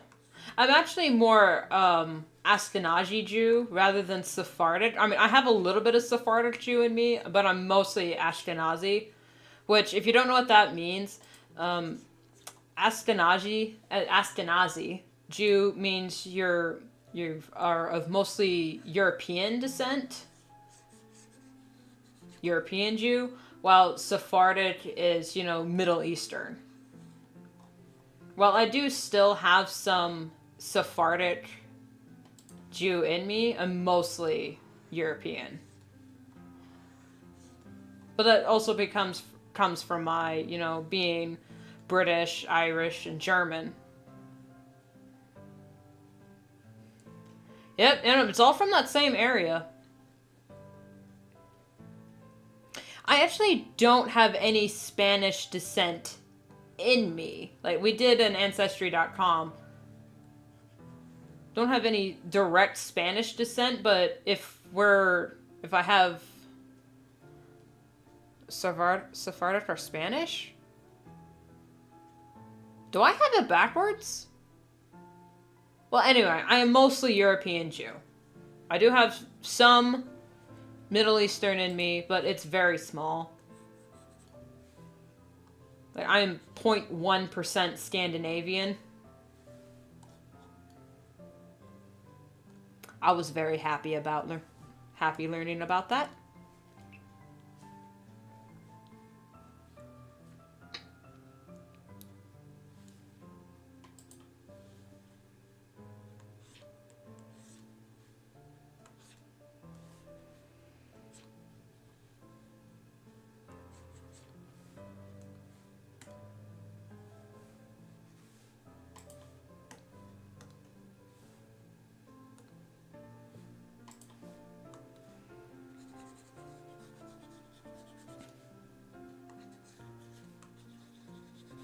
Gotta be careful of all the pixels that are hiding behind the line art.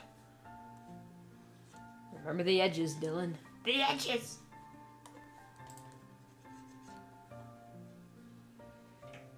Is the name of the Jews that came from the Iberian Peninsula, so Spanish Jew, also known as shepherds. Do an ancestry test myself. How does it work? I actually don't know. I didn't do the ancestry test. My sister did. My sister and my mom did, and they went through Ancestry.com. So I don't actually know how how you would go about doing that. Something about cheek swabs.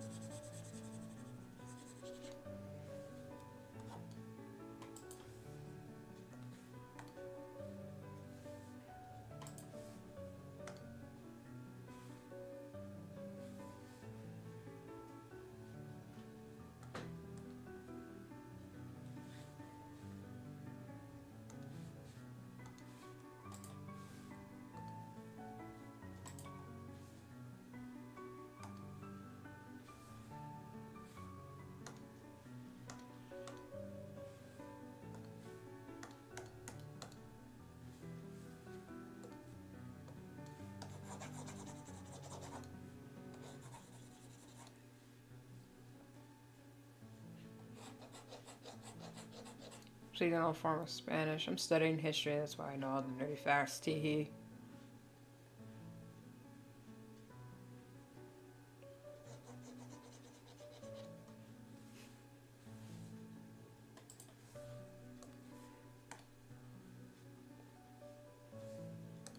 Ancestrally, it would probably some of my ancestors probably spoke more Yiddish than actual Hebrew, which Yiddish is very close, but it's more German. And they pronounce things differently. Like in Hebrew, we would say Sukkot, which is like the Feast of Tabernacles. But in Yiddish, they would say Sukkos. So yeah, there's more of an S sound rather than a T.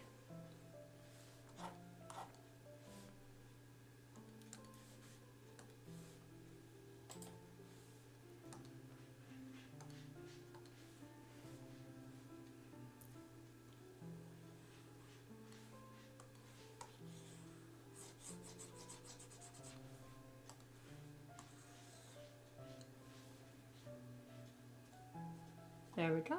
That's pretty cute. Surf. Do you speak any languages other than English? Not really. I mean, when I'm in synagogue, I speak a little bit of Hebrew, but I'm mostly just reciting prayers. I don't actually speak Hebrew casually. Which is kind of a problem. Like, if you were to give me a page of Mexican Spanish, I could probably read it and sort of tell you what was going on. The page froze again.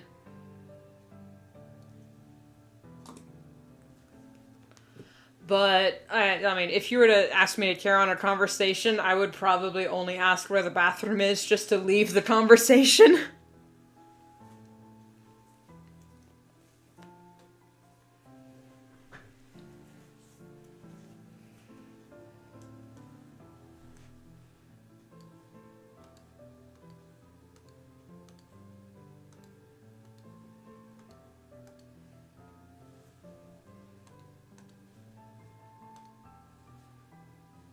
¿Dónde está el biblioteca? Where is the, that either means Bible or book. It's probably Bible.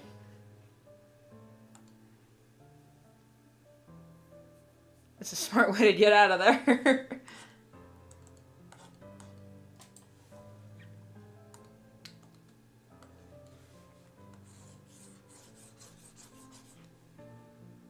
Oh, it means library. Ugh.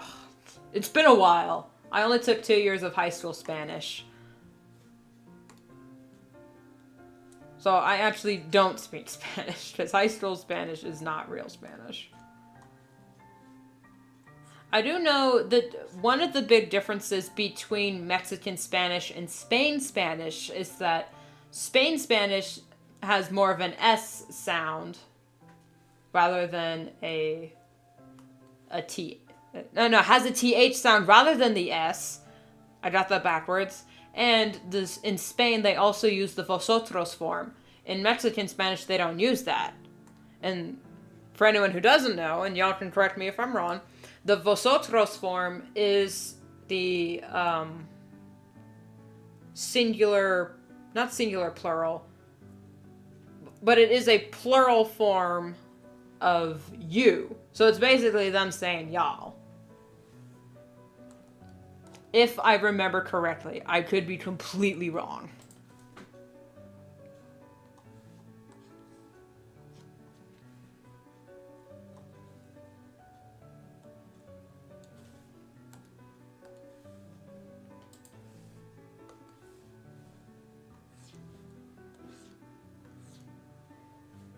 Most Spanish learners know what questions be. Question Spanish for some reason. That's a polite form of you? I don't know, because we didn't learn it in Spanish class. It was in the book, but then our Spanish teacher said we didn't have to learn it because we were learning Mexican Spanish. And typically in Mexico, they don't use the vosotros form.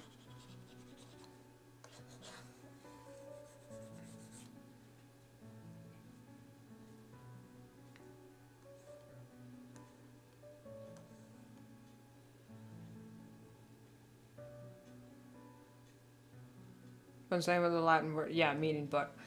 Yeah, that's what I'm saying. Biblioteca. Ugh, my God. I'm struggle busting. Biblioteca is library. You're completely right about what you said about Spanish. Yeah, that's what I do. I do remember that. Because in Spanish class, we watched a parody series called Que Hora Es, which in Spanish that means what time is it? But then in the series, they were speaking Spanish, but it was portrayed like a Mexican soap opera. So what they were saying made absolutely no goddamn sense, but it was like played up for comedy.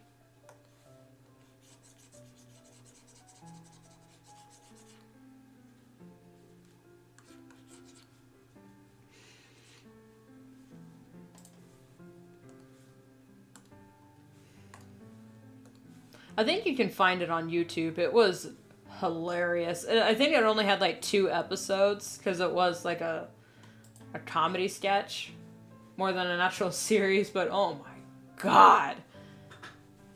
Had me dying the whole time. As a Spaniard, I feel kind of offended when they portray my country as a clone of Mexico. It is the exact opposite.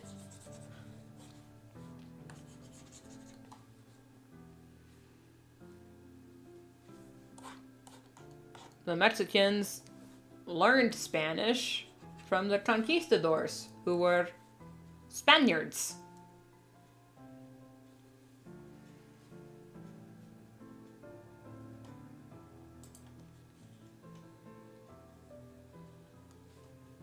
It's where North America also got their horses. Well, we got the Mustang from the Spanish conquistadors.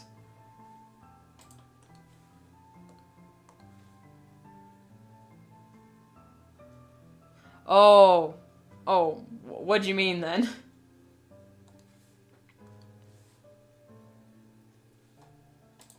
Are you actually Portuguese? Because that would be different.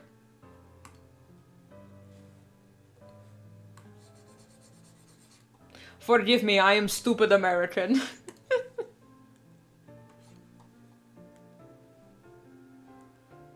In shows and all that, they sometimes present Spain with Mexico, sombreros, and folklore. Yeah, it's...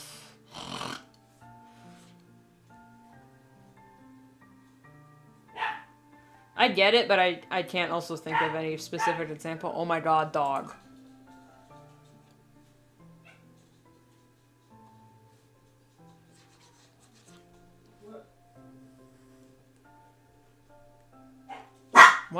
Something's wrong?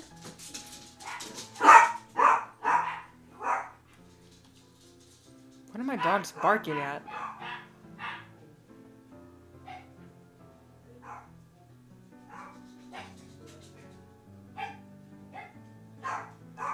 Oh, okay, sorry. Oh my god, my dogs are barking because some of our cats are fighting outside.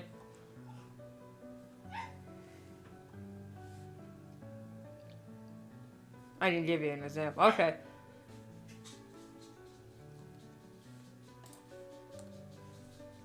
Because granted, in America, we are a lot closer to Mexico than we are Spain.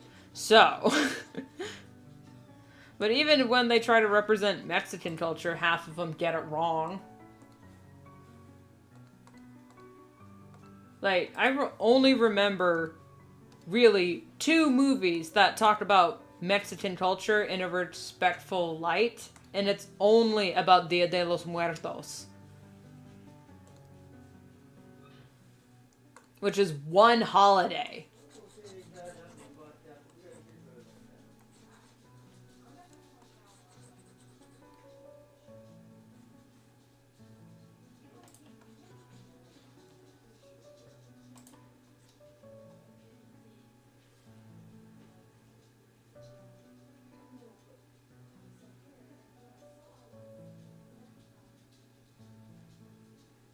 Most of the time, Romania and most of European people just say, oh, Russian accents.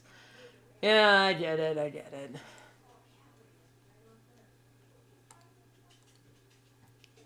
You know, I make the joke and say, oh, I'm stupid American, but people all around the world are stupid.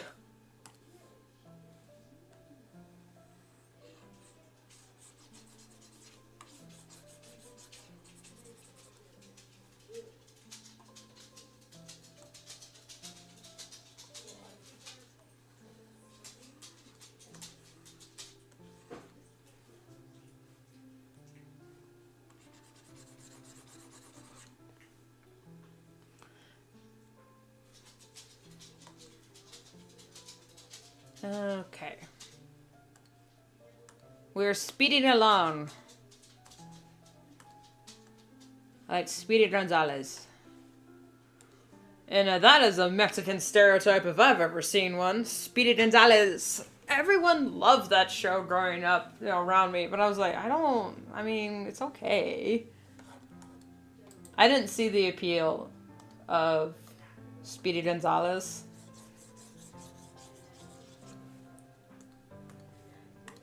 I didn't hate him or anything. It's just everyone talked about, oh, Speedy Gonzalez, he's one of the best shows ever.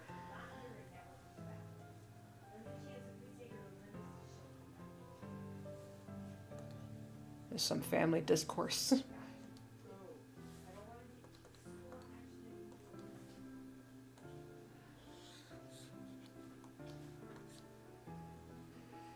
To be honest, Usanians are okay. People say that you guys are all dumb. Oh, USA. Okay, American. And although that's very hypocritical. Oh, many people are like that everywhere anyway. Yeah, yeah.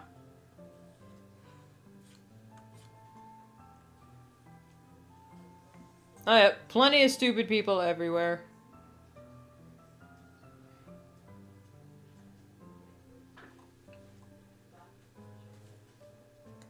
So this is me singing, so I'll use the green eyes as the highlight. Because that's when I'm using, my magic.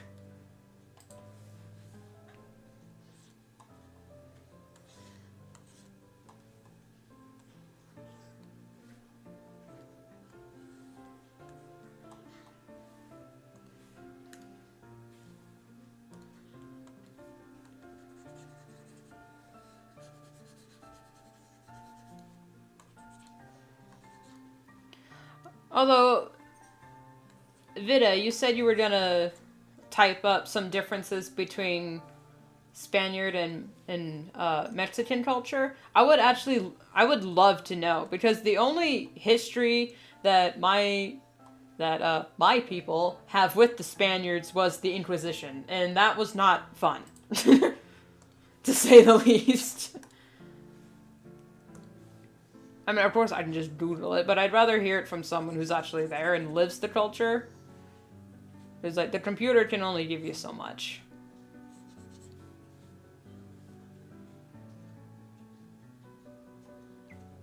Based on ethnics and races.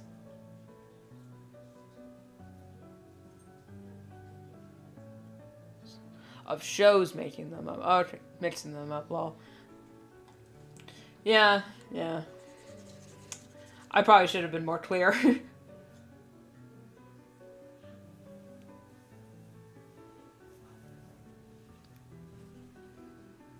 I'll send the YouTube. So I sent the YouTube link earlier. Where did you send it? I didn't receive anything. Then again, I haven't been checking my phone.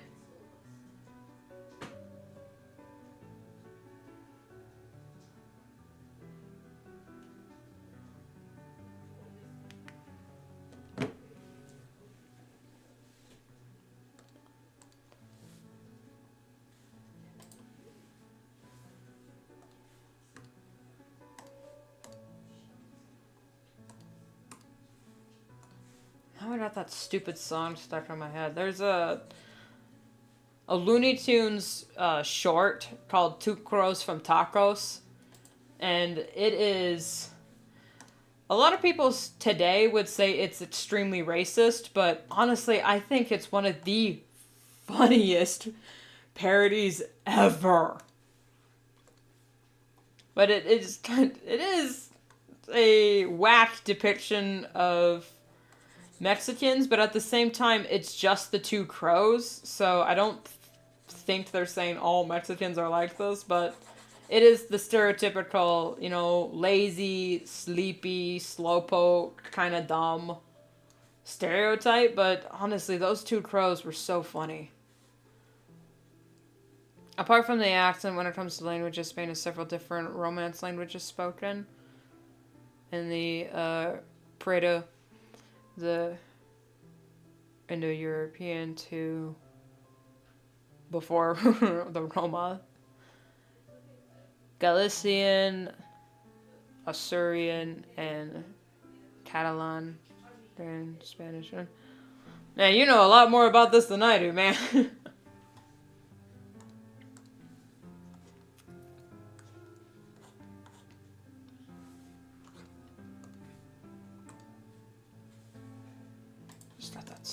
stupid song stuck in my head that they sing at the beginning of the episode. I know for sure if I sing that song that's in Two Crows Some Tacos, I'm gonna get in a lot of trouble. It's not anything explicit or anything, it's just unapologetically kind of racist. But then again, you know, people said the crows from Dumbo, from the Disney movie Dumbo, were offensive and racist, and I thought they were one of the best characters in the whole movie. Now, I'll admit, they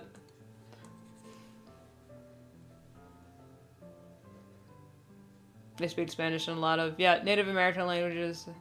Honey, Mayan, yep. Yeah, I know the language is different. Ugh, excuse me.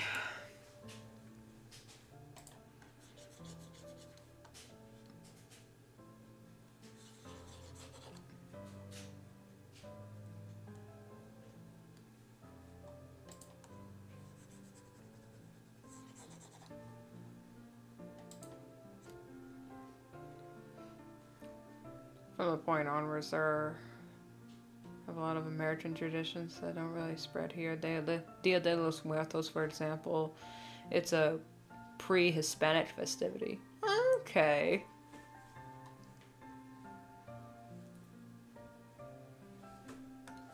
We would celebrate Dia de los Muertos in my Spanish class. Every year we would have a little fiesta. We didn't actually do any of the leaving food out for our loved ones or building a ofrenda. We did absolutely none of that for my Spanish class. We just used it as an excuse to eat food and listen to Mexican mariachi. That's all we did.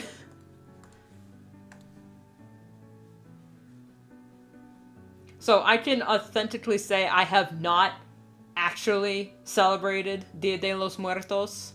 Authentically. All I did was eat tacos.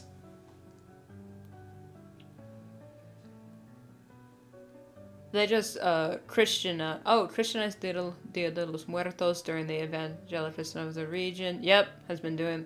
Yep, oh my god. The Christianization of local cultures just needs to stop. Well, it hasn't really stopped, but oh my god, it pisses me off so much when they do that. Like, they Christianized a lot of the, Norse mythology when they were writing it down. So much so where it's so hard to differentiate between what was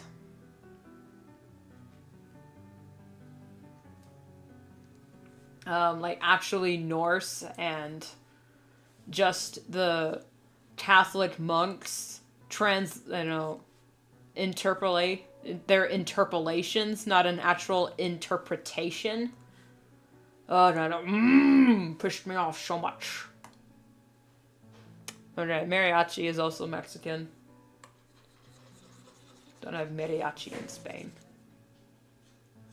Yeah, so when my Spanish class was just learning about Mexico.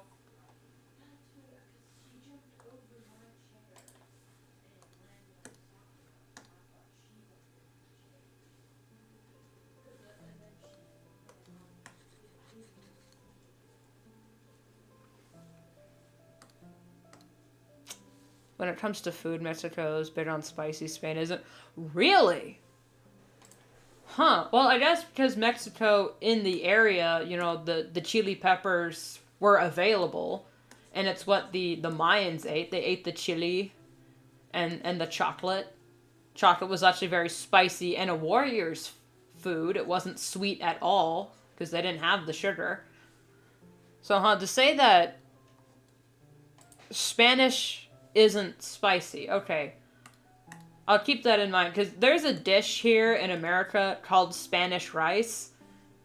And it is basically rice, tomatoes, peppers, onions, cooked together with a ridiculous amount of chili.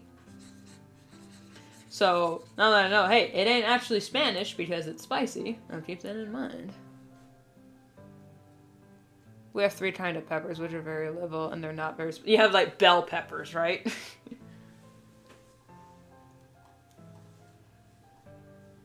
What the fuck is that? Yeah, I don't get it. It's called Spanish rice. And it's... Yeah, you take, like, hamburger meat, and you fry it up with... And you fry it up with some onions... peppers, tomato sauce, olives, and you mix it with white rice, and you eat it. You can put it in a burrito, but a lot of rice with the tortilla. It sounds nothing like a Spanish meal. They might be Spanish as in like Mexican, but it's just called Spanish rice. So it's actually probably more Mexican. So what actually is a Spanish meal? Now I'm curious. What do you mean burrito or tortilla? It's Mexican, man. It's Mexican. Spanish is used to describe the language that the Mexicans speak, even though it ain't Spain Spanish. I know that. Alright, let's hear it. What? Use like a verb of sorts, like French fries don't actually prefer to other countries. The technique. Yeah, kinda. Spanish in America is kinda used to describe the Mexican language. And it's also kind of described as a way of cooking. You know, if the meal involves tomatoes, onions, and peppers cooked in a very specific way, like fajitas, that is Spanish, even though it isn't from Spain. It's mostly Mexican. Tortillas are those flat things. The Mexicans make tacos and burritos. We don't have or make tortillas here. Okay, so no tortillas. Spanish rice ain't Spanish. Got it. We have a dish called tortilla de patatas. So this is called a potato omelet. Okay.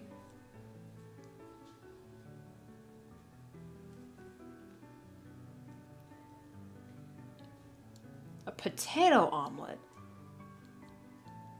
I'm figuring that's different from hash browns. So you like mash the potatoes and make it sort of like a dough and cook it like you would an omelet, or is it different?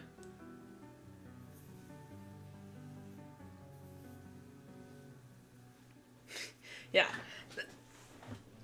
Different from hash browns. Yeah, I figured.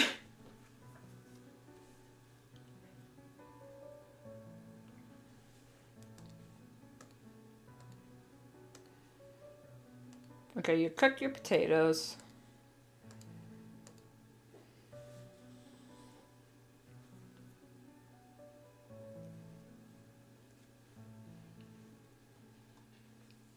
I'm gonna save real quick before I... Then you pour mixed eggs on it and fry it. Huh. So that's where the omelet bit comes in, with the eggs. Okay. Actually, look it up. Alright, yeah, I will. Alright, I'll look it up. Tortilla de patat. Yeah.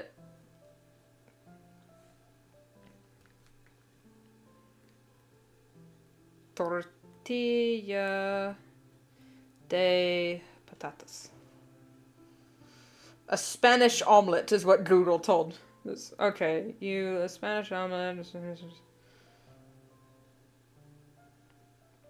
Potato, egg, onion, salt, olive oil. What? No garlic? Oh, I see. I think.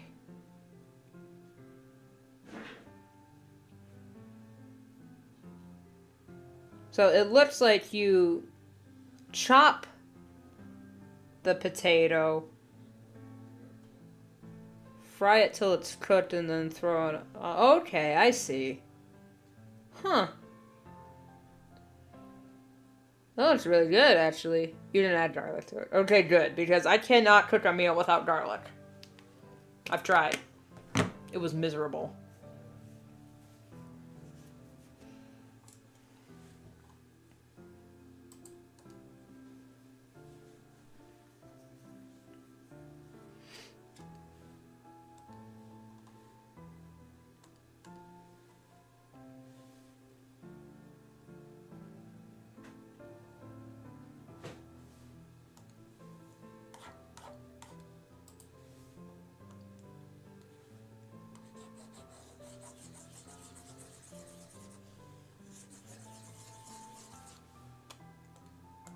So keep in mind, Spain's Spanish food is not spicy.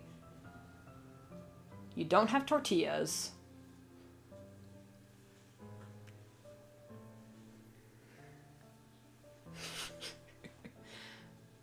In Mexico, they mostly eat tortillas, the flat ones, with whatever they eat. Yeah, I noticed.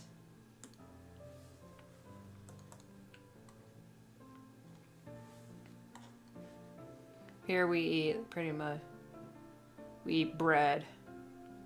Pretty much what you call a baguette. Okay. Do you have, you guys have flatbread, or like, right? I'm asking. Is this part of excited?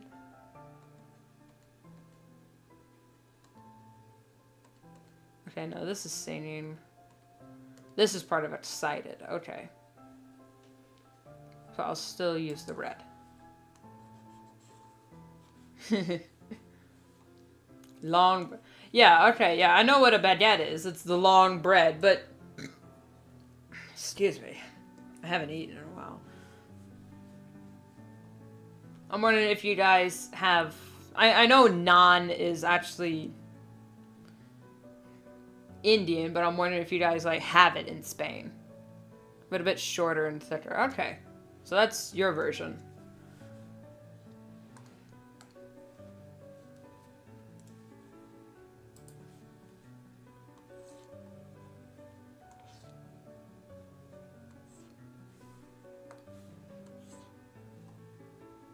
Of what? How do I explain... How do I explain naan? It's of Indian origin, or at least it was made popular in India. And it's kind of like...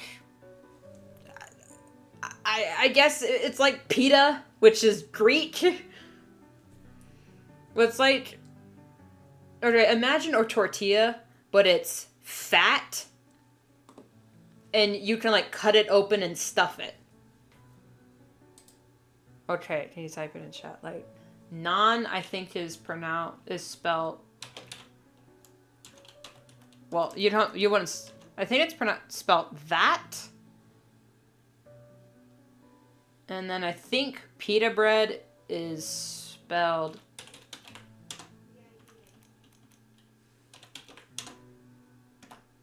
like that.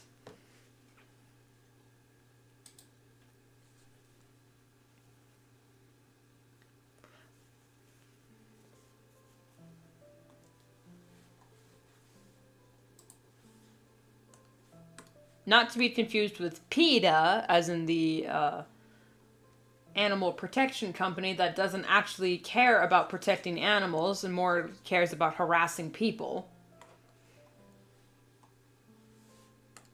But it's really good. We don't have anything like naan.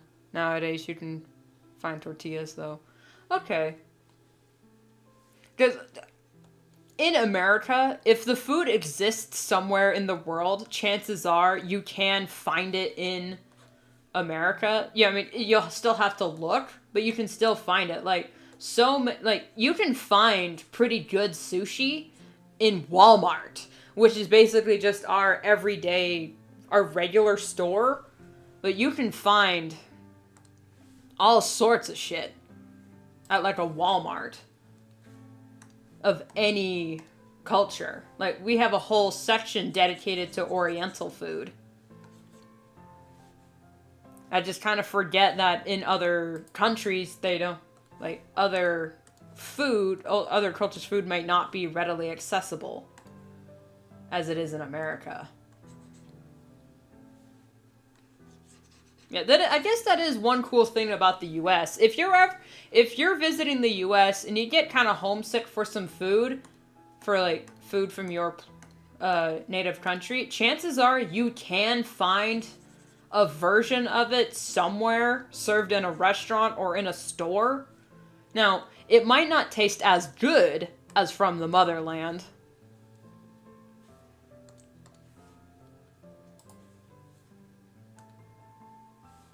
Wait, is that the same color as the tongue? Okay, I'm just gonna say it is for simplicity.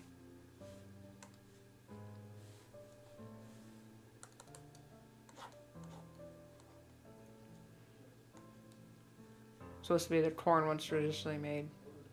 We didn't know. It's funny that, you know, I'm so tempted to say naan bread or pita bread, but naan is bread in Sanskrit or in Indian. Naan means bread. So when you say naan bread, you're saying bread. Same with chai tea. Chai is tea in Indian. So when you say chai tea, you're saying tea. Which is absolutely hilarious that America got that mixed up.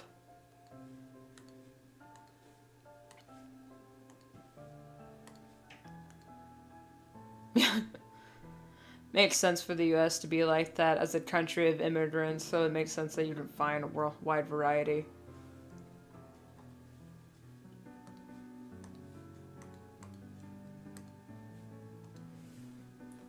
Yeah. One of the benefits of being a melting pot society. But also, if you're like, never, I've never been to Japan, yet I know I would like some of their food, despite never being there, because it's so readily available. Every single American college student lived on ramen. Granted, it was instant ramen, not as good as the authentic stuff. I'm on the wrong fucking layer. Anyway. But every American university student will tell you instant ramen saved them.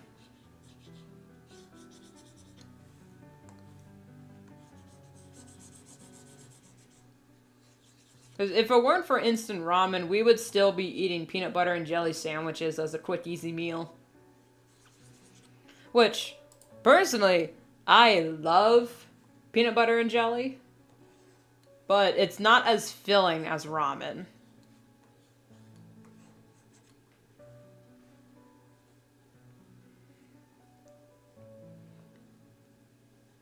Also called chai, but we write chai. It's traditional for Romanian terms. It's food. Cabbage rolls. Okay, yeah, I've heard of those. I don't know what they are, but I have heard of a cabbage roll. We also call it chai here, for lack of a better term. Are you studying anything? I am out of high school. I've graduated high school, and I am not attending university. So I'm on a technicality, I'm not studying anything, but I am, as a writer, I am studying everything and anything that has to pertain with my stories. So I did a I did a video on random characters, and for the random characters, I did a deep dive study into how photosynthesis works. So if it has to pertain to a story, or if I'm just curious and hyper-focused on it, I will learn literally everything about that subject. Or at the very least, I'll learn enough to tell someone else about it.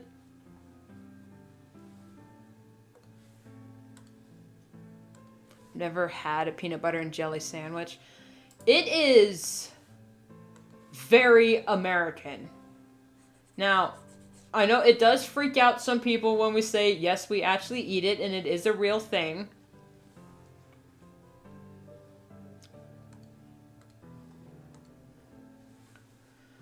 But since there's so many different jams out there and so many different peanut butters out there, it's really hard to suggest like the perfect PB&J.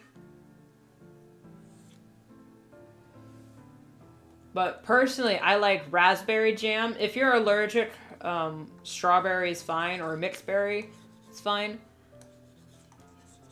And like the go-to peanut butter is Jif peanut butter, but I can't eat that stuff because there's so many hydrogenated oils in American peanut butter that you can feel it clogging your arteries as you eat it.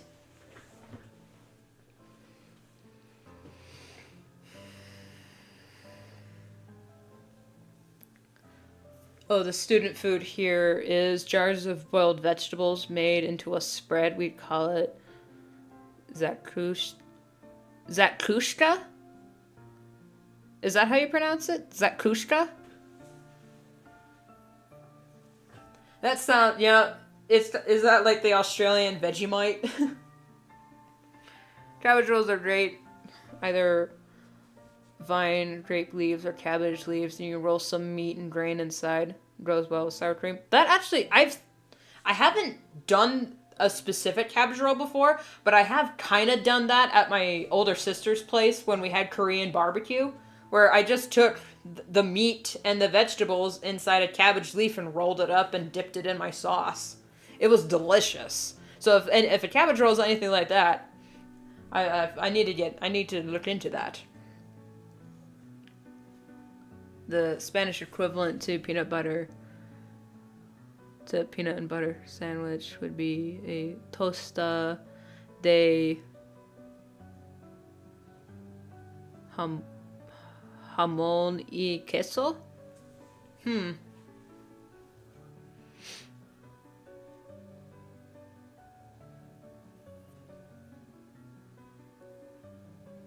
That sounds like a toasted spread with cheese. You're pretty close to pronouncing it well for a non-speaker. You know, I try.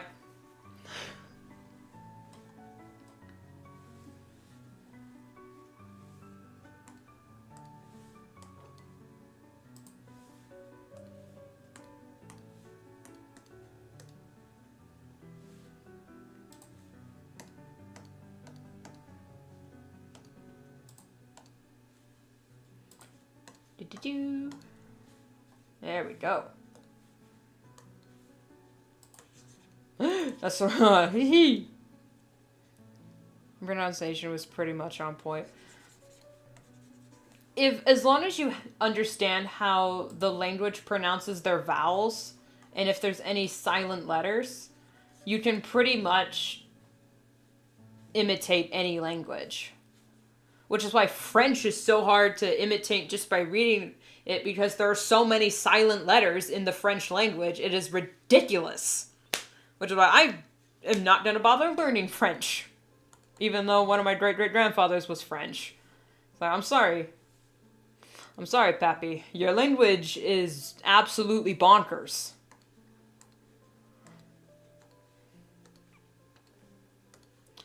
Catcher Van Dees. Who the hell's got the time? It's 60s, 20s, 10. Who cares? Have y'all seen that video of the cab driver talking about the French number system? Oh my god, it is one of the funniest videos I've seen in a while. It can't be absolutely howling, especially since the guy had a thick Brooklyn accent saying these French words. It was hilarious.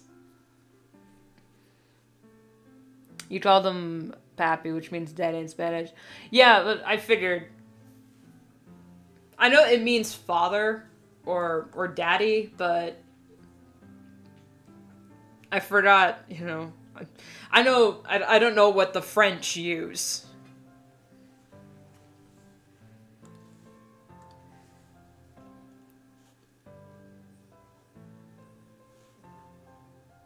is a toasted slice of bread with shredded tomato and cheese. Ooh. That kind of sounds like pizza. Like, we would make homemade pizza, you know, like after school. We would just take toast and...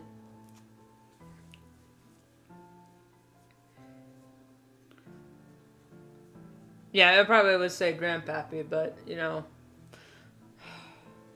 I don't have a mind for other languages, and I'm tired. It's been a long stream. Holy fuck, we are pushing 9... We have just surpassed 9 hours. That kind of sounds like Pizza Dead. Hey, for an American, pizza is literally just... You take bread, tomato sauce, and cheese. That's a pizza. It doesn't matter what you put it in. For an America, that's just... For an American, literally just grain, tomatoes, and cheese. Boom. Pizza. The thing with American, if I had to describe the American cuisine is fuck it. You know, is we in America eat whatever the hell we want. If we can put it in our face and not die, we're gonna eat it. And even if we die, it's kind of adds to the appeal. Which is why I absolutely love wasabi. Wasabi is detrimental to my health. It is a killer. Yet, I love eating it. I love having it with my sushi. And we have it... we have, actually, horseradish on Passover. But I've switched it out with wasabi since... I think wasabi kicks ass. Isn't it 6 a.m. for me? You think I'm sleepy? Nah. See, wasabi and horseradish are very similar in flavor, but they're made from different materials.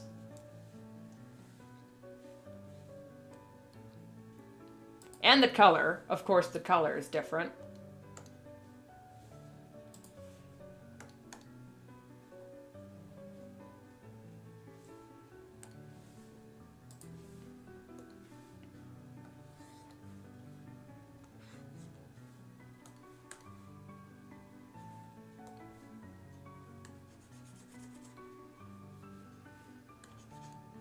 Wasabi is great spice because it bites you and kicks you in the face, but then it immediately lets go. Like, it doesn't linger like other spices do.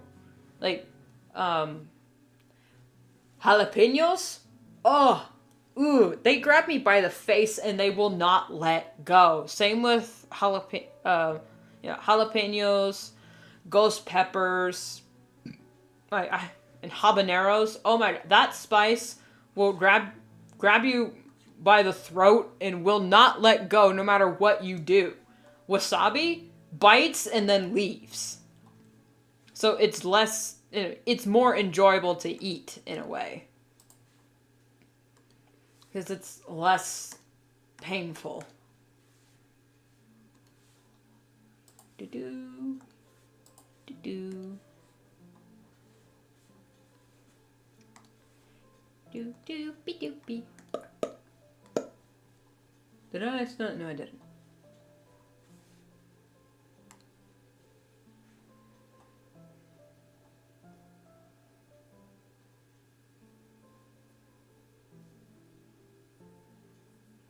Hey, can you check the YouTube chat? I'm looking, but I don't... There's no picture. You know, let me look on my phone. Maybe it'll pop up there.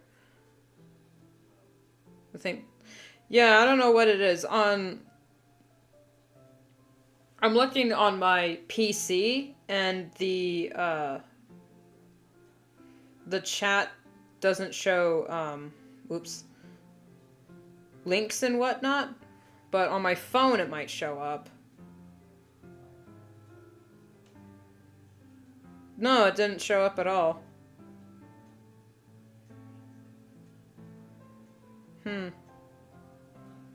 No, yeah, the link didn't show up. Interesting description.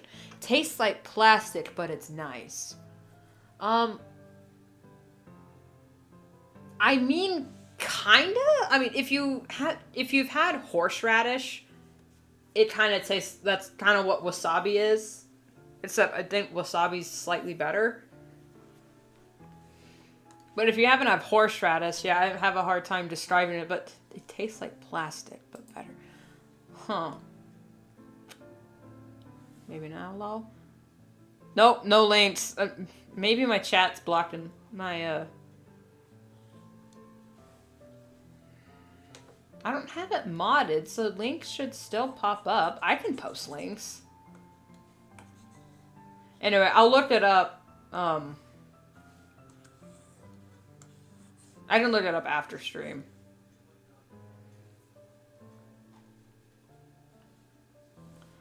Alright, now for butterfly. I think for this chat butterfly, I will do the white.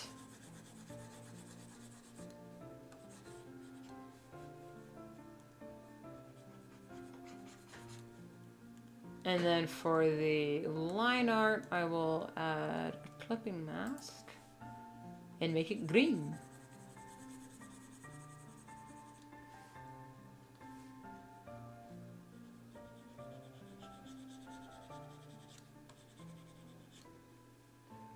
By the way, what? You said you were a writer. I am.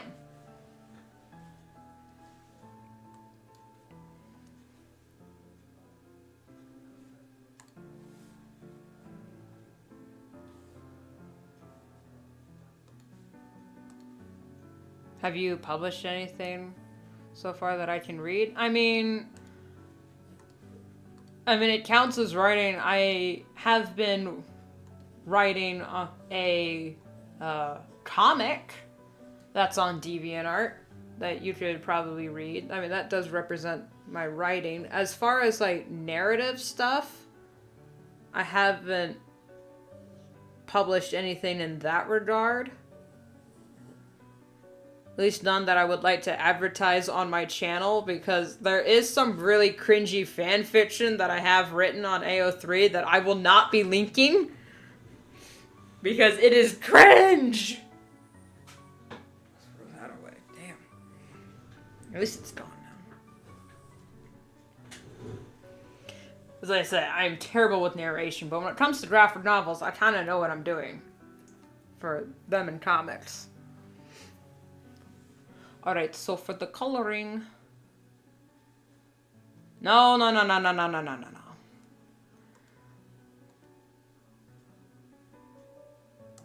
I think what I'm gonna do, I'm gonna cheat.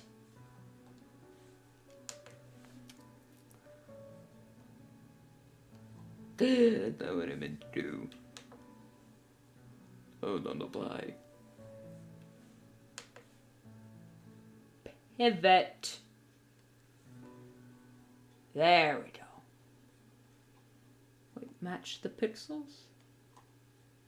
Match the...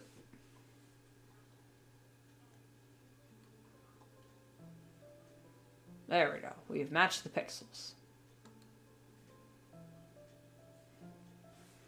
And then for this, we shall erase, erase, correct, color, get rid of, and overlay.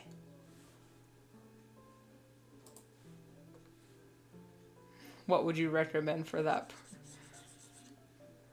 They never got into the graphic narrative. What would you recommend for that purpose?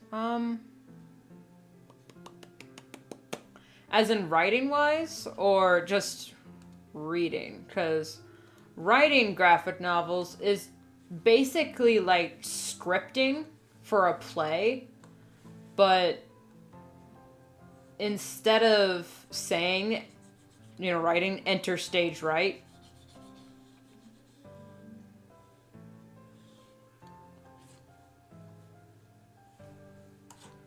you would actually write that character's like, okay, character does this in this bubble. Different frame, side view, they would do this thing while saying this dialogue. I mean, I'm kind of planning a video where I talk about my scripting process, because it is kind of... I mean, that's how I write comics, but for, like, reading, despite writing a comic, I'm not really into reading comics, even though IDW comics are really good. There's too much manga out there. Yeah. Although I do have a few copies of the manga for Full Metal Alchemist, but that's just because I love that anime.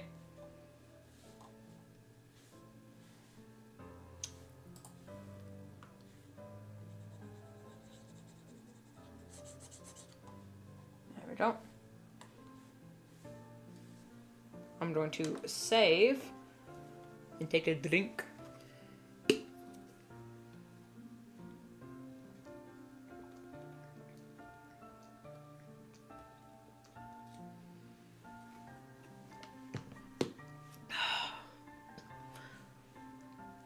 Yeah, Full Metal Alchemist is awesome.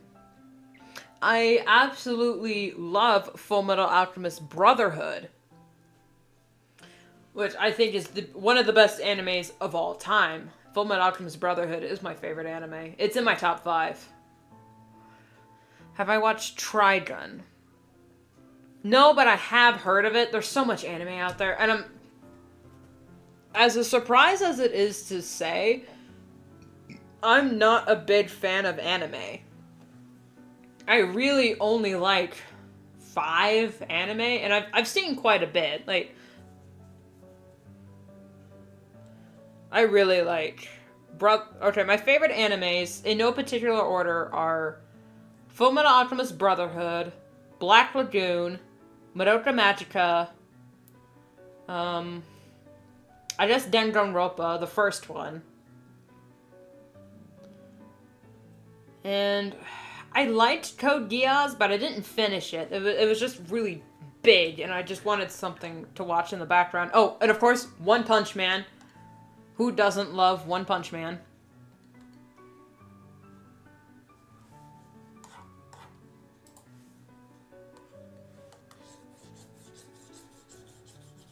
But some of my favorite animes, are Brotherhood, Black Lagoon, and Madoka Magica. Or Madoka. It's Madoka Magica.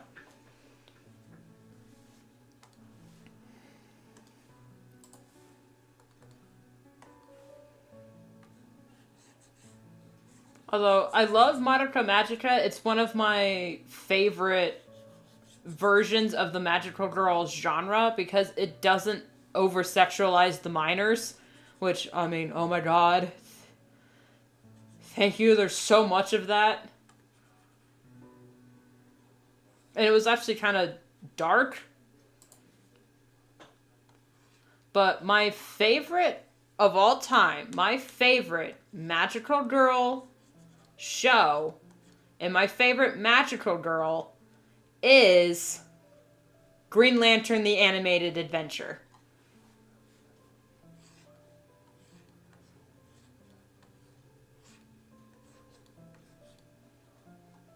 Don't look at me like that, guys. It makes total sense. What is a magical girl? A magical girl is a usually young adolescent girl that receives some sort of empowered jewel that she puts on and gives her a new suit with special abilities. What is Green Lantern? Green Lantern is a middle-aged man. Granted, he's more of on the adult side rather than the teenage side. He receives a empowered gem or jewel that he wears that gives him a new suit and powers, and it's all based on the light that shines within. Green Lantern is a magical girl.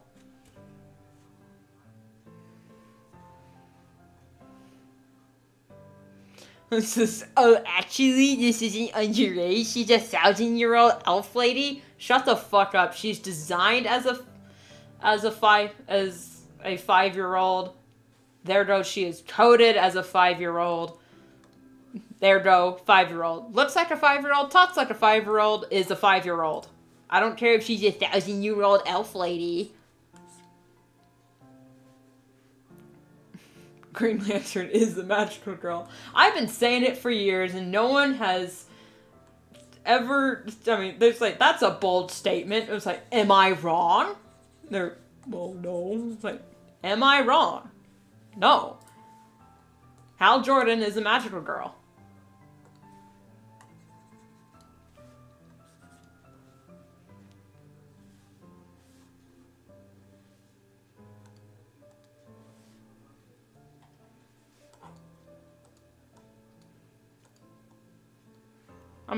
Now that I've said that, now I honestly, I have to do it now. I have to draw Hal Jordan in the Sailor Moon pose. Probably even in the Sailor Moon outfit. As Green Lantern, because my god, it's too perfect. Did you mention the animated series with Razor and Aya? Yes, I did. It's the best show ever. We were robbed of a Ryza ending, and oh my god, why was it cancelled? Do you have a PNG for when your character is tired and just has to stream for the last 10 hours? I have not drawn a tired rune sprite, mostly because when I'm on stream, I am energized as hell.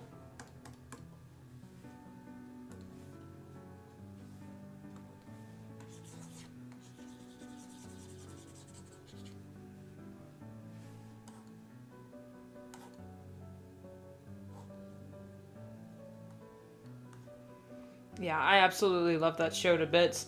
I wasn't really into shipping, and I'm still not really a shipper, but Razor and Aya were the absolute cutest couple I've ever seen. Mostly because they were good for each other. Like, they made each other better people, and they made each other want to be better.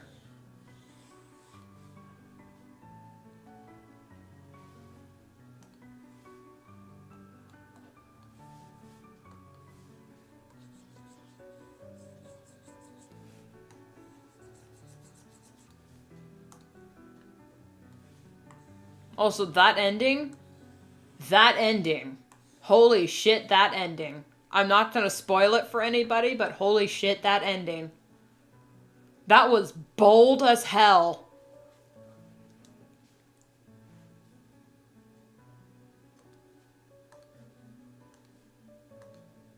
I always enjoyed robot characters that grow to be more human. And be like, ooh. Yeah, this is the sprite I'm gonna use when people compliment my singing or whatever, because I don't know how to take a compliment.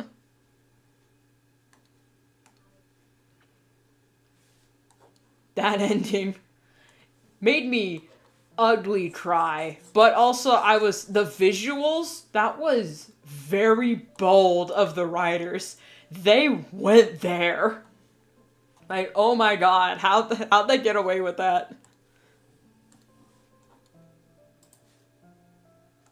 Am I using the... Yeah, okay.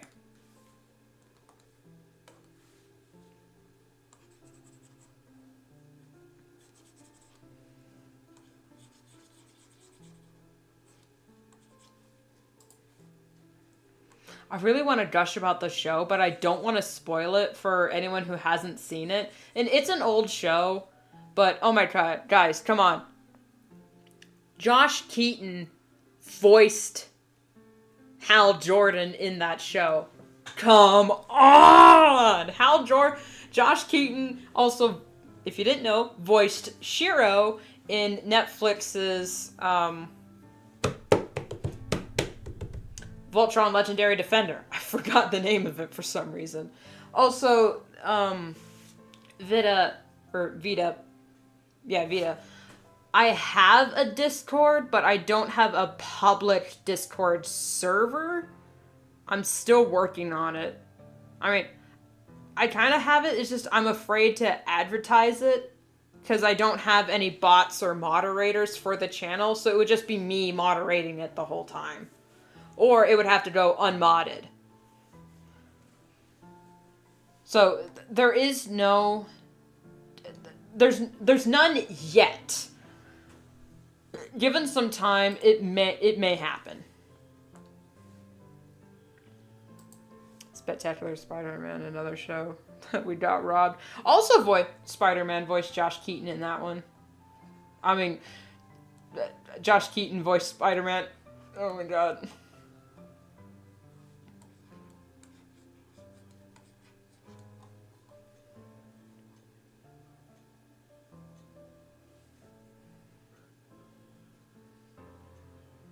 You know how mod. Also, I can set up with the bots.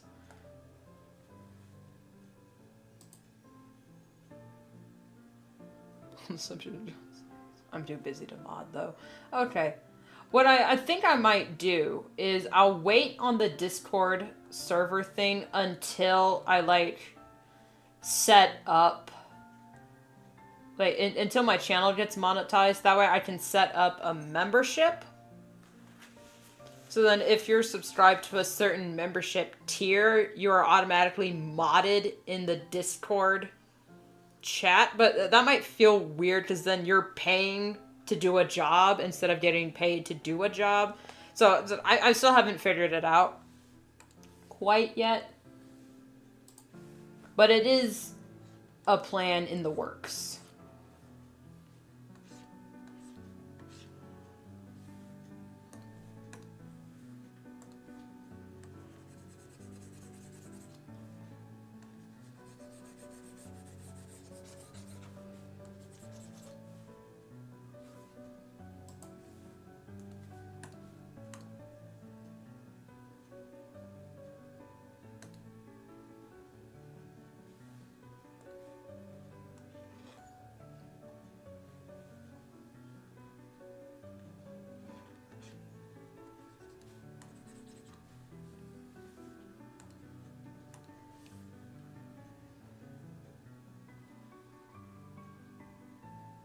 Normally people who pay for membership get exclusive channels, or it's just a rule for them to feel special.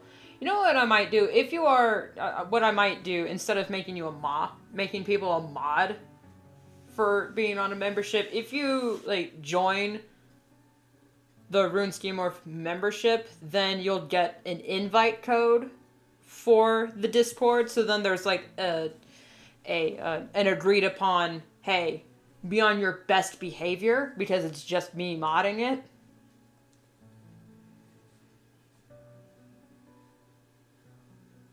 So that might be added as a perk to join for the membership.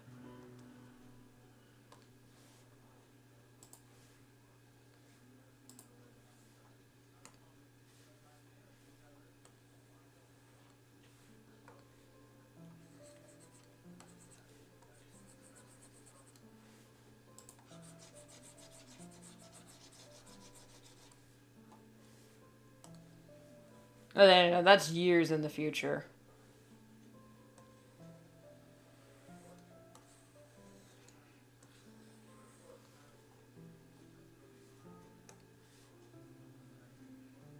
What about mods if they pay? I'm not sure if that... Yeah.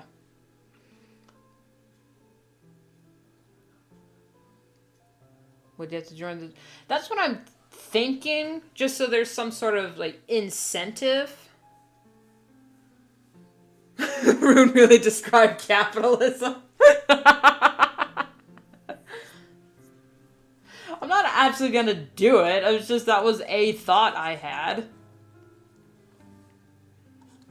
Besides, capitalism is how the American system works. So if you...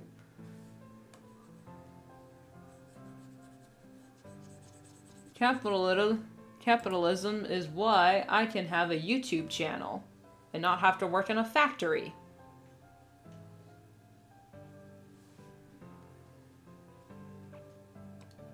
It was funny though.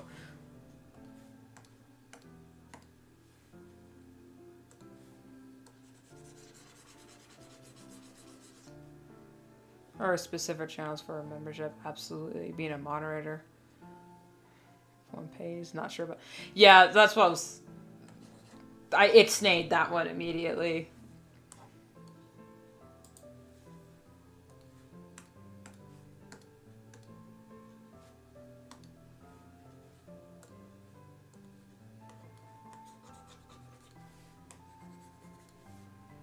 The messenger might come as a perk.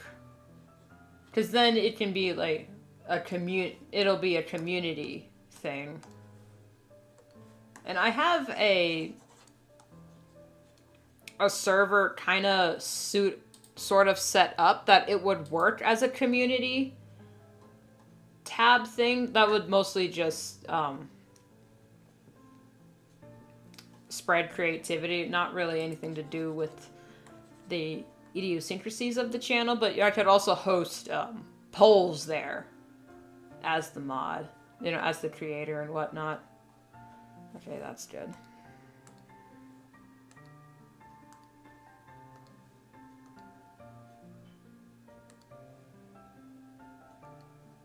It sound good to actually say them, lol. Well, that just came to me as I was talking, and when I'm streaming and talking, sometimes I don't have time to think about what I'm about to say.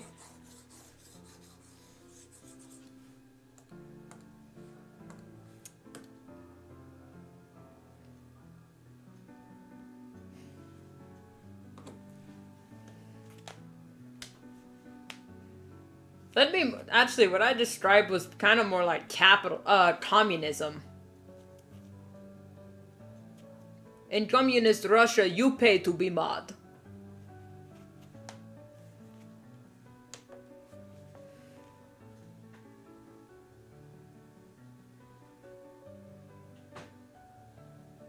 But better connections to the community. Yeah.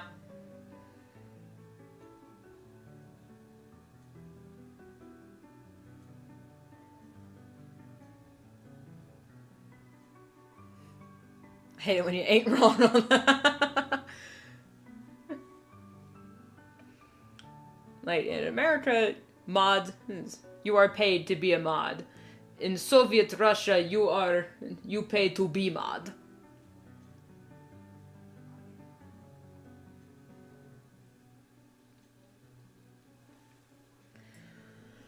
And it is not responding. Okay, it's back.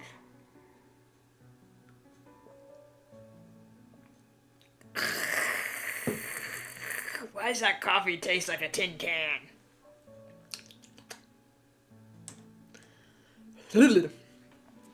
I'm gonna take another quick bathroom break. That's 3 this stream. So I will be right back after this break. And no, I wasn't drinking a potion.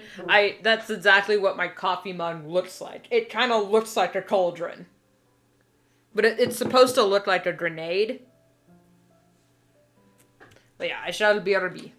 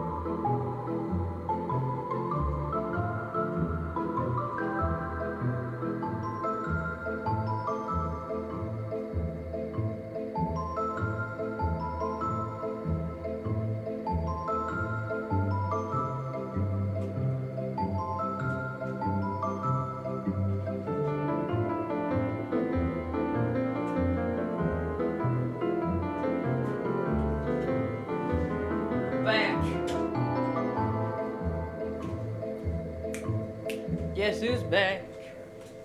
Back again. Shady's back. Tell a friend.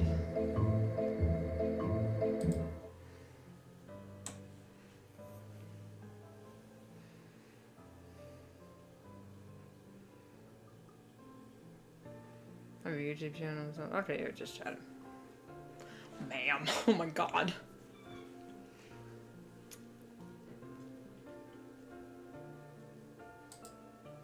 They're still doing that, Phoenix? My god.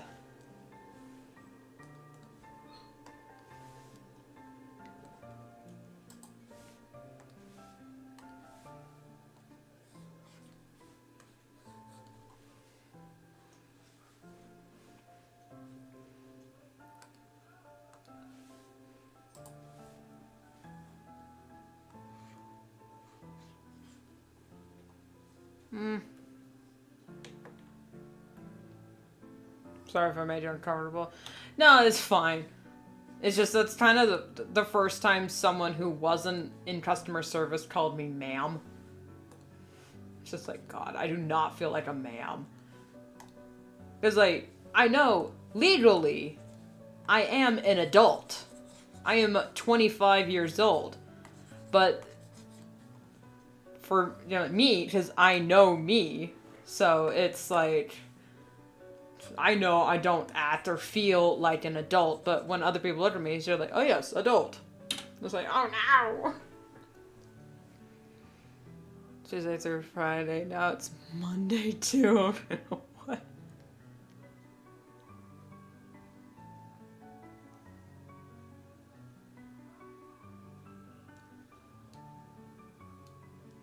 Older than me, lol.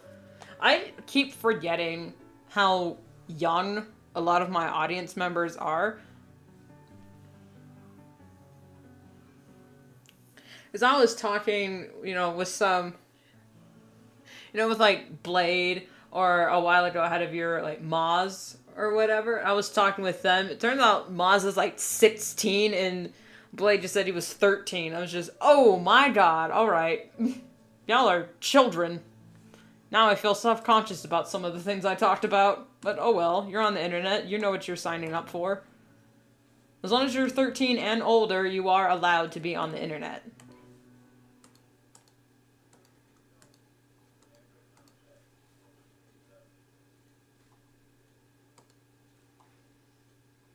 "22, almost no baby." Man, I felt like a baby when I was 22. I didn't know what the fuck I was supposed to be doing. I still don't.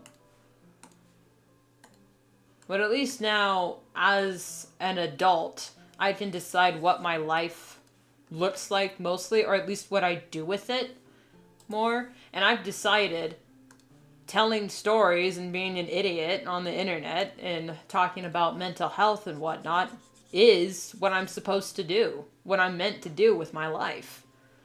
It's my cutie mark.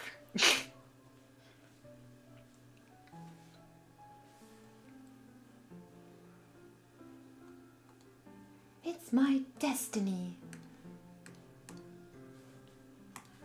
Alright, no, my K-bar is a lot darker than that. And then for the edge thing, I'm going to make it just the tip of the blade.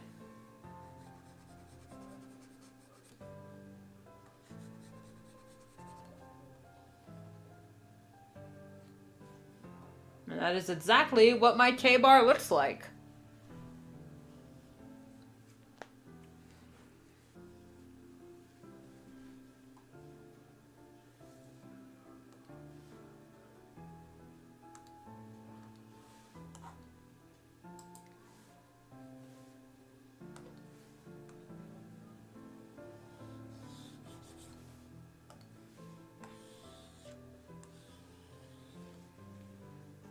I want to study history and do research and activism. Hey, as long as you got a gold, man, go for it.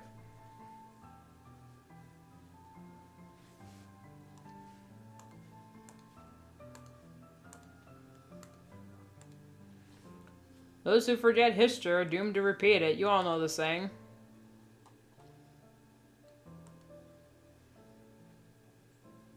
I feel you, Rune. I was stopped randomly in the street by some teen students that had like a project or something, and they asked me, "Sir, can we have a moment to stop your time, please?" It's like, no, I am not a sir. I'm just like you, but not because you're a baby.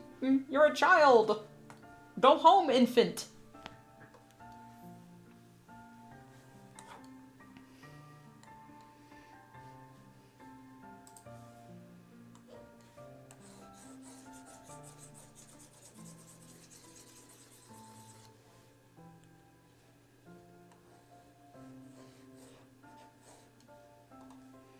There was one time I remember I was exactly 16 years old. I was 16 in high school. And it was like my first day at a new high school, and I couldn't find my younger sister. She was younger than me by like a few years.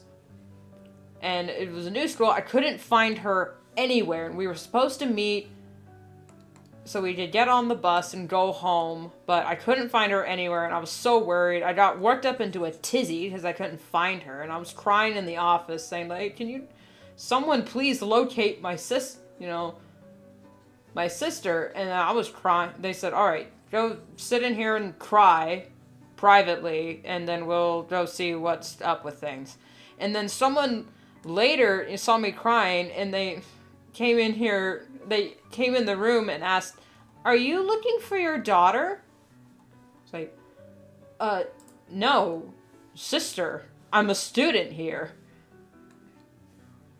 And they're, oh, well, her class went on a field trip since it's the last day of school here, and that's where she was. I was like, no one bothered to inform me that? That was frustrating and also kind of funny. It shocked me just enough to make me stop crying.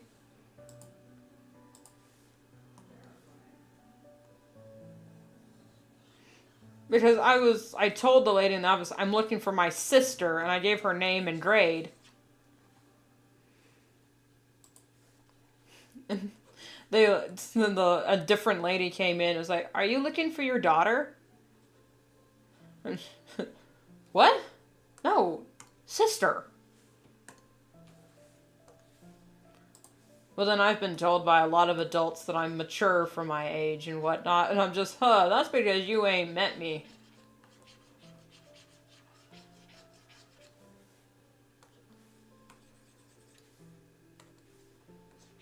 I am definitely not mature for my age. I religiously watch cartoons. And still think scene hairstyles and bell bottoms are cool. Mama Rune. I remember being in high school saying I'm already in university last year. Writing for my license. God.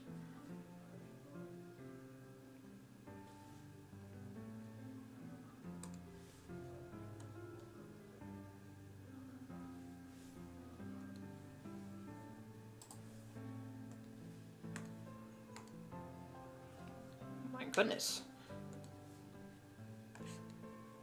Maturity doesn't have anything to do with watching cartoons.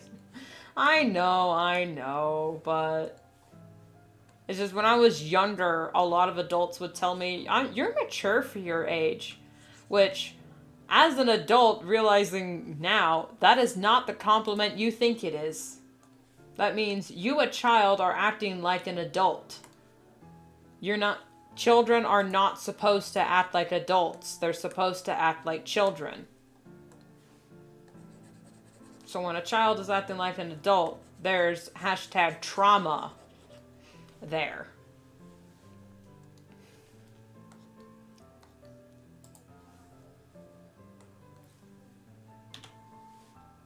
Also, especially ladies, when an older man or an older someone says, you're mature for your age, run. Red flag. That is not the compliment they think it is. Also, that is how groomers pick out their victims. She's like, oh, you act like an adult, so I can treat you like one. No, no, no, no, no, no.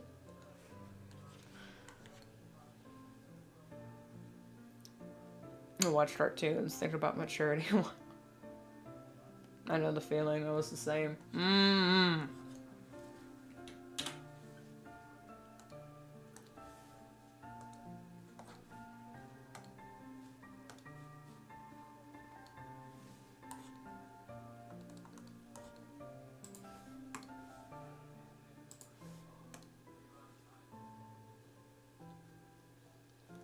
When taking care of people in the friend group I was in. Well, there's a difference between being the mom friend, or at the very least the one that understands consequences, rather than being mature for your age.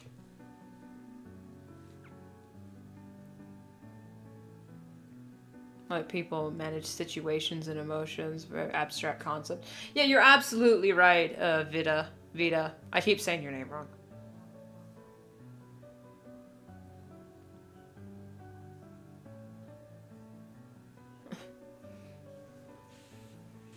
Taking way too many genres. When you as a child have to parent the other adults in your life, that's just sad. Because that means you never got the chance to be a kid. And okay, I'm going to accentuate the shadow in this one, since she is supposed to be angry or deranged.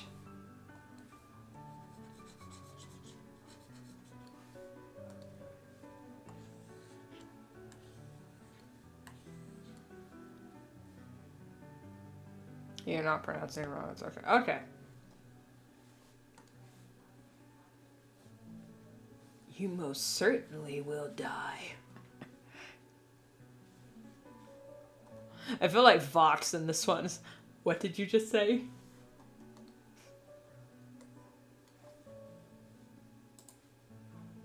Alistair came back, and he's working with Lucifer's daughter. And that wasn't the first fucking thing you told me!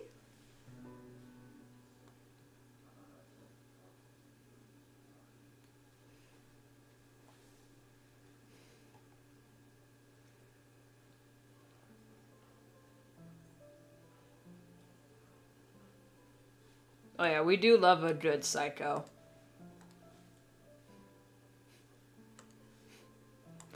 They're very similar.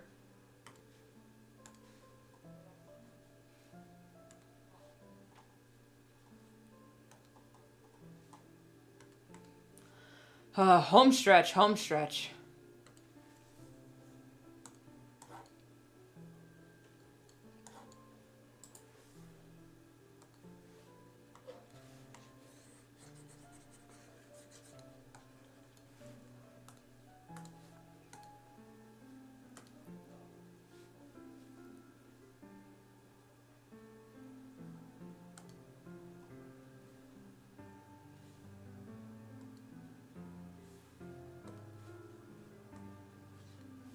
Gotta get rid of that, since these are extra pixels.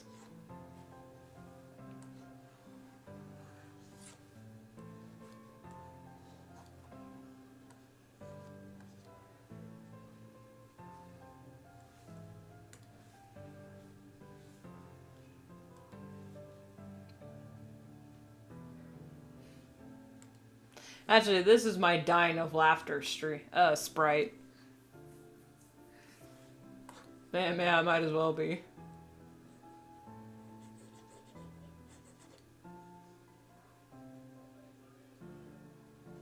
So my mom was busy most of the time. We're not discussing my relationship. Yeah, lol. Nope. We talk about mental health here on this channel, but if you don't want to talk about it, we don't have to talk about it.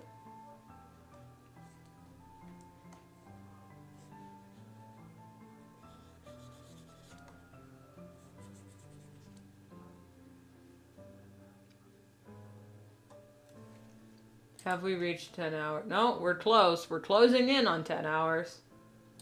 But honestly, this is about as long as I normally work day to day.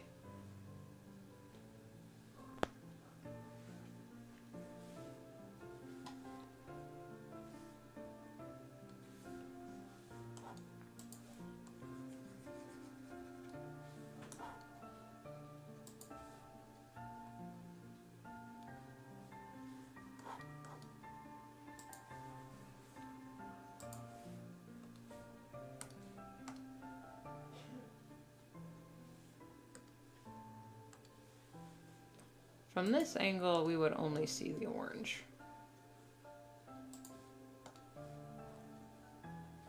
And we are...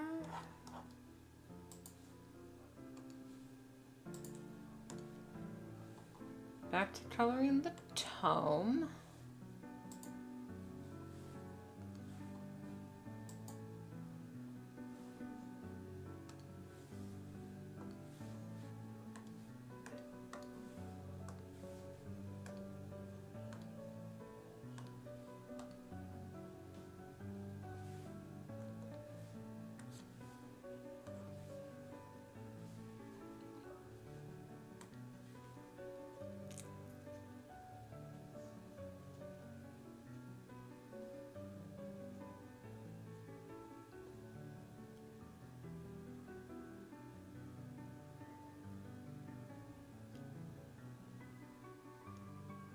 Just wanted to add a conversation. Yeah.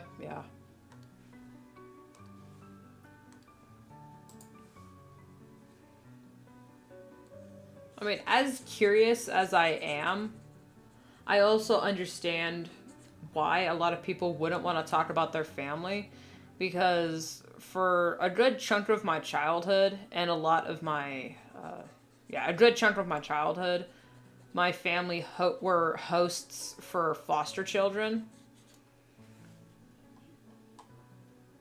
Which I don't, they don't have those in other countries, but that's basically when a child is removed from their parents because their parents are unable to take care of them due to like being arrested or drugs or whatnot.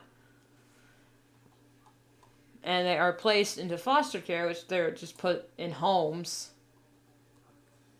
because orphanages kind of aren't a thing in America anymore, and they're not technically orphans. Their parents, in most cases, are still alive. They're just in jail.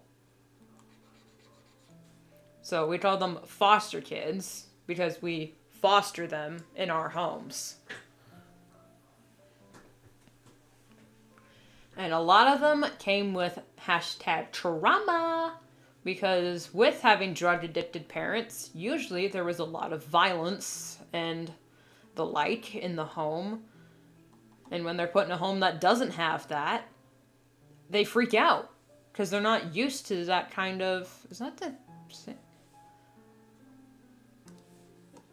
Okay, no, that's the right color. It looks darker next to the gray.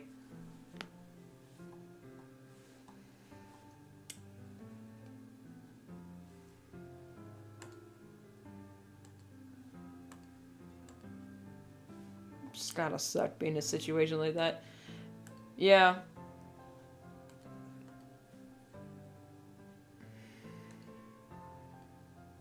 Abuse people find kindness alien. Oh yeah, that was a big issue with foster kids. My biggest issue as a kid was the fact that they would feel all this anger towards their parents, and I couldn't understand why they were taking it out on me, or, you know, or, like, my animals. I couldn't understand that. And of course, how do you explain to a child, hey, when people are that angry, they... you know, project their emotions on other people because they feel helpless and just take it out on others. I didn't grow up with that kind of domestic situation, so I had no idea what I was dealing with.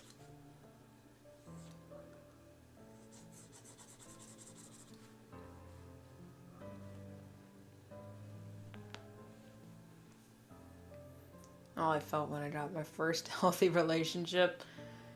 Yeah, it really is. I've heard it explained this way. Being in an abusive relationship and then suddenly having a healthy or at least safe environment is like being out in the freezing cold and then being put in a lukewarm room temperature bath. It's going to feel like it's burning you and that you need to get out, but it's actually helping you. And it's not burning you, it's just you're not used to that kind of warmth.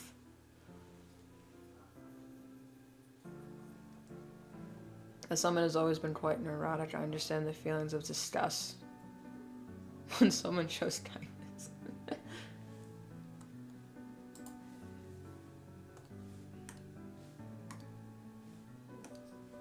No, whoops. Snarf.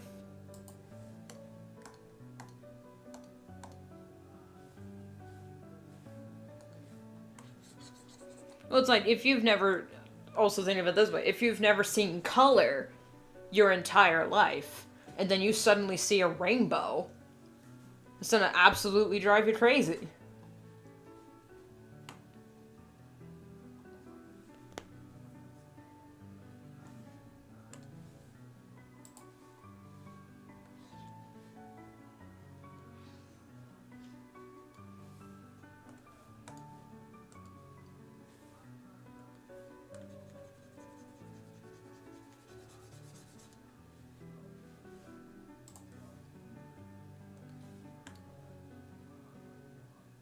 Yeah, as a child, I didn't understand what was going on. But like as an adult, I'm like, oh my, they went through so much. And it's not fair for a child to go through something like that. But like as a kid, I felt, why are they taking that out on me? It's not my fault. I'm not the one who hurt them. Really. I say it ruined my life, but at the same time, it taught me so much.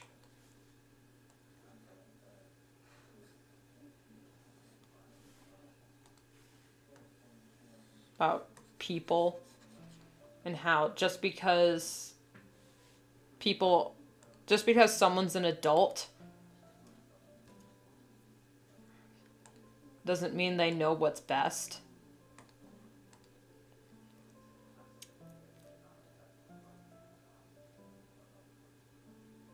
My being asked how I am, what I needed, if I was uncomfortable with anything that felt odd to me. Just didn't have it done before, yeah. You reminded me of Colorado Space H.P. Lovecraft. Yeah. I love that movie.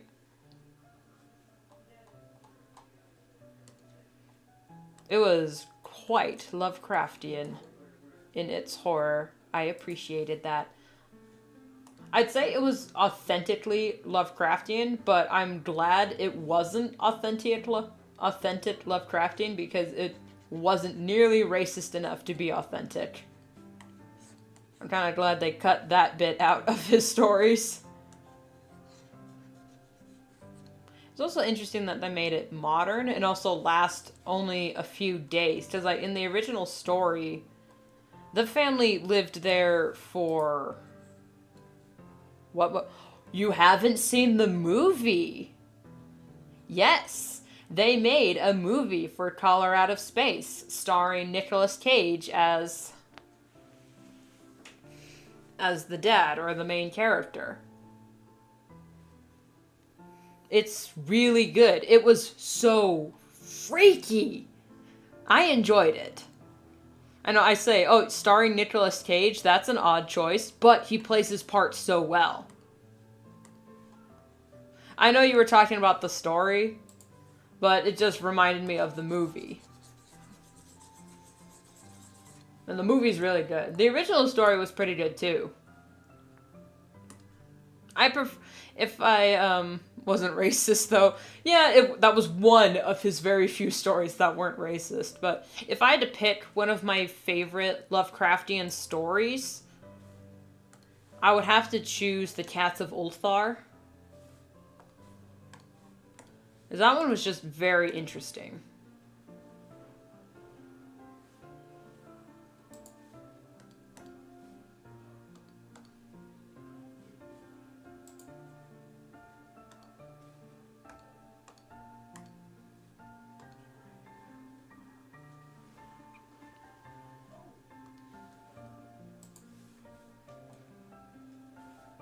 Oh, that is a blank spot. There. Unlike rats in the walls where left rat's cat was the protagonist of them all. Yeah. Yeah, that one. Shadow of Innsmouth was pretty good. I just liked the way that Cats of Ulthar was written.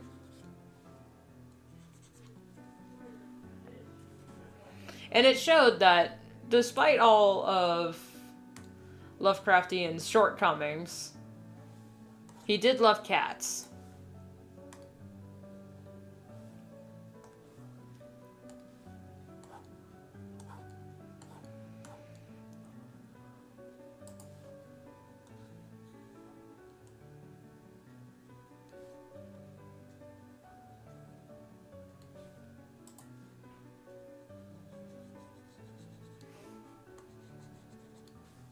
You should have stayed away.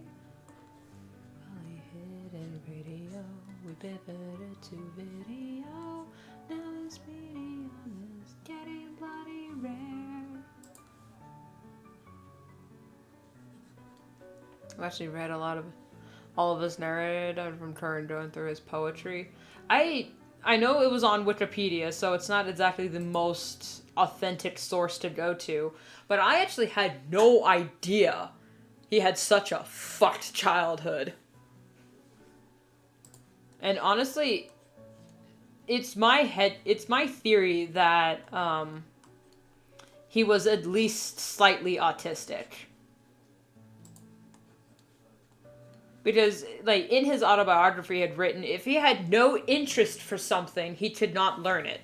Which is like, he hated math and arithmetic. He had no interest in math, to the point where even doing slight, a few minutes of work, of math work, it would give him such a headache and he would be, quote, incapacitated for the rest of the evening. It's like, he just like me, for real, for real.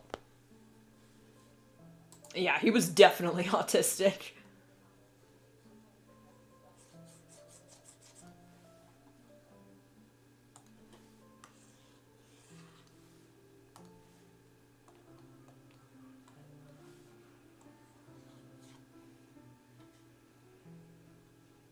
No news right now.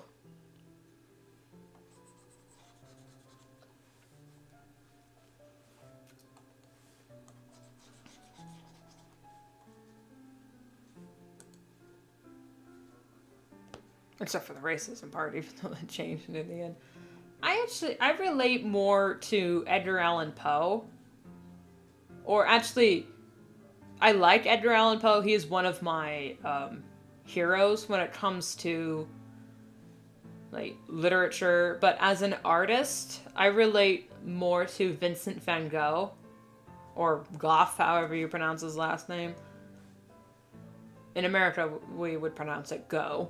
But Vincent van Gogh is one of my artistic heroes. Because despite everyone saying his paintings sucked and were rubbish, he kept going because it's what made him happy. And I, too, feel like because of my art, I'm a burden on my family. But, hey, my family has made it clear to me that I am not a burden to them. And that I should pursue my artistic interests. Because what would the world be without art?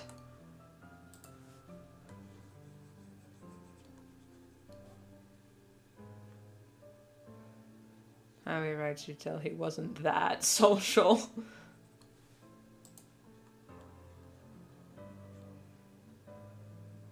I know he was a great fan about IDK, but it was like in real life. I am thankful that my family is as understanding, or at least as, I would say, appreciative and understanding of my artistic interests. Because I'm 25 and I still live with my parents, and hey, they're letting me do a 10-hour stream because I said that's what I wanted to do, and they're like, all right, and they're just letting me do it.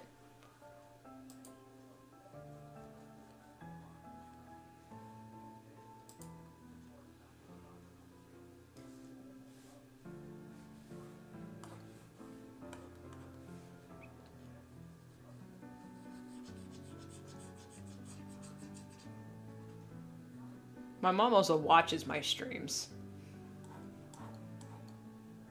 So when I say she's the coolest, I mean it. She is the coolest.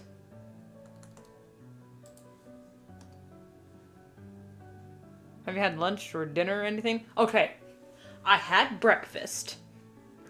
I had bubble tea and coffee. But, no. I have not had dinner or lunch. But I have had breakfast. And I guess for lunch I had bubble tea. Hey, I'm not hungry. Well, I mean, I was earlier, but, you know, I'm drinking coffee, so I'm not hungry. And you can rest your pretty little head because we have just finished. That is the last sprite I need to draw because I refuse to redraw the AFK sprite. I think it is fine as is. We are done with the drawing for now. All I need to do now is render each individual sprite separately and upload it to the program, which I don't know if I am going to stream that. It seems like my little Medibane is freezing because it can't handle the load. Ah, my wrists. So as soon as it starts responding again, because it has frozen.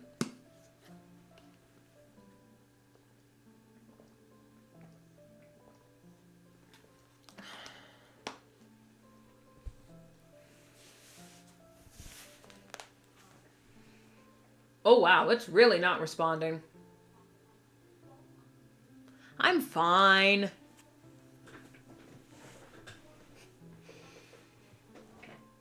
Yes, I just saved. Ah, oh, that felt so good. My wrists are just constantly cracking like bubble wrap.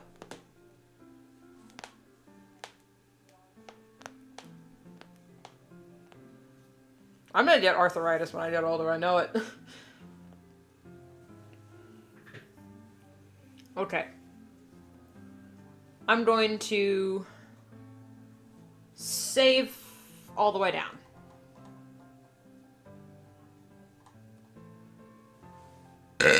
Excuse me. Oh my goodness, wow. Whew.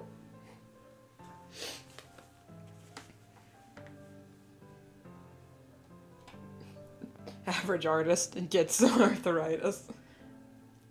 Alright, we are going to save as individuals. I could just replace the PNGs, but I also like using these for videos. So what I'm going to do, I'm going to say rant talk. I didn't do any of the blinking. Fuck.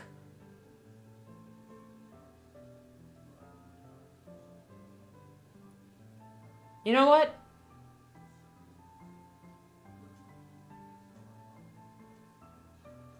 I forgot I didn't do any of the blinking bits of the sprites. You know what? I've already streamed for 10 hours. I'm just trying to save straight. Well, y'all can't even see the saving, so.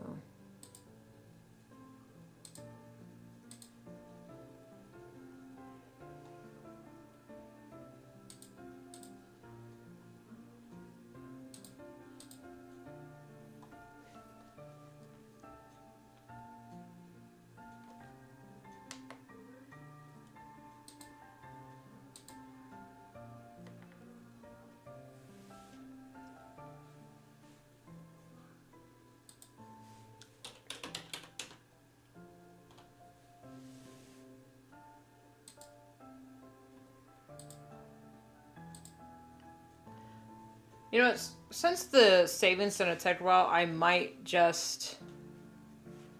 No, I'll keep going. I'll keep going. That's fine. That's fine. That's fine.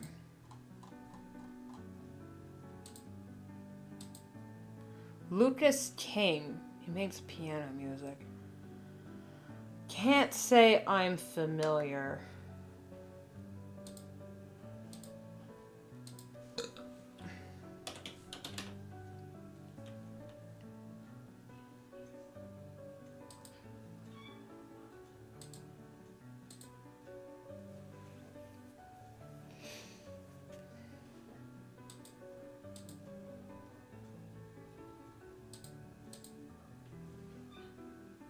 I'll listen to it when I need inspiration. He's just piano music. I'll look into him. Mostly, I listen to Myuu, Myuu. I use a lot of his music. It's, in fact, the music I use as my background.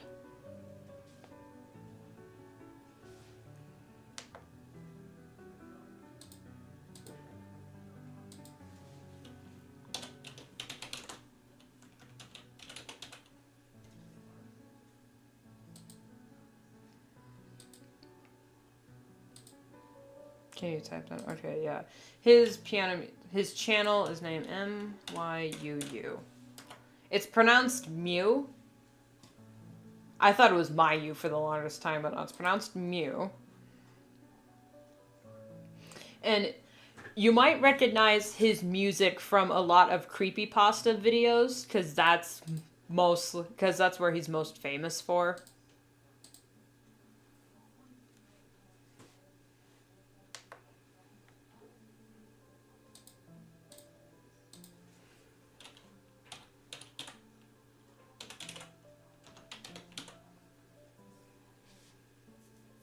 Oh yeah, you know him? Yeah. Horror music. Really good stuff. Also very emotional.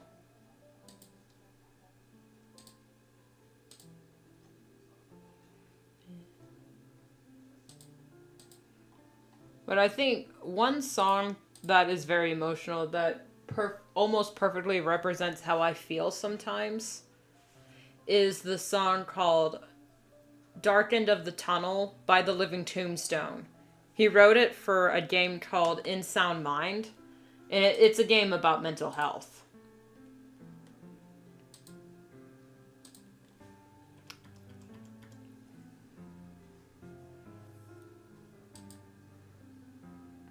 And that one's really good.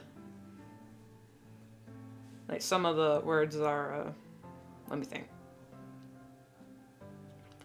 In my bed, in my head, there's a light, but it's red. And I wonder, this darkness is around me and surrounds me until I quit. I can't remember the rest of the words, but it's like...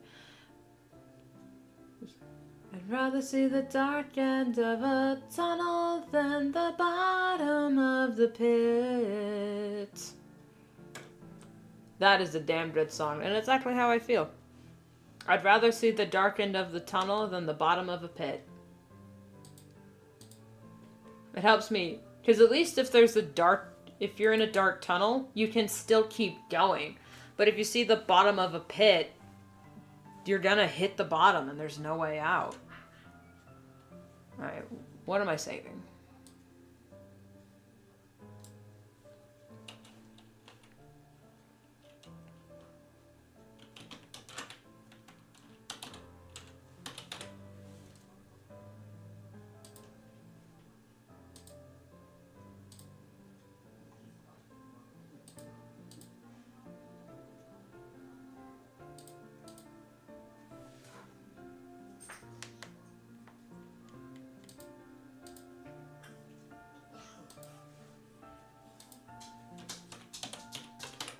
Thank you, blush.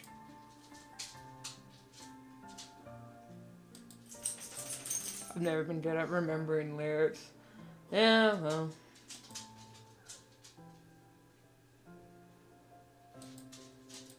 I'm more auditory.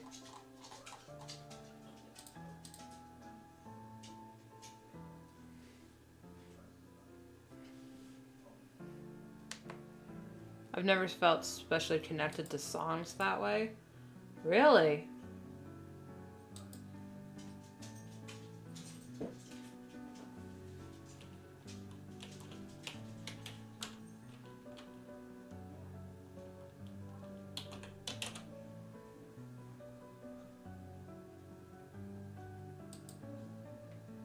For me, song lyrics is just like poetry.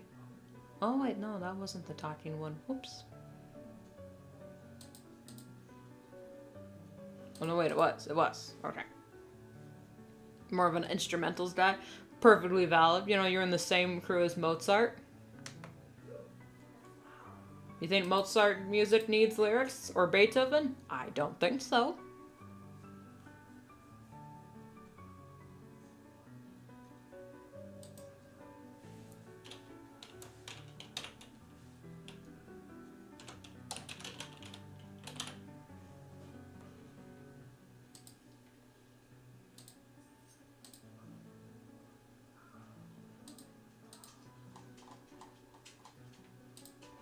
Home stretch, home stretch, home stretch.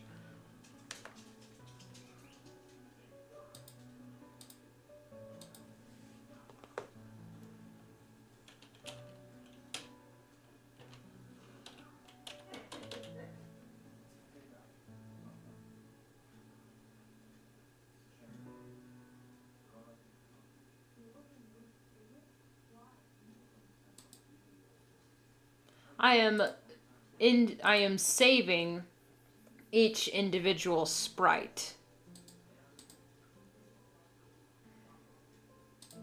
which is a long and arduous process, especially since you can't really see it on stream, but I decided just to keep going.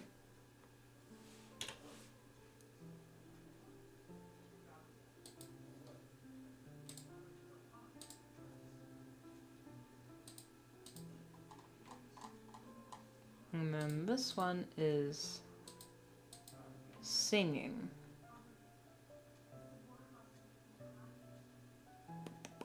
Okay.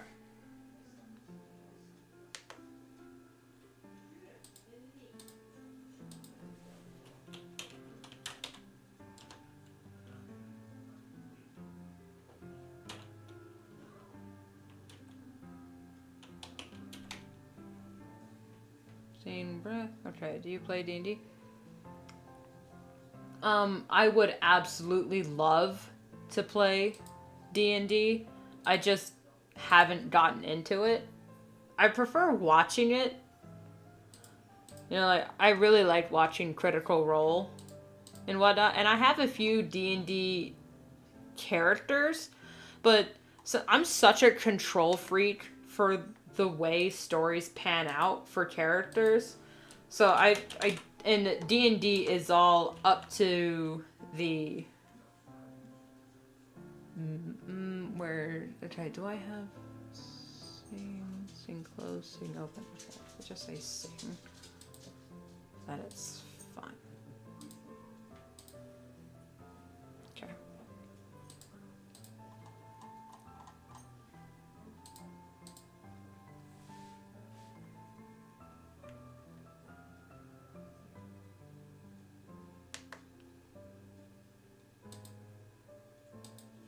Nothing wrong with instrumentals, are great. Hey, if you ever want to try, I can manage some sessions sometimes. I know it's so easy to get started into D&D, but also I'm scared.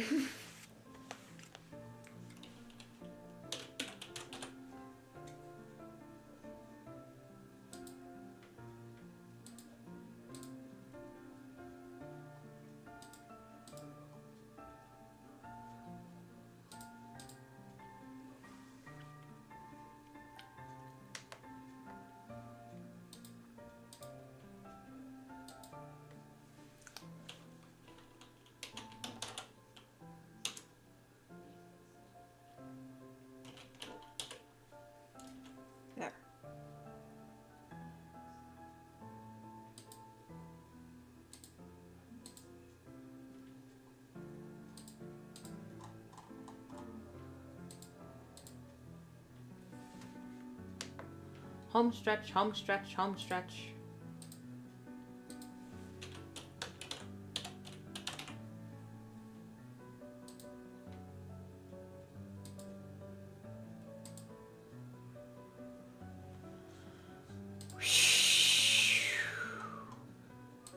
Aside from the blinking sprites, which I may or may not even add, because they're, I mean, they add a nice little touch, so I might add them later, but we are done. I will program them after stream, since you can't really see that. So, we are done with the live stream. I said we weren't stopping, and we didn't stop. 10 hours later, and the mission is complete. So, thank you all so much for watching and joining me on this debacle of a live stream. It was quite the wild ride. We went from Sonic the Hedgehog 3 to making mediocre videos, to Five Nights at Freddy's, to the FNAF lore, to screaming about The Shining. We had a bit of a lull period, and we talked about food. When we can we see, I'm hiccuping all over the place. When can we see the new PNG tuber? Next stream, as I stream every Tuesday at 11 a.m. Pacific Standard Time. So that is when you will be seeing the new face. Where on streams, I usually work on my comic, and I will get back into that, but this stream, it needed to be done. So, that's what I do. I also try to make videos that I post every Thursday, but I might move it to every other Thursday, just so I don't feel pressured to make videos every week. So there's also that. All my social media links are in the description, where you can find me on DeviantArt. I have 2 Toy House accounts. I think somewhere I have a Reddit and a Tumblr linked, but I don't remember if they actually are. Anyway, you can find me there. Like I said, I stream every Tuesday, 11 a.m. Normally my streams aren't this long. Usually my streams are like 2.5 hours, 3 on the high end. But since I have finally streamed for 10 hours, this might be, it would not be a regular thing. I am pain. All I know is pain. Anyway, thank you so much for watching. I'm gonna eat dinner and probably pass out for 3 days. And I will see you all in the next one. Bye-bye.